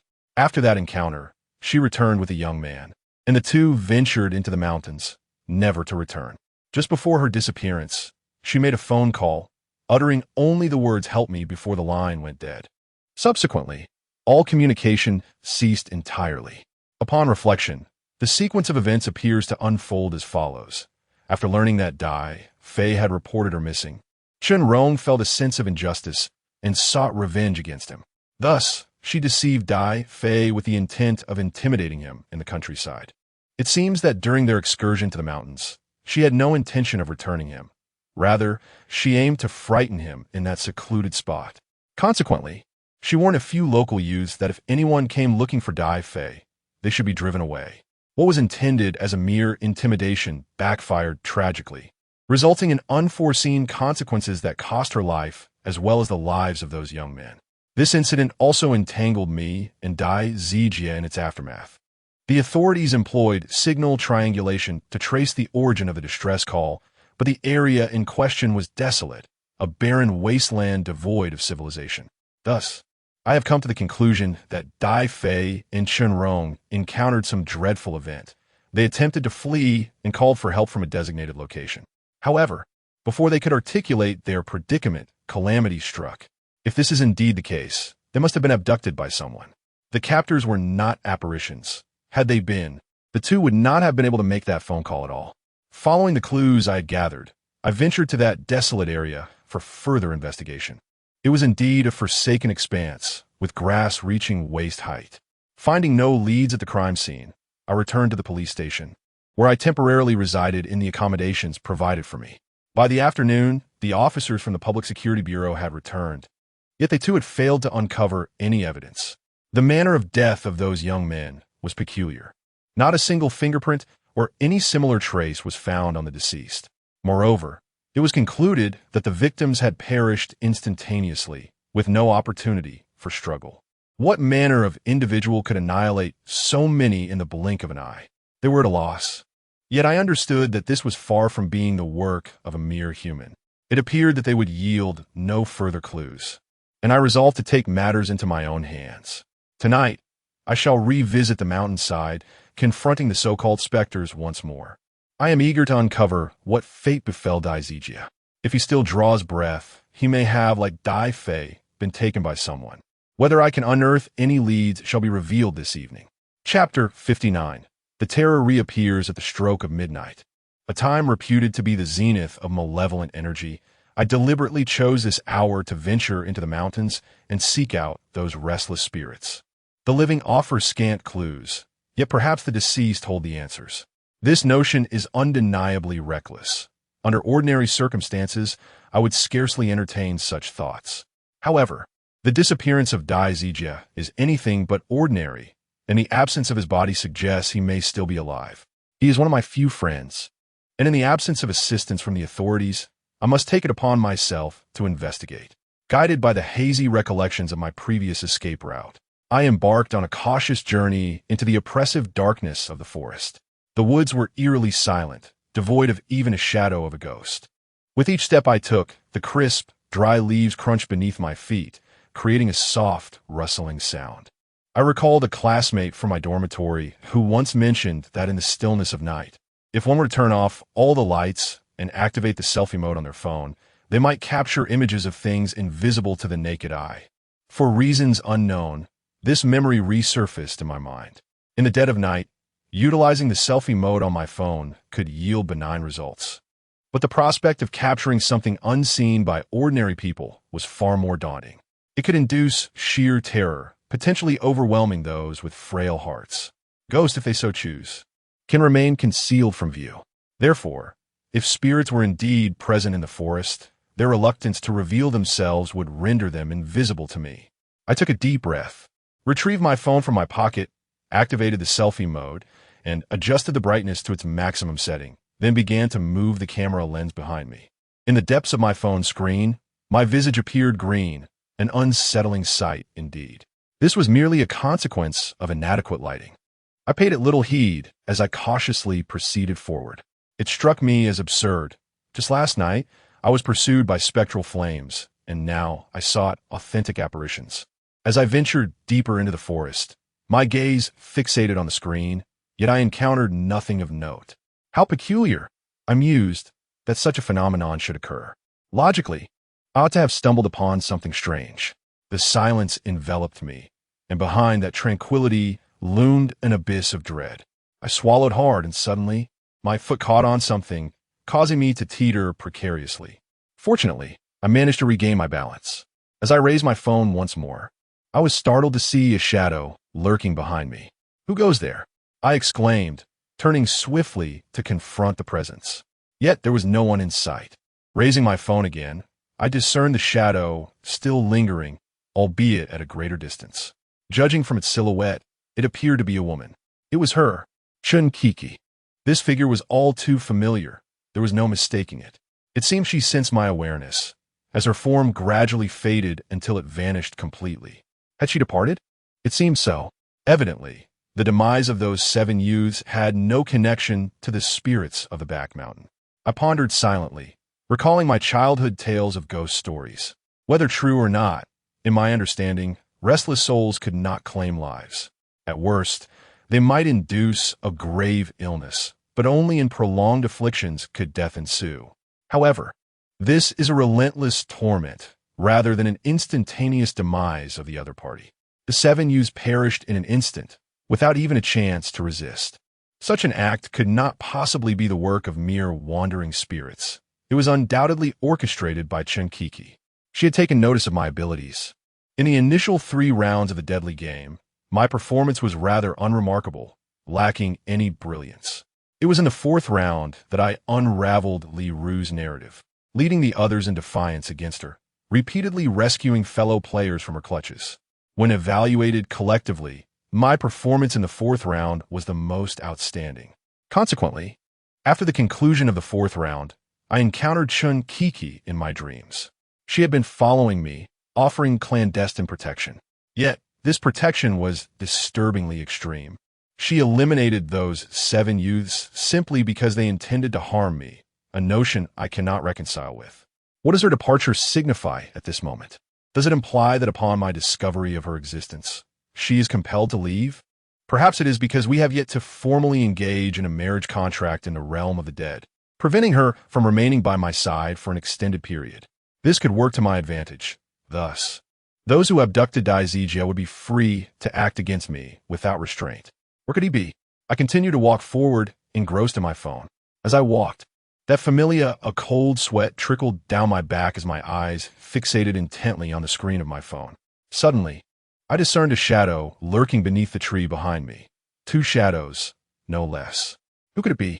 A chill ran down my spine, and with a heart pounding in trepidation, I spun around and shouted. An icy sensation surged from my feet to the crown of my head as my voice echoed in the stillness. A chilling cackle pierced the air, an all too familiar sound. At first glance, the shadow behind the tree resembled the mischievous spirit of fortune I had glimpsed in a daze the previous night. The spirit chuckled ominously, peering from behind the tree and winking at me. Instinctively, I felt the urge to flee, yet I understood that this was not the moment for retreat.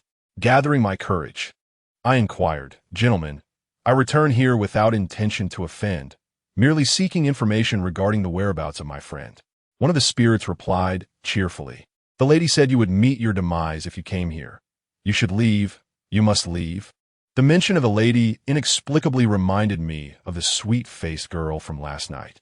I vividly recalled her lifting the beaded curtain, her eyes brimming with curiosity. What is wrong with me? Why was I fixating on the deceased? The spirit laughed again, a sinister chuckle, before vanishing behind the tree. They had departed, their purpose evidently to relay the lady's words. But what did her words signify? Why would coming here lead to death? Was someone plotting against me? If that were the case, was Dai Zijia in danger as well? Regardless of the perpetrator responsible for his abduction, I am resolute in my determination to locate him. I caressed the prayer beads encircling my wrist, inwardly acknowledging the inevitability of fate and its inescapable nature. Resuming my course, I raised my mobile phone once more. Scarcely had I taken a few steps when the rustling cadence of footsteps echoed behind me. Is there no cessation to this? Why does everyone invariably attempt to startle me from the rear? The first instance involved Chun Kiki, followed by the money boy. Who might it be this time? A glance at my phone caused my countenance to harden, and I lunged forward with alacrity.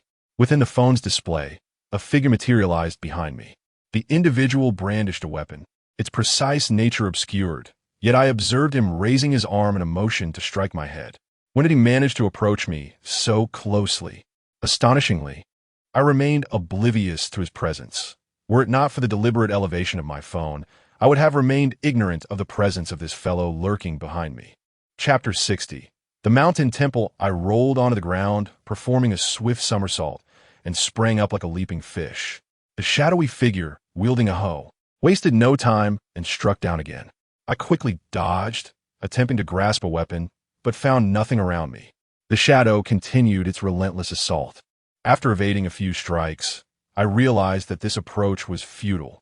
I braced myself, using my arm to block the hoe. Fortunately, I managed to prevent the sharp end from crashing down, for it would surely have created a gaping hole. Seizing the moment, I grasped the hoe tightly and delivered a kick to the shadowy figure. He was robust and, despite the blow, did not relinquish his grip. However, one of his legs was injured, causing him to stagger back a couple of steps. The shadow seemed to be skilled. Noticing my firm hold on the hoe, he lifted his right foot and pressed down forcefully, compelling me to let go. Yet, I was not easily subdued. As I released my grip, I hurled my phone at his forehead. Following that, I executed a swift kick. The shadow appeared taken aback by my quick reflexes, as my phone struck him squarely on the bridge of his nose. The subsequent kick landed solidly on his chest, disorienting him with 2 consecutive blows. He stumbled back, his eyes wide with surprise, seemingly contemplating his next move, only to turn and flee. His lopsided gait, due to his injured leg, was rather comical, yet his speed was astonishing. I lunged forward, retrieving my phone and pursuing him fervently, the two of us racing out of the forest in succession. "Stop! You! Stop right there! Who are you?" I shouted as I ran. Concurrently, a realization dawned upon me. Dai Zijia was not dead, but had been captured by this individual. The limping figure ran with labored breaths, covering approximately 2 kilometers before I could no longer continue. At that moment, he seized the opportunity of my brief pause to slip into a thicket, his silhouette vanishing from sight.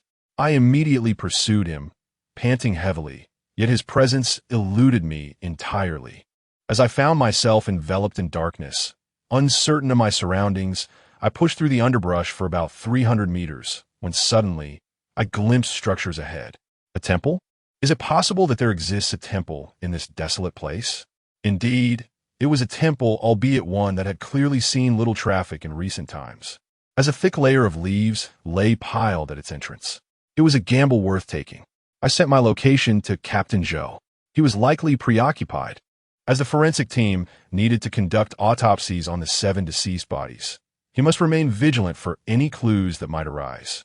After sending the location, I grew anxious that the limping man might flee under the cover of night, so I entered the temple alone. The temple was modest, with a sign at the entrance bearing the characters Rulai Temple. Clearly, this place had once thrived. Inside, remnants of offerings were scattered about, primarily incense-related items. I approached the statue to pay my respects, then, steeling my resolve, began my search within. The limping man was surely hiding here, in a corner. I discovered food wrappers in a takeout box, likely left behind by him. During our earlier encounter, he had obscured his face, preventing me from discerning his features. But based on his physique and eyes, it was evident he was at least over 30.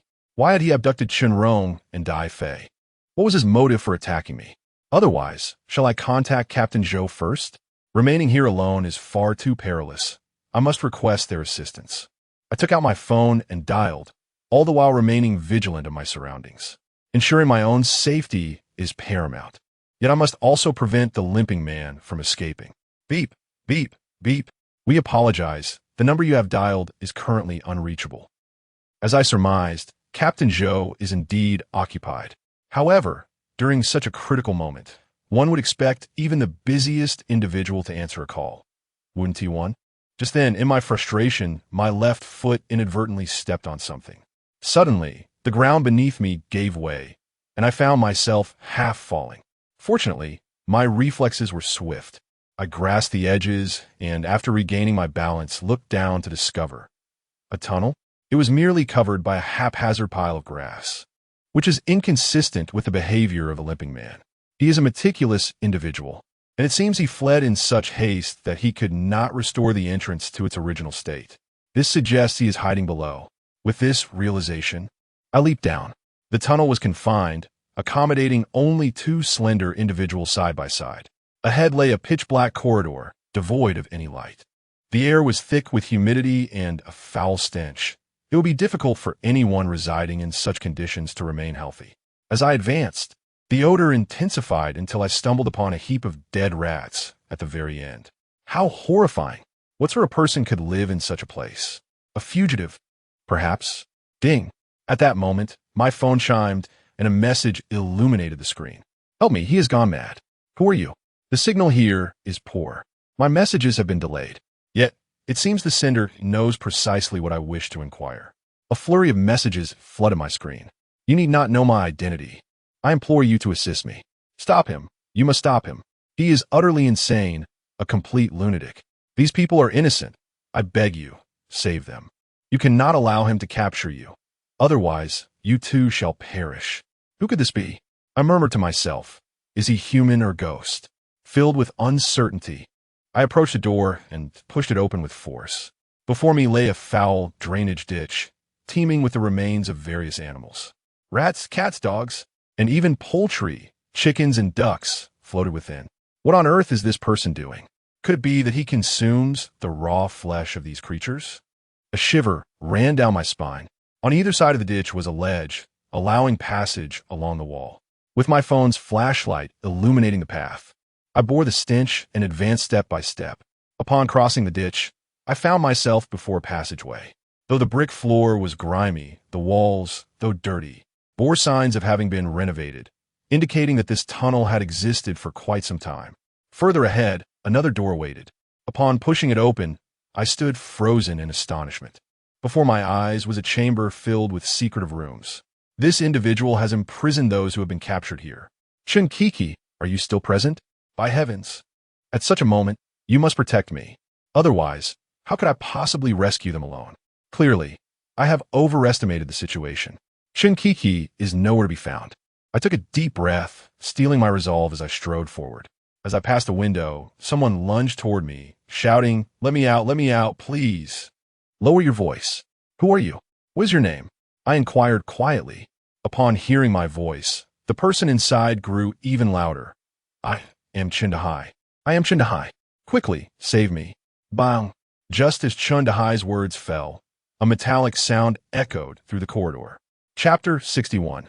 El Shui, the sudden cacophony startled me, prompting an immediate shout directed at those within. Shut your mouths, or I swear none of you will escape if I am discovered. At that moment, Chun Dahai fell silent, pleading softly, Buddy, help me out of here, and I will pay you. I promise, I will pay you, all right? Just as I was about to respond, a familiar voice pierced through the tension. Is that you, Shaofan? It was Dai Zijia. Zijia?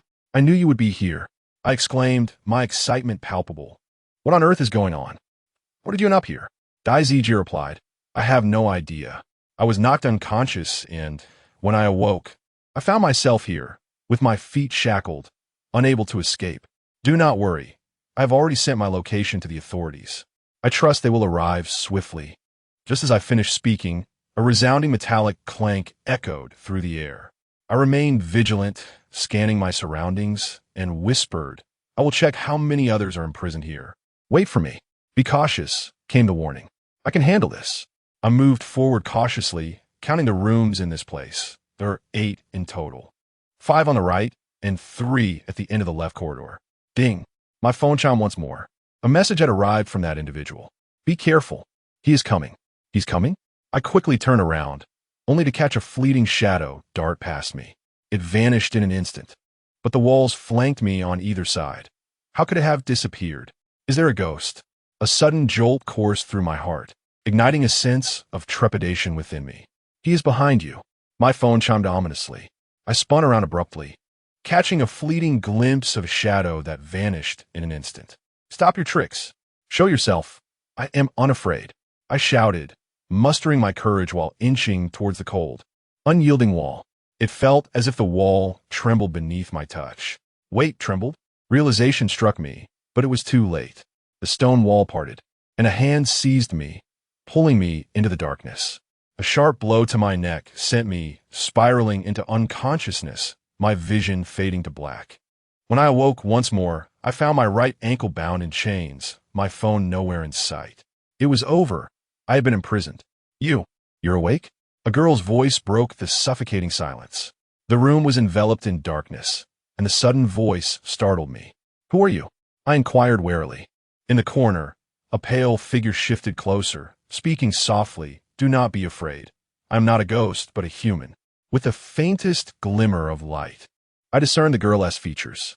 She was unremarkable in appearance, yet her figure was quite appealing. Dressed in a long gown, her slender legs were soiled by murky water. Are you Chenrong? I asked, furrowing my brow. Chenrong? No, I'm not. I do not know her. My name is El Shui. The impact of her words struck me like thunder, leaving me momentarily dumbfounded. El Shui, the sister of Bai Yi, who had gone missing. Do you know me? El Shui gazed at me, her expression one of astonishment, and inquired curiously, Do you have a sister named Bai Yi? Your father and her father are close friends, are they not? Indeed, how do you know this? Are you here to rescue me? To some extent, yes. Yi and I share a deep friendship, and she has mentioned you to me. Realizing that escape was not an immediate option, I composed myself and asked, How did you come to be captured? Do you recognize the person who took you? Initially, I suspected that El Shui's disappearance was the work of someone familiar to her. However, it became evident that this was not the case. As if reading my thoughts, El Shui shook her head and replied, I do not know him. Originally, I came to the countryside with my close friends for leisure. That evening, after dining at her home, we decided to take a stroll. We returned only when darkness fell, and on the way, we encountered a madman. He approached me and demanded to know my name. I was taken aback and did not respond at first. After several inquiries, I finally revealed my name. Upon hearing it, he erupted in fury, insisting that I was not named as such, and he seized me without letting go. My friends were terrified and quickly attempted to call for help, but before the call could be completed, the madman struck me unconscious. After that, I have no recollection. I awoke in this room. I frowned, puzzled. Why did this individual target El Shui specifically? What was the source of his outrage when she disclosed her name, claiming it was not her true identity? What hidden intricacies lay within this perplexing situation? I calmed myself and said to Vexu, I am unaware of what your friends have endured, but their current situation is quite grim, as they have all been admitted to a psychiatric hospital. Upon hearing this, Lavexu appeared utterly stunned. Realizing I had misspoken, revealing what should not have been disclosed, I quickly added, however, there is no need for concern. Once we unravel this sequence of events, they will be all right. Lavexu, with a sense of despondency, replied, but how can we clarify anything when we are trapped here? Do you trust me? You? I. Do you possess a means of escape? As long as you believe in me, I shall find a way. Well then, what do you require of me? It is quite simple like this. After hearing my words, Lavexu hesitated and asked, is this truly feasible? I cannot say for certain, but we must take a chance. Otherwise, we shall merely await our demise here. All right then. With determination, Lavexu gritted her teeth and prepared herself, loudly shouting, help, help, please save me. The peculiar individual initially targeted Lavexu, indicating a connection between them, though Lavexu remained oblivious to this fact. After capturing Lavexu and confining her here, he did not inflict harm upon her, suggesting that she held some significance for him. Thus, he would neither harm her nor allow her to come to harm. I noticed that Lavexu's meals were considerably better than those of the others, which further corroborated my thoughts. Therefore, Lavexu is a potential point of leverage. His decision to imprison both Lavexu and myself together was indeed a mistake. Indeed, after several shouts from Lu Shui, footsteps echoed from outside the door. I feigned an intention to harm Lu Shui, hoping to deceive that fellow. If he were to enter and assault me, I would fight back with all I had. This opportunity was singular, and I had to strike without hesitation. The key must be on him. If it were not, I would ensure he remained, as there were iron chains in the corner. At worst, we would be locked together. I had already sent my location to Captain Zhou. Discovery was merely a matter of time. As long as I could delay him until Captain Zhou arrived, we would all emerge safely. With a thunderous sound, the stone wall swung open once more. That lunatic limped into the room, shouting, "Stop, you scoundrel! Cease your actions!" Chapter 62.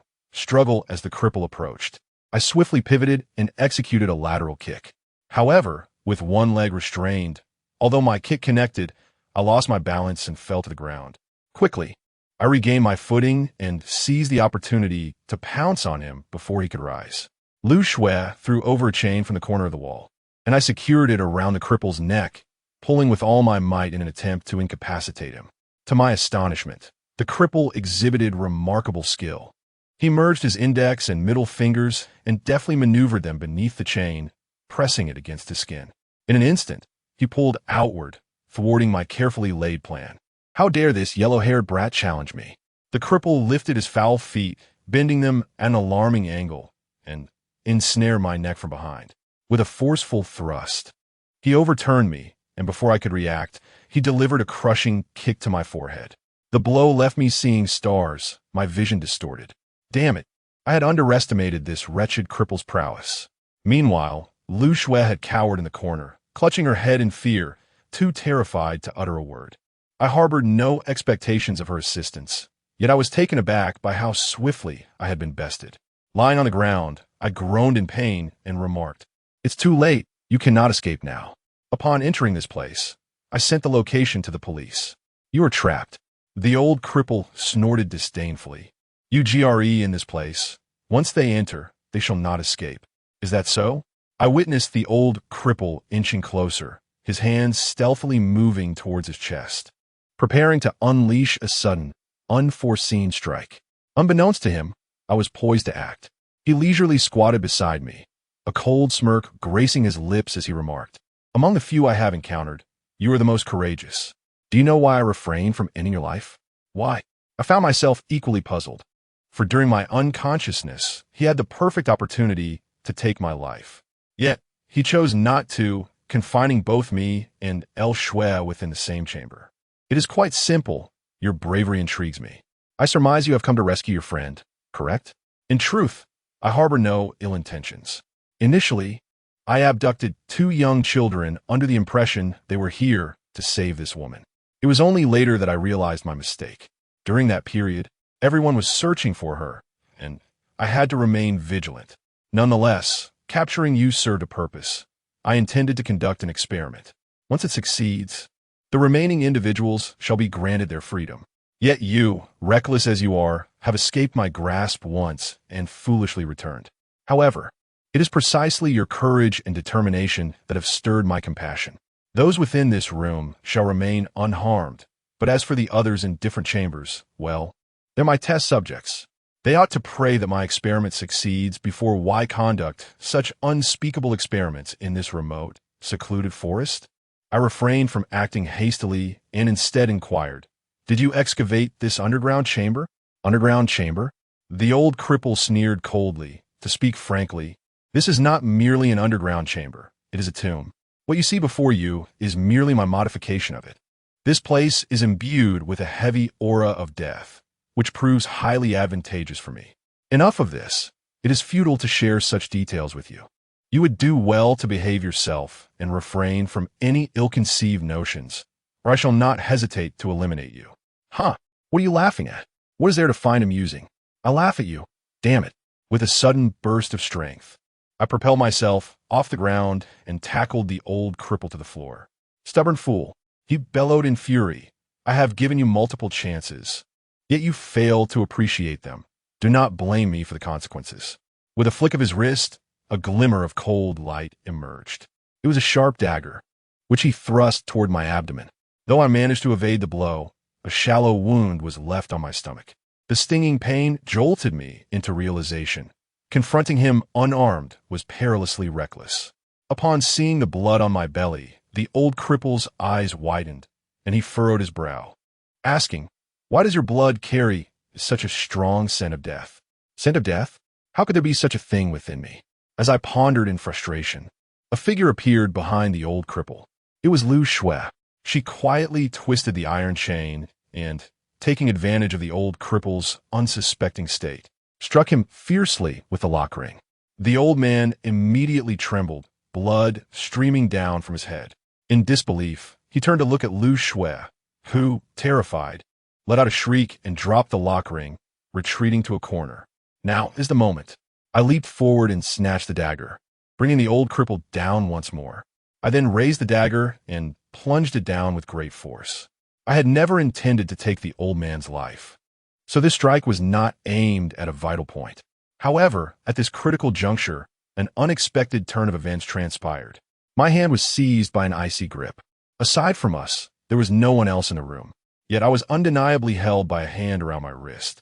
Before I could react, another hand tightened around my neck, forcing me to the ground. The old cripple stood up with a cold smirk, disregarding the blood on his head, and said, "I told you. Here, no one can contend with me." Suddenly, a swirl of white mist emerged in the corner of the room, and the temperature began to drop. As the mist rose, spirits came forth. "Here, I am invincible." Alas, despite all my calculations, I had not anticipated the intervention of the spirits. Is heaven truly intent on having me perish here? With the appearance of the white mist, I saw 4 specters materialize in the corner.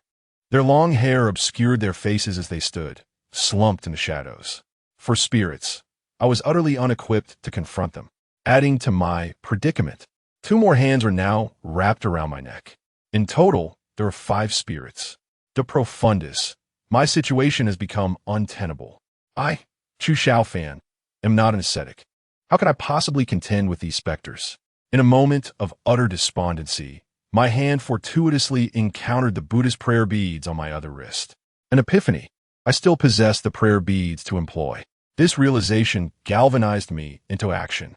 I immediately unfastened the beads and brought them down upon the spectral hand encircling my wrist. Swift as a striking serpent, I acted.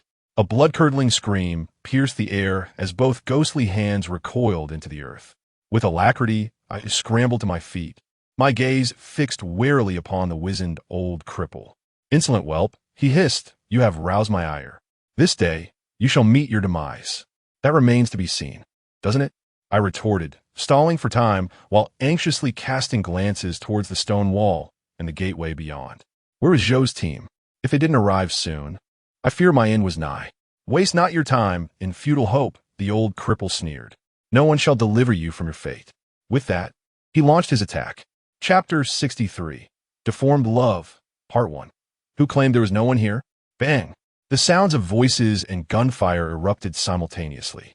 This shot did not strike the old cripple.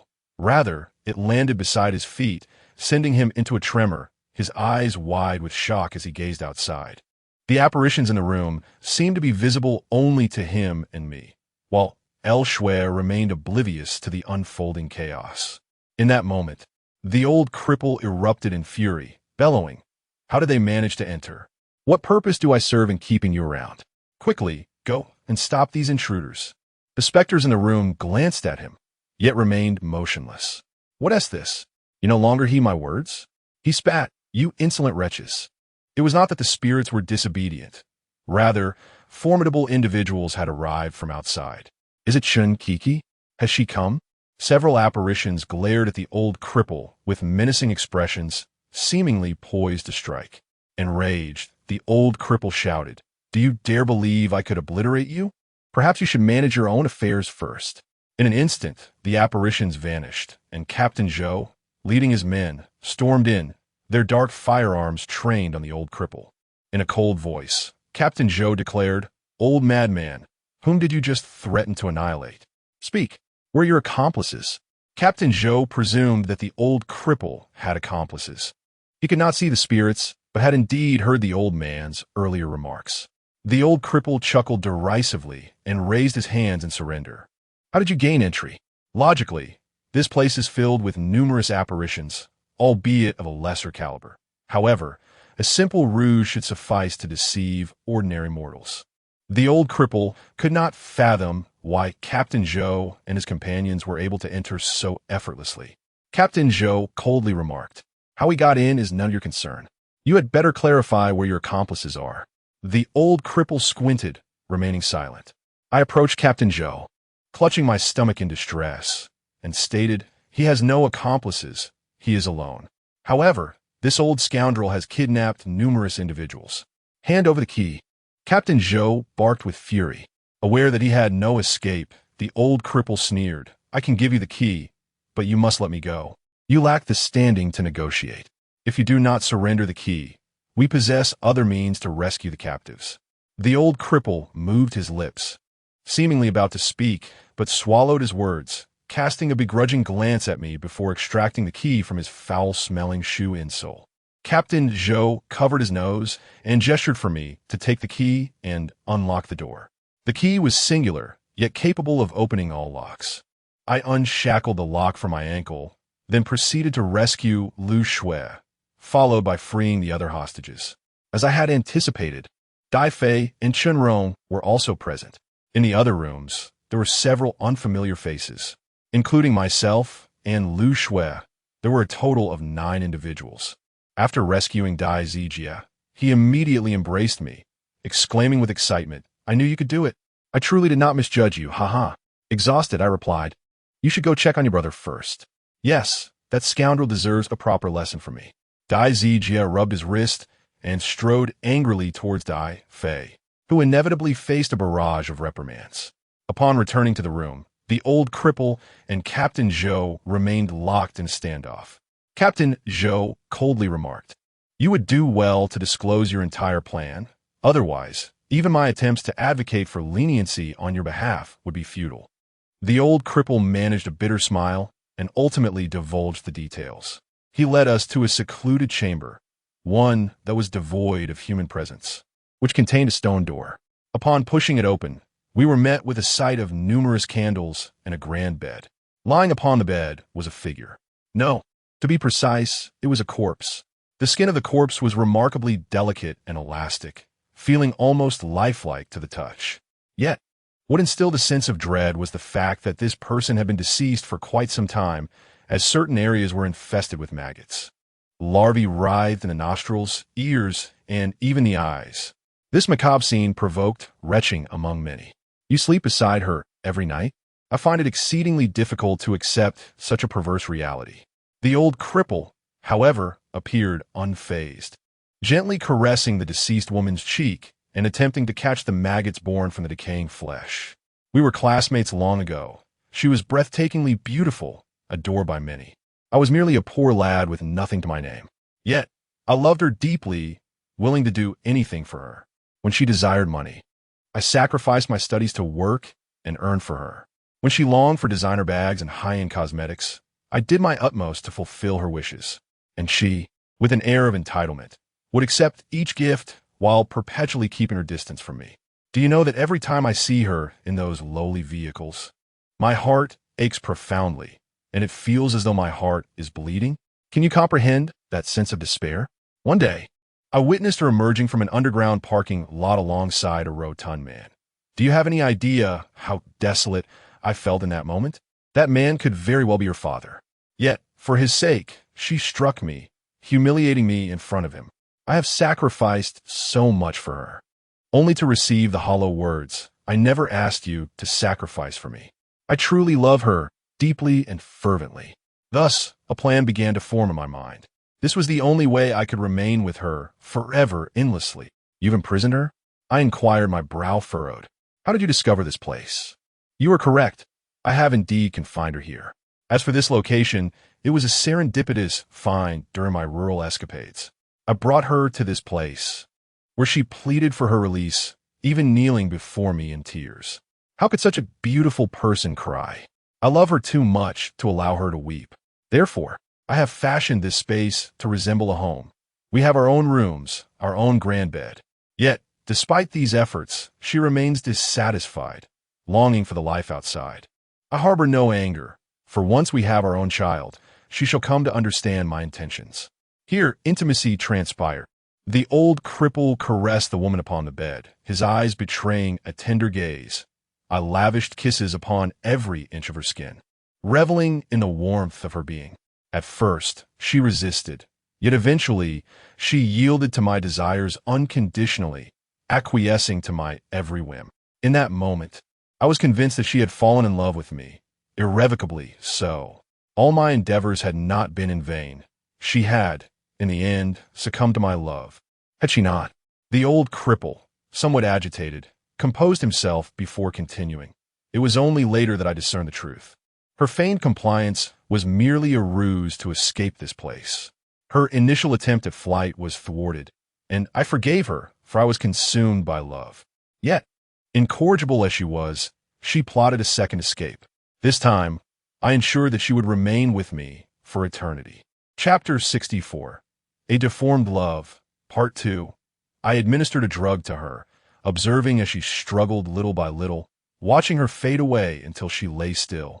No longer fighting, I cradled her in my arms, kissing the remnants of her distress, striving to demonstrate my love for her, willing to sacrifice everything. I prepared her meals, but when she could not open her mouth, I chewed the food into tiny morsels, feeding her with my own lips. Yet, she refused to swallow. How could this be? How could she neglect nourishment? Thus, I resorted to using a stick to prod the chewed food into her stomach. She could not consume too much, for fear of gaining weight, so I fed her only a morsel each day, just a little. In addition to this, I bathed her, and during those moments, she remained as beautiful as ever. We sat together in the tub, embracing and kissing every inch of her skin. Oh, and we were married. Behold, our wedding photograph. The old cripple retrieved a snapshot from beneath the pillow, depicting a woman in a wedding gown, tears glistening in her eyes. This was my own capture. Despite my poor photography skills, it did not diminish her beauty. How could there exist such a perfect woman in this world? However, I soon noticed her growing indifference, and blemishes began to mar her once flawless skin. This could not stand, for it threatened the perfect image she held in my heart. Thus, I employed knowledge gleaned from others to halt the decay of her skin. Yet, despite my efforts, her flesh continued to rot. Regret began to seep in. I lamented my choice to let her close her eyes. I regretted forcing her to forsake sustenance. I have no parents and grew up under the care of my grandfather, who practiced the art of sorcery. Although I do not fully comprehend these mysteries, my time spent with him has granted me a smattering of knowledge. I have begun to delve into these arcane arts, driven by the desire to resurrect her. Once a person has passed, they cannot return. I gritted my teeth and stated, "No, I refuse to accept that. Within the ancient secret arts, there exists a method of revival.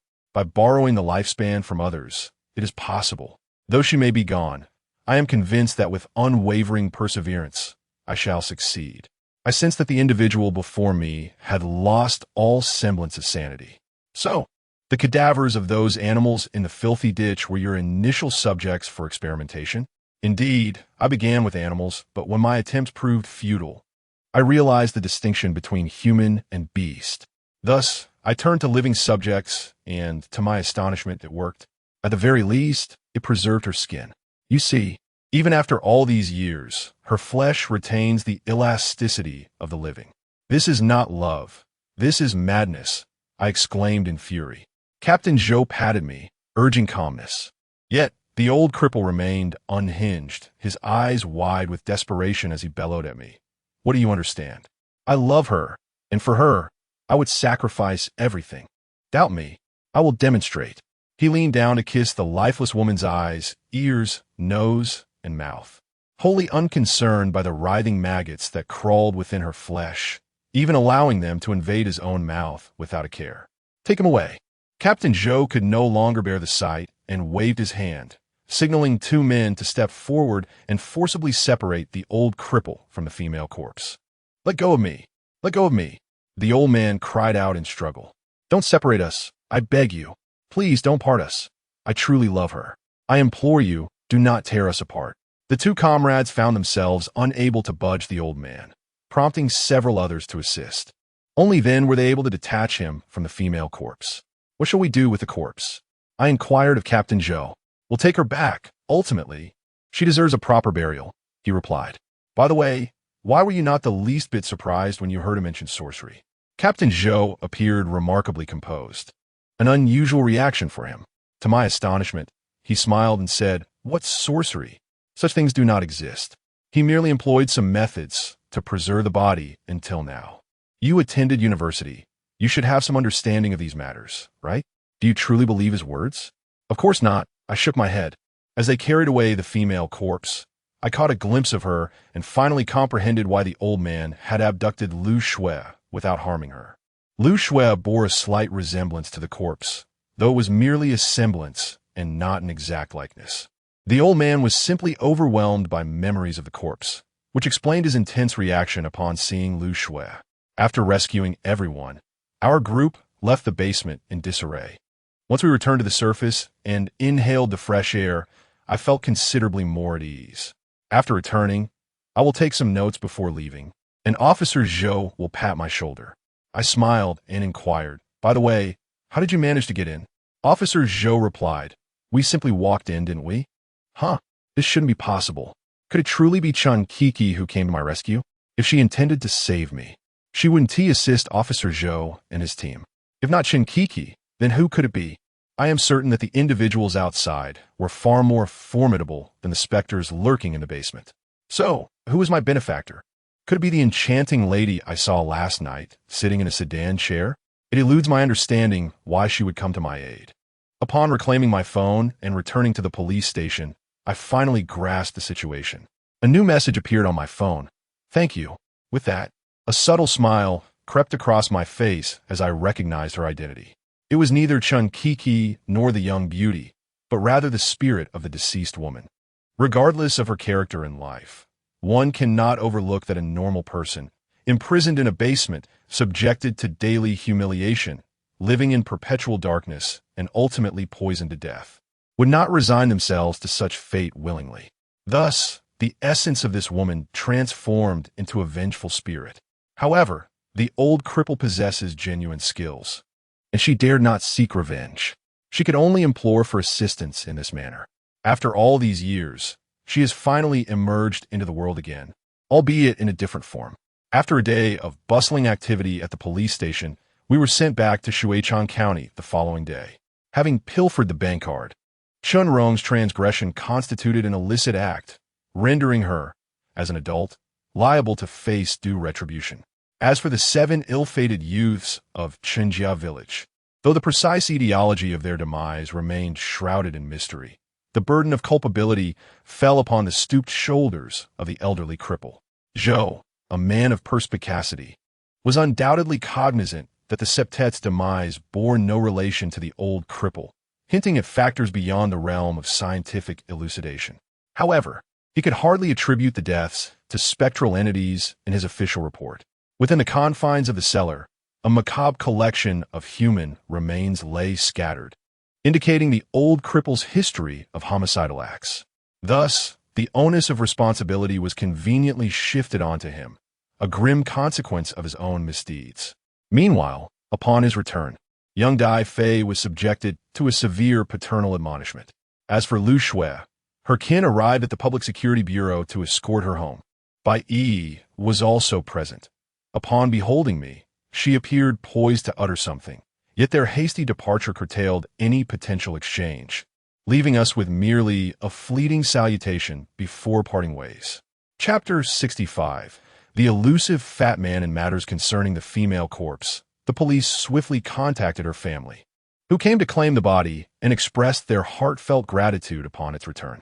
After years of anguish, they had long accepted the tragic reality of their lost child.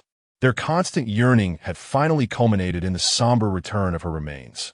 Unlike the bustling metropolises, this region lacked advanced technology and progressive ideologies. For the bereaved family, their singular desire was to lay their loved one to rest. Water City, though not vast, possesses a charm of its own. On this particular night, torrential rains fell, accompanied by howling winds that drove the townsfolk to seek refuge indoors. Following his return from Qinjia village, Dai Fei fell gravely ill.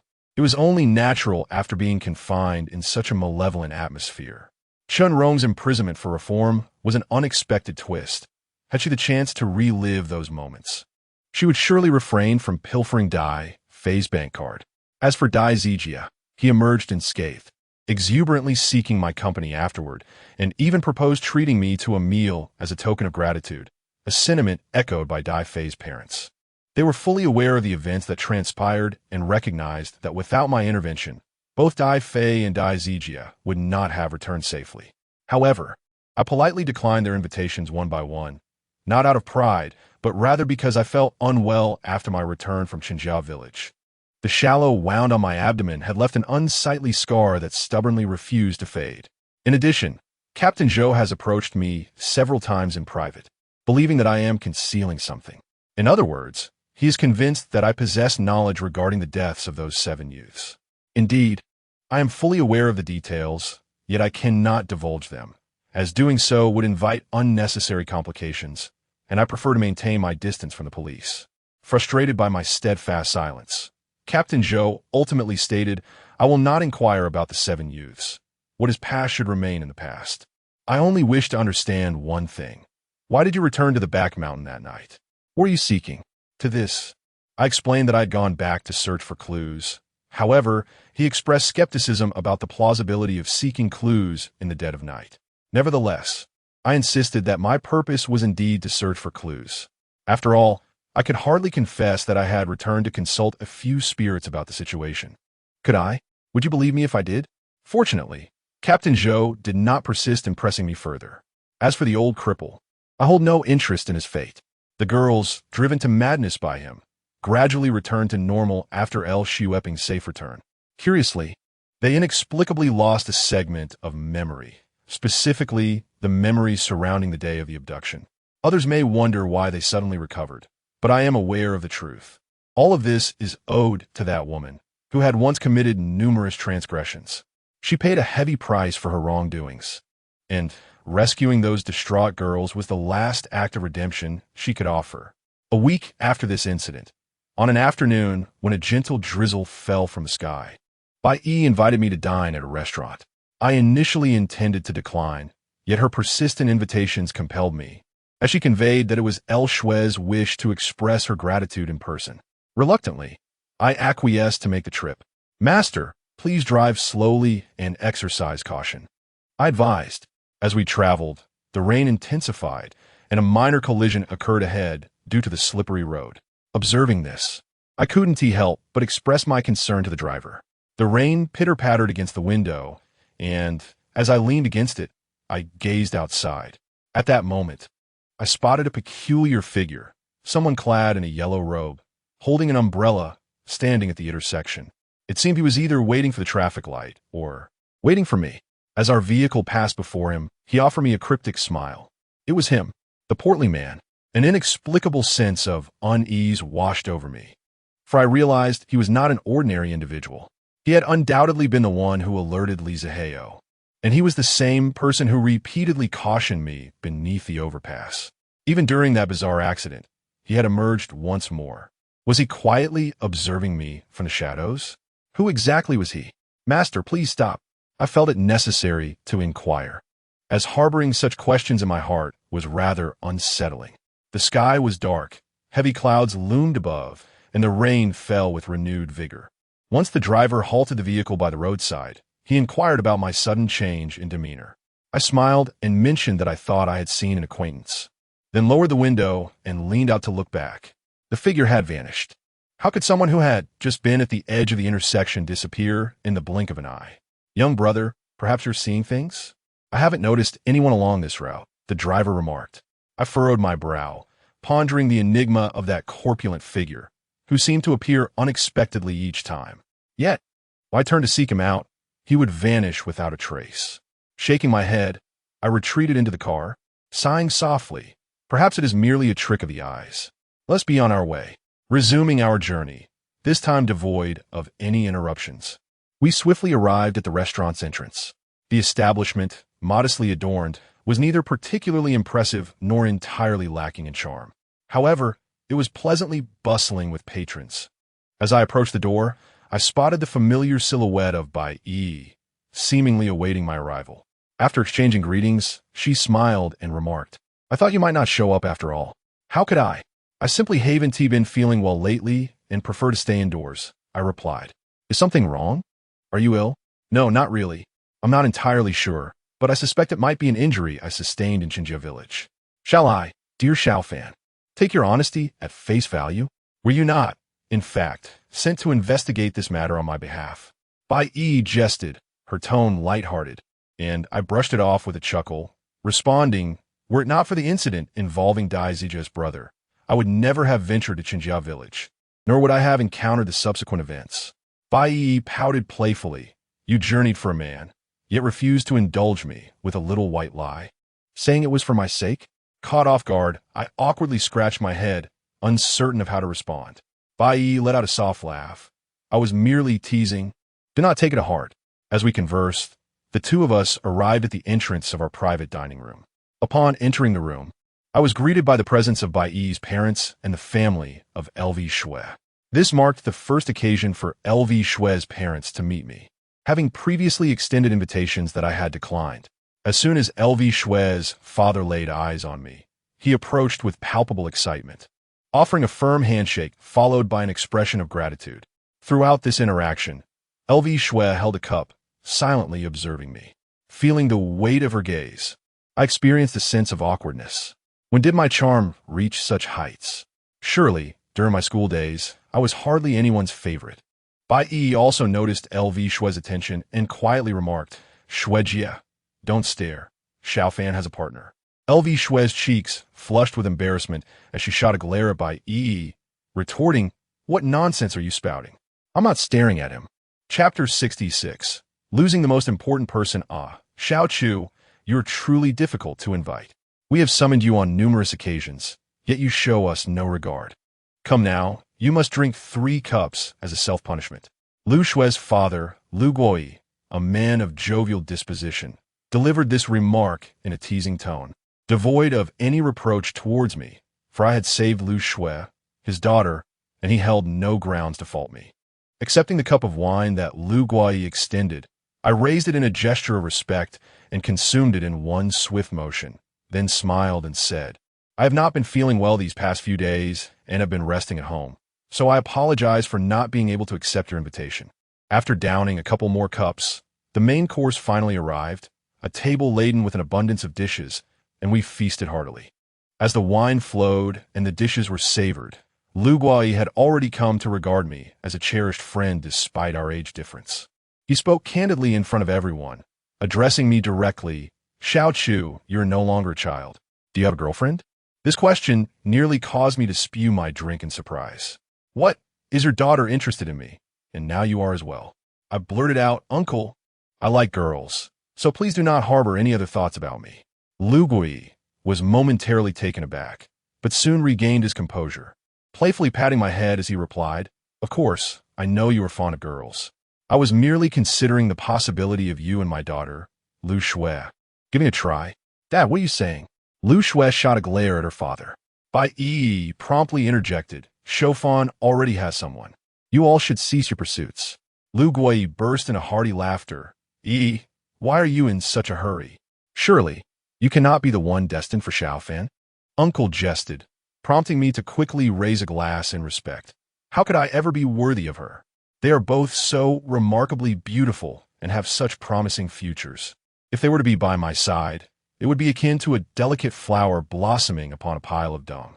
Laughter erupted among the group, and after prolonged conversation, we finally dispersed. The effects of the drinks left me quite dazed, and upon noticing my condition, Bai Yi and Lu Shui insisted on escorting me home. The adults exchanged knowing smiles, but said nothing further before departing on their own. Was this an opportunity crafted for the youth?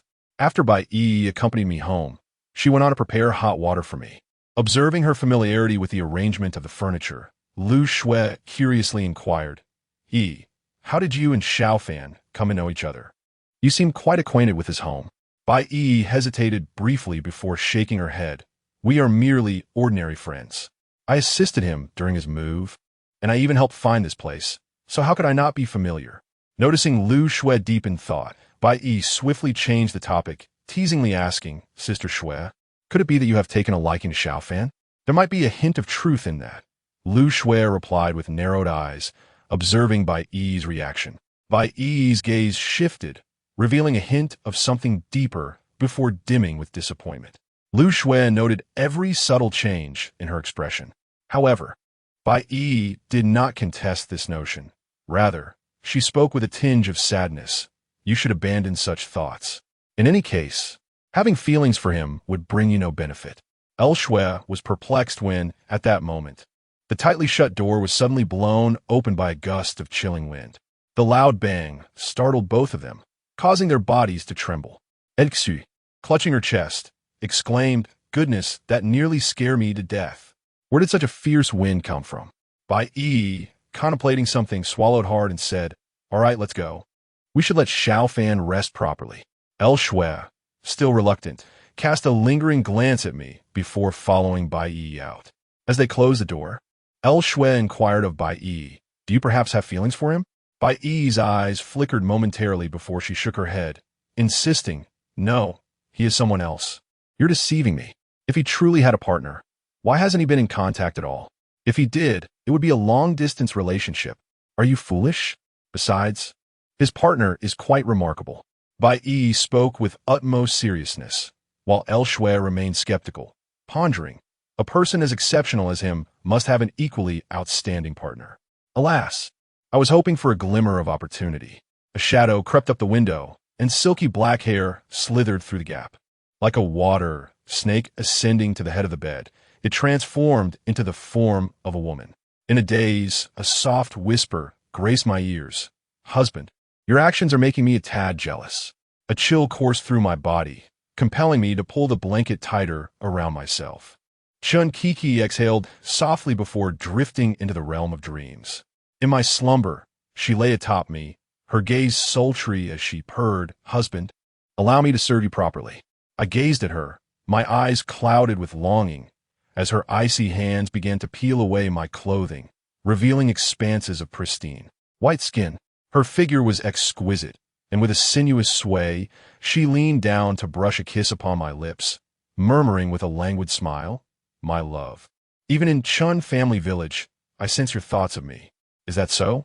Her lips were like glacial ice, a stark contrast to the inferno raging within me. The frigid touch of balm to my burning flesh. In a haze, I responded, "Yes, I was thinking of you. I was longing for you." Hey. I was longing for you too. In life, this woman must have been an enchanting enchantress. She reached out to unfasten my wedding attire, her icy hands tracing patterns across my skin. This sensation, I couldn't help but stifle a groan. With a bewitching smile, Chun Kiki kissed me once more. Yet in that instant, her eyes shifted, and she abruptly withdrew. Her former allure vanished, replaced by an icy demeanor. You are no longer a virgin? She stated coldly. With a flick of her wrist, her garments soared through the air, completing a pirouette before settling upon her form. She then closed the distance, pinching my cheek as she interrogated, "Impossible, before you were still a virgin. Why are you not now? Speak. With whom have you been dallying? Was it Bai or that other woman? No, they're still maidens, it wasn't them. So who could it be?" Chun Kiki erupted in fury, instantly clearing the fog in my mind. Her eyes, sharp as daggers, bore into me. "Who? When did it happen? You had best explain yourself clearly." I felt a sense of oppression, my body paralyzed. I am a loss. How am I supposed to respond to this? What can I say? That I ventured into a peculiar realm and was pushed by a zombie? Chun Kiki exclaimed in anger, "Don't know? Chu Shaofan, I once thought you possessed some value. But now, you have incited my wrath." Just as I was about to retort, she sneered coldly. "Dare to betray me? You shall learn the consequences." A chilling gust swept over my forehead, rousing me from my slumber. I gasped, struggling to rise from my bed. The room was devoid of Chun Kiki's presence. Yet at that moment, my phone chimed. A message from the WeChat group read, "Chu Shaofan has received his punishment. The loss of the most important person." Chapter 67. The midnight phantom car, a foreboding sense of dread washed over me, prompting an immediate tumble from my bed. No sooner had my feet touched the ground than my phone rang. A call from the hospital. "Hello." My trembling hand connected the call, and deep down, I feared I already knew the truth, yet I could scarcely believe it. "Mr. Chu, your mother." The following words were lost to me as my mind erupted in chaos. My greatest fear had come pass. My mother was the very reason I had entered this deadly game. If anything were to happen to her, what purpose would this game serve? What worth would that million have for me? No, this cannot be real. This cannot be real. My thoughts became a void as I hastily donned my coat, braving the rain as I rushed outside. "Chun Kiki, if anything has happened to my mother, I will make you pay, you and your family. Even in death, I shall not spare you." Through gritted teeth, I sprinted to the roadside. The rain had lessened somewhat, yet my clothes were still drenched. I waved my hand desperately to hail a cab, but after running for what felt like an eternity, not a single empty vehicle appeared. The hour was now 3 in the morning, a time when the streets were all but deserted. "It cannot be. It cannot be." "Calm yourself, Chu Shaofan. Your mother is safe." I fell on the brink of collapse, my heart racing with anxiety, a weight pressing heavily upon my chest. My mind was a whirlwind, lost in confusion, unsure of what steps to take next. Where are the cars? Where are the damn cars? After running over a kilometer, I still failed to hail a taxi, and the hospital was quite some distance away. At this rate, I would surely drive myself to madness. Just then, a sleek black Audi caught my eye as it approached from the intersection. Inside the vehicle sat 2 individuals, one clad in a fitted black suit and the other in a tailored white suit. Both possessed striking appearances, exuding an air of distinction. To describe it, their presence was reminiscent of the stark contrast between a successful individual and a mere underachiever. The attire and subtle nuances of the former unmistakably signaled that they were not of ordinary stock. In contrast, the latter lacked such sophistication. This is not a novel, and life does not unfold with the theatrics of disguises and deceit. The 2 individuals in the car sat upright, their gazes fixed upon me. The drizzle enveloped me, leaving me thoroughly soaked. I did not entertain the notion that these gentlemen would altruistically offer me a ride to the hospital. While an Audi may not epitomize opulence, there was no reason for them to extend such an invitation to someone like me, particularly in this weather and at this moment. However, to my astonishment, they actually parked the car right in front of me. The young man in the white suit leaned back against his seat and addressed me. "Get in. I will take you there." I had not disclosed my destination, and his prompt statement set off alarms within me. The young man in black rested a hand on the car window, seemingly unconcerned about the rain dampening his attire, and casually remarked, "You do not have the luxury of time to ponder. After all, the person you wish to meet does not have much time for your hesitation." Regardless of who they are, this statement is undeniably true. I truly lack the time for contemplation. My mother awaits me, and I must hasten to her side. "Thank you." As I slid into the back seat, I was about to inquire about our destination when the young man in white preemptively declared, We are heading to the hospital to bid farewell to your mother. I am aware. I scrutinized the two individuals before me, swiftly rummaging through my memory to ascertain if I had encountered them before. The answer was unequivocal. I had not met them, nor did I recognize them. Who are you exactly? How do you know everything that has transpired with me? I said, my fingers nervously clutching my sleeve, my gaze fixed intently upon them. Bai Lingfei, Yu Shaofan. Their tone remained remarkably indifferent, seemingly unperturbed by my inquiries. Do we know each other? I pressed. Not yet, but you will come to know us, they replied, exchanging words with a peculiar cadence. Suddenly, the rain intensified, enveloping the street in a thick fog. Mist billowed in from both sides of the road, and a shadow flitted past the car window. I was startled, yet the young man behind the wheel appeared wholly unfazed.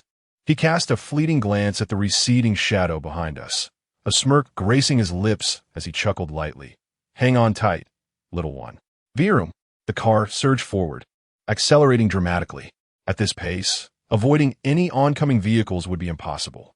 The force of inertia propelled me against the front seat, a sharp pain striking my nose as I covered it with my hand, exclaiming, "Are you trying to get us killed? What if we crash into someone?"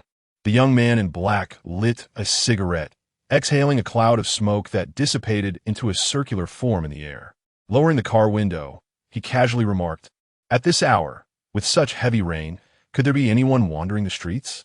The young man in white responded, "Moreover, our immediate concern is to shake off those individuals behind us." Those individuals? I turned to glance back. Behind the car lay a thick mist, within which a multitude of silhouettes emerged. The young man in white did not spare them a glance. His gaze fixed resolutely ahead, the car's speed unchanged. The fog thickened, devoid of any living souls. This place, Shui Chung, was once a battlefield, and further back, many perished from starvation. Being a local, you should be aware of this. Additionally, this area has always suffered from poor security.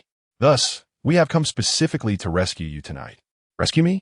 I questioned, perplexed as I did not recognize them. Why would they come to my aid? The young man in black continued, "Currently, you may not know us, but in due time, you will. Our purpose for coming to your rescue is at the behest of someone you have indeed met, so there is no need for concern regarding your safety."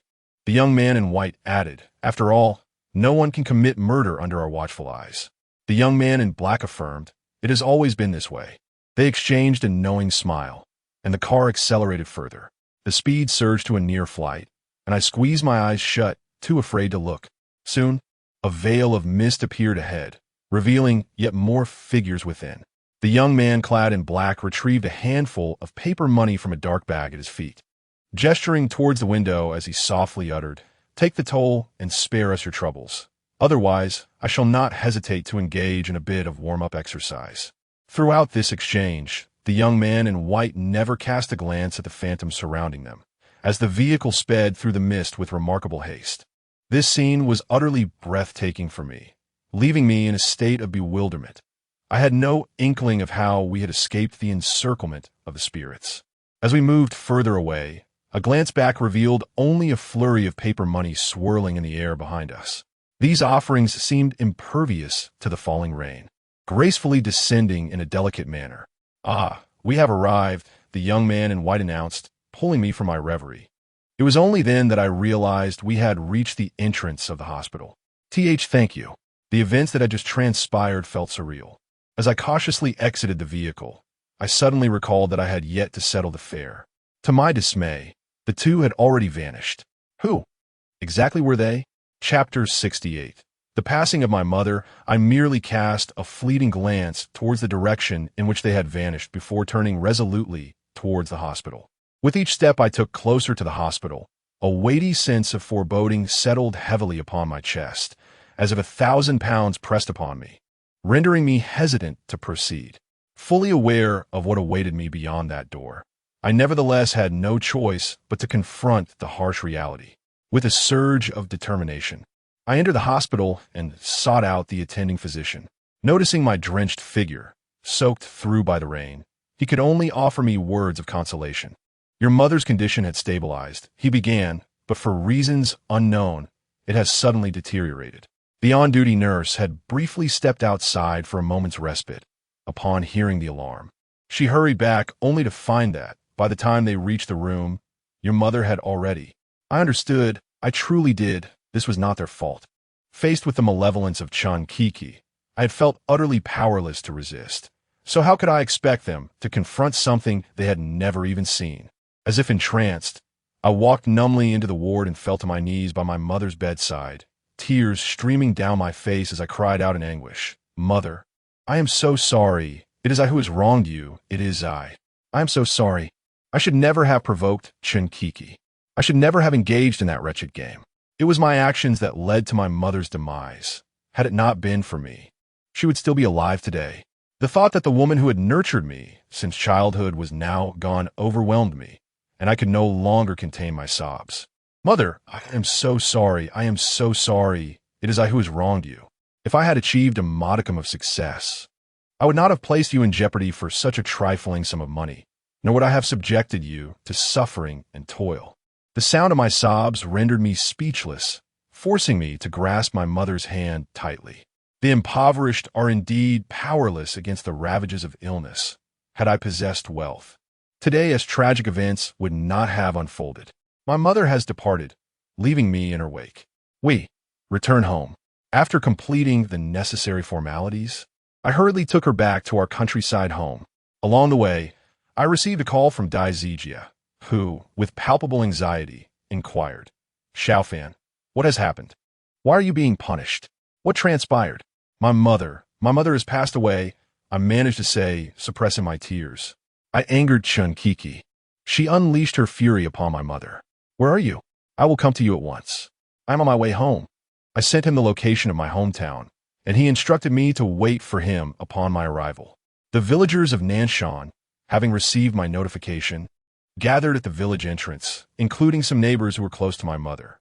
In the face of this sudden tragedy, they appeared bewildered. Upon my arrival, they incessantly questioned me about what had transpired, but I, engulfed in sorrow, could only respond with vague remarks. Soon after, Dai Zijia arrived, accompanied by Bai Yi. In my time of loss, it was these two, along with the neighbors, who assisted me tirelessly. Once the mourning hall was prepared, as dawn broke, the village coffin maker delivered the casket. The funeral for my mother was rather unadorned, lacking in ostentation. I believe there is no necessity to make such a grand spectacle of it. During her life, there was not this level of fervor. After one has departed, does it hold any significance to orchestrate such an affair? Speaking candidly, such occurrences are rather common in our region. While the elderly were not particularly cherished during their lifetimes, once they pass, the funerals are conducted with great pomp and circumstance, creating quite the spectacle. Yet, this enthusiasm was rarely shown while they were living. What purpose does it serve to fabricate such grandeur posthumously? Is it merely for the sake of appearances? Can such facades resurrect the departed? According to local customs, it is necessary to observe the body and hold a vigil. Additionally, a funeral master must be consulted to select a burial site, and only after this can the duration of the vigil be determined. Some may last 3 days, others 4, or even 5 or 6. Depending on each individual's birth chart and the time of their passing. For those with unfavorable charts, immediate burial is not permissible. In our traditions, when interring a coffin, a board must be placed beneath it to prevent the coffin from touching the ground. Once the funeral master has made the necessary arrangements, he will inform you when the board can be removed, as it is imperative that it be done at the appointed time. Otherwise, the deceased cannot rest in peace. The funeral master appointed for my mother was arranged by the village chief, who assessed the feng shui of the burial site and calculated the timing. The vigil was to last 3 days. During this time, Bai Yi and Dai Zijia remained steadfastly by my side, providing me with a sense of comfort.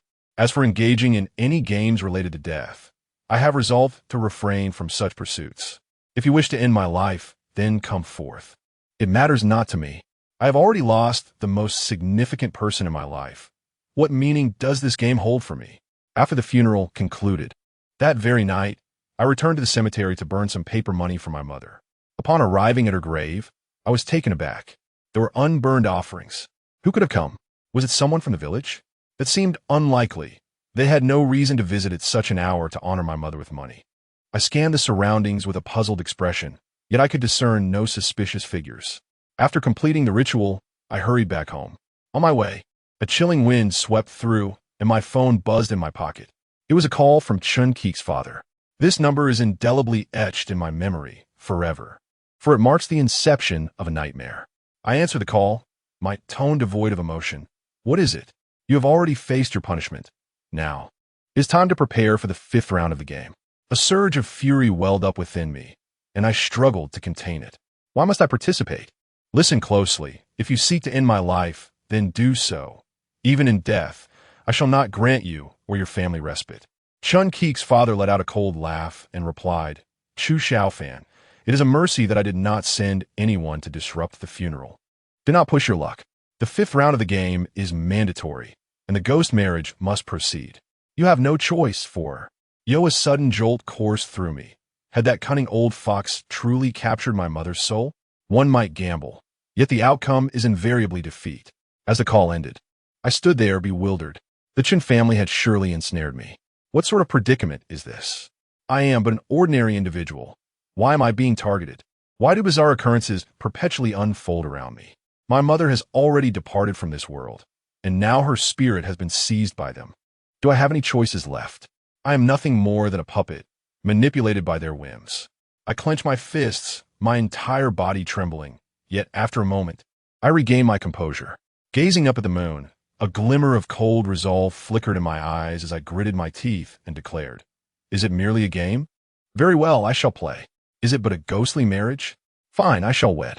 I will ensure that you pay dearly for your actions. Chapter 69. It is him the details of the 5th round of the game have yet to be revealed, and I find myself uncertain of how to navigate the challenges ahead. However, a sense of direction has begun to form within me. Upon returning home from the graveyard, I found Bai Yi and Dai Zijie still awake. Bai Yi was busy preparing a meal. Hearing the door open, she turned and smiled upon seeing me, saying, Shaofan, you should rest for a bit. The food will be ready shortly. I nodded and took a seat beside Dai Zijie, who patted my shoulder and kindly advised, Shaofan, try not to dwell too much on your sorrows. Once a life is lost, it cannot be restored. You should consider what comes next. What comes next? I scoffed lightly and replied, what comes next is, of course, to continue participating in the death game. Dai Zijie was taken aback by my decision, momentarily stunned, and inquired with confusion, you still intend to participate in the game? Why? Was it not Chun Keek who caused your mother's demise? Indeed, she was to blame. Yet, I knew that if I did not partake in the game, they would not spare me. I must survive. Only then can I seize the opportunity for revenge. Am I not right? This was merely my facade. The true purpose would depend on whether I could encounter him upon returning to Shuicheng. Before long, the meal was served. Bai Yi clapped her hands cheerfully and said, please do try it. I haven't cooked in ages, so I hope it's to your liking. Dai Zijie took a bite and gave a thumbs up, praising, my sister's cooking is undoubtedly delicious. Whoever marries, you will surely be blessed. Bai Yi shyly smiled and replied, Zijie, you certainly know how to flatter. I am just an honest person, speaking the truth as it is, haha. The following day, once I had settled everything at home, I accompanied the two of them back to Shuicheng County. Throughout the journey, I remained rather silent, while Dai Zijie, seated beside me, sought to engage me in conversation. Noticing my apparent lack of interest, he assumed I was once again in a melancholic mood and persistently offered words of comfort. Shaofan, if something is troubling you, do share it with me. We are friends, and I would unreservedly assist you in any way I can. I chuckled softly and replied, have you ever pondered what the conclusion of this game might entail? Ultimately, only one person can survive. If it comes down to the 3 of us, how would you choose?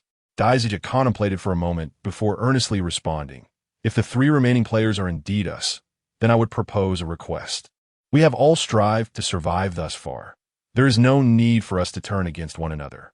Moreover, I believe you're not the type to resort to such actions. This game does not necessarily dictate that only one must survive. Perhaps, in the end, we could choose to forfeit. Would you be willing to forfeit? I asked. To be honest, I have come to believe in the existence of ghosts in this world. However, the thought of marrying a ghost as my bride still unsettles me. Throughout these games, I have accumulated a considerable sum of money, and if forfeit is indeed an option, I would have no objections. His thoughts are so naive, My concern lies in the possibility that the final game may not be so straightforward. In this game, there is no room for luck. One must take their life seriously. If it ultimately comes to the necessity of turning against one another, how shall we decide? The nature of humanity can be terrifying, yet I cannot bear to envision the scene of us turning on each other. Returning to Shuaicheng County, the three of us parted ways at the station. Bai Yi went directly to the hospital, while Dai Zijia made a brief return home. With nothing else to occupy my time, I aimlessly wandered back home. After all this back and forth, I had not truly rested, and upon arriving at my rented room, I collapsed into slumber. I dreamt not, and Chinkiki did not trouble me. During this period of handling the funeral, I had never felt so unburdened. On that night, at the hospital, Chinkiki summoned a multitude of spirits, undoubtedly harboring ill intentions towards me. I could not fathom why she insisted I partake in the game again, yet it was evident that her motives were far from benevolent. When I awoke, the night had already descended. I opened the door to step outside, intending to procure a bite to eat.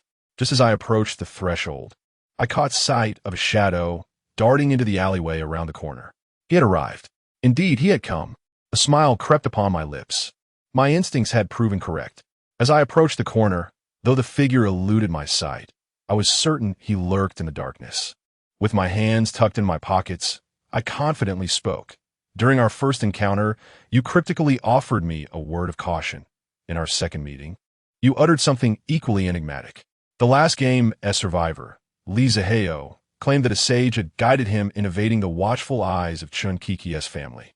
After much contemplation, I cannot shake the notion that the person he referred to is you. Of course, that is merely my conjecture, until the moment of the accident, when the last visage I beheld was yours. Surviving that car crash only deepened my conviction that you are no ordinary individual. My survival must surely be connected to you. That night, the driver who took me to the hospital mentioned that they were helping me at someone else's behest. I found myself puzzled as to who would go out of their way to assist me. Later, he added, I've seen that person before, and in that moment, clarity washed over me. All along, there had been someone covertly aiding me, observing me, and paying heed to my plight. It was you consistently. It was always you. Go on, spoke a voice from the alley, further solidifying my suspicions. It was him, the rotund figure beneath the overpass. I clenched my fists, my tone growing colder. Help me seek vengeance. I am at your mercy. Are you not afraid of the repercussions? He inquired. My mother has passed. What is there left for me to fear? Such a mindset is perilous. Are you truly willing to descend into the abyss solely for revenge? Do you not yearn to uncover why your father vanished so abruptly 12 years ago? Do you not wish to know the identity of the one who left the scissors at your home? Furthermore, do you not seek to understand the meaning behind the words she left behind? How do you know so much? I was taken aback. The rotund man chuckled softly. As long as I desire knowledge, there has never been a matter I couldn't uncover. Then enlighten me. Why do you assist me? It could be attributed to your father. He harbored many secrets that remain elusive to me as well. Very well, what course of action should I pursue next? Are you not curious about the nature of your father? One day, I shall uncover the truth. His words sparked a realization within me. I cannot allow myself to succumb to despair, nor can I be consumed by thoughts of vengeance, for such emotions would disrupt my inner peace. There remain numerous matters that I have yet to clarify, thus I must not surrender to despair. Beyond what the stout man has mentioned, I must locate my father and uncover the truth behind the fire that once consumed our home. There are still many tasks awaiting my attention. What course of action should I pursue next? I shall heed the directives of the Chen family and continue to engage in the unfinished game that lies ahead. Soon, we shall meet again. A soft patter of footsteps echoed in the air. The stout man departed. Chapter 70. The fifth round of the game, the night breeze caressed my skin as I strolled down the bustling streets, my hands languidly tucked into my pockets. In this vibrant city, I felt like a misfit, a solitary figure amidst the throngs. Perhaps it was the absence of my mother that instigated this sense of indifference towards the world. Everything seemed inconsequential. Unbeknownst to me, I had wandered to the Rose restaurant. This establishment possessed an odd charm. As I approached, a chill enveloped me, reminiscent of air conditioning, a stark contrast to the sweltering heat outside. The portly proprietor, with his protruding belly, greeted me with a beaming smile. "Ah, young man, it has been quite some time since your last visit." I chuckled softly, my shoulders sagging as I entered the restaurant. I found a seat in the corner and, resting my head on the table, weakly requested, "Please prepare a couple of simple dishes. Make them a bit spicy." "Very well. Just a moment," he replied, patting his belly as he retreated to the kitchen. After a flurry of activity, the enticing aroma of freshly prepared dishes soon wafted towards me. Noticing my somber demeanor, he took a seat across from me, uncapped 2 bottles of beer, poured them generously into glasses, and pushed one towards me with a gentle chuckle. "Why the long face?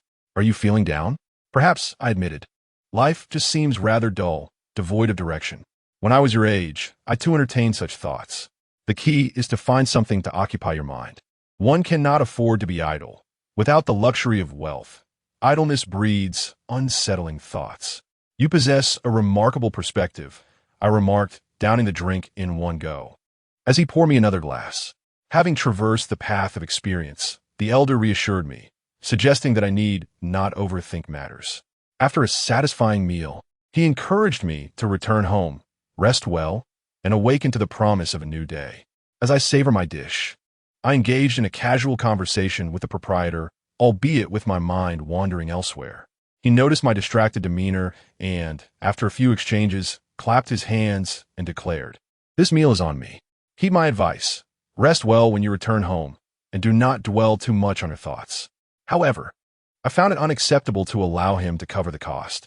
After all, a transaction must be honored. I pondered the fact that his establishment rarely saw patrons, and despite my numerous visits, I had seldom encountered other customers.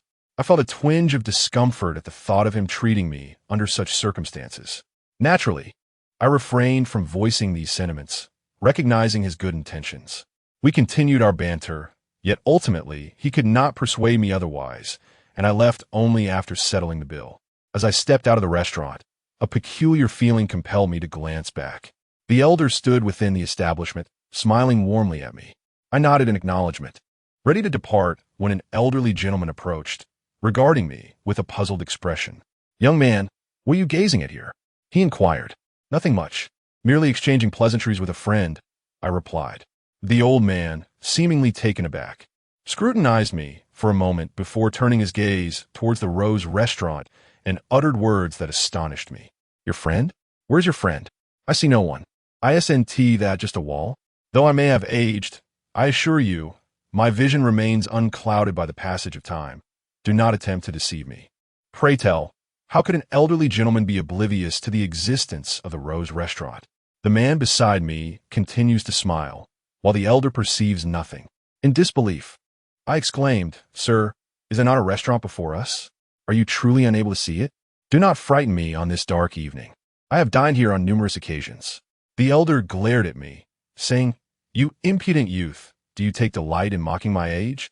I have resided in this alley for decades, and have never heard of such an establishment. Speak further nonsense, and I shall take action." His words left me utterly bewildered. He genuinely could not see the Rose restaurant, which loomed right before us. I stepped closer, pointing toward the establishment and imploring, "Sir, look closely. What do you perceive?" The elder furrowed his brow, replying, "A wall, of course. What? Do you wish for me to capture an image with my phone?" I was taken aback, for within the restaurant, the man continued to smile. Yet, what had once been an endearing expression now appeared eerily unsettling. I swallowed hard, disregarding the elder's motions to retrieve his phone, and lifted my gaze towards the illuminated sign of the Rose restaurant. The letters shimmered momentarily. Suddenly, the light for the character Rose extinguished, followed by the light for the character restaurant. The radical of the character Rose flickered a few times before fading into darkness. The once grand sign was now left with 2 chilling characters that sent shivers down my spine. Haunted restaurant. I could not help but shudder slightly as the old man had already taken the photograph. Childishly, he held it before me, arguing, "Look, this is merely a wall. Where's the restaurant?" Indeed, there was no trace of the Rose restaurant in my phone, only a solid black wall. Yet, that restaurant remained vividly before my eyes. The characters for Rose restaurant transformed into the ominous phrase haunted restaurant. The proprietor's smile grew increasingly sinister. A cold sweat broke out on my back and I turned on my heel, fleeing in haste. Good heavens, it truly was a haunted establishment. What then? Had I consumed during my previous visits? I dug my fingers into my teeth, spitting onto the ground. The milky white substance, at first glance, resembled a plump worm. Battling the urge to retch, I hurriedly exited the alley. Reaching the riverbank, I disregarded the water's cleanliness, gulping down several mouthfuls in an effort to rinse my mouth, desperate to cleanse each crevice between my teeth. After a while, I began to feel a modicum of relief. I collapsed onto the ground, goosebumps still prickling my skin. Having witnessed numerous apparitions, I had developed a degree of immunity to such things. Yet the thought that I might have consumed worms sent a chill of terror down my spine. A gust of cold wind swept across the river, causing me to shiver as I hurried home, as if fate were playing a cruel trick on me. Upon reaching a fork in the road, I spotted an old woman squatting by the roadside, burning paper money. The flickering flames illuminated her wrinkled visage, rendering her appearance particularly eerie in the night. The old woman noticed my gaze, raising her head to offer me a faint smile. To my dismay, this smile only heightened the eerie atmosphere. The night breeze swept up the ashes, scattering them across the ground, some landing upon me. I brushed myself off, muttering a curse under my breath, and hurriedly departed without a glance back. It wasn't until I reached home that my trepidation began to wane. Ding! At that moment, my phone chimed. A notification from the WeChat group emerged. Unpredictable fate. How has everyone been during this period of rest? Surely, you have not forgotten about the game. After 4 rounds of selection, the 5th round is about to commence. Tomorrow evening at 8, all participants are to gather at the South Warehouse dock. Upon arrival, you will be escorted to the game venue. Note, due to certain players violating the game rules, the original regulations will be altered. The specifics of these changes were not clarified, but I understood their implications.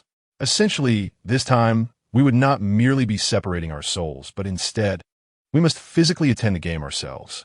In truth, there is little distinction between participating as a corporeal being and as a disembodied soul.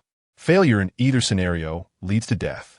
However, participating in person guarantees immediate demise within the game. Conversely, participating as a soul merely affords one a fleeting extension of life. If one were to perish in reality, it would undoubtedly raise suspicions. After all, a healthy individual simply vanishing would intrigue anyone. Perhaps this was the reasoning behind Shinkiki and the others opting for soul separation, to avoid unnecessary complications. Chapter 71. The Phantom Ship that night. I could not find peace in my slumber. My heart was restless, oscillating between anxiety and unease, until the dawn finally ushered me into a fitful sleep. After what seemed like an eternity, a voice calling my name pierced through the haze of my dreams. Groggily, I murmured, "Mom, let me sleep a little longer." But as soon as the words left my lips, my eyes fluttered open. It felt as if I had just heard my mother beckoning me to rise, as she had done every morning in the past. Yet, from this day forward, no one would awaken me with that familiar voice at that same hour. With a sense of disorientation, I rose from my bed and glanced at my phone, which revealed several missed calls from Bai Yi and Dai Zijia. I returned their call, half expecting some grave news, only to find they were merely concerned for my well-being. A bitter smile crept across my face. Who would have thought that anyone would still worry about me? Chuckling to myself, I made my way to the bathroom to freshen up. Just as I finished, Bai Yi called again, inquiring whether I wished to join her for a meal. I declined. After the events of the previous night at the Rose Hotel, the mere thought of food made me feel nauseous. Before ending the call, I cautioned her against dining at the Rose Hotel in the future. Bai Yi, perplexed, asked, "Why shouldn't I go there?" I simply replied, "Just trust me on this." I had no intention of revealing the truth to her, as I deemed it inappropriate to share such matters. Disclosing it might only diminish her appetite. The day passed in solitude within my room, and as dusk approached, Daizija arrived at my door, persistently coaxing me to join him for dinner. I found myself at a loss, unable to contend with him, and had no choice but to reluctantly accompany him for a meal. However, my appetite was quite poor. The sight of greasy, fatty meat nearly made me retch. Daizija mistakenly assumed I was unwell, and I rubbed my mouth, informing him that I had consumed something unsanitary, causing my stomach to churn and discomfort to ensue. Had I revealed that I had feasted upon a plate of insects, he surely would have lost his appetite as well. This meal was nothing short of torment for me. And just when I thought I had endured enough, he insisted on dragging me out for shopping. Were it not for the arrival of Bai Yi, I might have questioned this fellow's sexual orientation. What business do two grown men have wandering the streets together? Along the way, Dai Zijia quietly remarked to me, "We are to meet at the dock at 8 this evening. What do you reckon? Where will our gaming venue be this time?" I shrugged in response. I have no idea, but one thing is certain. This round will not be easily endured. Those who have lasted this long have garnered considerable experience.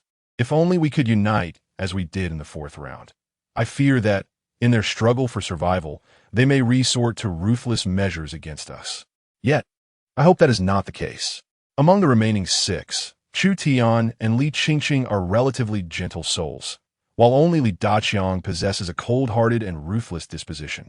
Throughout the entire game, we must remain vigilant of him. Alas, this game must be experienced in person. I pondered that our previous investigations were of little utility, ultimately leaving us at a disadvantage.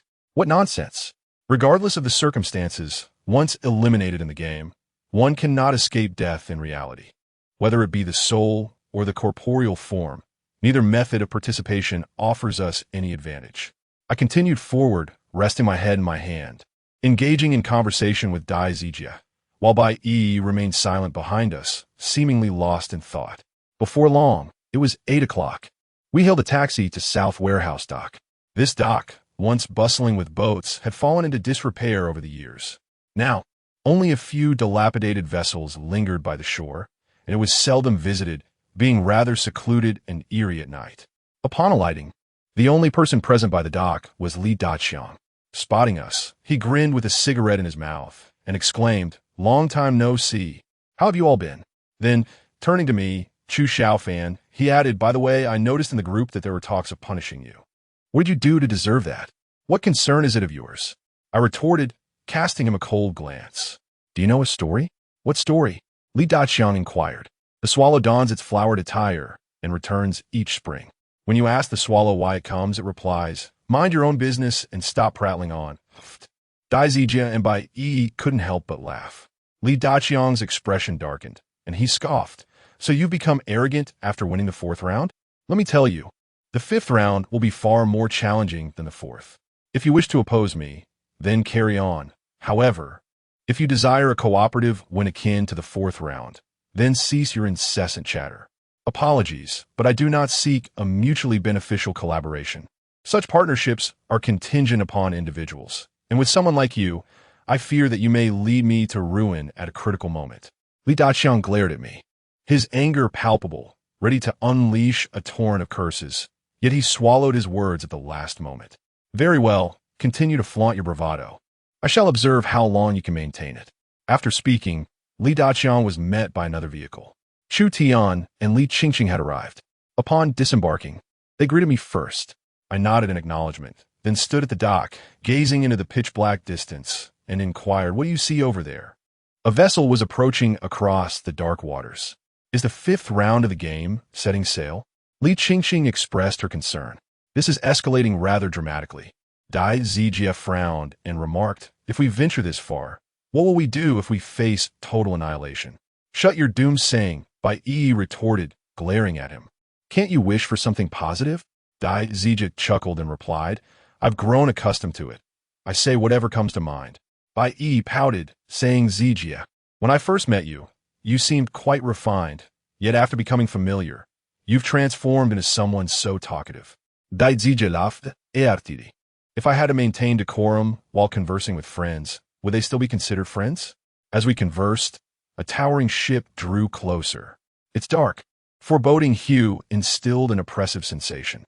There appeared to be no one aboard, not even a ghostly silhouette, yet the vessel was undeniably in motion.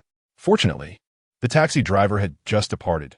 Otherwise, he would have surely perceived our presence at this abandoned dock on such a late hour as suspicious. A group of us ascended the vessel in an orderly fashion, and after wandering about the deck without encountering anyone, we proceeded towards the cockpit. The captain's quarters were unoccupied. The first mate's cabin was deserted. The passenger rooms were empty, and the dining area likewise lacked any inhabitants. It appeared that the entire ship was devoid of life. Upon reaching the cockpit, the irritable Li Daqiang impulsively kicked the door open, only to find it equally vacant. Strangely, despite the absence of crew, the ship continued to move forward. What could possibly be happening? The equipment inside was illuminated, and as Li Daqiang reached out towards the controls, I swiftly restrained him. There was something peculiar about this vessel. We must refrain from recklessly tampering with its apparatus. Chapter 72. The Island of Silence. Surely, it cannot be that exaggerated. I am merely observing. Besides, we have yet to reach our destination. What is there to fear? I believe our immediate priority is to ascertain whether there are any individuals aboard this vessel. Li Daqiang articulated his perspective decisively, viewing the ship as nothing more than an ordinary craft, a mere setting for the game, not its essence. However, I held a differing opinion. Until verification is achieved, all possibilities remain. My mobile device had signal and internet access. After glancing at my phone to confirm the available resources, I approached the equipment, scrutinizing its exterior meticulously, aware that any corner might harbor a clue. Careless handling could potentially trigger a taboo, a phenomenon that had already occurred during the fourth round. No one knew the nature of these taboos, only that their activation seldom led to favorable outcomes. The equipment appeared pristine, devoid of dust, while a steaming cup of tea sat upon a small table nearby, indicating that someone had recently occupied this ship, yet now it was utterly deserted. I noted the hot tea on the table, the cup still exuding vapor, with fresh tea leaves inside. What is this? Daizija bent down and discovered a line of small text beneath the table, revealing the name of the vessel, Freedom 881. Let us search online for this ship and see what we can uncover, I mused, stroking my chin as I analyzed the situation. This vessel is quite substantial, and given the low water levels at the dock in Shuai-Cheng, its mysterious appearance is decidedly irregular.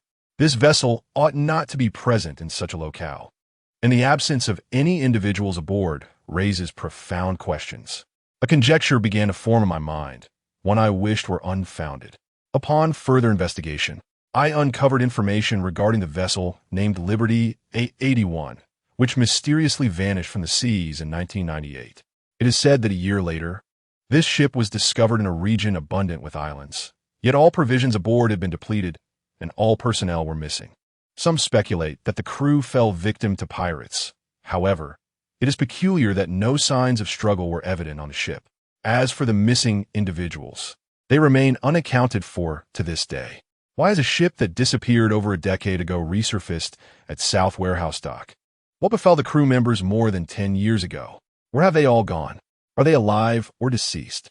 Additionally, there is a related report stating that when the Liberty was discovered, there were considerations to return the vessel, given that over 100 souls had vanished aboard, representing more than 100 lives lost. It was highly likely that the ship held clues to their disappearance.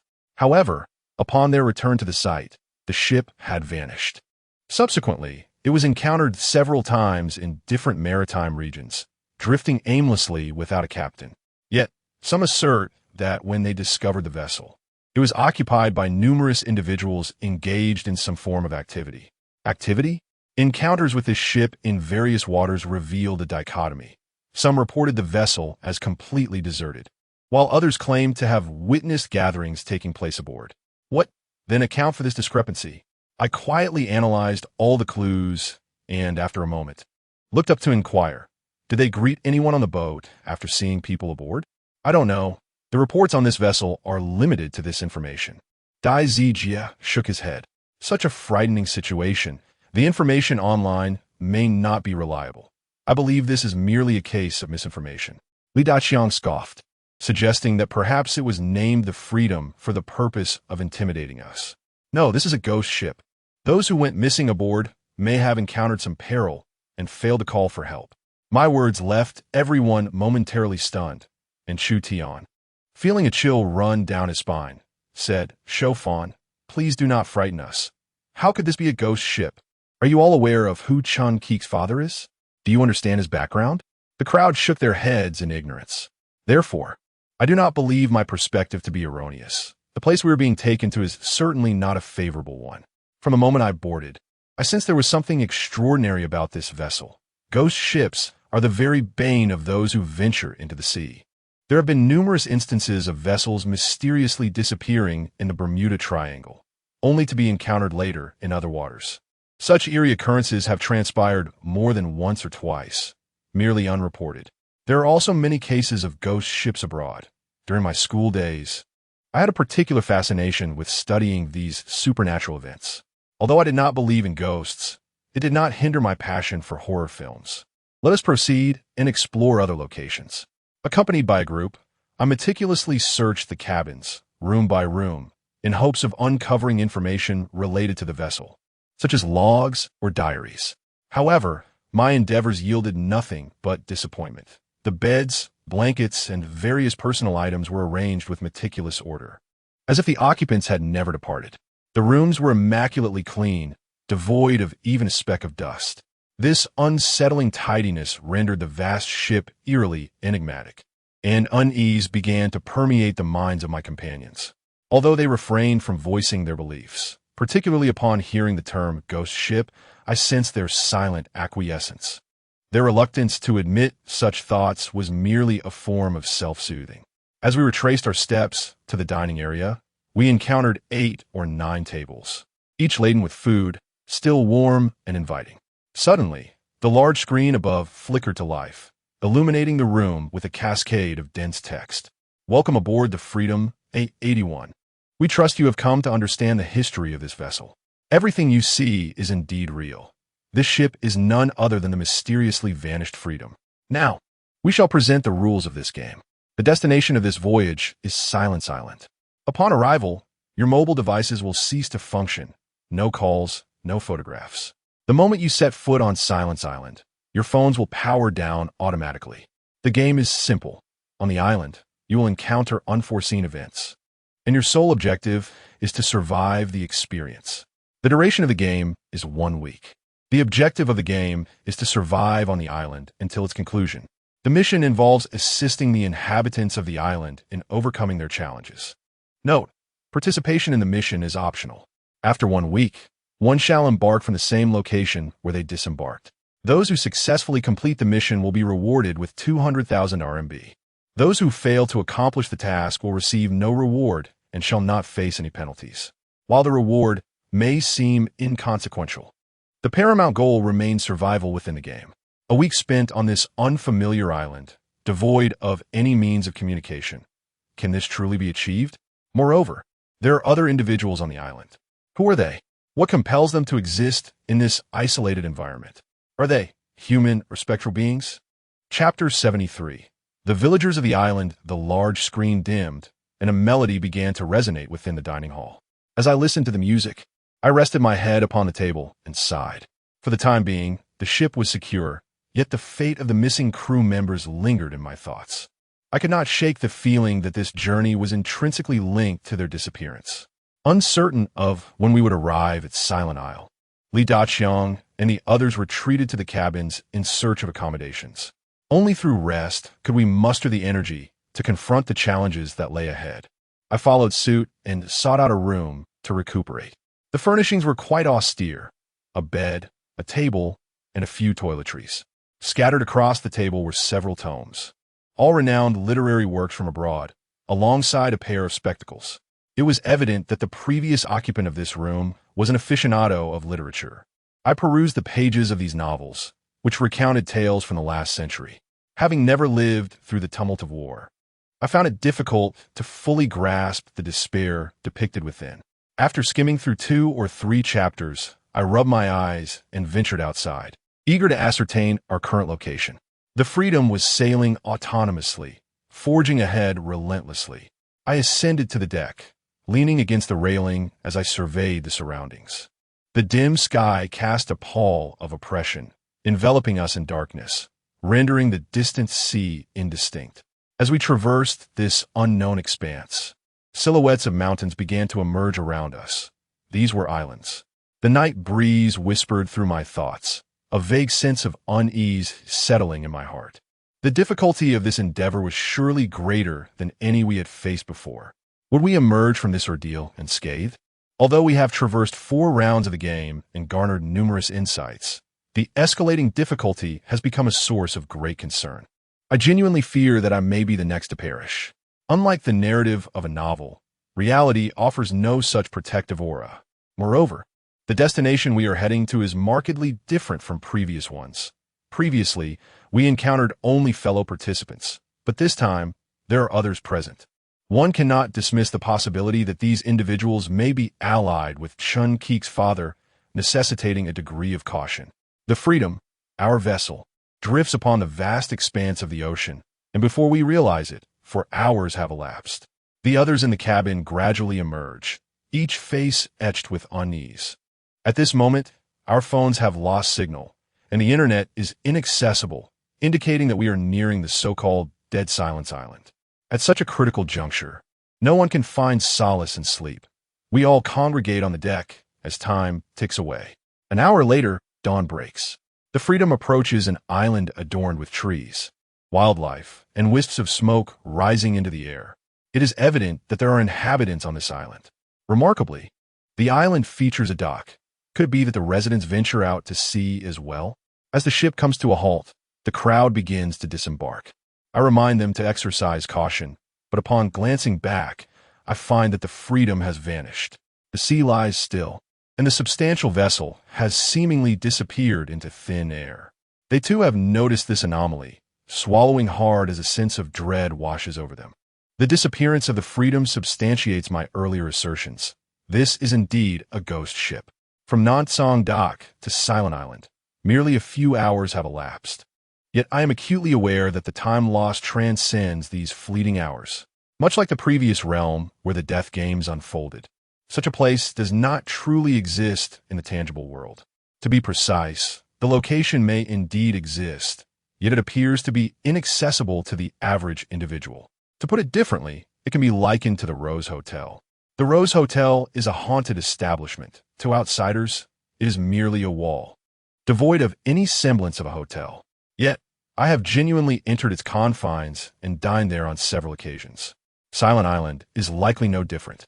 Ordinary people would struggle to locate it. Despite having arrived here in just a few hours, it is plausible that several hours, or even 2 or 3 days, may have already passed. Is there a connection between the crew members who vanished years ago and Silent Island? Could their mysterious disappearance in a vast ocean be attributed to their inadvertent entry into the domain of Silent Island? If this is indeed the case, it is highly conceivable that a terrifying unknown entity resides upon this isle. I surveyed my surroundings, finding no traces of other souls. This place exudes an oppressive stillness, with ominous clouds looming overhead, casting an unsettling atmosphere. Everyone, stay close and do not stray. The 6 of us must remain united. I hope that as we depart, every one of us will be accounted for. After enduring the 4th round of terror-stricken flight, they have come to place their unwavering trust in me. Chu Tian holds Li Qingqing's hand, and the 2 tread cautiously behind me. Bai Yi trail behind, while Dai Zijia and Li Daqiang took on the responsibility of bringing up the rear. As we ventured into the dense forest, it became evident that there was no discernible path. Waterlogged areas were ubiquitous, capable of submerging one's shoes with a single misstep. We treaded carefully, seeking the drier patches of ground and remaining vigilant of our footing. I had no desire to soil my shoes, so I meticulously chose stones to step upon as we progressed. Ahead, a wisp of smoke began to rise, indicating the presence of inhabitants on the island. This island was vast, predominantly shrouded in foliage, leaving me to ponder how anyone could possibly reside in such a place. Just as I was lost in thought, a cacophony of voices echoed from the front. Caution was warranted. I issued a warning and bent down to pick up a stick. Carrefour navigation was essentiel. Life on this island was not as straightforward as one might imagine. Who goes there? The voice emanated from the direction ahead. Was that Chinese? The individuals spoke in Mandarin. Could it be that this island was inhabited solely by Chinese people? Raise your hands. A burly man wielding a shotgun came into view, his imposing stature rendering even Li Daqiang insignificant in comparison. 4 other men followed closely behind, each armed, with firearms pointed in our direction.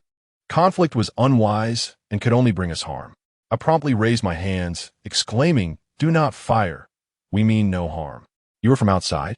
The man hesitated momentarily before lowering his weapon and striding forward. "Yes, we are from outside. Rest assured, we bear no hostility and carry no weapons." The man's initially taut nerves instantly relaxed as a smile spread across his face. He extended his hand and said, "Ah, it appears you are friends. Greetings, I am Vina, and these are my companions. Welcome to Silent Island." "Silent Island?" I replied, shaking his hand while feigning unfamiliarity with the name. My curiosity piqued. "Why is it called Silent Island?" Vina explained, "It is a name bestowed by the oracle. She claimed that only in this manner could we live undisturbed by the outside world in tranquil solitude." "And why do you choose to reside on this island?" I inquired. Vina's demeanor did not suggest malevolence. He readily responded, "We have lived here all our lives, since birth. As for when our ancestors arrived, to be honest, I do not know. However, this place is splendid. You will come to adore it. Having lived here since birth, what manner of people are they? And who is this oracle you speak of? Is this island truly as wonderful as you say?" Chapter 74. The Man-Eating Demon from Vina. I learned that their village is called Weir Village, where the inhabitants predominantly bear the surname Wei. Weir Village has existed for a considerable duration, and only one individual is privy to its origins.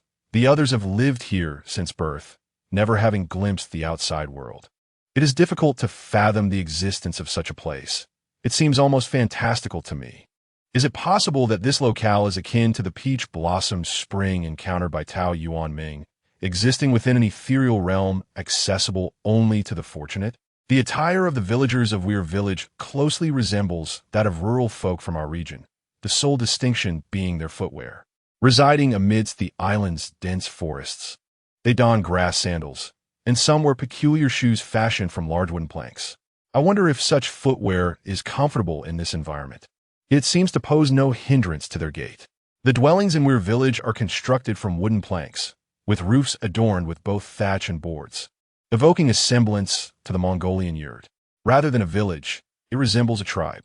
Here, the young women possess neither cosmetics nor mobile phones. Devoid of external connections, their lives are marked by simplicity. They rise with the sun and retire at dusk. Their diet primarily consists of fish. The cultural level in Weir Village is notably primitive, with the thoughts of its inhabitants lagging behind the progress of the times. Here, young girls marry at the tender age of 16, and by 17 or 18, they are already cradling infants, still mere children themselves. The portrayal of parenthood appears rather lacking. Furthermore, the young women in this region exhibit a remarkable shyness, shying away from even the slightest risky topics, their cheeks flushing at the faintest hint of impropriety. The Wiener family comprises 5 members, besides the parents. There is an older brother and a younger sister. Their home is adorned with various meats from animals, and the parents display an extraordinary warmth, promptly removing the meats to graciously host us upon our arrival. We, a party of 6, felt no hesitation in mingling with them during the meal, particularly Li Daqiang, who regaled us with an abundance of boastful tales, his words soaring high above reality. Through this casual discourse, we gleaned a few insights. The villagers of Weir Village have lived here since birth, subsisting mainly on fish and never having ventured beyond their secluded world. Within this village resides a shaman, the sole individual privy to its origins. The true name of the shaman remains unknown. She does not reside within the village, but in a vast cave some distance away. It is said she has lived for several centuries. The villagers of Dead Silence Island are forbidden to leave, for a curse has long been associated with this place. Ages ago, this land was not inhabited by humans, but by malevolent demons that feasted upon the living. One fateful day, shipwrecked souls found their way to the island, only to be threatened by these demons. In a moment of desperation, a divine being descended. The deity subdued the demons, imprisoning them beneath the earth, using its own form as a barrier to prevent their escape. As the deity's powers waned, to ensure the demons remained contained, it selected one individual to guard the seal that bound the malevolent forces. The individuals selected for this fate have been endowed with the residual powers of the divine. As a condition of this bestowal, They're condemned to remain here for eternity, unable to depart. The inhabitants of the island are similarly bound. Should they attempt to leave, they would invoke a curse from the demons, resulting in the forfeiture of their lives. This is the reason why the villagers of Dead Silence Island cannot escape. In the past, there were those who dared to dream of fleeing the island. One such individual, after a mere day of absence, returned as a corpse, cast back by the sea. The people here are unable to leave. Once they do, the curse is triggered. As for the garments they wear, these were brought back by the shaman. Every 2 to 3 months, she ventures off the island, and upon her return, she brings sustenance, clothing, and even weapons. It is always thus. Regarding the identity of this shaman, I had already surmised it while listening to Vina recount the tale. The shaman is most likely the one chosen by the divine. She is the guardian of this island, the only one permitted to depart. I'm also perplexed by the origin of these garments. Could it be that the shaman has visited the society we inhabit? That seems unlikely. If she had, from where would she acquire firearms? I believe it would be worthwhile to seek an audience with this enigmatic shaman. After dinner, Vina's father arranged accommodations for our party of 6. In this village, there are numerous vacant houses. Whenever resources allow, they construct new dwellings. For there will inevitably come a time when they are needed. After all, future generations will eventually marry. These houses can comfortably accommodate 6 individuals in a single room. A large bed accommodated the 4 of us men, while Bai Yi and Li Qingqing took refuge in the back room. The 2 rooms were separated by a single door, providing a sense of security, ensuring that in the event of any incident, there would be immediate assistance. I must commend the villagers of Wire Village for their extraordinary warmth. Upon learning of our origins from the outside world, many villagers approached us to extend their greetings. They brought along various local specialties, such as uniquely prepared dried fish, and inquired about the nature of life beyond their village. To preserve their cherished illusions of the outside world, I endeavored to embellish my descriptions, despite the reality being far less idyllic. Their enthusiasm struck me as somewhat surreal. Once they discovered our origins, all hostility dissipated, and they exhibited no caution towards us whatsoever. Logically, as outsiders, we should have been met with some degree of wariness. My concerns, however, were dismissed by Li Daqiang, who deemed them mere idle musings. In his words, was it not a positive sign that they treated us well? Must we always resort to conflict to feel at ease? Nevertheless, I maintained that caution was prudent. After all, one cannot traverse the riverbank without occasionally getting their shoes wet. The day swiftly passed without incident. As night fell, I stepped outside to enjoy the cool evening air. To be honest, aside from its slight backwardness, this place had much to commend it. After sitting for a short while, I was suddenly startled by the appearance of a figure emerging from the forest. "Who goes there?" I called out. With a rustle, parting the underbrush, came Vina's sister, Vaya. "Vaya? What brings you here?" I inquired, rising to my feet. Vaya has just celebrated her 16th birthday, an age at which many young girls in her village are already married. However, this young girl remains unwed. For the concept of love based on personal choice is foreign to them. Marriages are arranged through parental decree and the mediation of matchmakers. Vaya is a well-behaved child, and her parents, unwilling to part with her, have not hurried to find her suitor. The little girl tiptoed over to me, her height barely reaching my nose. With a smile that revealed her small canine teeth, she asked, "Elder brother, could you tell me more about what the outside world is like?" I heard from the soothsayer that the outside world is beautiful, but is also filled with many man-eating demons. Is that true? Chapter 75. The house in the tree. Hollow curiosity was etched upon Vaya's face. She seemed to yearn for the world beyond. With nothing pressing on my agenda, I settled beside her and began to share tales of the outside world's advancements. Automobiles, ships, airplanes, yet, in Vaya's eyes, these marvels were entirely foreign concepts. In Weir Village, vessels were constructed from wooden planks, devoid of any electronic apparatus. As I recounted the mysteries of these wonders, Vaya's longing for the outside world intensified. I rambled on extensively, and upon finishing, she beamed and remarked, "The world outside is truly wonderful. When you return next time, could you bring me some local delicacies? I have heard there are many delicious things out there." "Absolutely," I readily agreed, though in my heart, I pondered when that next time might be. The possibility of leaving this place alive remained uncertain. Suddenly, Vaya sighed, her expression turning somber. I don't know when that next time will be, dear brother. You really shouldn't have come to Dead Silence Island at this time. Oh, why is that? I furrowed my brow, my gaze fixed intently on her. What did she possibly mean? Was something amiss in the village? Vaya, oblivious to her own indiscretion, continued nonchalantly, because, just then, at a crucial moment, Vina appeared, calling out loudly, Vaya, what are you doing here so late at night? Having spoken, he nodded slightly towards me. I apologize, Brother Chu. Vaya has never ventured beyond our world. She has always yearned for that place. I believe her presence here is undoubtedly to hear stories from you. I'm truly sorry for interrupting your rest. Not at all, I replied. We are but outsiders. And it is we who should feel indebted for your hospitality in providing us accommodation.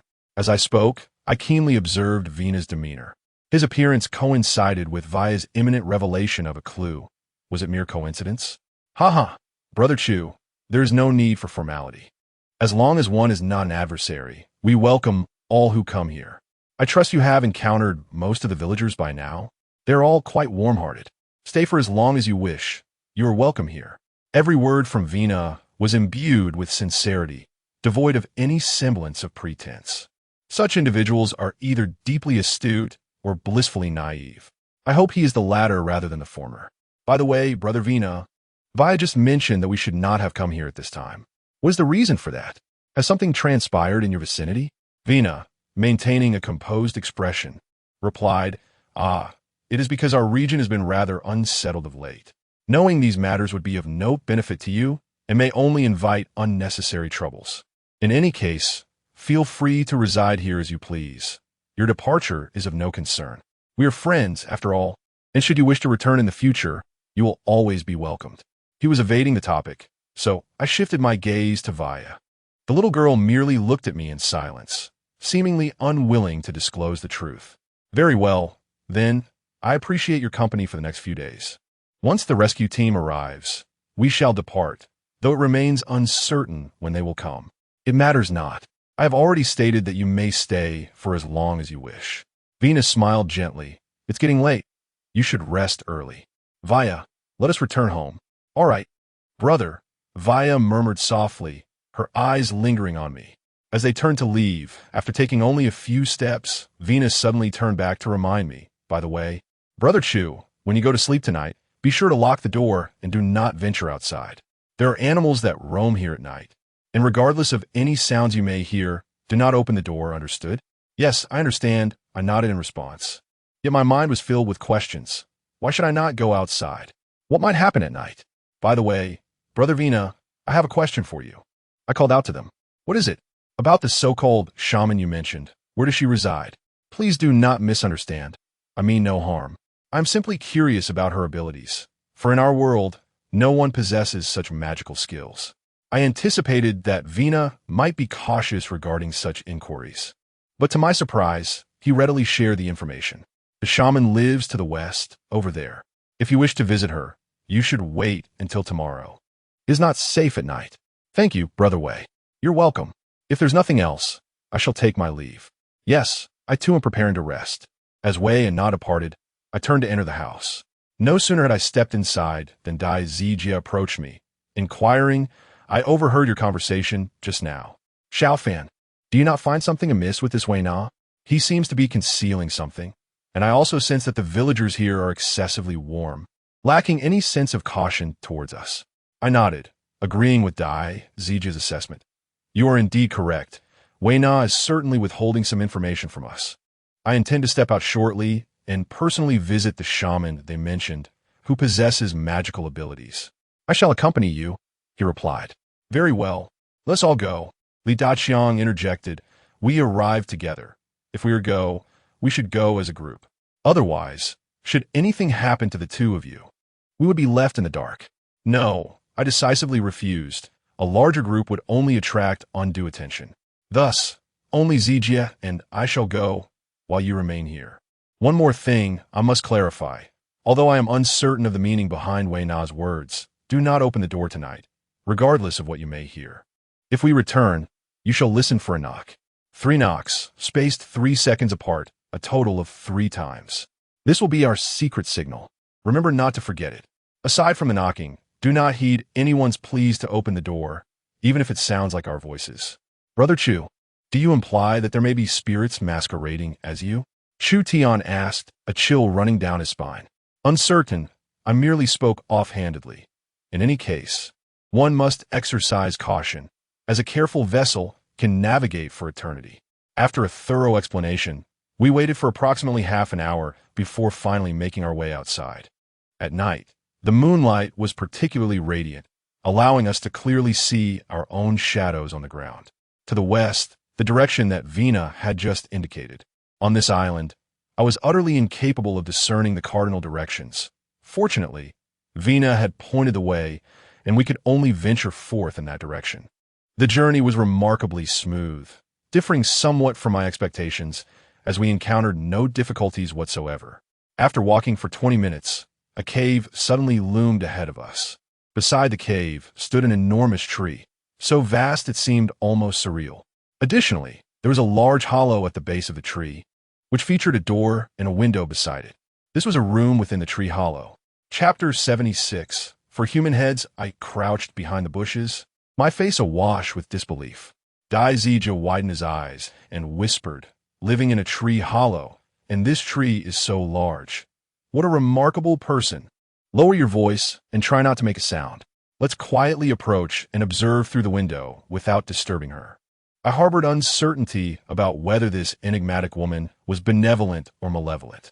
The villagers were warm and hospitable, but that did not necessarily reflect her character. As we reached the window, I scrutinized its structure. It bore little resemblance to the dwellings we were accustomed to. Where had the sorceress acquired such knowledge? The houses in the village lacked windows, and once the door was shut, the interior plunged into darkness, a stark contrast to this place. Moreover, there was light within the sorceress's room, not from electricity, but from a kerosene lamp. This was a marked improvement over the villagers, who were condemned to live in darkness at night. We cautiously leaned into the corner of the window to peer inside, only to discover that the dimly lit room was devoid of any occupants. However, on the table lay 3 spherical objects shrouded by a cloth, yet they were inexplicably rotating. What could they be? The spheres on the table were moving autonomously, which left only 2 possibilities. They were either electronic devices or possessed life. Given that Dead Silence Island lacked electronic apparatus, something we had known from the outset, it could only mean that those 3 spherical objects were indeed alive. Suddenly, a rustling sound emanated from the direction of the cave. The unexpected noise startled us, prompting us to retreat swiftly behind the tree. A hunched figure emerged from the cave, dragging something behind it with a slow, deliberate gait. The object it pulled appeared to be a person. Were there indeed living souls dwelling within the cave? I scrutinized the scene before me, leaving no detail overlooked. As the figure drew nearer, I discerned the nature of the object it was dragging. It was unmistakably a human body. No, to be precise, it was a corpse. Dai Zijia gasped in shock, nearly voicing his astonishment, but he quickly stifled his exclamation. The old woman, arching under her burden, stood tall, approximately 1.70 meters, even in her stooped condition. She dragged the corpse at a languid pace until she reached the door of the room. With a gesture of her hand upon the door, it creaked open with a resounding click. Was this sorcery? I had never witnessed such extraordinary phenomena. It seemed the old woman possessed some remarkable abilities. With a loud bang, the door slammed shut. What purpose did she have for dragging the body into the room?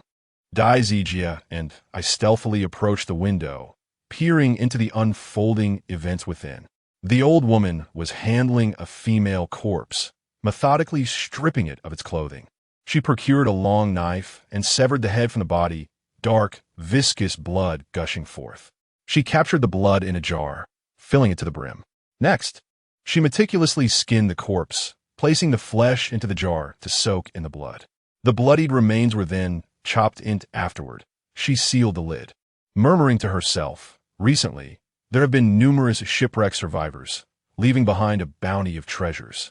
These will surely benefit my dear wife. In a few days, I shall venture out to sea again, I have heard that nearby pirates have quarreled, resulting in many fatalities. It would be a grave waste to feed those corpses to the sharks. I must devise a way to bring them back so that you may thrive in good health." Suddenly, a sharp sound echoed through the room, reminiscent of a mouse. What did she mean by her earlier words? Was she implying that she intended to return with those corpses, chop them into pieces, and stuff them into jars? For what purpose? Who would consume the meat within those jars? Such delicacies, indeed, would be a feast for you little creatures. On the floor, a switch lay concealed. A square patch of ground was pried open. The shaman tucked the jar back under the bed and retrieved another identical jar. Lifting the lid revealed a paste-like substance, without a doubt, human flesh. The viscous mixture was poured onto the floor, and once again, the piercing squeaks echoed. "Ah, how delectable your meal is," the shaman exclaimed, scooping a morsel in her mouth to savor this so-called delicacy of the human realm. The chunks of flesh within the jar would eventually dissolve, transforming into a paste meant to nourish the unknown creatures lurking beneath the ground. Spirits do not consume human flesh. Thus, the beings dwelling below are not spirits. This time, we are not contending with ghosts. But what then are we to face? No, it is not so simple. Perhaps we are confronted with a more formidable spirit. As I emptied the ground meat, I noticed a white object protruding from beneath the floor, revealing only its head. The shamaness, infuriated, exclaimed, "You ungrateful creature, retreat at once. I have provided you with sustenance, and yet you desire more? Should you continue your antics, I shall show no mercy." The white object seemed to comprehend her words, squeaking as it retreated. The shamaness scoffed, closed the floorboard, and returned to the table, unveiling a white cloth to reveal 3 spherical objects. To my horror, those were 3 severed human heads. Each head was severed at the neck, with a thick wooden stick inserted into the neck, reaching up to the skull, causing the heads to rotate. As she positioned a new stick, I realized it was the head that had just been decapitated. At first, she struggled to fit it, but with a hammer, she aligned the neck with the stick, striking it repeatedly. The scene was gruesome, with droplets of blood splattering everywhere, yet the shamaness appeared unfazed. Once the head was secured, a miraculous event unfolded. The head began to spin on its own, just like the previous 3. Having witnessed all this, I considered myself mentally resilient, yet I was still deeply shaken. Dai Zijia, on the other hand, was visibly trembling, his face pale, and he covered his mouth as if to suppress his urge to vomit. "Let us go." I gently patted Dai Zijia on the shoulder, signaling him to hasten our departure. We quietly maneuvered our way out of the area without alarming the shamaness. After walking for a good 10 minutes, we were drenched in sweat. Dai Zijia finally spoke. "You frighten me. Is that old woman even human? The way she butchered the corpse with a knife is appalling, and she even consumes human flesh. Surely, not everyone on this island is like that. No, this mysterious sorceress harbors many secrets. Her actions must be part of some ritual. At least she hasn't harmed the living, using only the dead. But what are the dead? Are they not also human? Is her consumption of human flesh truly deemed normal? If it were, we would not have been brought here. This 5th round is far more terrifying than I had anticipated." With a hint of worry, I said, "Can we endure? After today, 6 days remain. Will we survive? Every single one of us survive?" Chapter 77. What lies upon the neck with rhythmic thuds, 2 figures advanced through the forest, skillfully leaping from stone to stone, striving to evade the uneven waterlogged terrain. Before long, they returned to the village, halting at the door. After a brief pause, they knocked thrice, and from within, a voice declared, "It is Brother Chu and his companions returning." The door creaked open. "What discoveries have you made?" Upon entering, Lidakyang e Ajarli Inkirat. At that moment, he was fervently curious about what needed to be done on this island. Only by uncovering clues could they hope to survive. We found nothing substantial, only a fragment of information. The village's shaman ventures out to sea at intervals, often heading into pirate territory, bringing back most of her findings from there. Moreover, this shaman also retrieves the corpses of those pirates, seemingly using the flesh and blood of the deceased to nourish something sinister. I cannot discern what it was at the time, but I'm certain that this shaman is no ordinary individual. She may very well be, as Wayna suggested, someone who has lived for centuries. This notion seemed fantastical. Yet the shaman herself was far from ordinary. Her abilities appeared almost supernatural to an average person. Have you ever encountered a severed head that could speak with a wooden stick protruding from its neck? Have you witnessed a wrinkled, old crone consuming human flesh? Most critically, Therexis, are you not mistaken in thinking that humans are being used to feed the creatures? Did the shaman truly engage in such an act? Li Daqiang's astonishment was palpable. We both witnessed it. Could there be any doubt? Bang, bang, bang. Just as Dai Zijia finished speaking, a loud knock echoed on the door. Who is it? I demanded coldly. Bang, bang, bang. The door reverberated with the force of the knocks, yet the individual outside remained silent. Who is out there? Li Daqiang reached for the door, but I swiftly restrained him, recalling vividly that Wayna had warned us not to open the door if we heard any noise at night. Bang, bang, bang. The knocking intensified, causing the door to tremble. Bai Yi and Li Qingqing, who had been sound asleep in the back room, were startled awake by the commotion, groggily inquiring about the disturbance. I urged them to continue sleeping and ignore everything else. Turning back, I pressed my body against the door, fearing that the intruder might break it down. Bang, bang, bang. Another series of knocks resounded. After 3 consecutive knocks, silence ensued. The sudden quietness caught me off guard, and Dai Zijia and the others exchanged bewildered glances, asking, "Has it left?"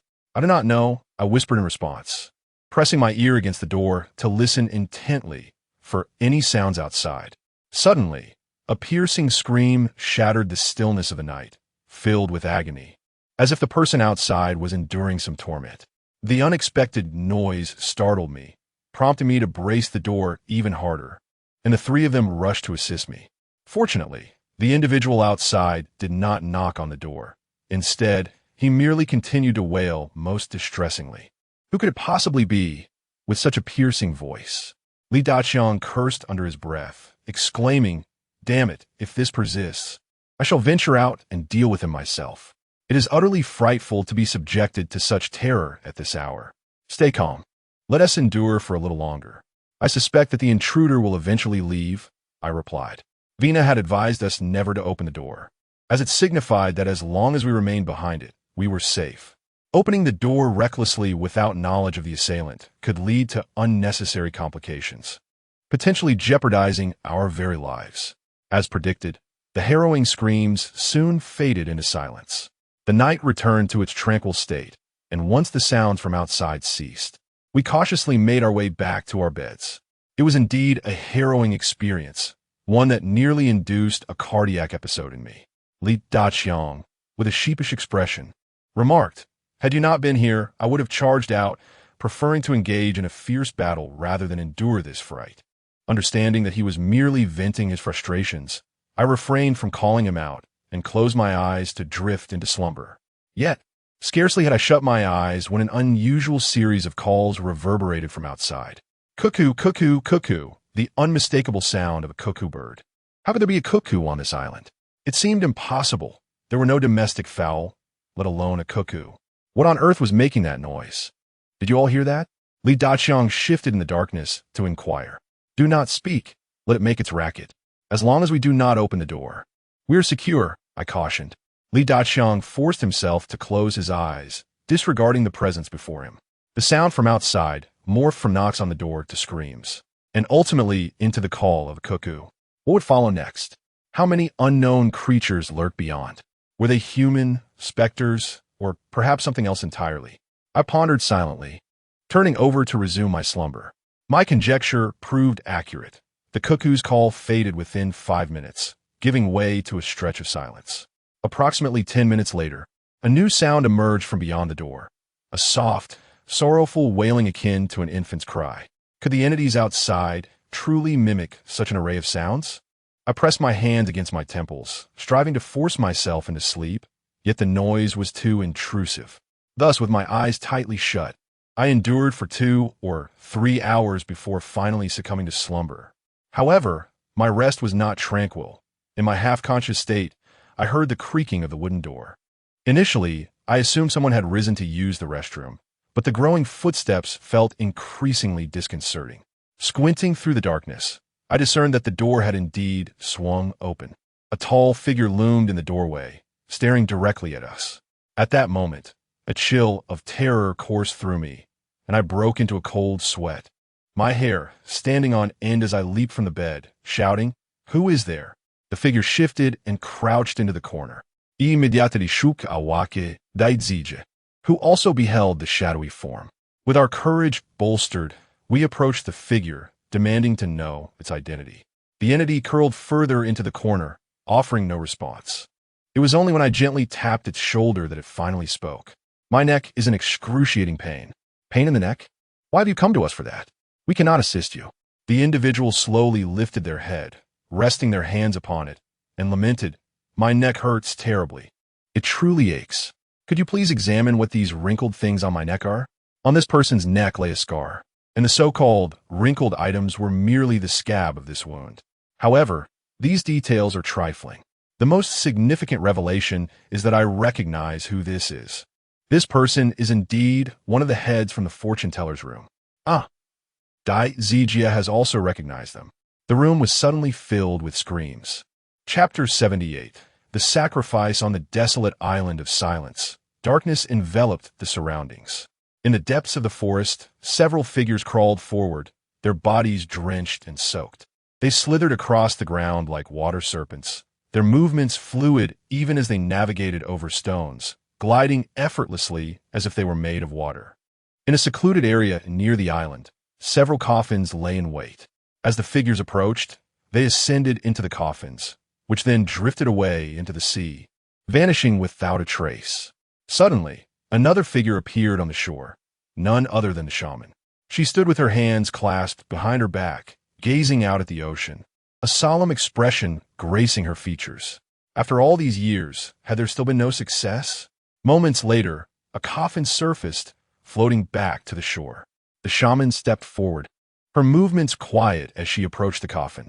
Peering inside, she found the once vibrant figures now lying motionless, resembling corpses that had long since departed this world.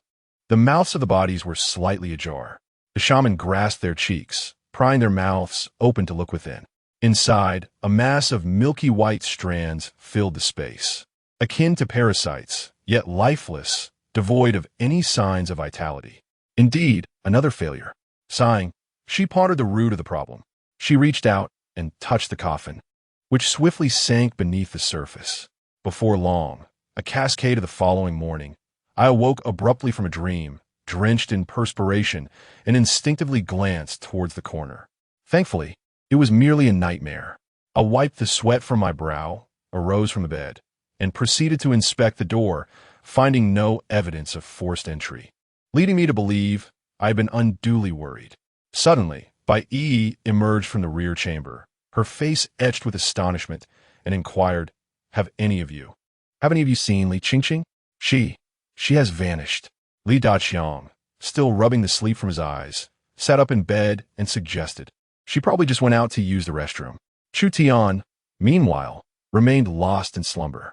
"No, that's not right," Bai Yi responded.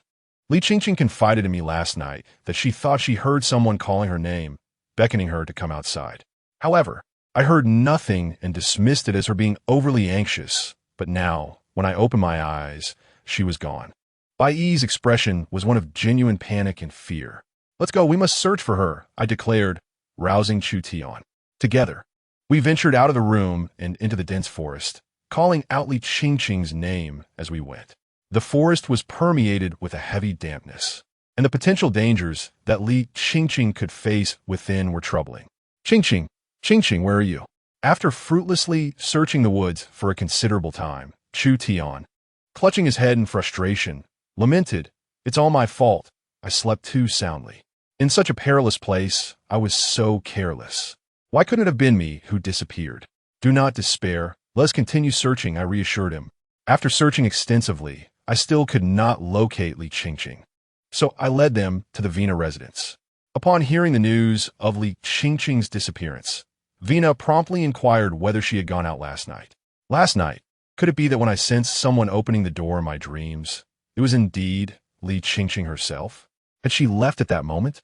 We had all been in a deep slumber, unaware of whether she had ventured out. At that moment, Chu Tian was filled with regret. Bai Yi remarked, last night, she mentioned that someone was calling her. I kept reassuring her that she was merely being overly anxious and that no one was there. Yet, she stubbornly insisted that someone truly was calling her. Eventually, we both fell asleep, and I know not what transpired. By dawn, she had simply vanished.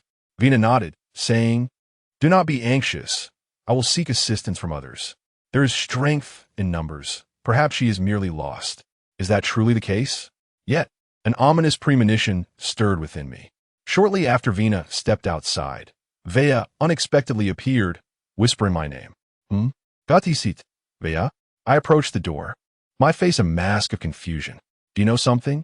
Vea beckoned me to lower my head, as if she had something to confide. Leaning closer, she whispered in my ear, "If possible, you should leave at once. Do not linger here." Why? I was momentarily taken aback. Last night, Vea had warned us that we should not be on Deathly Silent Island at this hour. We must hasten our departure now. She undoubtedly knows something. Vea glanced around nervously, ensuring no one was nearby, before speaking anxiously. The power of the deity has waned. Each year, a girl must be offered to him to maintain his suppression of the demons. The time for the sacrificial rites has come again. The shaman will select a girl from the village to be sent to the cave. Only in this manner can the deity restore his strength and continue to protect us from the demons. Sacrifice? Suppression of demons? Deity? What sort of deity requires human lives to regain strength?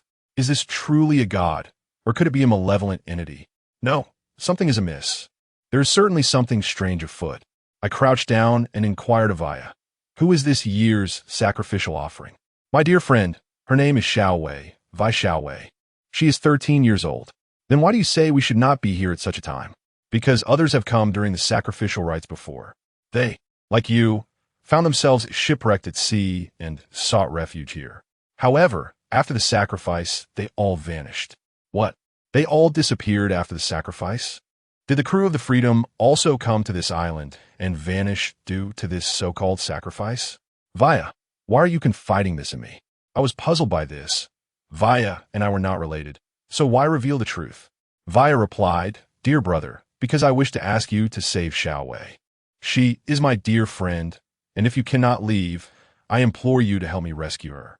Calm yourself for a moment and tell me, do Xiaowei's parents consent to the sacrificial rites?" Everyone holds the shaman's words in high esteem, believing that only through such rituals can they lead a life of tranquility. Naturally, Xiaowei's parents would not dare to contradict this. Their only recourse is to treat Xiaowei with utmost care during this period. Is it thus? To prevent the emergence of evil, are they truly willing to sacrifice their own child? I inhaled sharply, then nodded and said, "Vaya, I promise you, if the opportunity arises, I will certainly endeavor to save Xiaowei. The mission of our journey to the island is to assist its inhabitants in overcoming their tribulations. Therefore, rescuing Xiaowei would also fulfill this purpose. Moreover, to ensure our own survival, the shaman presents a potential avenue. I can glean vital clues for survival from this sacrificial rite. At the very least, we must ascertain the nature of the crisis we are to confront." Chapter 79. Is this a coincidence? Vaya, please do not disclose what I have promised you to anyone. This remains our secret. Now, stay at home obediently while I venture out to seek my companions. Do you understand? In innocent candor, I expressed my concern that Vaya might divulge our conversation, prompting me to caution her. Not even Xiaowei. Vaya pondered, believing that my willingness to assist Xiaowei warranted prior disclosure to her, alleviating her fears. "No, this matter must remain solely between us. Otherwise, it could be detrimental to me. Understand?" "All right, Vaya comprehends." "Very well. I shall take my leave now. Remember, do not share this with anyone. It is our secret, known only to us." Upon rejoining the group, Dai Zijia inquired about my earlier absence. Although I trusted him, as I previously mentioned, the fewer individuals privy to this information, the more advantageous it is for me. Thus, I opted for discretion. After weaving a deceptive excuse, we commenced our search for Li Qingqing within the vast expanse of the forest. The villagers rallied to assist, yet our efforts proved futile. We had scoured the entire island, leaving but one location unexplored, the domain of the witch, where the cave of demons lay concealed. I felt compelled to venture there. If Qingqing were present, she must be terrified at this moment, and I had to act. This place was shrouded in superstition, but Chu Tian was determined to go, his thoughts solely fixated on Li Qingqing. The prospect of her absence would drive him to madness. This, perhaps, is ill-advised. We dare not provoke the witch. Wiener wishes to assist us, yet finds himself powerless. Perhaps we should let it go. It is possible that Qingqing has merely ventured to a location unknown to us and will return later. This rationale feels rather feeble, but it is all I can muster. I then turned to Chu Tian and whispered in his ear, "I will join you later, provided we do not disturb the villagers." Chu Tian glanced at me and nodded, replying, "All right, but what shall we do now? Shall we simply return? There appears to be no alternative. We must proceed as such." Upon returning to our lodgings, the anxiety was palpable on everyone's faces. I understood their distress. I too was anxious. Li Qingqing is our companion, and her fate remains uncertain. Who would not feel urgency? Yet, what good does haste do? We must first disperse the villagers to have an opportunity to stealthily locate the witch's domain without their awareness. The villagers, intending to offer comfort, lingered for half an hour. Once they departed, Chu Tian, in a state of frantic urgency, grasped my arm and said, "Brother Chu, can we go now?" I nodded and turned to Dai Zijia, instructing, "You all stay here.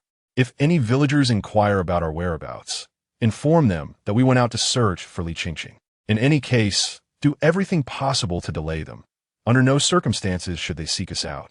Dai Zijia nodded in agreement. "Be cautious. Ensure your safety while searching for her. If it becomes too perilous, retreat. Rest assured, with me around, there's nothing to fear." I still remember the path leading to the witch's abode, a place shrouded in an eerie atmosphere.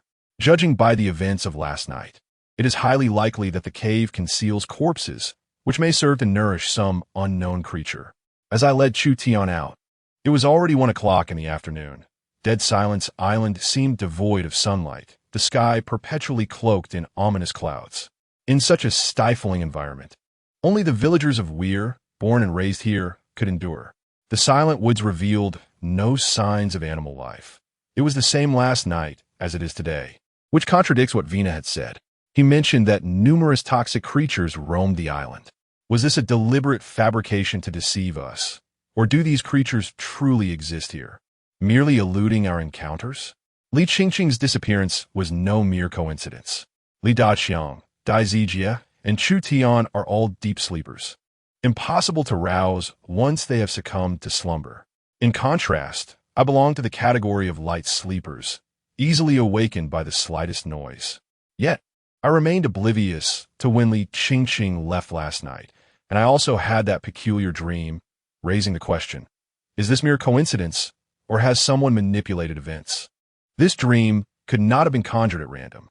During my slumber, I heard the sound of a door creaking open, subconsciously believing it to be someone stepping out to use the restroom. Later, I discovered that someone had entered, curling up silently in the corner. That sound of the door opening was indeed real, suggesting that Li Qingqing must have left at that moment, while the specter that entered the room was also a tangible presence.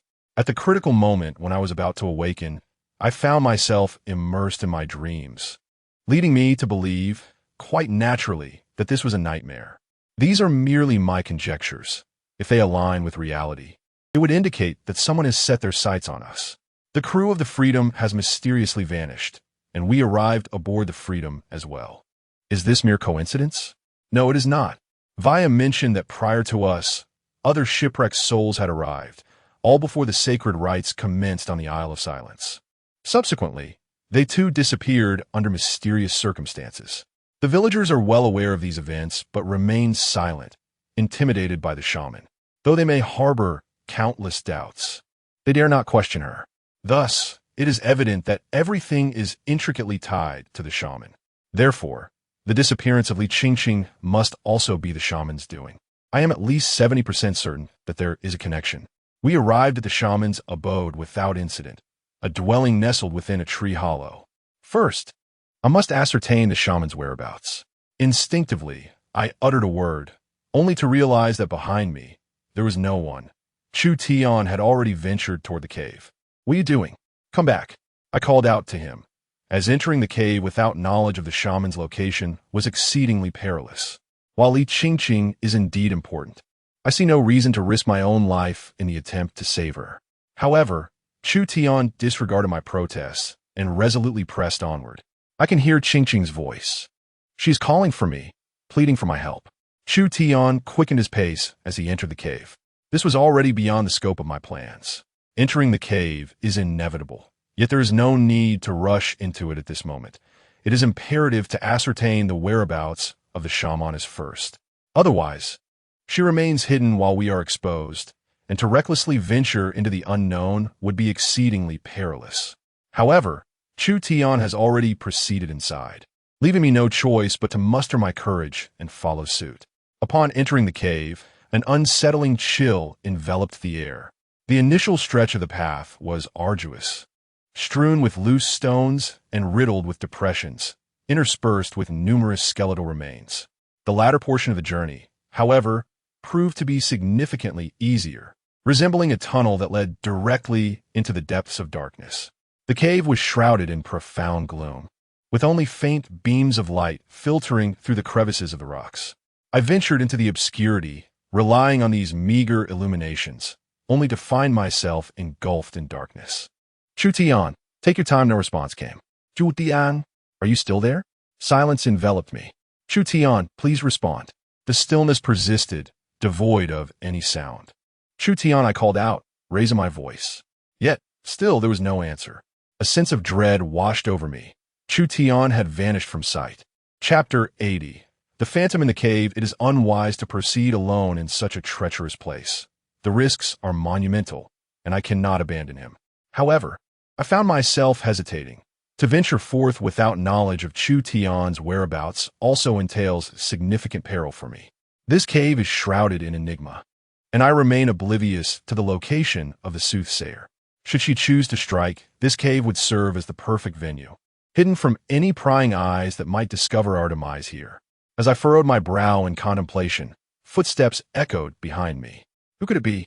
A jolt of fear surged through me, prompting me to retreat into the shadows.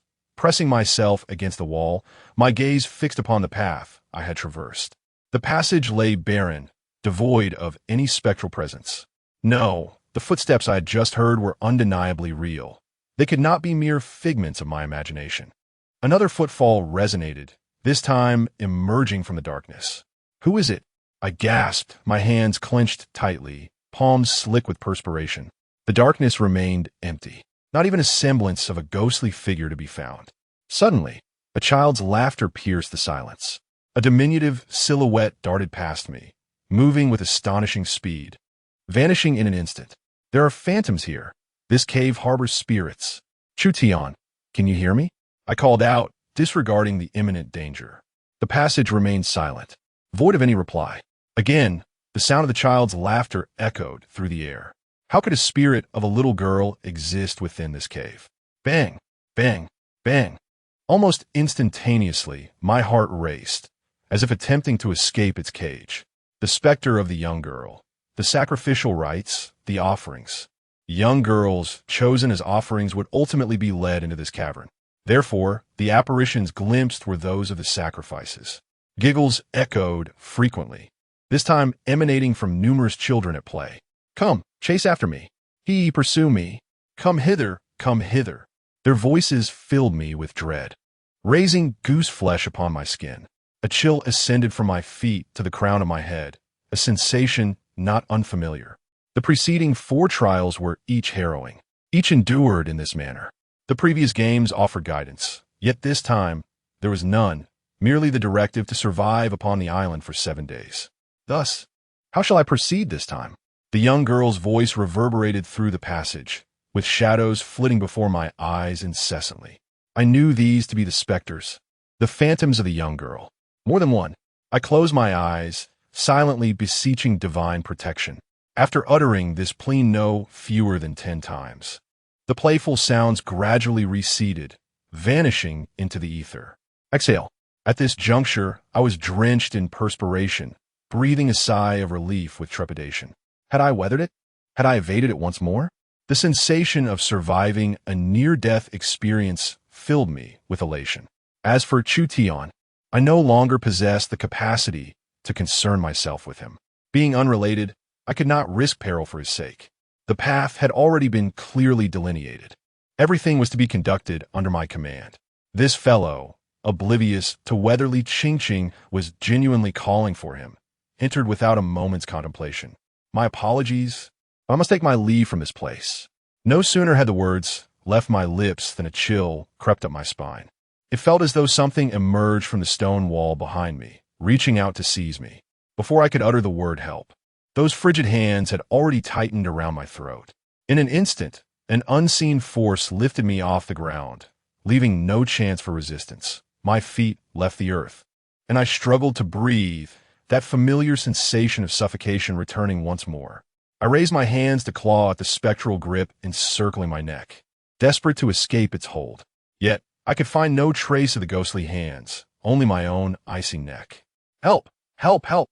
I cried out with all my might, but the cave was devoid of any presence, and Chu Tian seemed to have vanished into thin air.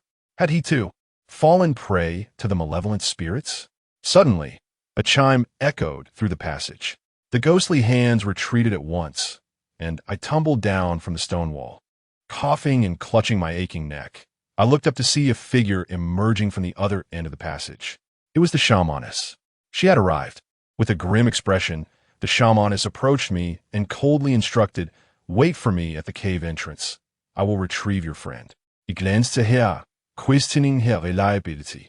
Yet, did I possess the authority to doubt her in this moment? Gritting my teeth, I nodded and, despite the pain, managed to utter a word of thanks. The shaman paid me no mind, her gaze icy as she turned towards the depths of the passage, stepping into its shadowy embrace with deliberate slowness. Stumbling out of the cave, I collapsed at its entrance, gasping for breath. Amidst my lingering terror, I took a deep breath. The sensation of being alive is truly splendid. Were it not for the shaman, I would have surely met my demise at the hands of that ghost. Yet, why did the shaman choose to save me? All evidence suggests she is indeed a malevolent figure. What motive could she possibly have for rescuing me? For saving Chu Tian? Could it be that the shaman is not as wicked as she appears? That her actions are driven by a desire to protect the villagers? All these questions can only be answered upon her return. Half an hour later, the shaman emerged, dragging a figure behind her. With each hand, she pulled forth two individuals. Even I could not fathom managing such a feat. The shaman, however, accomplished it with apparent ease. Yet, my primary concern lay with Chu Tian and Li Qingqing. Indeed, the other figure was Li Qingqing. She had returned. Both were ensnared in a state of unconsciousness, their clothing disheveled, and their faces marred by blood, as if they had been clawed by a fearsome creature. Were they unharmed? I quickly rose to inquire with the shaman. She shook her head and released them, gently pressing between their brows. I watched as their eyelids fluttered, slowly revealing their eyes. "Chu! Brother Chu?" Chu Tian exclaimed in astonishment, casting a glance in my direction before turning his attention to Li Qingqing. "Qingqing, are you all right?" Li Qingqing clutched her head and replied, "My head hurts a bit." "Enough. You two should leave. You stay behind." The fortune teller spoke in a frigid tone, gesturing towards the two of them and then pointing at me. "I." Chu Tian hesitated, words unspoken. "You both should leave." I shook my head at them. "Rest assured, I will be fine." "Chu, brother." The two seemed reluctant. "Trust me, if the fortune teller intended to harm me, there would have been no need to rescue anyone earlier." "Then, be careful," Chu Tian said, his face grim as he helped Li Qingqing. The two of them limped towards the forest. "You follow me." The fortune teller stood with her hands clasped behind her back, turning to walk towards the house. That house, which concealed human flesh. I felt a sense of reluctance, yet I steeled myself to follow. Upon entering, the door slammed shut with a loud bang. The fortune teller casually pointed, "There are chairs over there. Feel free to sit." An uneasy feeling settled in as I took a seat, furrowing my brow. "Old woman, you summoned me for a reason. What is it?" The fortune teller's gaze bore into me. "What is the source of the corpse aura surrounding you?" Chapter 81. The words of the oracle, another individual has mentioned the ominous aura that surrounds me, and this is not the first occurrence. However, how does one articulate such a matter? Embarrassed, I fabricated a feeble excuse, claiming it was a remnant from my childhood that I had never dispelled. Strangely, the oracle accepted my implausible tale, her tone earnest as she remarked, "It is no wonder that upon your entry, you provoked the spirits within. What would it mean for you to venture deeper? Is there something more terrifying than these spirits concealed within the cavern? Surely, you are not unaware of the existence of demons on this desolate island?" I had heard whispers from the villagers, believing it to be mere folklore, only to discover it is indeed true. This is no mere myth. Demons arise from the deep sea, and the divine are their adversaries. Were it not for the divine's intervention, we would have long since been consumed by these fiends. The oracle, seated upon the bed, wore an expression etched with the weight of time as she spoke. I was among the first to arrive on this island, part of a contingent of over 100. Only I was chosen by the divine, inheriting their powers. Since then, I have remained here, guarding against the demons. The villagers may have informed you that I have survived for over a century. I understand this may be difficult for you to accept, but it is the undeniable truth. Furthermore, I wish for you to comprehend the difficulties I have faced. For many years, I have been in search of a means to liberate the villagers from the desolation of Dead Silence Island, and I have made numerous attempts. The shaman bent down and retrieved a jar from beneath the bed, containing human flesh. She did not conceal the truth, recounting it plainly. This jar holds human flesh, which I require to nourish my pets. These creatures possess the ability to assist the villagers in escaping the cursed clutches of demons. Of course, I have never harmed another. The flesh comes from the deceased, primarily those who perished in maritime disasters, along with some from local pirates, who frequently incite war. When these conflicts erupt, countless lives are lost, and ultimately, these bodies belong to me. The pets I nurture are of an unknown species, one that is yet to be documented within human civilization. They exhibit remarkable vitality, and with their presence, there lies a chance of leaving Dead Silence Island. Regrettably, my endeavors have ended in failure. I conducted experiments using corpses, allowing the pets to inhabit the remains, whereupon they would manipulate the corpses to perform actions at my command. Only in this manner could we evade the curse and depart the island. Alas, each encounter with seawater renders the efforts futile, resulting in the demise of the creatures within the corpses. Over the years, I have explored countless methods, yet none have proven successful. Nevertheless, I remain steadfast in my belief that success will eventually be mine. The shaman spoke with utmost sincerity. Yet I found it difficult to place my trust in her, not due to doubts regarding the veracity of her words, but rather in her character. You must be quite curious as to why I chose to share this with you. The shaman returned the jar to beneath the bed, raised her hand to gesture towards the window, and softly spoke. "I am uncertain when you arrived, but I am convinced that you have been here and witnessed some indescribable scenes. I merely wish to avoid any misunderstandings. The villagers are all aware of these matters. I harbor no misconceptions, dear shaman. It is you who has misconstrued our presence. We mean no harm. We are simply here for a few days until the rescue team arrives. Very well. During your stay, refrain from venturing outside at night. Should anyone call for you, do not respond. The vicinity of Dead Silence Island is haunted by the spirits of those who have drowned. They often come seeking substitutes, and once identified, one is doomed to perish. Understood. If there is nothing else, I shall take my leave." "Yes, go back and remember my words." The shaman seemed to recall something and hastily added, "Wait, there's another matter. I can assist you in suppressing the corpse aura surrounding you, should you find it necessary. Do not hesitate to seek my aid." "Thank you, but I must return. They are awaiting me. Nevertheless, I appreciate your kindness." I bowed and exited the room. The notion of suppressing the corpse aura was mere pretense. Her true intention was to manipulate me. As I walked, I quietly contemplated the shaman's words. If she had not mentioned her awareness of our arrival, I might have trusted her. Yet, her acknowledgement was her downfall. The revelation of her secret compelled her to hastily explain everything. What was she afraid of? Was she apprehensive that I might thwart her plans?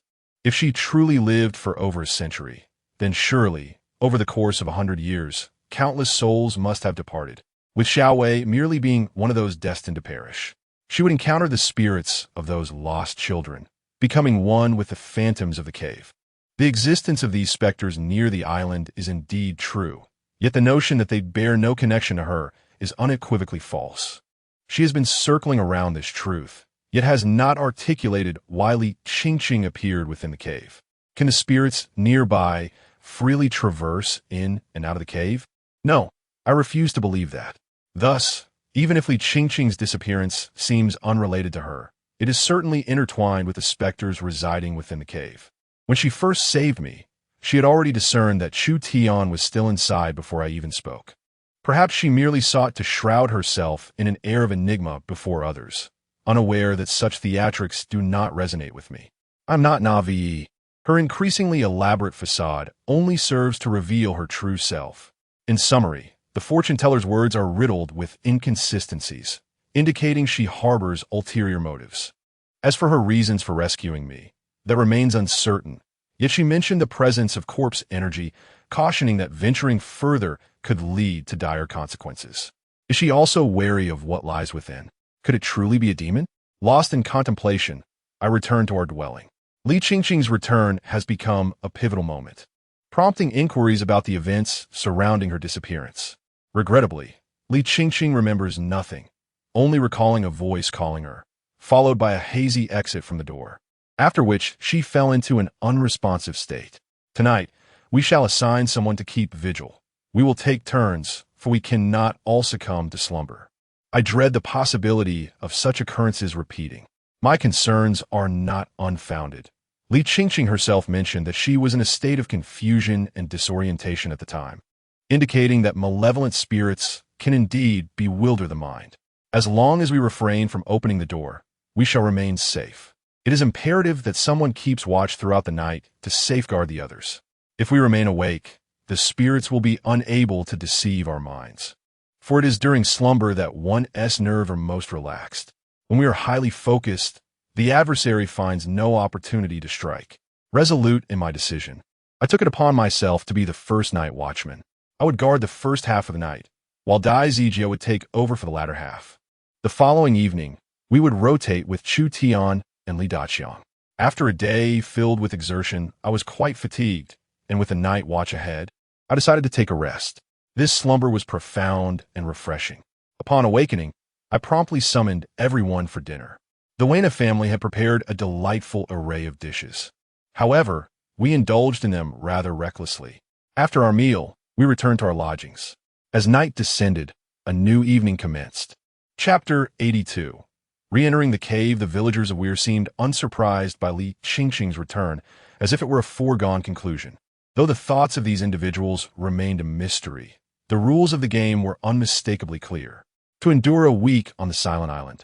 Today merely marked the second day, leaving 5 more to navigate, and it likely would not be an easy endeavor.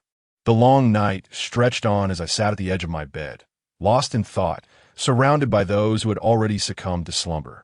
Time ticked away, and throughout the night, nothing transpired.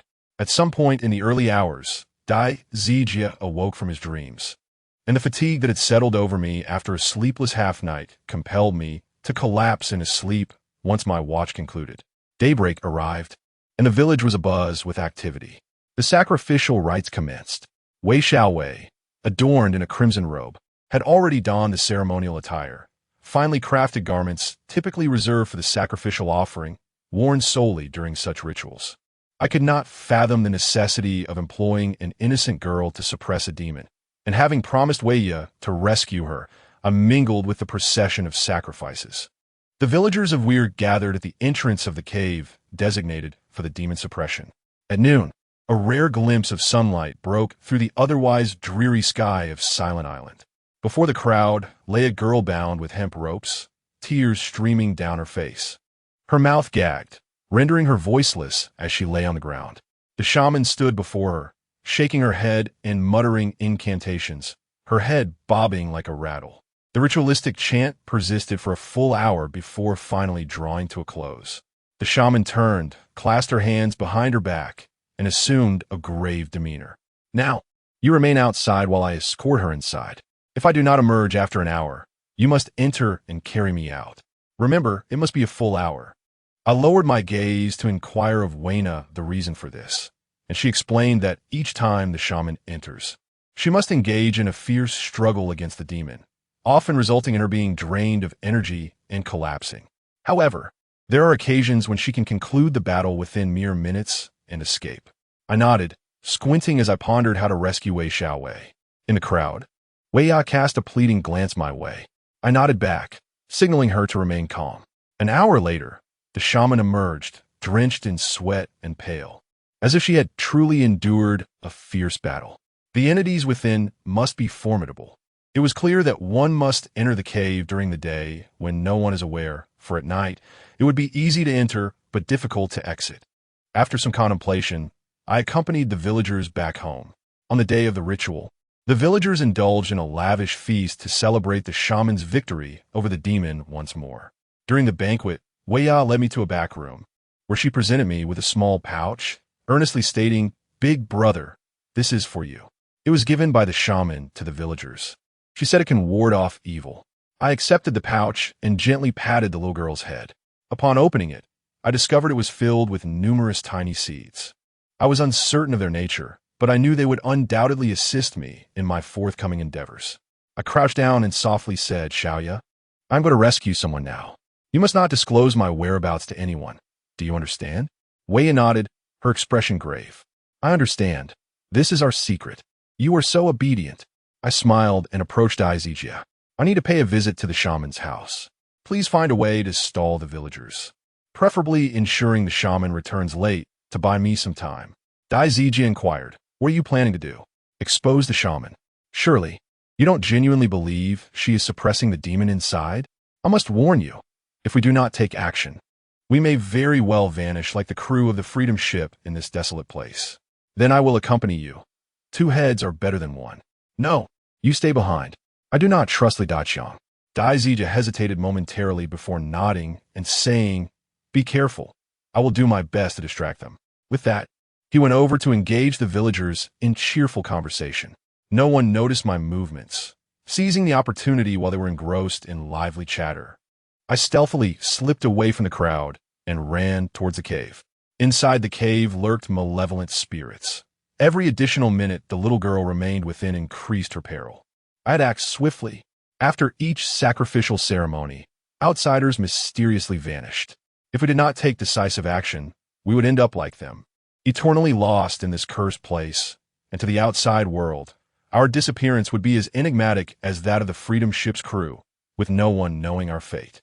I sprinted fervently to the entrance of the cave, confronting the boundless darkness that once again unveiled the suffocating terror I had experienced yesterday. A chilling breeze enveloped me. The temperature within was unparalleled by the outside, even colder than the night air. Inside lay Wei Xiaowei, and all the secrets were concealed within the cavern. Today marked the 3rd day, with only 4 days remaining. Even if the true nature of the shamaness were revealed, peace was not guaranteed. There were undoubtedly other secrets hidden within this cave. With this thought, I gathered my resolve and boldly ventured inside. Meanwhile, Li Daqiang scanned the crowd, intentionally approaching Daizijia to whisper, "Where's Chu Shaofan? Why is he missing?" Daizijia shot him a glare and replied solemnly, "Shaofan is off searching for clues. We must find a way to delay the shamaness and these villagers to buy him some time." Li Daqiang, somewhat understanding, nodded slowly. I knew that clever fellow wouldn't be so quiet for no reason. He must have a plan in mind. "Keep your voice down. Our task is to buy him time." The villagers, one by one, were toasting the shamaness, who, in a jovial mood today, graciously accepted their offerings with a cheerful demeanor. Daizijia intentionally ingratiated himself, raising his glass in celebration. No one noticed the absence of one individual, as everyone was lost in the joy of the moment. Meanwhile, the sky began to darken. The rays of sunlight faded, and ominous clouds gathered, transforming the island back to its original bleakness, dim, oppressive, and lifeless. Ahead lies the very spot where I encountered the malevolent spirit yesterday.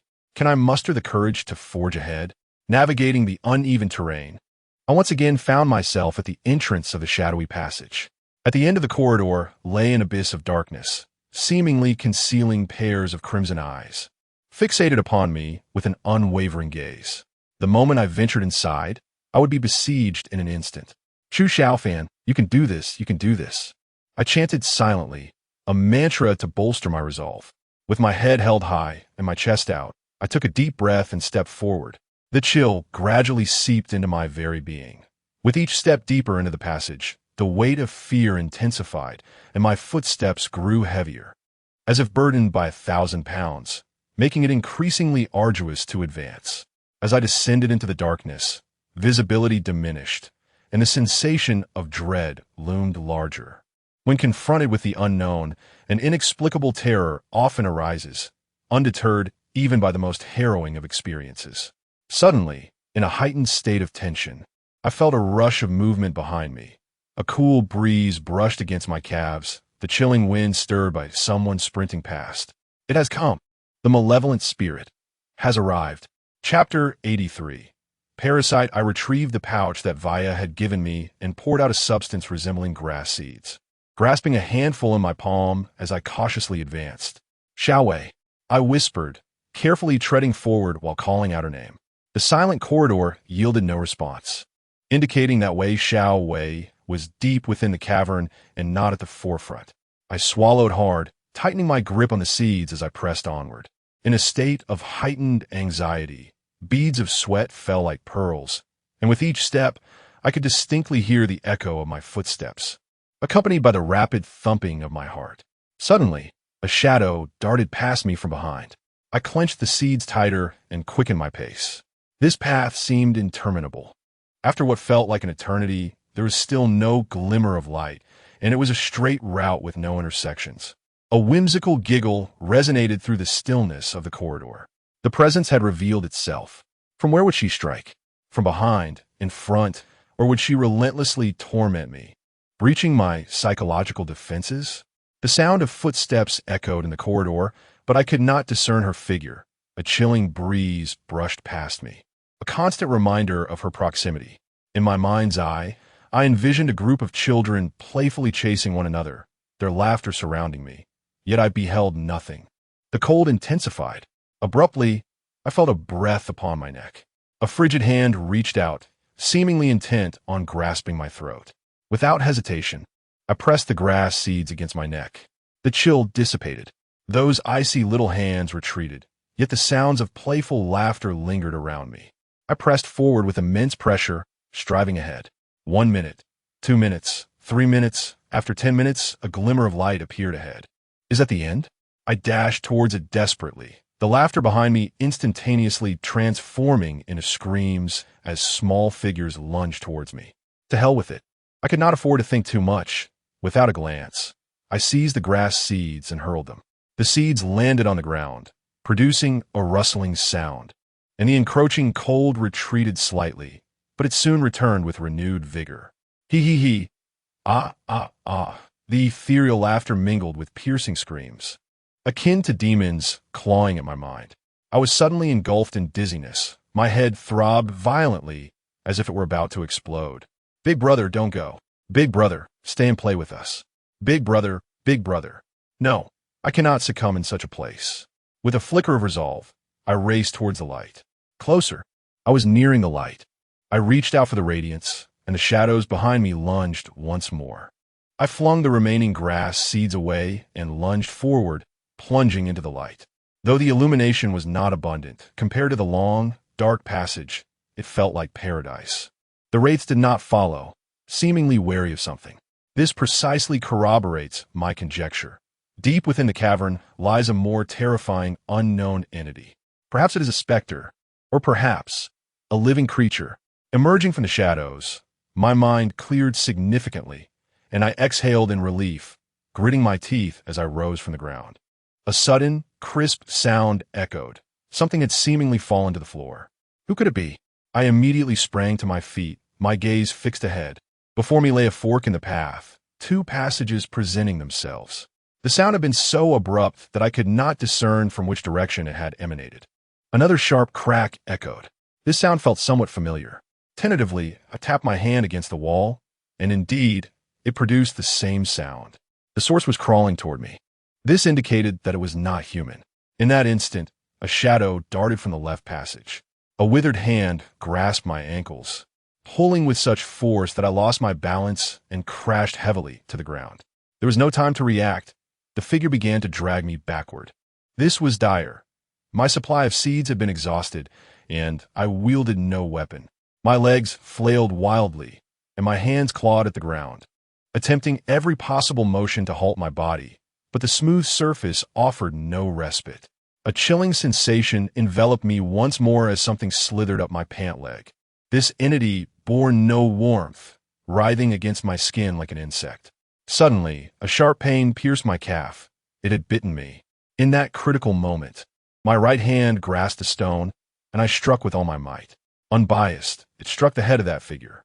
It ceased its movements, and, seizing this opportunity, I delivered a kick to its head, leveraging the force to retreat, while simultaneously rolling up my pant leg and vigorously slapping my calf.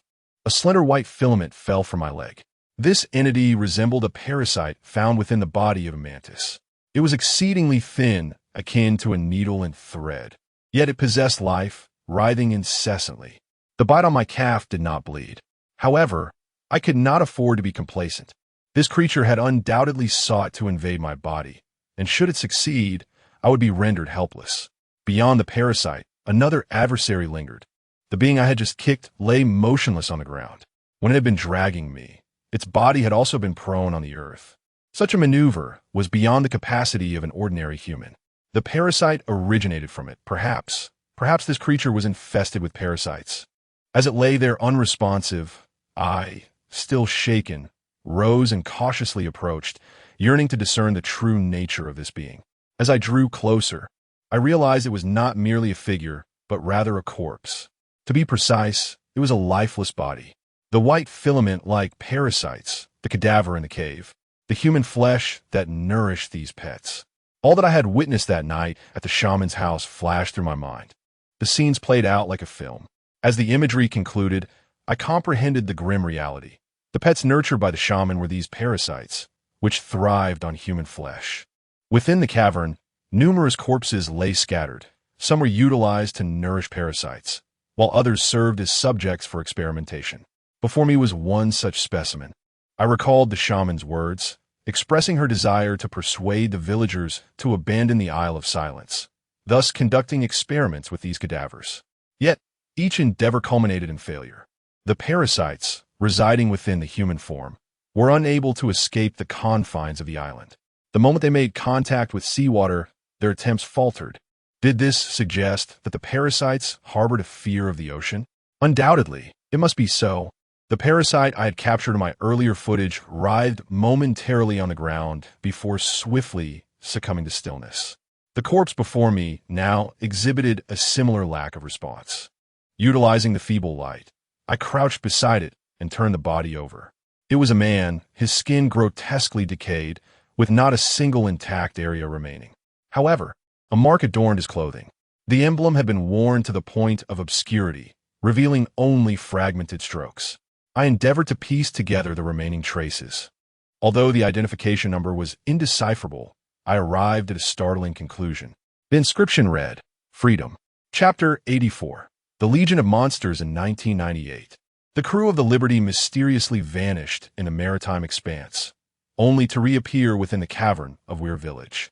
Surely, this must be the work of the shaman, and the unfolding events align closely with my conjectures. Thus, it is certain that other members reside within this cave. Who are they? Following the disappearance of the Liberty, numerous individuals have come, all of whom mysteriously vanished after the rituals. This implies the presence of additional members within the cavern. The last disappearance occurred either last year or the year before. Are there any survivors among them? Should I venture inside? Retreat offers an escape, while advancing leads to an abyss. In the face of this dilemma, I hesitated. If I forego this opportunity to explore, it may not present itself again. A chance not to be missed, for it may never return. The shaman's identity is not simple. She possesses considerable abilities. If I do not delve into this mystery now, we may soon become the next to vanish. The rules of the game dictate survival for 7 days and assisting the villagers through their trials. What do these trials entail? if not the monsters lurking within the cave? If I depart now, it will undoubtedly be far more challenging to endure the remaining 4 days. After much contemplation, I resolved to take the desperate gamble. Judging by the recent actions of the corpse, although they possess immense strength and harbor countless parasitic tendrils within them, their defenses appear feeble and easily overcome. I should be able to contend with them. With this thought in mind, I resolutely advanced into the depths of the cave. The passage gradually descended into darkness as I groped my way forward for approximately 10 minutes, until a light emerged before me. Unlike the previous dimness, this light was abundant. The corridor began to widen. Was this the place where the truth lay? It seemed that I had made the right choice. With a surge of determination, I rushed in, encountering neither parasitic attacks nor the sight of lifeless corpses. This was rather peculiar. Had I been mistaken? That body I saw earlier had burst forth from here, logically suggesting that there should be other corpses within. Regardless, I could not afford to be complacent. That would be a grave error. Taking a deep breath and preparing myself, I pressed onward. The space ahead expanded further until I reached the end of the passage. At the terminus lay a square cavern, with water rising to about my ankles. In the center of the water stood a towering tree, beneath which lay a person. It was undoubtedly Wei Xiaowei. Without a moment's hesitation, I plunged into the water to rescue her. The little girl, affected by the cold, had a pallid complexion, devoid of color. Xiaowei. I gently tapped her cheek, attempting to rouse her. She remained in a state of unconsciousness, showing no response. Her body was warm, and she was still breathing, so she should be all right. I examined her clothing for any signs of parasites, and was relieved to find none. It was best to leave this place at once. As I carried Wei Xiaowei a few steps, an odd sound suddenly resonated behind me. Upon glancing back, I found the expansive cavern devoid of any presence. It was peculiar. Just moments ago, sounds had resonated within. Could it be that spectral entities linger here? If so, it would pose a considerable disadvantage for me. I quickened my pace, eager to distance myself from the pond. After taking a couple of steps, a droplet of water slid from above, landing upon my cheek. Water from the ceiling? Cradling Wei Xiaowei in one arm, while wiping the sweat from my brow with the other, I raised my gaze towards the ceiling. Dark as night. The ceiling was punctuated by droplets cascading down, each creating a small splash upon the surface of the water below. Doubt clouded my perception. I could have sworn the ceiling appeared to undulate momentarily, reminiscent of a mollusk rising and then softening. What could this possibly signify? Rubbing my eyes, I looked again. The ceiling writhed once more, emitting a hissing sound akin to skin being torn apart. There was indeed something lurking above. Alarmed, I hastily carried Wei Xiaowei ashore. As soon as my foot touched the land, a sudden plop echoed behind me. Something had fallen. Instinctively, I turned to glance back. It was a mass, fleshy and entirely black. It curled into itself, emitting a squeaking noise, one I had previously heard at the fortune teller's abode. A parasite. This was indeed a parasite. It dawned on me that these creatures had been concealed within the ceiling.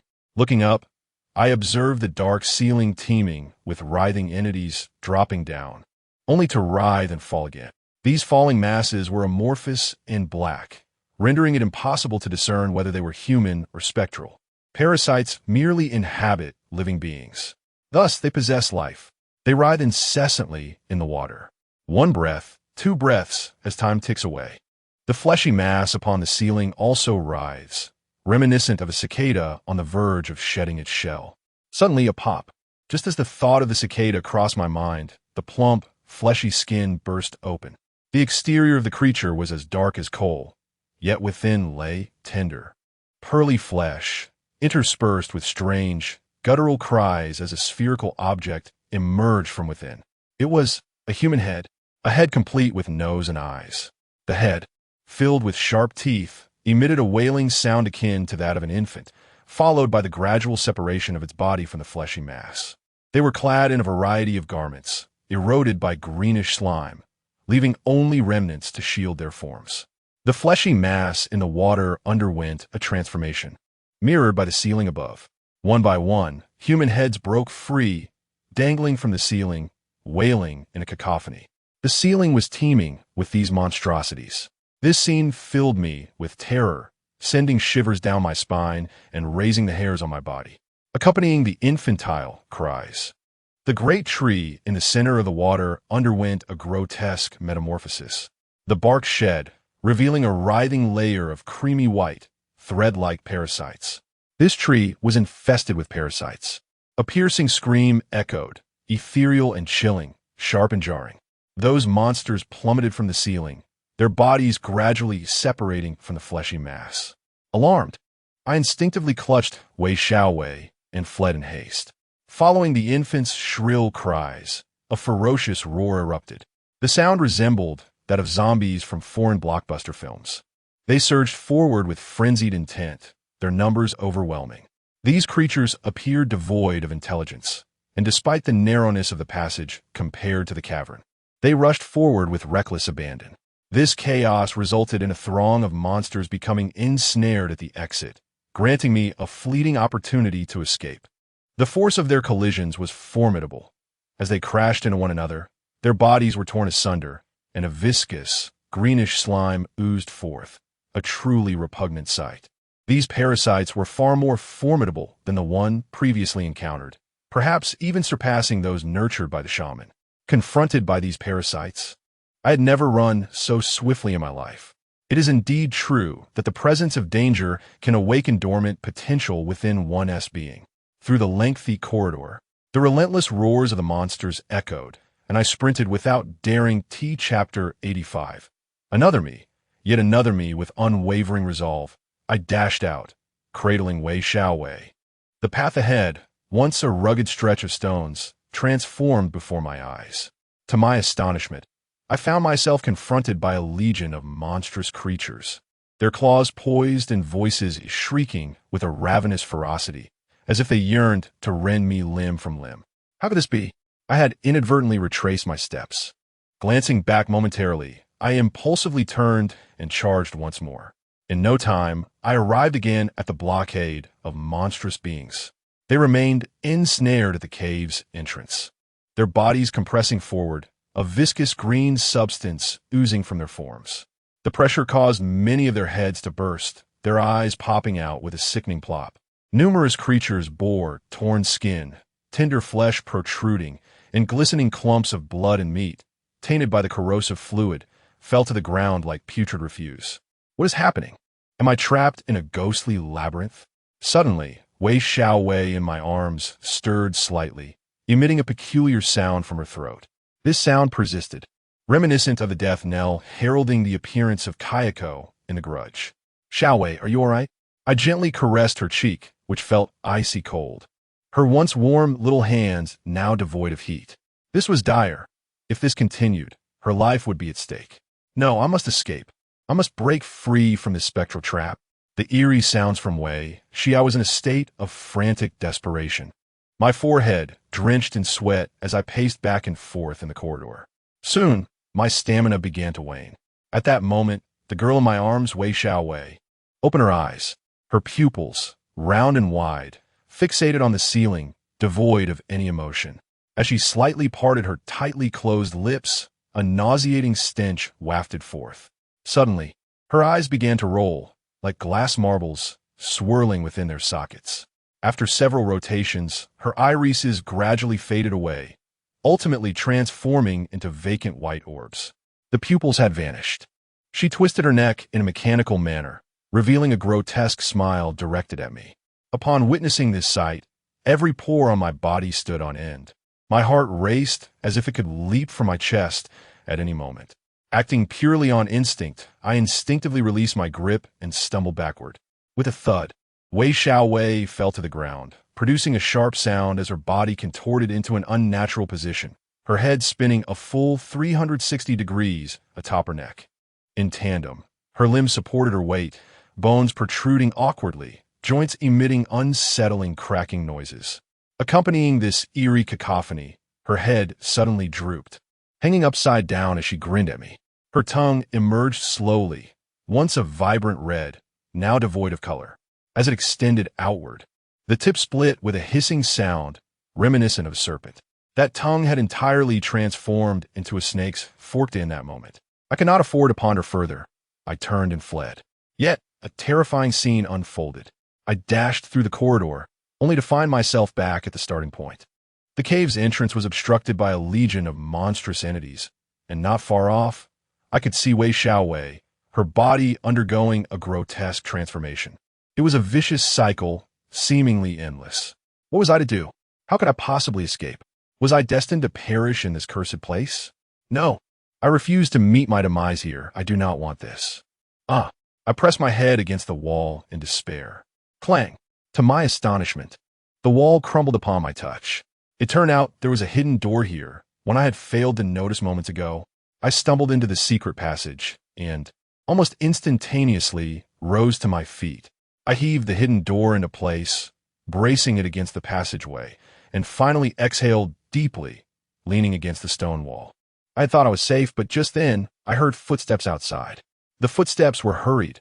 Was it the monstrous horde? No, the sheer number of them ruled that out. The sound indicated there was but one person outside. Could be Wei Xiaowei. Had she succumbed to madness?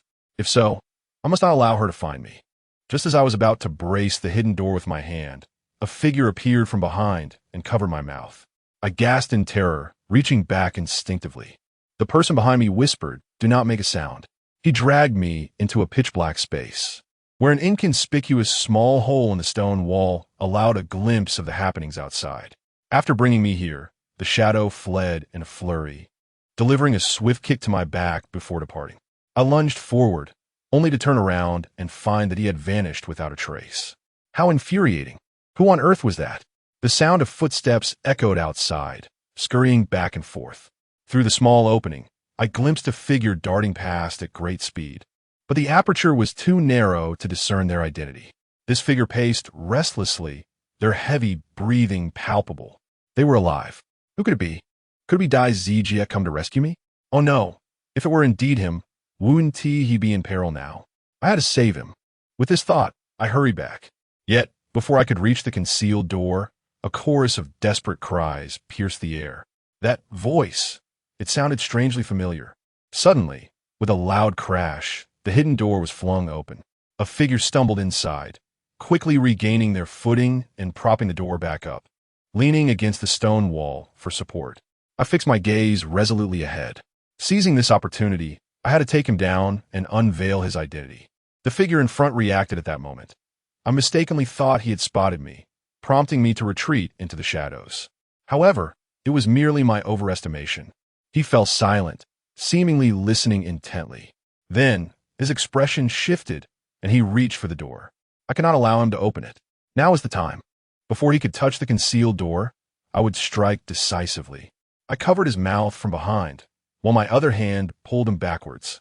As we retreated towards the small opening, I caught a glimpse of his appearance in the light. In that instant, I was left utterly astonished. This individual bore an uncanny resemblance to me. He was not human. I quickly released my grip and delivered a kick to his back. Off balance, he stumbled forward, giving me the chance to retreat into the shadows and conceal myself. The doppelganger glanced back, but upon seeing no one, he leaned closer to the small opening to observe the outside. Wait a moment, this scene. Why does it seem so familiar? Isn't this precisely what I just experienced?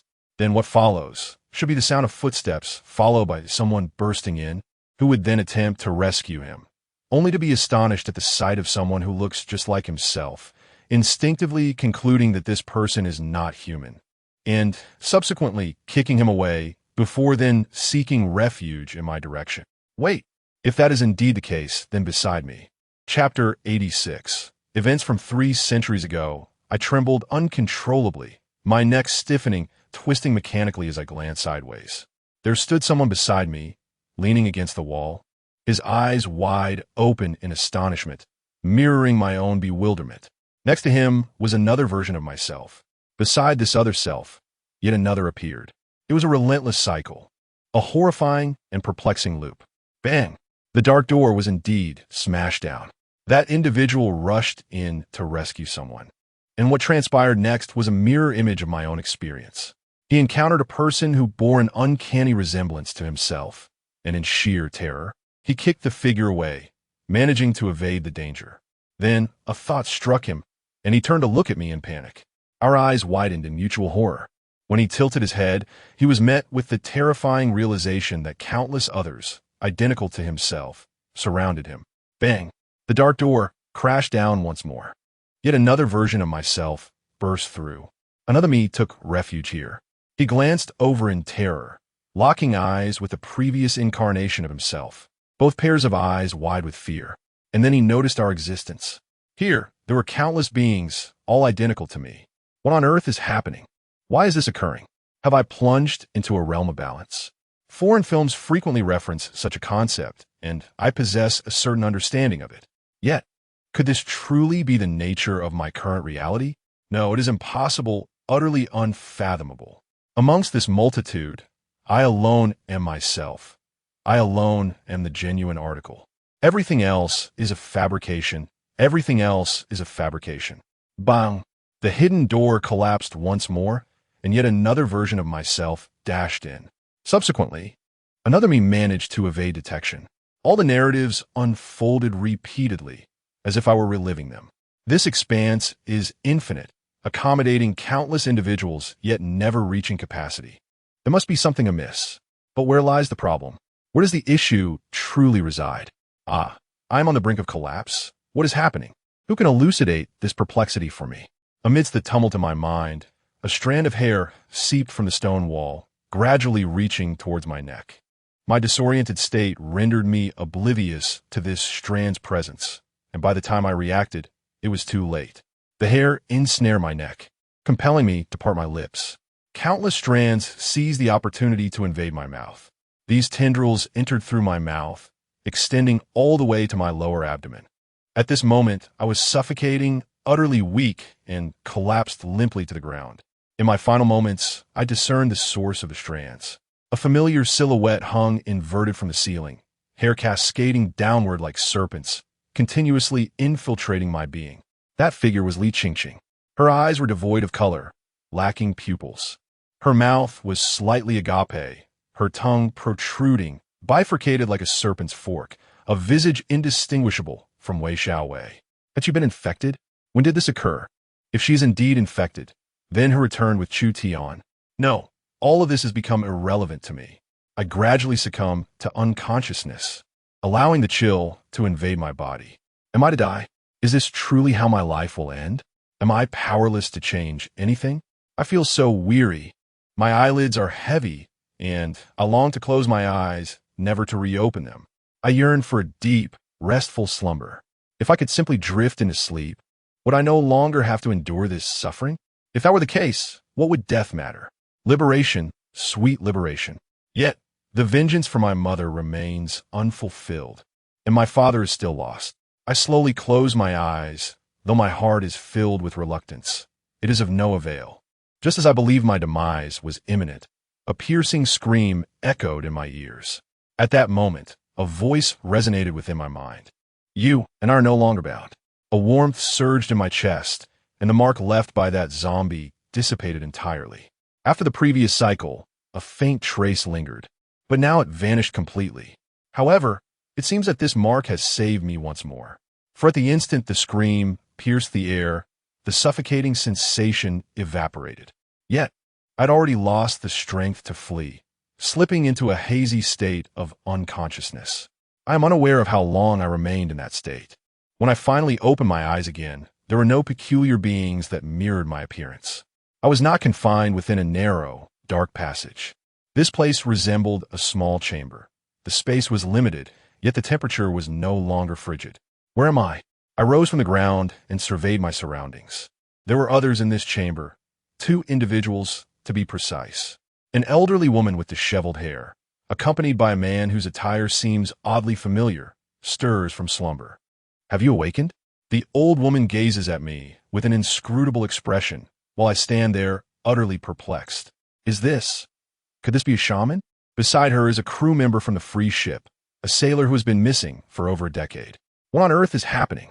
Are you human or ghost? My astonishment is entirely justified, as the state of these 2 individuals is far from that of the ordinary. The old woman regards me with a cold smirk. Given your reaction, you must have encountered another version of me. Another version of you? Is that truly surprising? On Silent Island, There exists another sorcerer. What is the meaning of this? The answer is simple. The person on Silent Island is no benevolent soul. The old woman rises and takes a few steps in the dim chamber, turning her back to me as she speaks. I was among the first to arrive on this island 3 centuries ago. At that time, we encountered a shipwreck that brought us to Silent Island, where communication with the outside world was utterly severed. Initially, despair engulfed us, but gradually we adapted to life here. We believed we could live peacefully, only to discover that this island harbors dreadfully terrifying creatures. These beings feast upon human flesh and blood, parasitizing human bodies and causing grotesque mutations. My sister and I are practitioners of the mystical arts. Although we possess considerable abilities, confronting these creatures proves to be a futile endeavor. 2 individuals devoted their utmost efforts, ultimately confining these creatures here. Subsequently, we discovered that these beings possess the ability to prolong life. If one can master them, they can replace human cells, granting eternal existence. My sister, with nefarious intentions, resorted to this unorthodox method to extend her lifespan. Behind my back, she utilized me as a subject for experimentation, and by the time I realized that these creatures resided within me, it was already too late. Through my own strength, I managed to control these beings, which brought my sister great joy. Fearing my retribution, she resolved to eliminate me. Fortune spared me, allowing me to escape to this place. However, I find myself unable to leave. Why? I inquired in astonishment. Because if the creatures within me were to venture outside, I would lose control over them. At that point, countless lives would be lost. Chapter 87. The dialogue in the chamber. Do these parasites fear the sea? I recalled hearing the shaman speak of her persistent research into how to facilitate the departure of the island's inhabitants. Before I could finish my thought, the elderly woman before me dismissively waved her hand, asserting that is merely her ruse. It is utterly impossible to remove the island's people. She intends to use them for her experiments, transporting the parasites you mentioned into the human realm. Yet, you are correct in one regard. The majority of parasites indeed harbor a fear of seawater, which has thwarted her efforts thus far. Does this imply that the tales of demons are also fabrications? I pondered, recalling the shaman's words. Were all the stories of demons and deities mere illusions? The old woman spoke calmly. The inhabitants of this island do not live beyond the age of 50. Thus those who uncovered the truth 3 centuries ago have long since perished. She requires the remaining individuals to procreate, establishing her own village and her own followers, which is why she concocts these tales. My sister is convinced that she shall ultimately succeed. She has become utterly obsessed. Stunned, I stood in place, grappling with the revelation. The tales were mere fabrications, the cave devoid of demons. It had all been a theatrical performance orchestrated by the shaman from the outset. One question lingered in my mind. If all of this was a deception, why did the shaman annually select a living sacrifice for the demon? Sacrifice? The old woman furrowed her brow. Then, as if a realization struck her, she let out a cold laugh. This so-called sacrifice is merely a means for her to conduct her experiments. In truth, deep within the cave lies a tree of life. This arboreal entity has engendered a myriad of parasitic organisms, whose malevolence far eclipses any sustenance it provides. The offering you mentioned is, in all likelihood, one of its experiments, employing girls of pure constitution to assimilate parasites, subsequently refining them into cadaverous fiends subject to its control, a cunning and ruthless stratagem. My thoughts in disarray, I inquired as to why the previously missing individuals were found near the Tree of Life. Could they, too, have been subjects of her experiments? Nay, those individuals, including the man before you, served as sustenance for the parasites. These vermin infest the human body, gradually devouring flesh and blood until the host is reduced to a desiccated husk. Subsequently, the parasites abandon the body, capable of spawning countless offspring within the host if left unchecked. I surmise my esteemed sibling is exploiting these individuals to satiate the ravenous parasites within the Tree of Life, while simultaneously endeavoring to control them. I stroke my chin in contemplation. Thus, the narrative is fabricated, and the shaman's objective is not to evacuate the villagers from the Isle of Silent Death. The outsiders have become fodder for the parasites, while the islanders are the true subjects of her experiments. Others are consumed by the parasites, yet the islanders remain immune. Each year brings forth a sacrifice. Each sacrifice an experimental subject, ultimately transformed into grotesque, inhuman revenants. How many such revenants exist at present?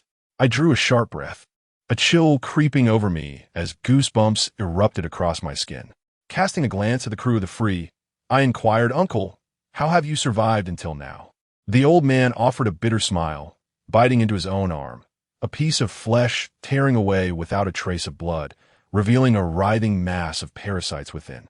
Surviving through parasites? I gazed at him in astonishment. He nodded and replied, "I'm the captain of the Free. When I arrived on this island, I was ensnared by the words of soothsayer. Out of over 100 souls, I am the sole survivor, thanks to this old woman. By chance, I ended up here, and after she saved me, I began to meditate and cultivate my spirit alongside her. Without her, I would never have been able to control the parasites within me. The revelation that he was the captain took me by surprise. So it was like this, indeed. The Free had been missing for over a decade, and our arrival on this island was connected to it. The vessel now existed as a ghost ship. The old captain sighed. None of this matters now. In any case, I cannot leave this island, and neither can the old woman. We shall not endure much longer. Once the parasites within us perish, so shall we." I felt a pang of sorrow, yet I possessed no means to aid them. After a brief moment, I raised my head, resolutely addressing the old woman. "How can I escape? My friends remain on the island. I must return. Returning is a path to death." "You cannot contend with my sister," she cautioned. "No, even the strongest have their vulnerabilities. Why should I divulge her weaknesses? Indeed, why would she confide in me? We are neither kin nor acquaintances. What compels her to assist me?" Yet the old woman, leaning against the wall, closed her eyes and spoke with a calm demeanor. "Parasites fear fire. No matter how formidable a parasite may be, it dreads flames. If you possess the means to ignite the entire island, then salvation may be at hand. However, this island lacks a source of ignition, and the humidity is oppressively high." I lamented, "This is of no concern to me. If you wish to escape, simply follow the exit and proceed onward. Young man, should you truly manage to vanquish her, do not forget to obliterate the cave before you depart." "But won't that also mean—" "It matters not. We are destined to perish sooner or later. Even had I not encountered you, I had resolved to eradicate the parasites within me. Like the old captain, I had stumbled upon this place by chance, only to be rescued by the old woman. Yet, I am unable to save her." I glanced toward the exit, bowed respectfully to the old woman, and then strode forward with purpose. "Do not forget to destroy this cave, to annihilate the tree of life," echoed the old woman's voice behind me. In the darkness, she revealed a smile that hinted at profound meaning. She turned and gently patted the old captain's head, seemingly satisfied. Without looking back, I departed, a silent testament to my resolve. There is no ignition point on this island. Relying on flames to eradicate the parasites seems implausible. Thus, I must depend on the sea. Regardless, I must endure the remaining 4 days. Stepping away from the chamber, I paused, a chill sweat breaking out upon my brow. Once I was certain the old woman could not see me, I exhaled in relief and slowed my pace. I do not believe a word spoken by any of you. Perhaps there truly is a demon on this island, and that demon is a parasite. When 2 tigers contend, one must surely be injured. Was her earlier implication not a suggestion for me to confront the shaman? In order to gain her trust, I summoned every ounce of my acting prowess. Yet, the old woman overlooks a crucial detail. She has never clarified how she rescued me. The soundproofing of the chamber is impeccable. How did she discover my presence? Moreover, I awoke in her abode, and all that I know has been conveyed solely through her unilateral narrative. Is she orchestrating a scenario for us to turn against one another, ultimately reaping the benefits for herself? Chapter 88. The monster attacked the passageway descended into darkness, and I had run to the point of exhaustion, drenched in sweat and breathless. The oracle claimed that demons forbade outsiders from entering the cave, while secretly conducting experiments. The old woman asserted she was the oracle's sister, alleging that the oracle had become deranged and sought to kill her. Neither of these individuals could be trusted, although I had played the fool before the old woman. Entirely acquiescing to her narrative, I was acutely aware that on this island, I could rely only on myself. If I were to confront the oracle directly, the only beneficiary would be the old woman within the cave. She claimed she could not leave the cave, lest the parasites within her body run amok. This, to me, seemed utterly absurd. What connection could there be between the cave and the parasites? Why would confinement within the cave suppress them, while freedom outside would not? Moreover, I had been observant of the old captain of the Freedom from the outset. His demeanor and actions suggested a certain dullness. The old woman frequently cast sidelong glances at him. What could this signify? Most importantly, why had I found myself in the secret chamber? How did she know I had fainted outside? And how had she managed to rescue me? Everything I encountered within the cave seemed inextricably linked to her. Those doppelgangers of mine, along with the sudden appearance of Li Qingqing, were likely connected to the old woman as well. Why had she chosen to save me? After much contemplation and pondering, I began to wonder if her initial intention was to end my life. At a critical moment, however, the power left behind by the female corpse saved me, and she must have sensed this force, perhaps hoping to deceive me into harnessing it against the shaman. This could explain why she shared those tales with me. Yet, unbeknownst to her, I have exhausted that very power. I am fortunate to have escaped with my life. I dashed through the passageway, my breath echoing in the stillness. After nearly 20 minutes of frantic running, an unsettling feeling washed over me. Why was it so eerily quiet within the cave? What were those monsters? The parasites? The restless spirits lurking in the shadows? What had become of them? As I gazed into the silent corridor, a sense of foreboding enveloped me, prompting me to quicken my pace. Surely, those monsters had not fled the cave? The shaman had warned me that the corpse energy within my body would influence the demons in the cave, referring specifically to the parasites. My very presence had indeed stirred them from their slumber. It was I who awakened those creatures. This was all my doing. At this juncture, the meaning of the 5th round of the game crystallized for me. Assisting the villagers through their trials signifies that they are worthy of trust.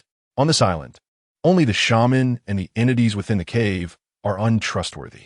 The awakening of the monsters is an inevitable aspect of this game. We, in our cleverness, have become our own undoing.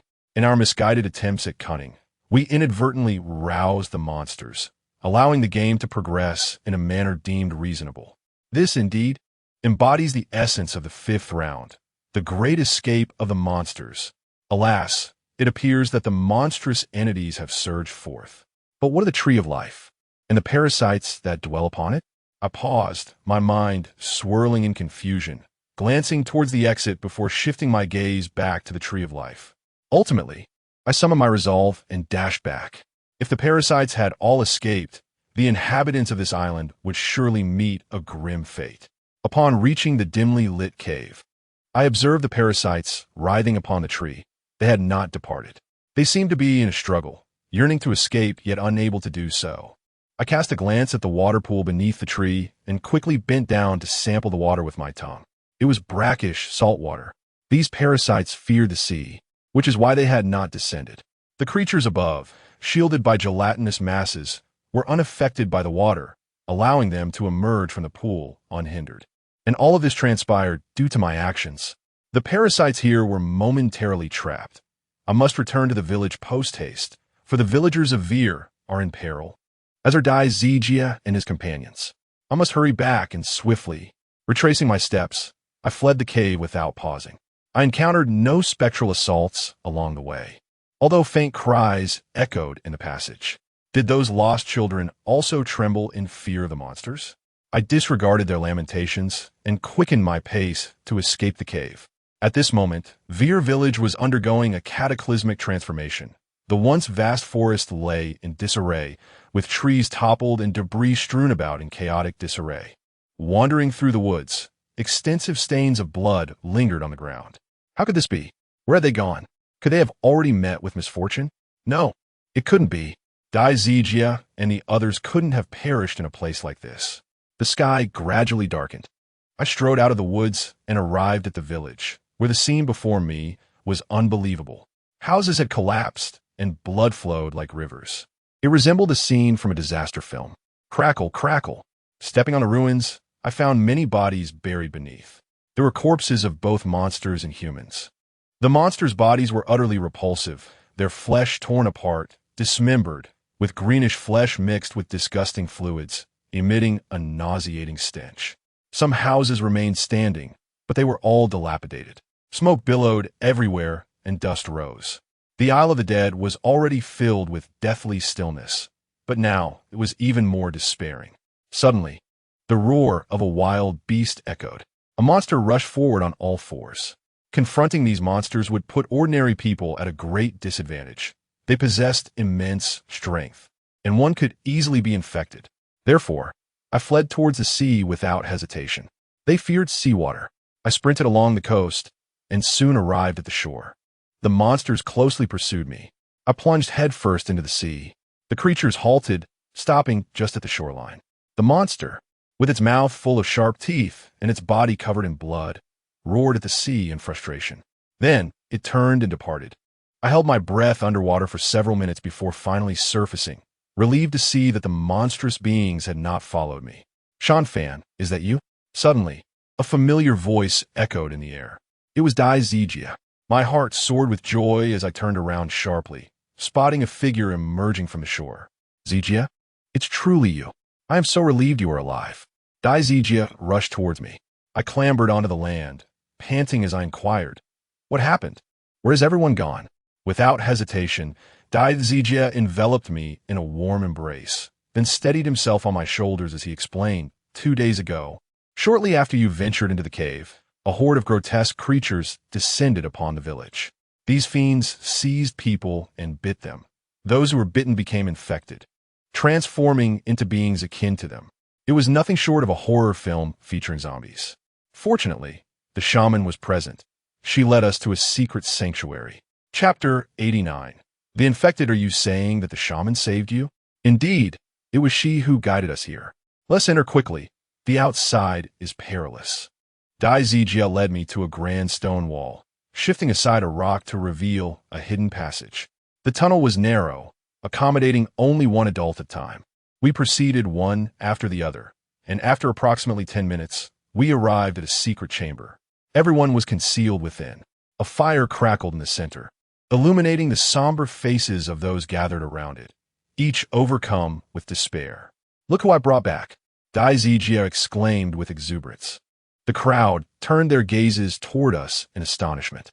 Chu Shaofan, Chu Shaofan, Big Brother, Brother Chu, Bai Yi, Li Daqiang, and Chu Tianwia all rose to their feet. "It is I have returned." I displayed a rare smile before approaching the shaman, bowing sincerely in gratitude. "Thank you for saving my friends. These creatures emerged because of me." I anticipated the shaman's wrath, yet she remained composed. This was destined to occur. They would have emerged sooner or later. However, I did not expect you to survive for 2 days. On the journey, Dai Zijia had mentioned that 2 days had elapsed since my entrance into the cave. Thus, it appeared we were to remain here for an additional 2 days. At this moment, I refrained from being overly sentimental and spoke earnestly to the shaman. "I shall take responsibility for the matter concerning the monster. However, there is something I wish to convey. Before delving into that, I must clarify another issue. Someone among us has been infected by a parasite." "Parasite infection?" Li Daqiang was taken aback, quickly distancing himself from the others. Who has been infected?" Dai Zijia also furrowed his brow. Yet the shaman maintained her calm demeanor, her expression betraying no hint of disturbance. "What do you wish to say? Or rather, what have you discovered?" "Madam, the parasites in the depths of the cave reside within the human body. Even if the host dies, they can survive for a time, functioning like a living person. Indeed, even if the soul departs, as long as the flesh remains intact, the parasites can sustain the body as if it were alive. The condition is that the infected individual must not be provoked, and prior to being infected, that person must be alive. Then it follows that someone here has been infected. I am aware that what I am about to say will deeply distress Chu Tian, but it is the truth, one we must confront eventually." I took a deep breath and approached Chu Tian. The others, upon seeing this, assumed he was the one infected and hurriedly stepped back. "Li Daqiang, in a fit of anger, exclaimed, "So it is you, Chu Tian? When were you infected?" "Oh, right. You went to the cave with Chu Shaofan. It must have been then, correct?" Chu Tian protested innocently. "It's not me. It's not me. Really, it's not me. Brother Chu, have you made a mistake?" I sighed with a wry smile and pulled him aside. With a cold gaze, I regarded Li Qingqing and inquired, "How much longer do you intend to conceal the truth?" Li Qingqing's expression shifted, and she hurriedly defended herself. "I have not been infected, Shaofan. Surely, you must be mistaken. I was rescued by you all. If I were infected, why would you have saved me?" I turned my attention to the shaman, hoping she would illuminate the situation. The shaman met my gaze with calmness before murmuring, "Those infected by parasites can lead seemingly normal lives for a brief period. Thus, some individuals may be unaware of their affliction." Chu Tian interposed himself before me, his head shaking like a rattle. "That's not true. It cannot be. Brother Chu, why would you assert that Qingqing is infected? Why?" Chu Tian was undoubtedly in distress, but I felt compelled to reveal the truth. I had encountered the attack of a malevolent spirit within the cave, and that spirit belonged to Qingqing. "Impossible!" Chu Tian bellowed.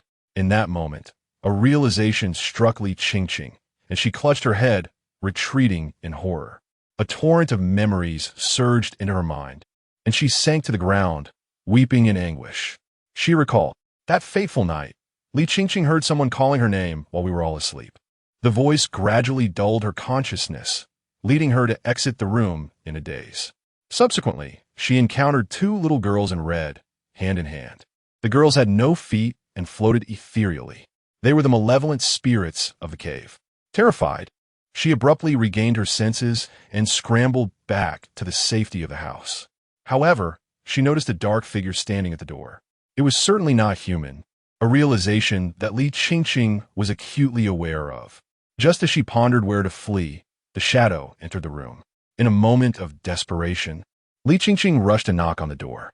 Yet, with a mere flick of their fingers, the two little girls conjured an unseen force that dragged her away. At that time, I was still trapped in a nightmare. Li Qingqing understood that she was already dead. She sat on the ground, her face streaked with tears, her gaze filled with helplessness. Yet, that helpless expression soon transformed into an ethereal void. "Qingqing, what has happened to you?" Chu Tian exclaimed, rushing forward to grasp Li Qingqing's shoulders. "Are you all right? Please, do not frighten me." Li Qingqing's eyes began to widen gradually, only to then fade away. Was she about to mutate? The fortune teller rose, brandishing a vial as she pushed Chu Tian aside. With a swift motion, she pried open Li Qingqing's mouth and poured the liquid from the vial into it. A faint sound escaped Li Qingqing's throat, and her face contorted in agony. Soon, her flesh began to rot, and she collapsed to the floor, frantically clawing at her body. Ultimately, in a cacophony of suffering, Li Qingqing transformed into a grotesque heap of decaying flesh. "Qingqing!"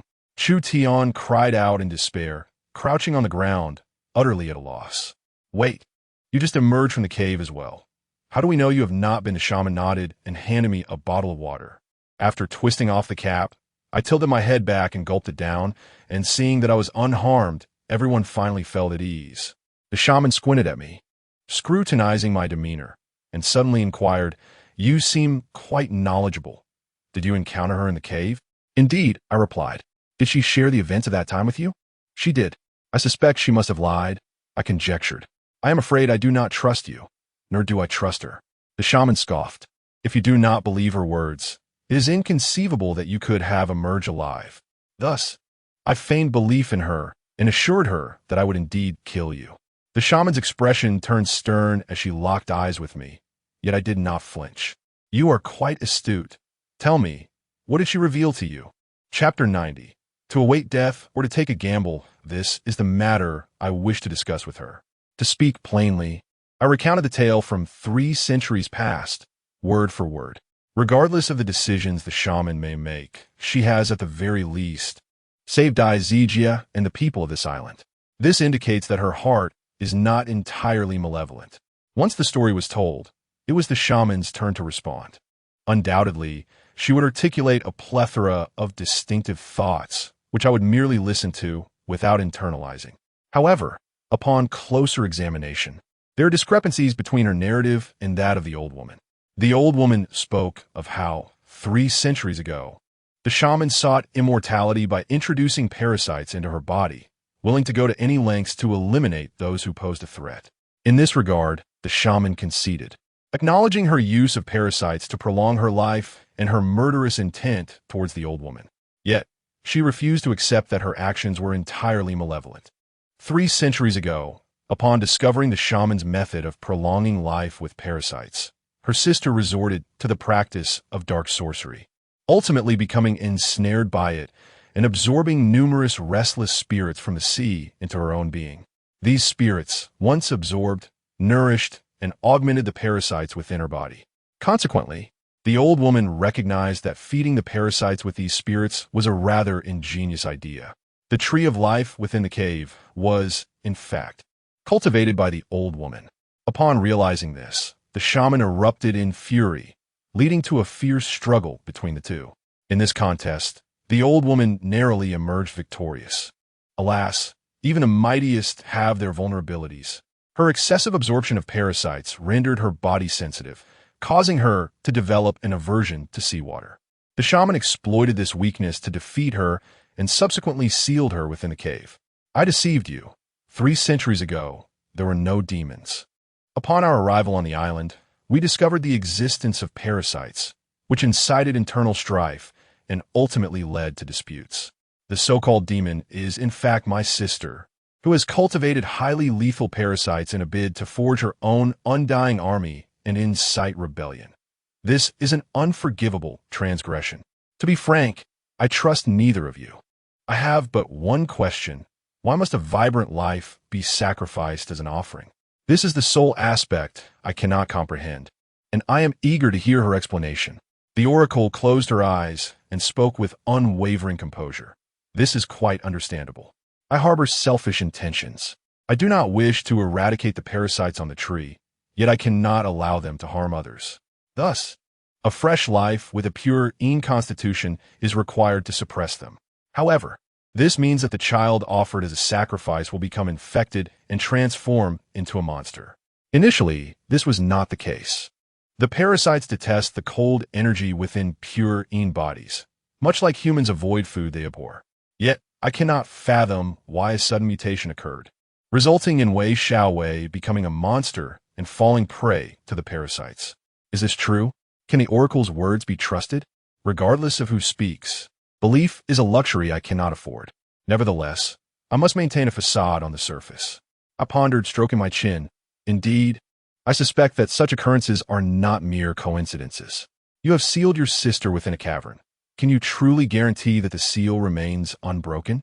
Hence, I surmise that perhaps the seal has weakened, allowing her to manipulate the parasites. Perhaps, but such speculations are now inconsequential. Our immediate objective is to obliterate these monstrosities. Is there a means to destroy the tree of life, the very tree that has nurtured countless parasites? The shaman hesitated momentarily. Must it be destroyed? One must understand that such entities can substitute for human cells, granting longevity beyond measure. The cycle of life, aging, illness, and death is the most natural phenomenon. If to evade these inevitable truths, one becomes a grotesque abomination, neither fully human nor ghostly, I would rather embrace death at this very moment. My resolute stance placed the shaman in a difficult position. She turned to glance at the crowd, where the villagers of Vale Village wore expressions etched with despair and fear. They had been deceived by the one they trusted most for so long, leaving them momentarily disoriented. The shaman wrestled internally before ultimately revealing the answer. Ignite the nether fire, and it shall incinerate the tree of life. I inquired, what is this nether fire? It is a flame conjured through secret arts. My oil lamp at home is a manifestation of nether fire. She paused briefly and continued. Moreover, there exists another method. What method? Your blood. The shaman gazed intently at me. You have been bitten by the parasite, have you not? Indeed, and what does that signify? It is rather peculiar that you were bitten, yet remained uninfected. Do you not find that strange? At that moment, I captured the parasites. It was futile. Once bitten by a parasite, infection was inevitable. Yet you remained unscathed, for there exists something extraordinary within your body. The soothsayer referred to the essence of corpses. Corpses, being high-level malevolent entities, emanate a presence that even the most formidable parasites dare not approach. The essence within your being has already fused with your blood, rendering it an exquisite weapon against parasites. But what are those monsters? Do they harbor fear? No, the monsters are different. They are far more terrifying than you can fathom. Is there a means to combat these creatures? To obliterate the tree of life, one must break through the encirclement and evade the pursuit of those monsters. However, the sheer number of monsters renders such a venture perilous. The soothsayer pondered briefly and, with a hint of resignation, remarked, "These monsters are indeed formidable, yet they harbor a fear of the sea. But do you possess a method to transport such vast quantities of seawater? This presents a conundrum. Have you not acquired any weapons from the pirates during your maritime escapades? I have a knife, but do you dare engage in a bloodbath with those monsters?" "Let us give it a try," I said, turning to Dai Zijia. "If we linger here, it is only a matter of time before those monsters discover us. We have merely 2 days left before departure. Can we survive these days in peace? Before us lie 2 paths. Either we fight our way out to destroy the tree of life, or we remain here until the 7th day, risking discovery by those monsters along the way." Li Daqiang exclaimed, "Are you out of your mind? Go and destroy that wretched tree of life. I fear that before you even arrive, you might be torn to shreds by these monsters. In my opinion, it would be wiser to hide here. Did not the old woman say that there is a certain aura within you that can fend off parasites? Perhaps those creatures would also be wary of you. Parasites are parasites, and monsters are monsters. Although these beasts do harbor parasites within them, they are fundamentally different. The monsters do not fear me. Otherwise, they would not be pursuing me so relentlessly." Dai Zijia hesitated for a moment before stating, "I concur with Shaofan's perspective. Rather than waiting here for death, we should fight our way back." Bai Yi replied, "I dare not venture outside. I believe it is safer to remain here." She was genuinely terrified. The remaining Chu Tian rose to his feet, his eyes ablaze with fury. "I will join you in the fight to return. I must avenge Qingqing." Chapter 91. Turning passivity into initiative, the villagers of Weir Village had long been deceived by the shaman. Yet in the end, they remained reluctant to take matters into their own hands without her guidance. The shaman merely uttered, "If you wish to seek death, then go ahead," and thereafter said nothing more. The villagers continued to exchange glances, each one indecisive. I had no expectations of their assistance. Having procured a few machetes under the shaman's direction, I set out with Dai Zijia. Bai Yi and Li Daqiang ultimately chose to stay behind, unwilling to embrace the peril. This decision was entirely understandable, as venturing out in such a manner was akin to courting death. However, remaining behind was also a path to doom. The provisions in the hidden chamber would not last long, especially with so many people present. What would happen when the food ran out? Furthermore, what if those creatures discovered them in the interim? In such a confined space, the death toll would only rise. As we journeyed, Chu Tian wore a grim expression, wielding his machete, his silhouette reminiscent of a warrior heading towards his demise. Dai Zijia and I trailed behind him in silence. Upon emerging from the ground, Dai Zijia gripped his machete tightly, scanning the surroundings for any sign of the creatures.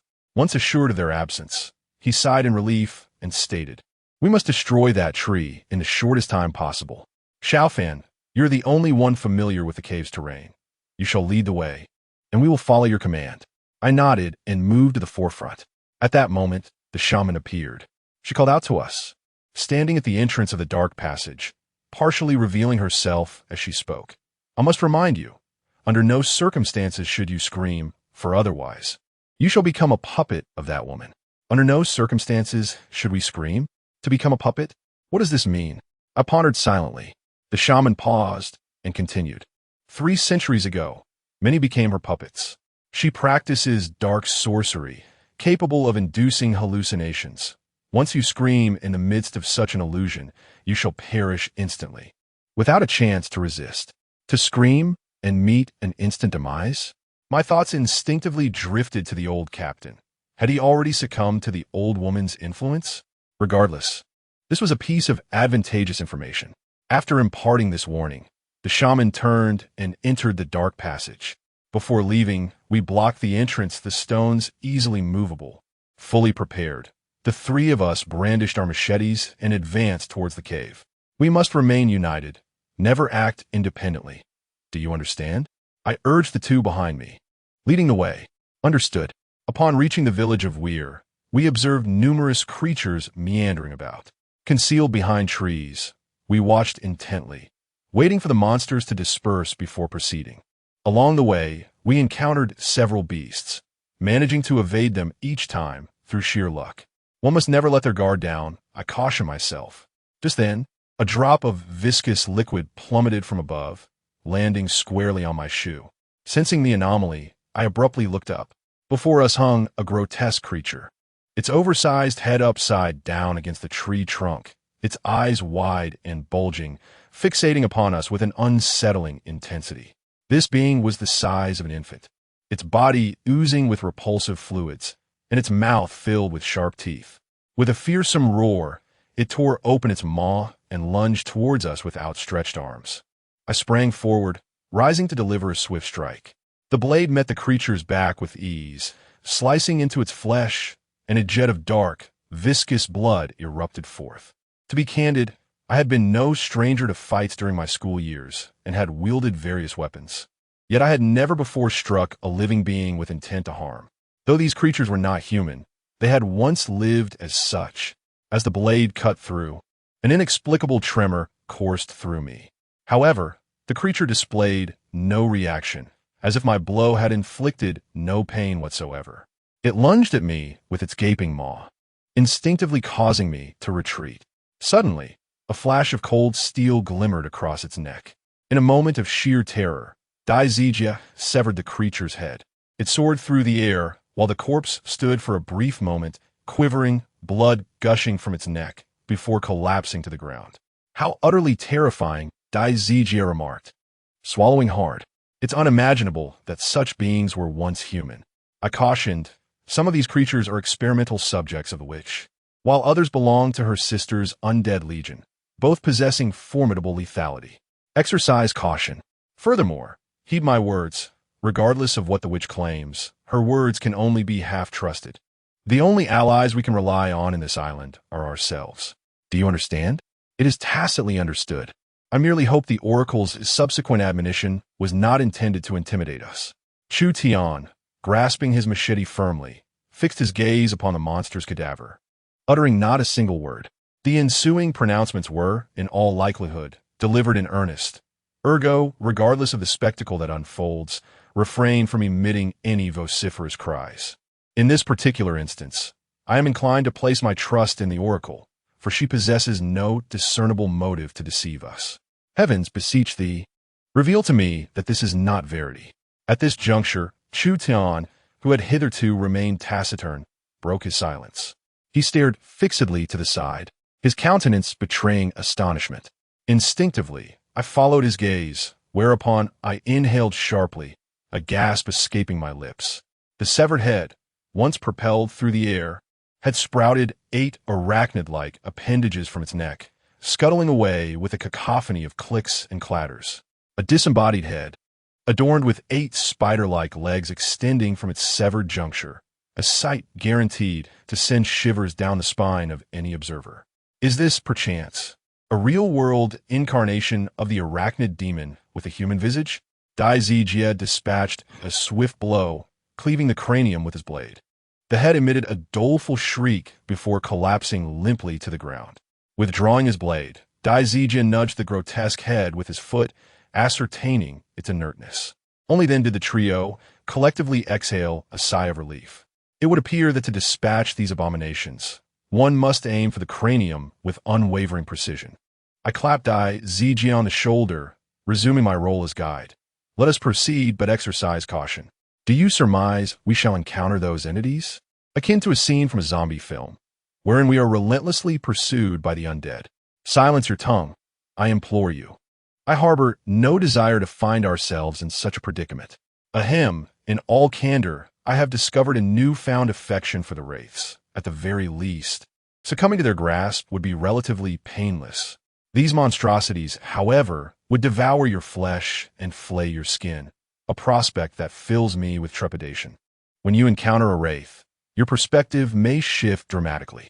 At that moment, Chu Tian approached me and inquired, "Brother Chu, did you truly see Ching's spear in the cave?" I regarded him with utmost seriousness and replied, "Listen, Chu Tian, none of us wish for such occurrences, yet they have transpired. Once death claims a life, it cannot be restored. From the inception of this deadly game, we ought to have been prepared for such eventualities." I understand.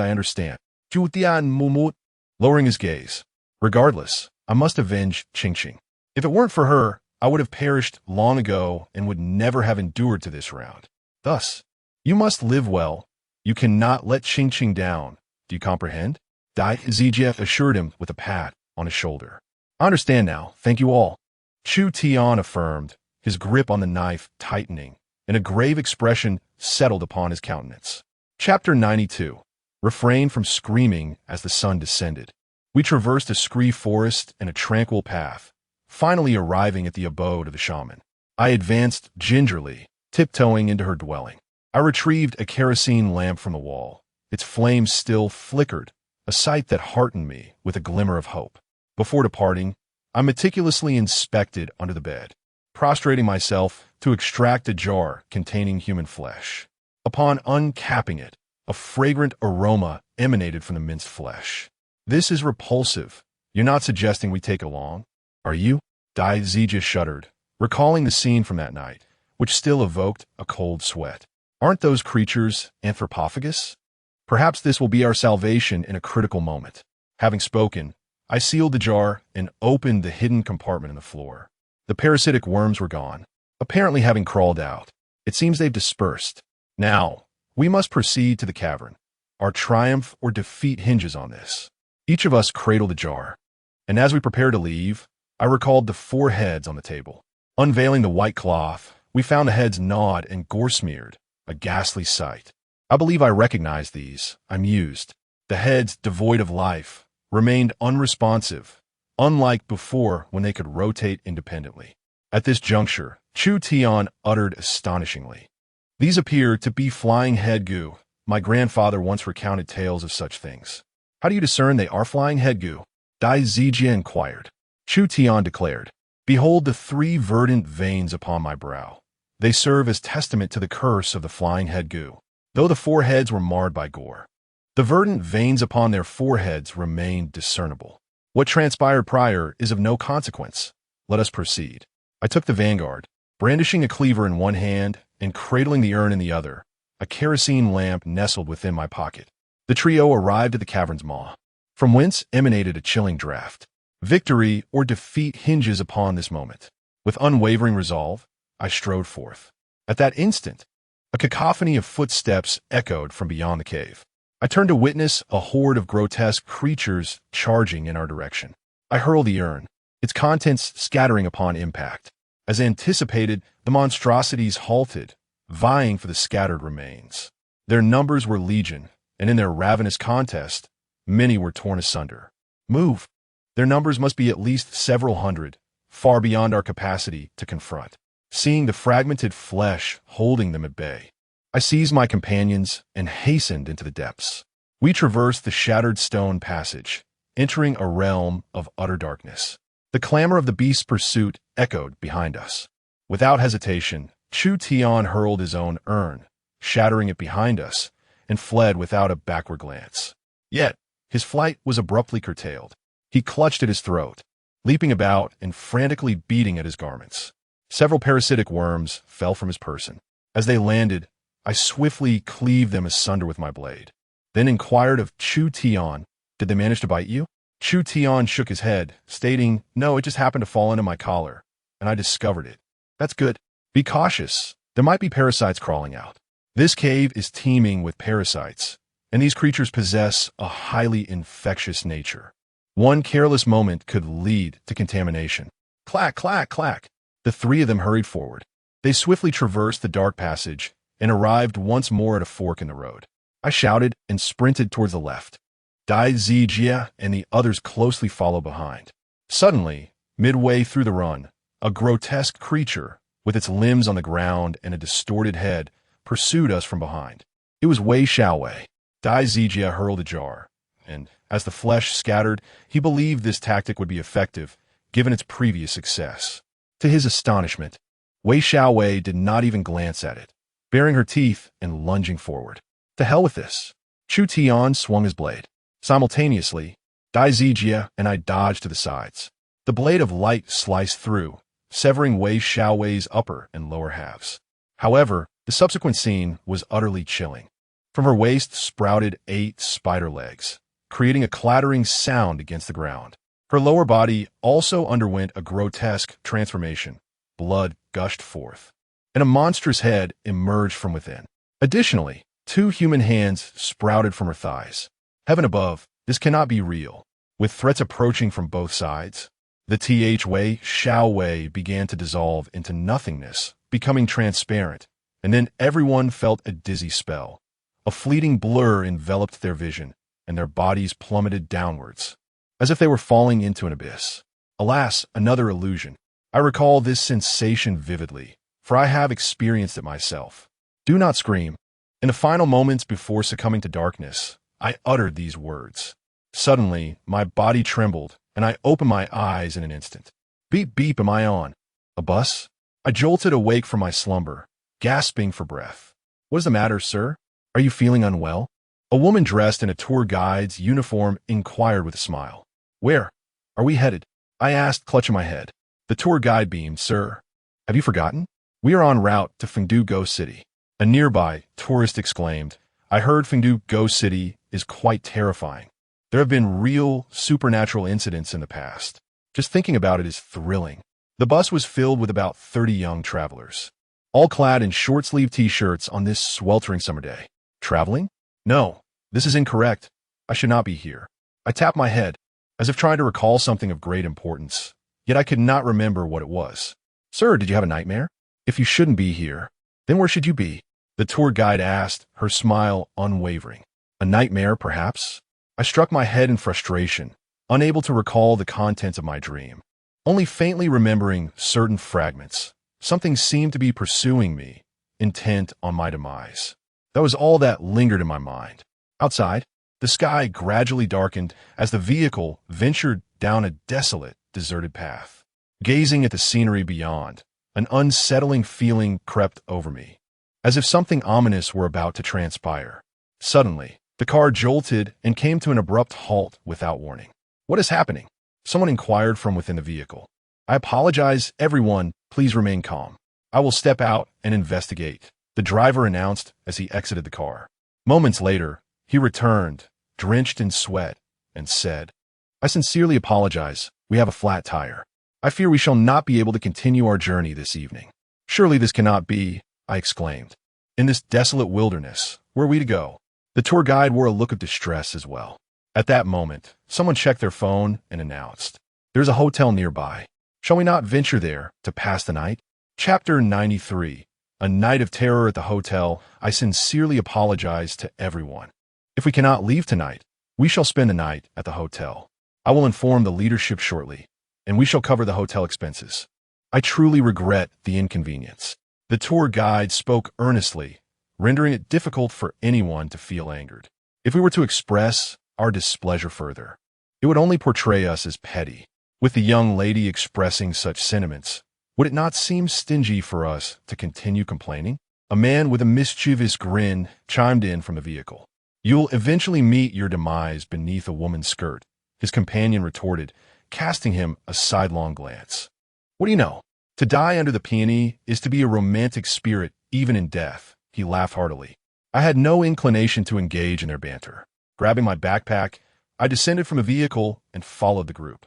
After walking 500 meters, we finally stumbled upon a desolate hotel. Desolate, indeed, for there wasn't even a specter in sight. One could only wonder how this establishment managed to sustain itself.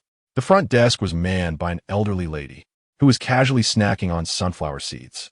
Upon noticing potential customers, she displayed little reaction until the tour guide approached and requested a room for the night. Only then did she smile warmly and inquire how many rooms were needed. With 30 individuals in our group, mostly traveling together, We ultimately required 15 rooms. The hotel rooms were reasonably decent, comparable to those in the city, yet the pricing was astonishingly low, only 44 yuan per room. Upon hearing this rate, my jaw nearly dropped in disbelief. 44 yuan? What could that possibly cover? Surely, it wouldn't even suffice to cover the utility costs. However, adhering to the principle that it is better to say less than to say more, I chose to remain silent. My room was the first one on the 4th floor. As soon as I ascended, it was clearly visible, while others gradually moved in, filling the corridor all the way to its depths. Just as I closed the door, there came a knock.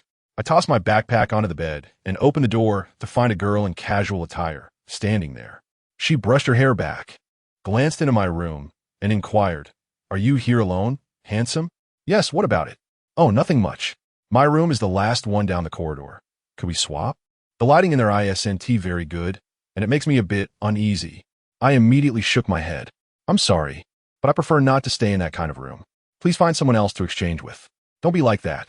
I could at least give you my WeChat. We could be friends, how about it?" "I'm sorry, but I'm not interested." With that, I firmly closed the door. The girl outside muttered an insult and proceeded to knock on the doors of others. Was I foolish? Who doesn't know that the last room in the corridor is steeped in a heavy atmosphere? As I uttered this thought, a sudden pain struck my head, accompanied by a fleeting, indistinct image in my subconscious. What was that? Rubbing my temples, I shed my clothes and made my way to the bathroom. After enjoying a hot shower, I felt remarkably rejuvenated. Following some gentle stretches, I lay down on the bed and closed my eyes to rest. After a while, in a haze, I seemed to hear someone calling for help.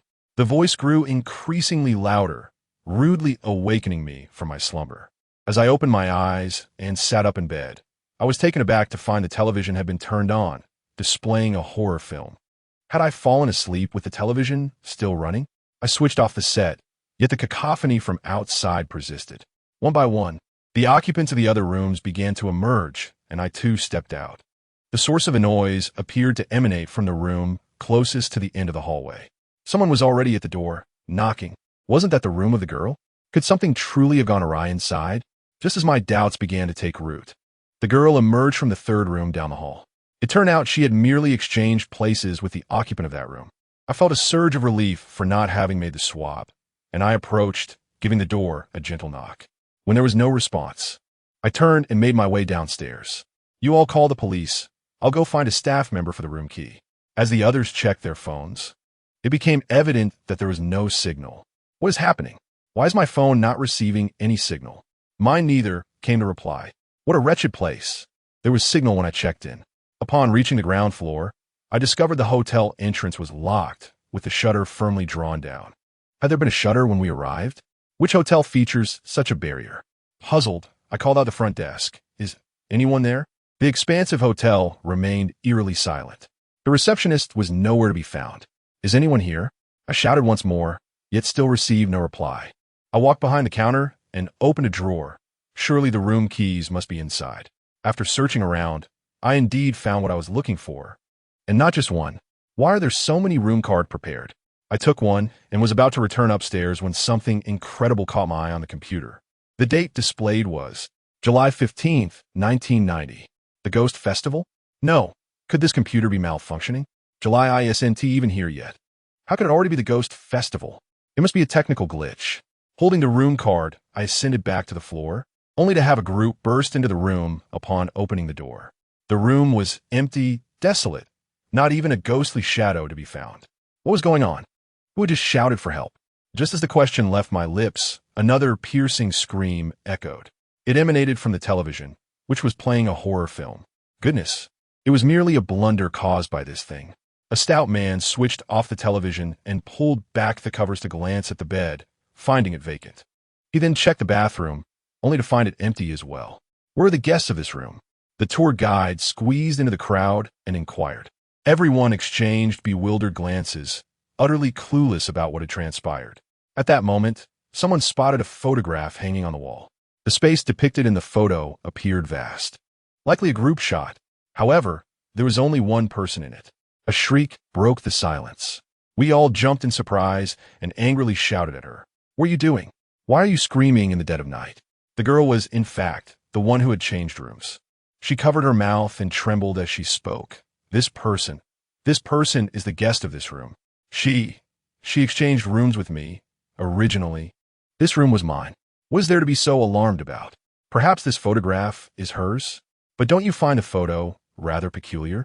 There are so many empty spaces beside her. It is clearly a group photo, yet she is the only one present. Moreover, she has just conveniently gone missing. The tour guide intervened, saying, "Ladies, please refrain from arguing. This may simply be a coincidence. Let us first locate the missing lady. Well, perhaps she is merely hungry. She might have gone downstairs to find something to eat." With that, I yawned and prepared to return to my room.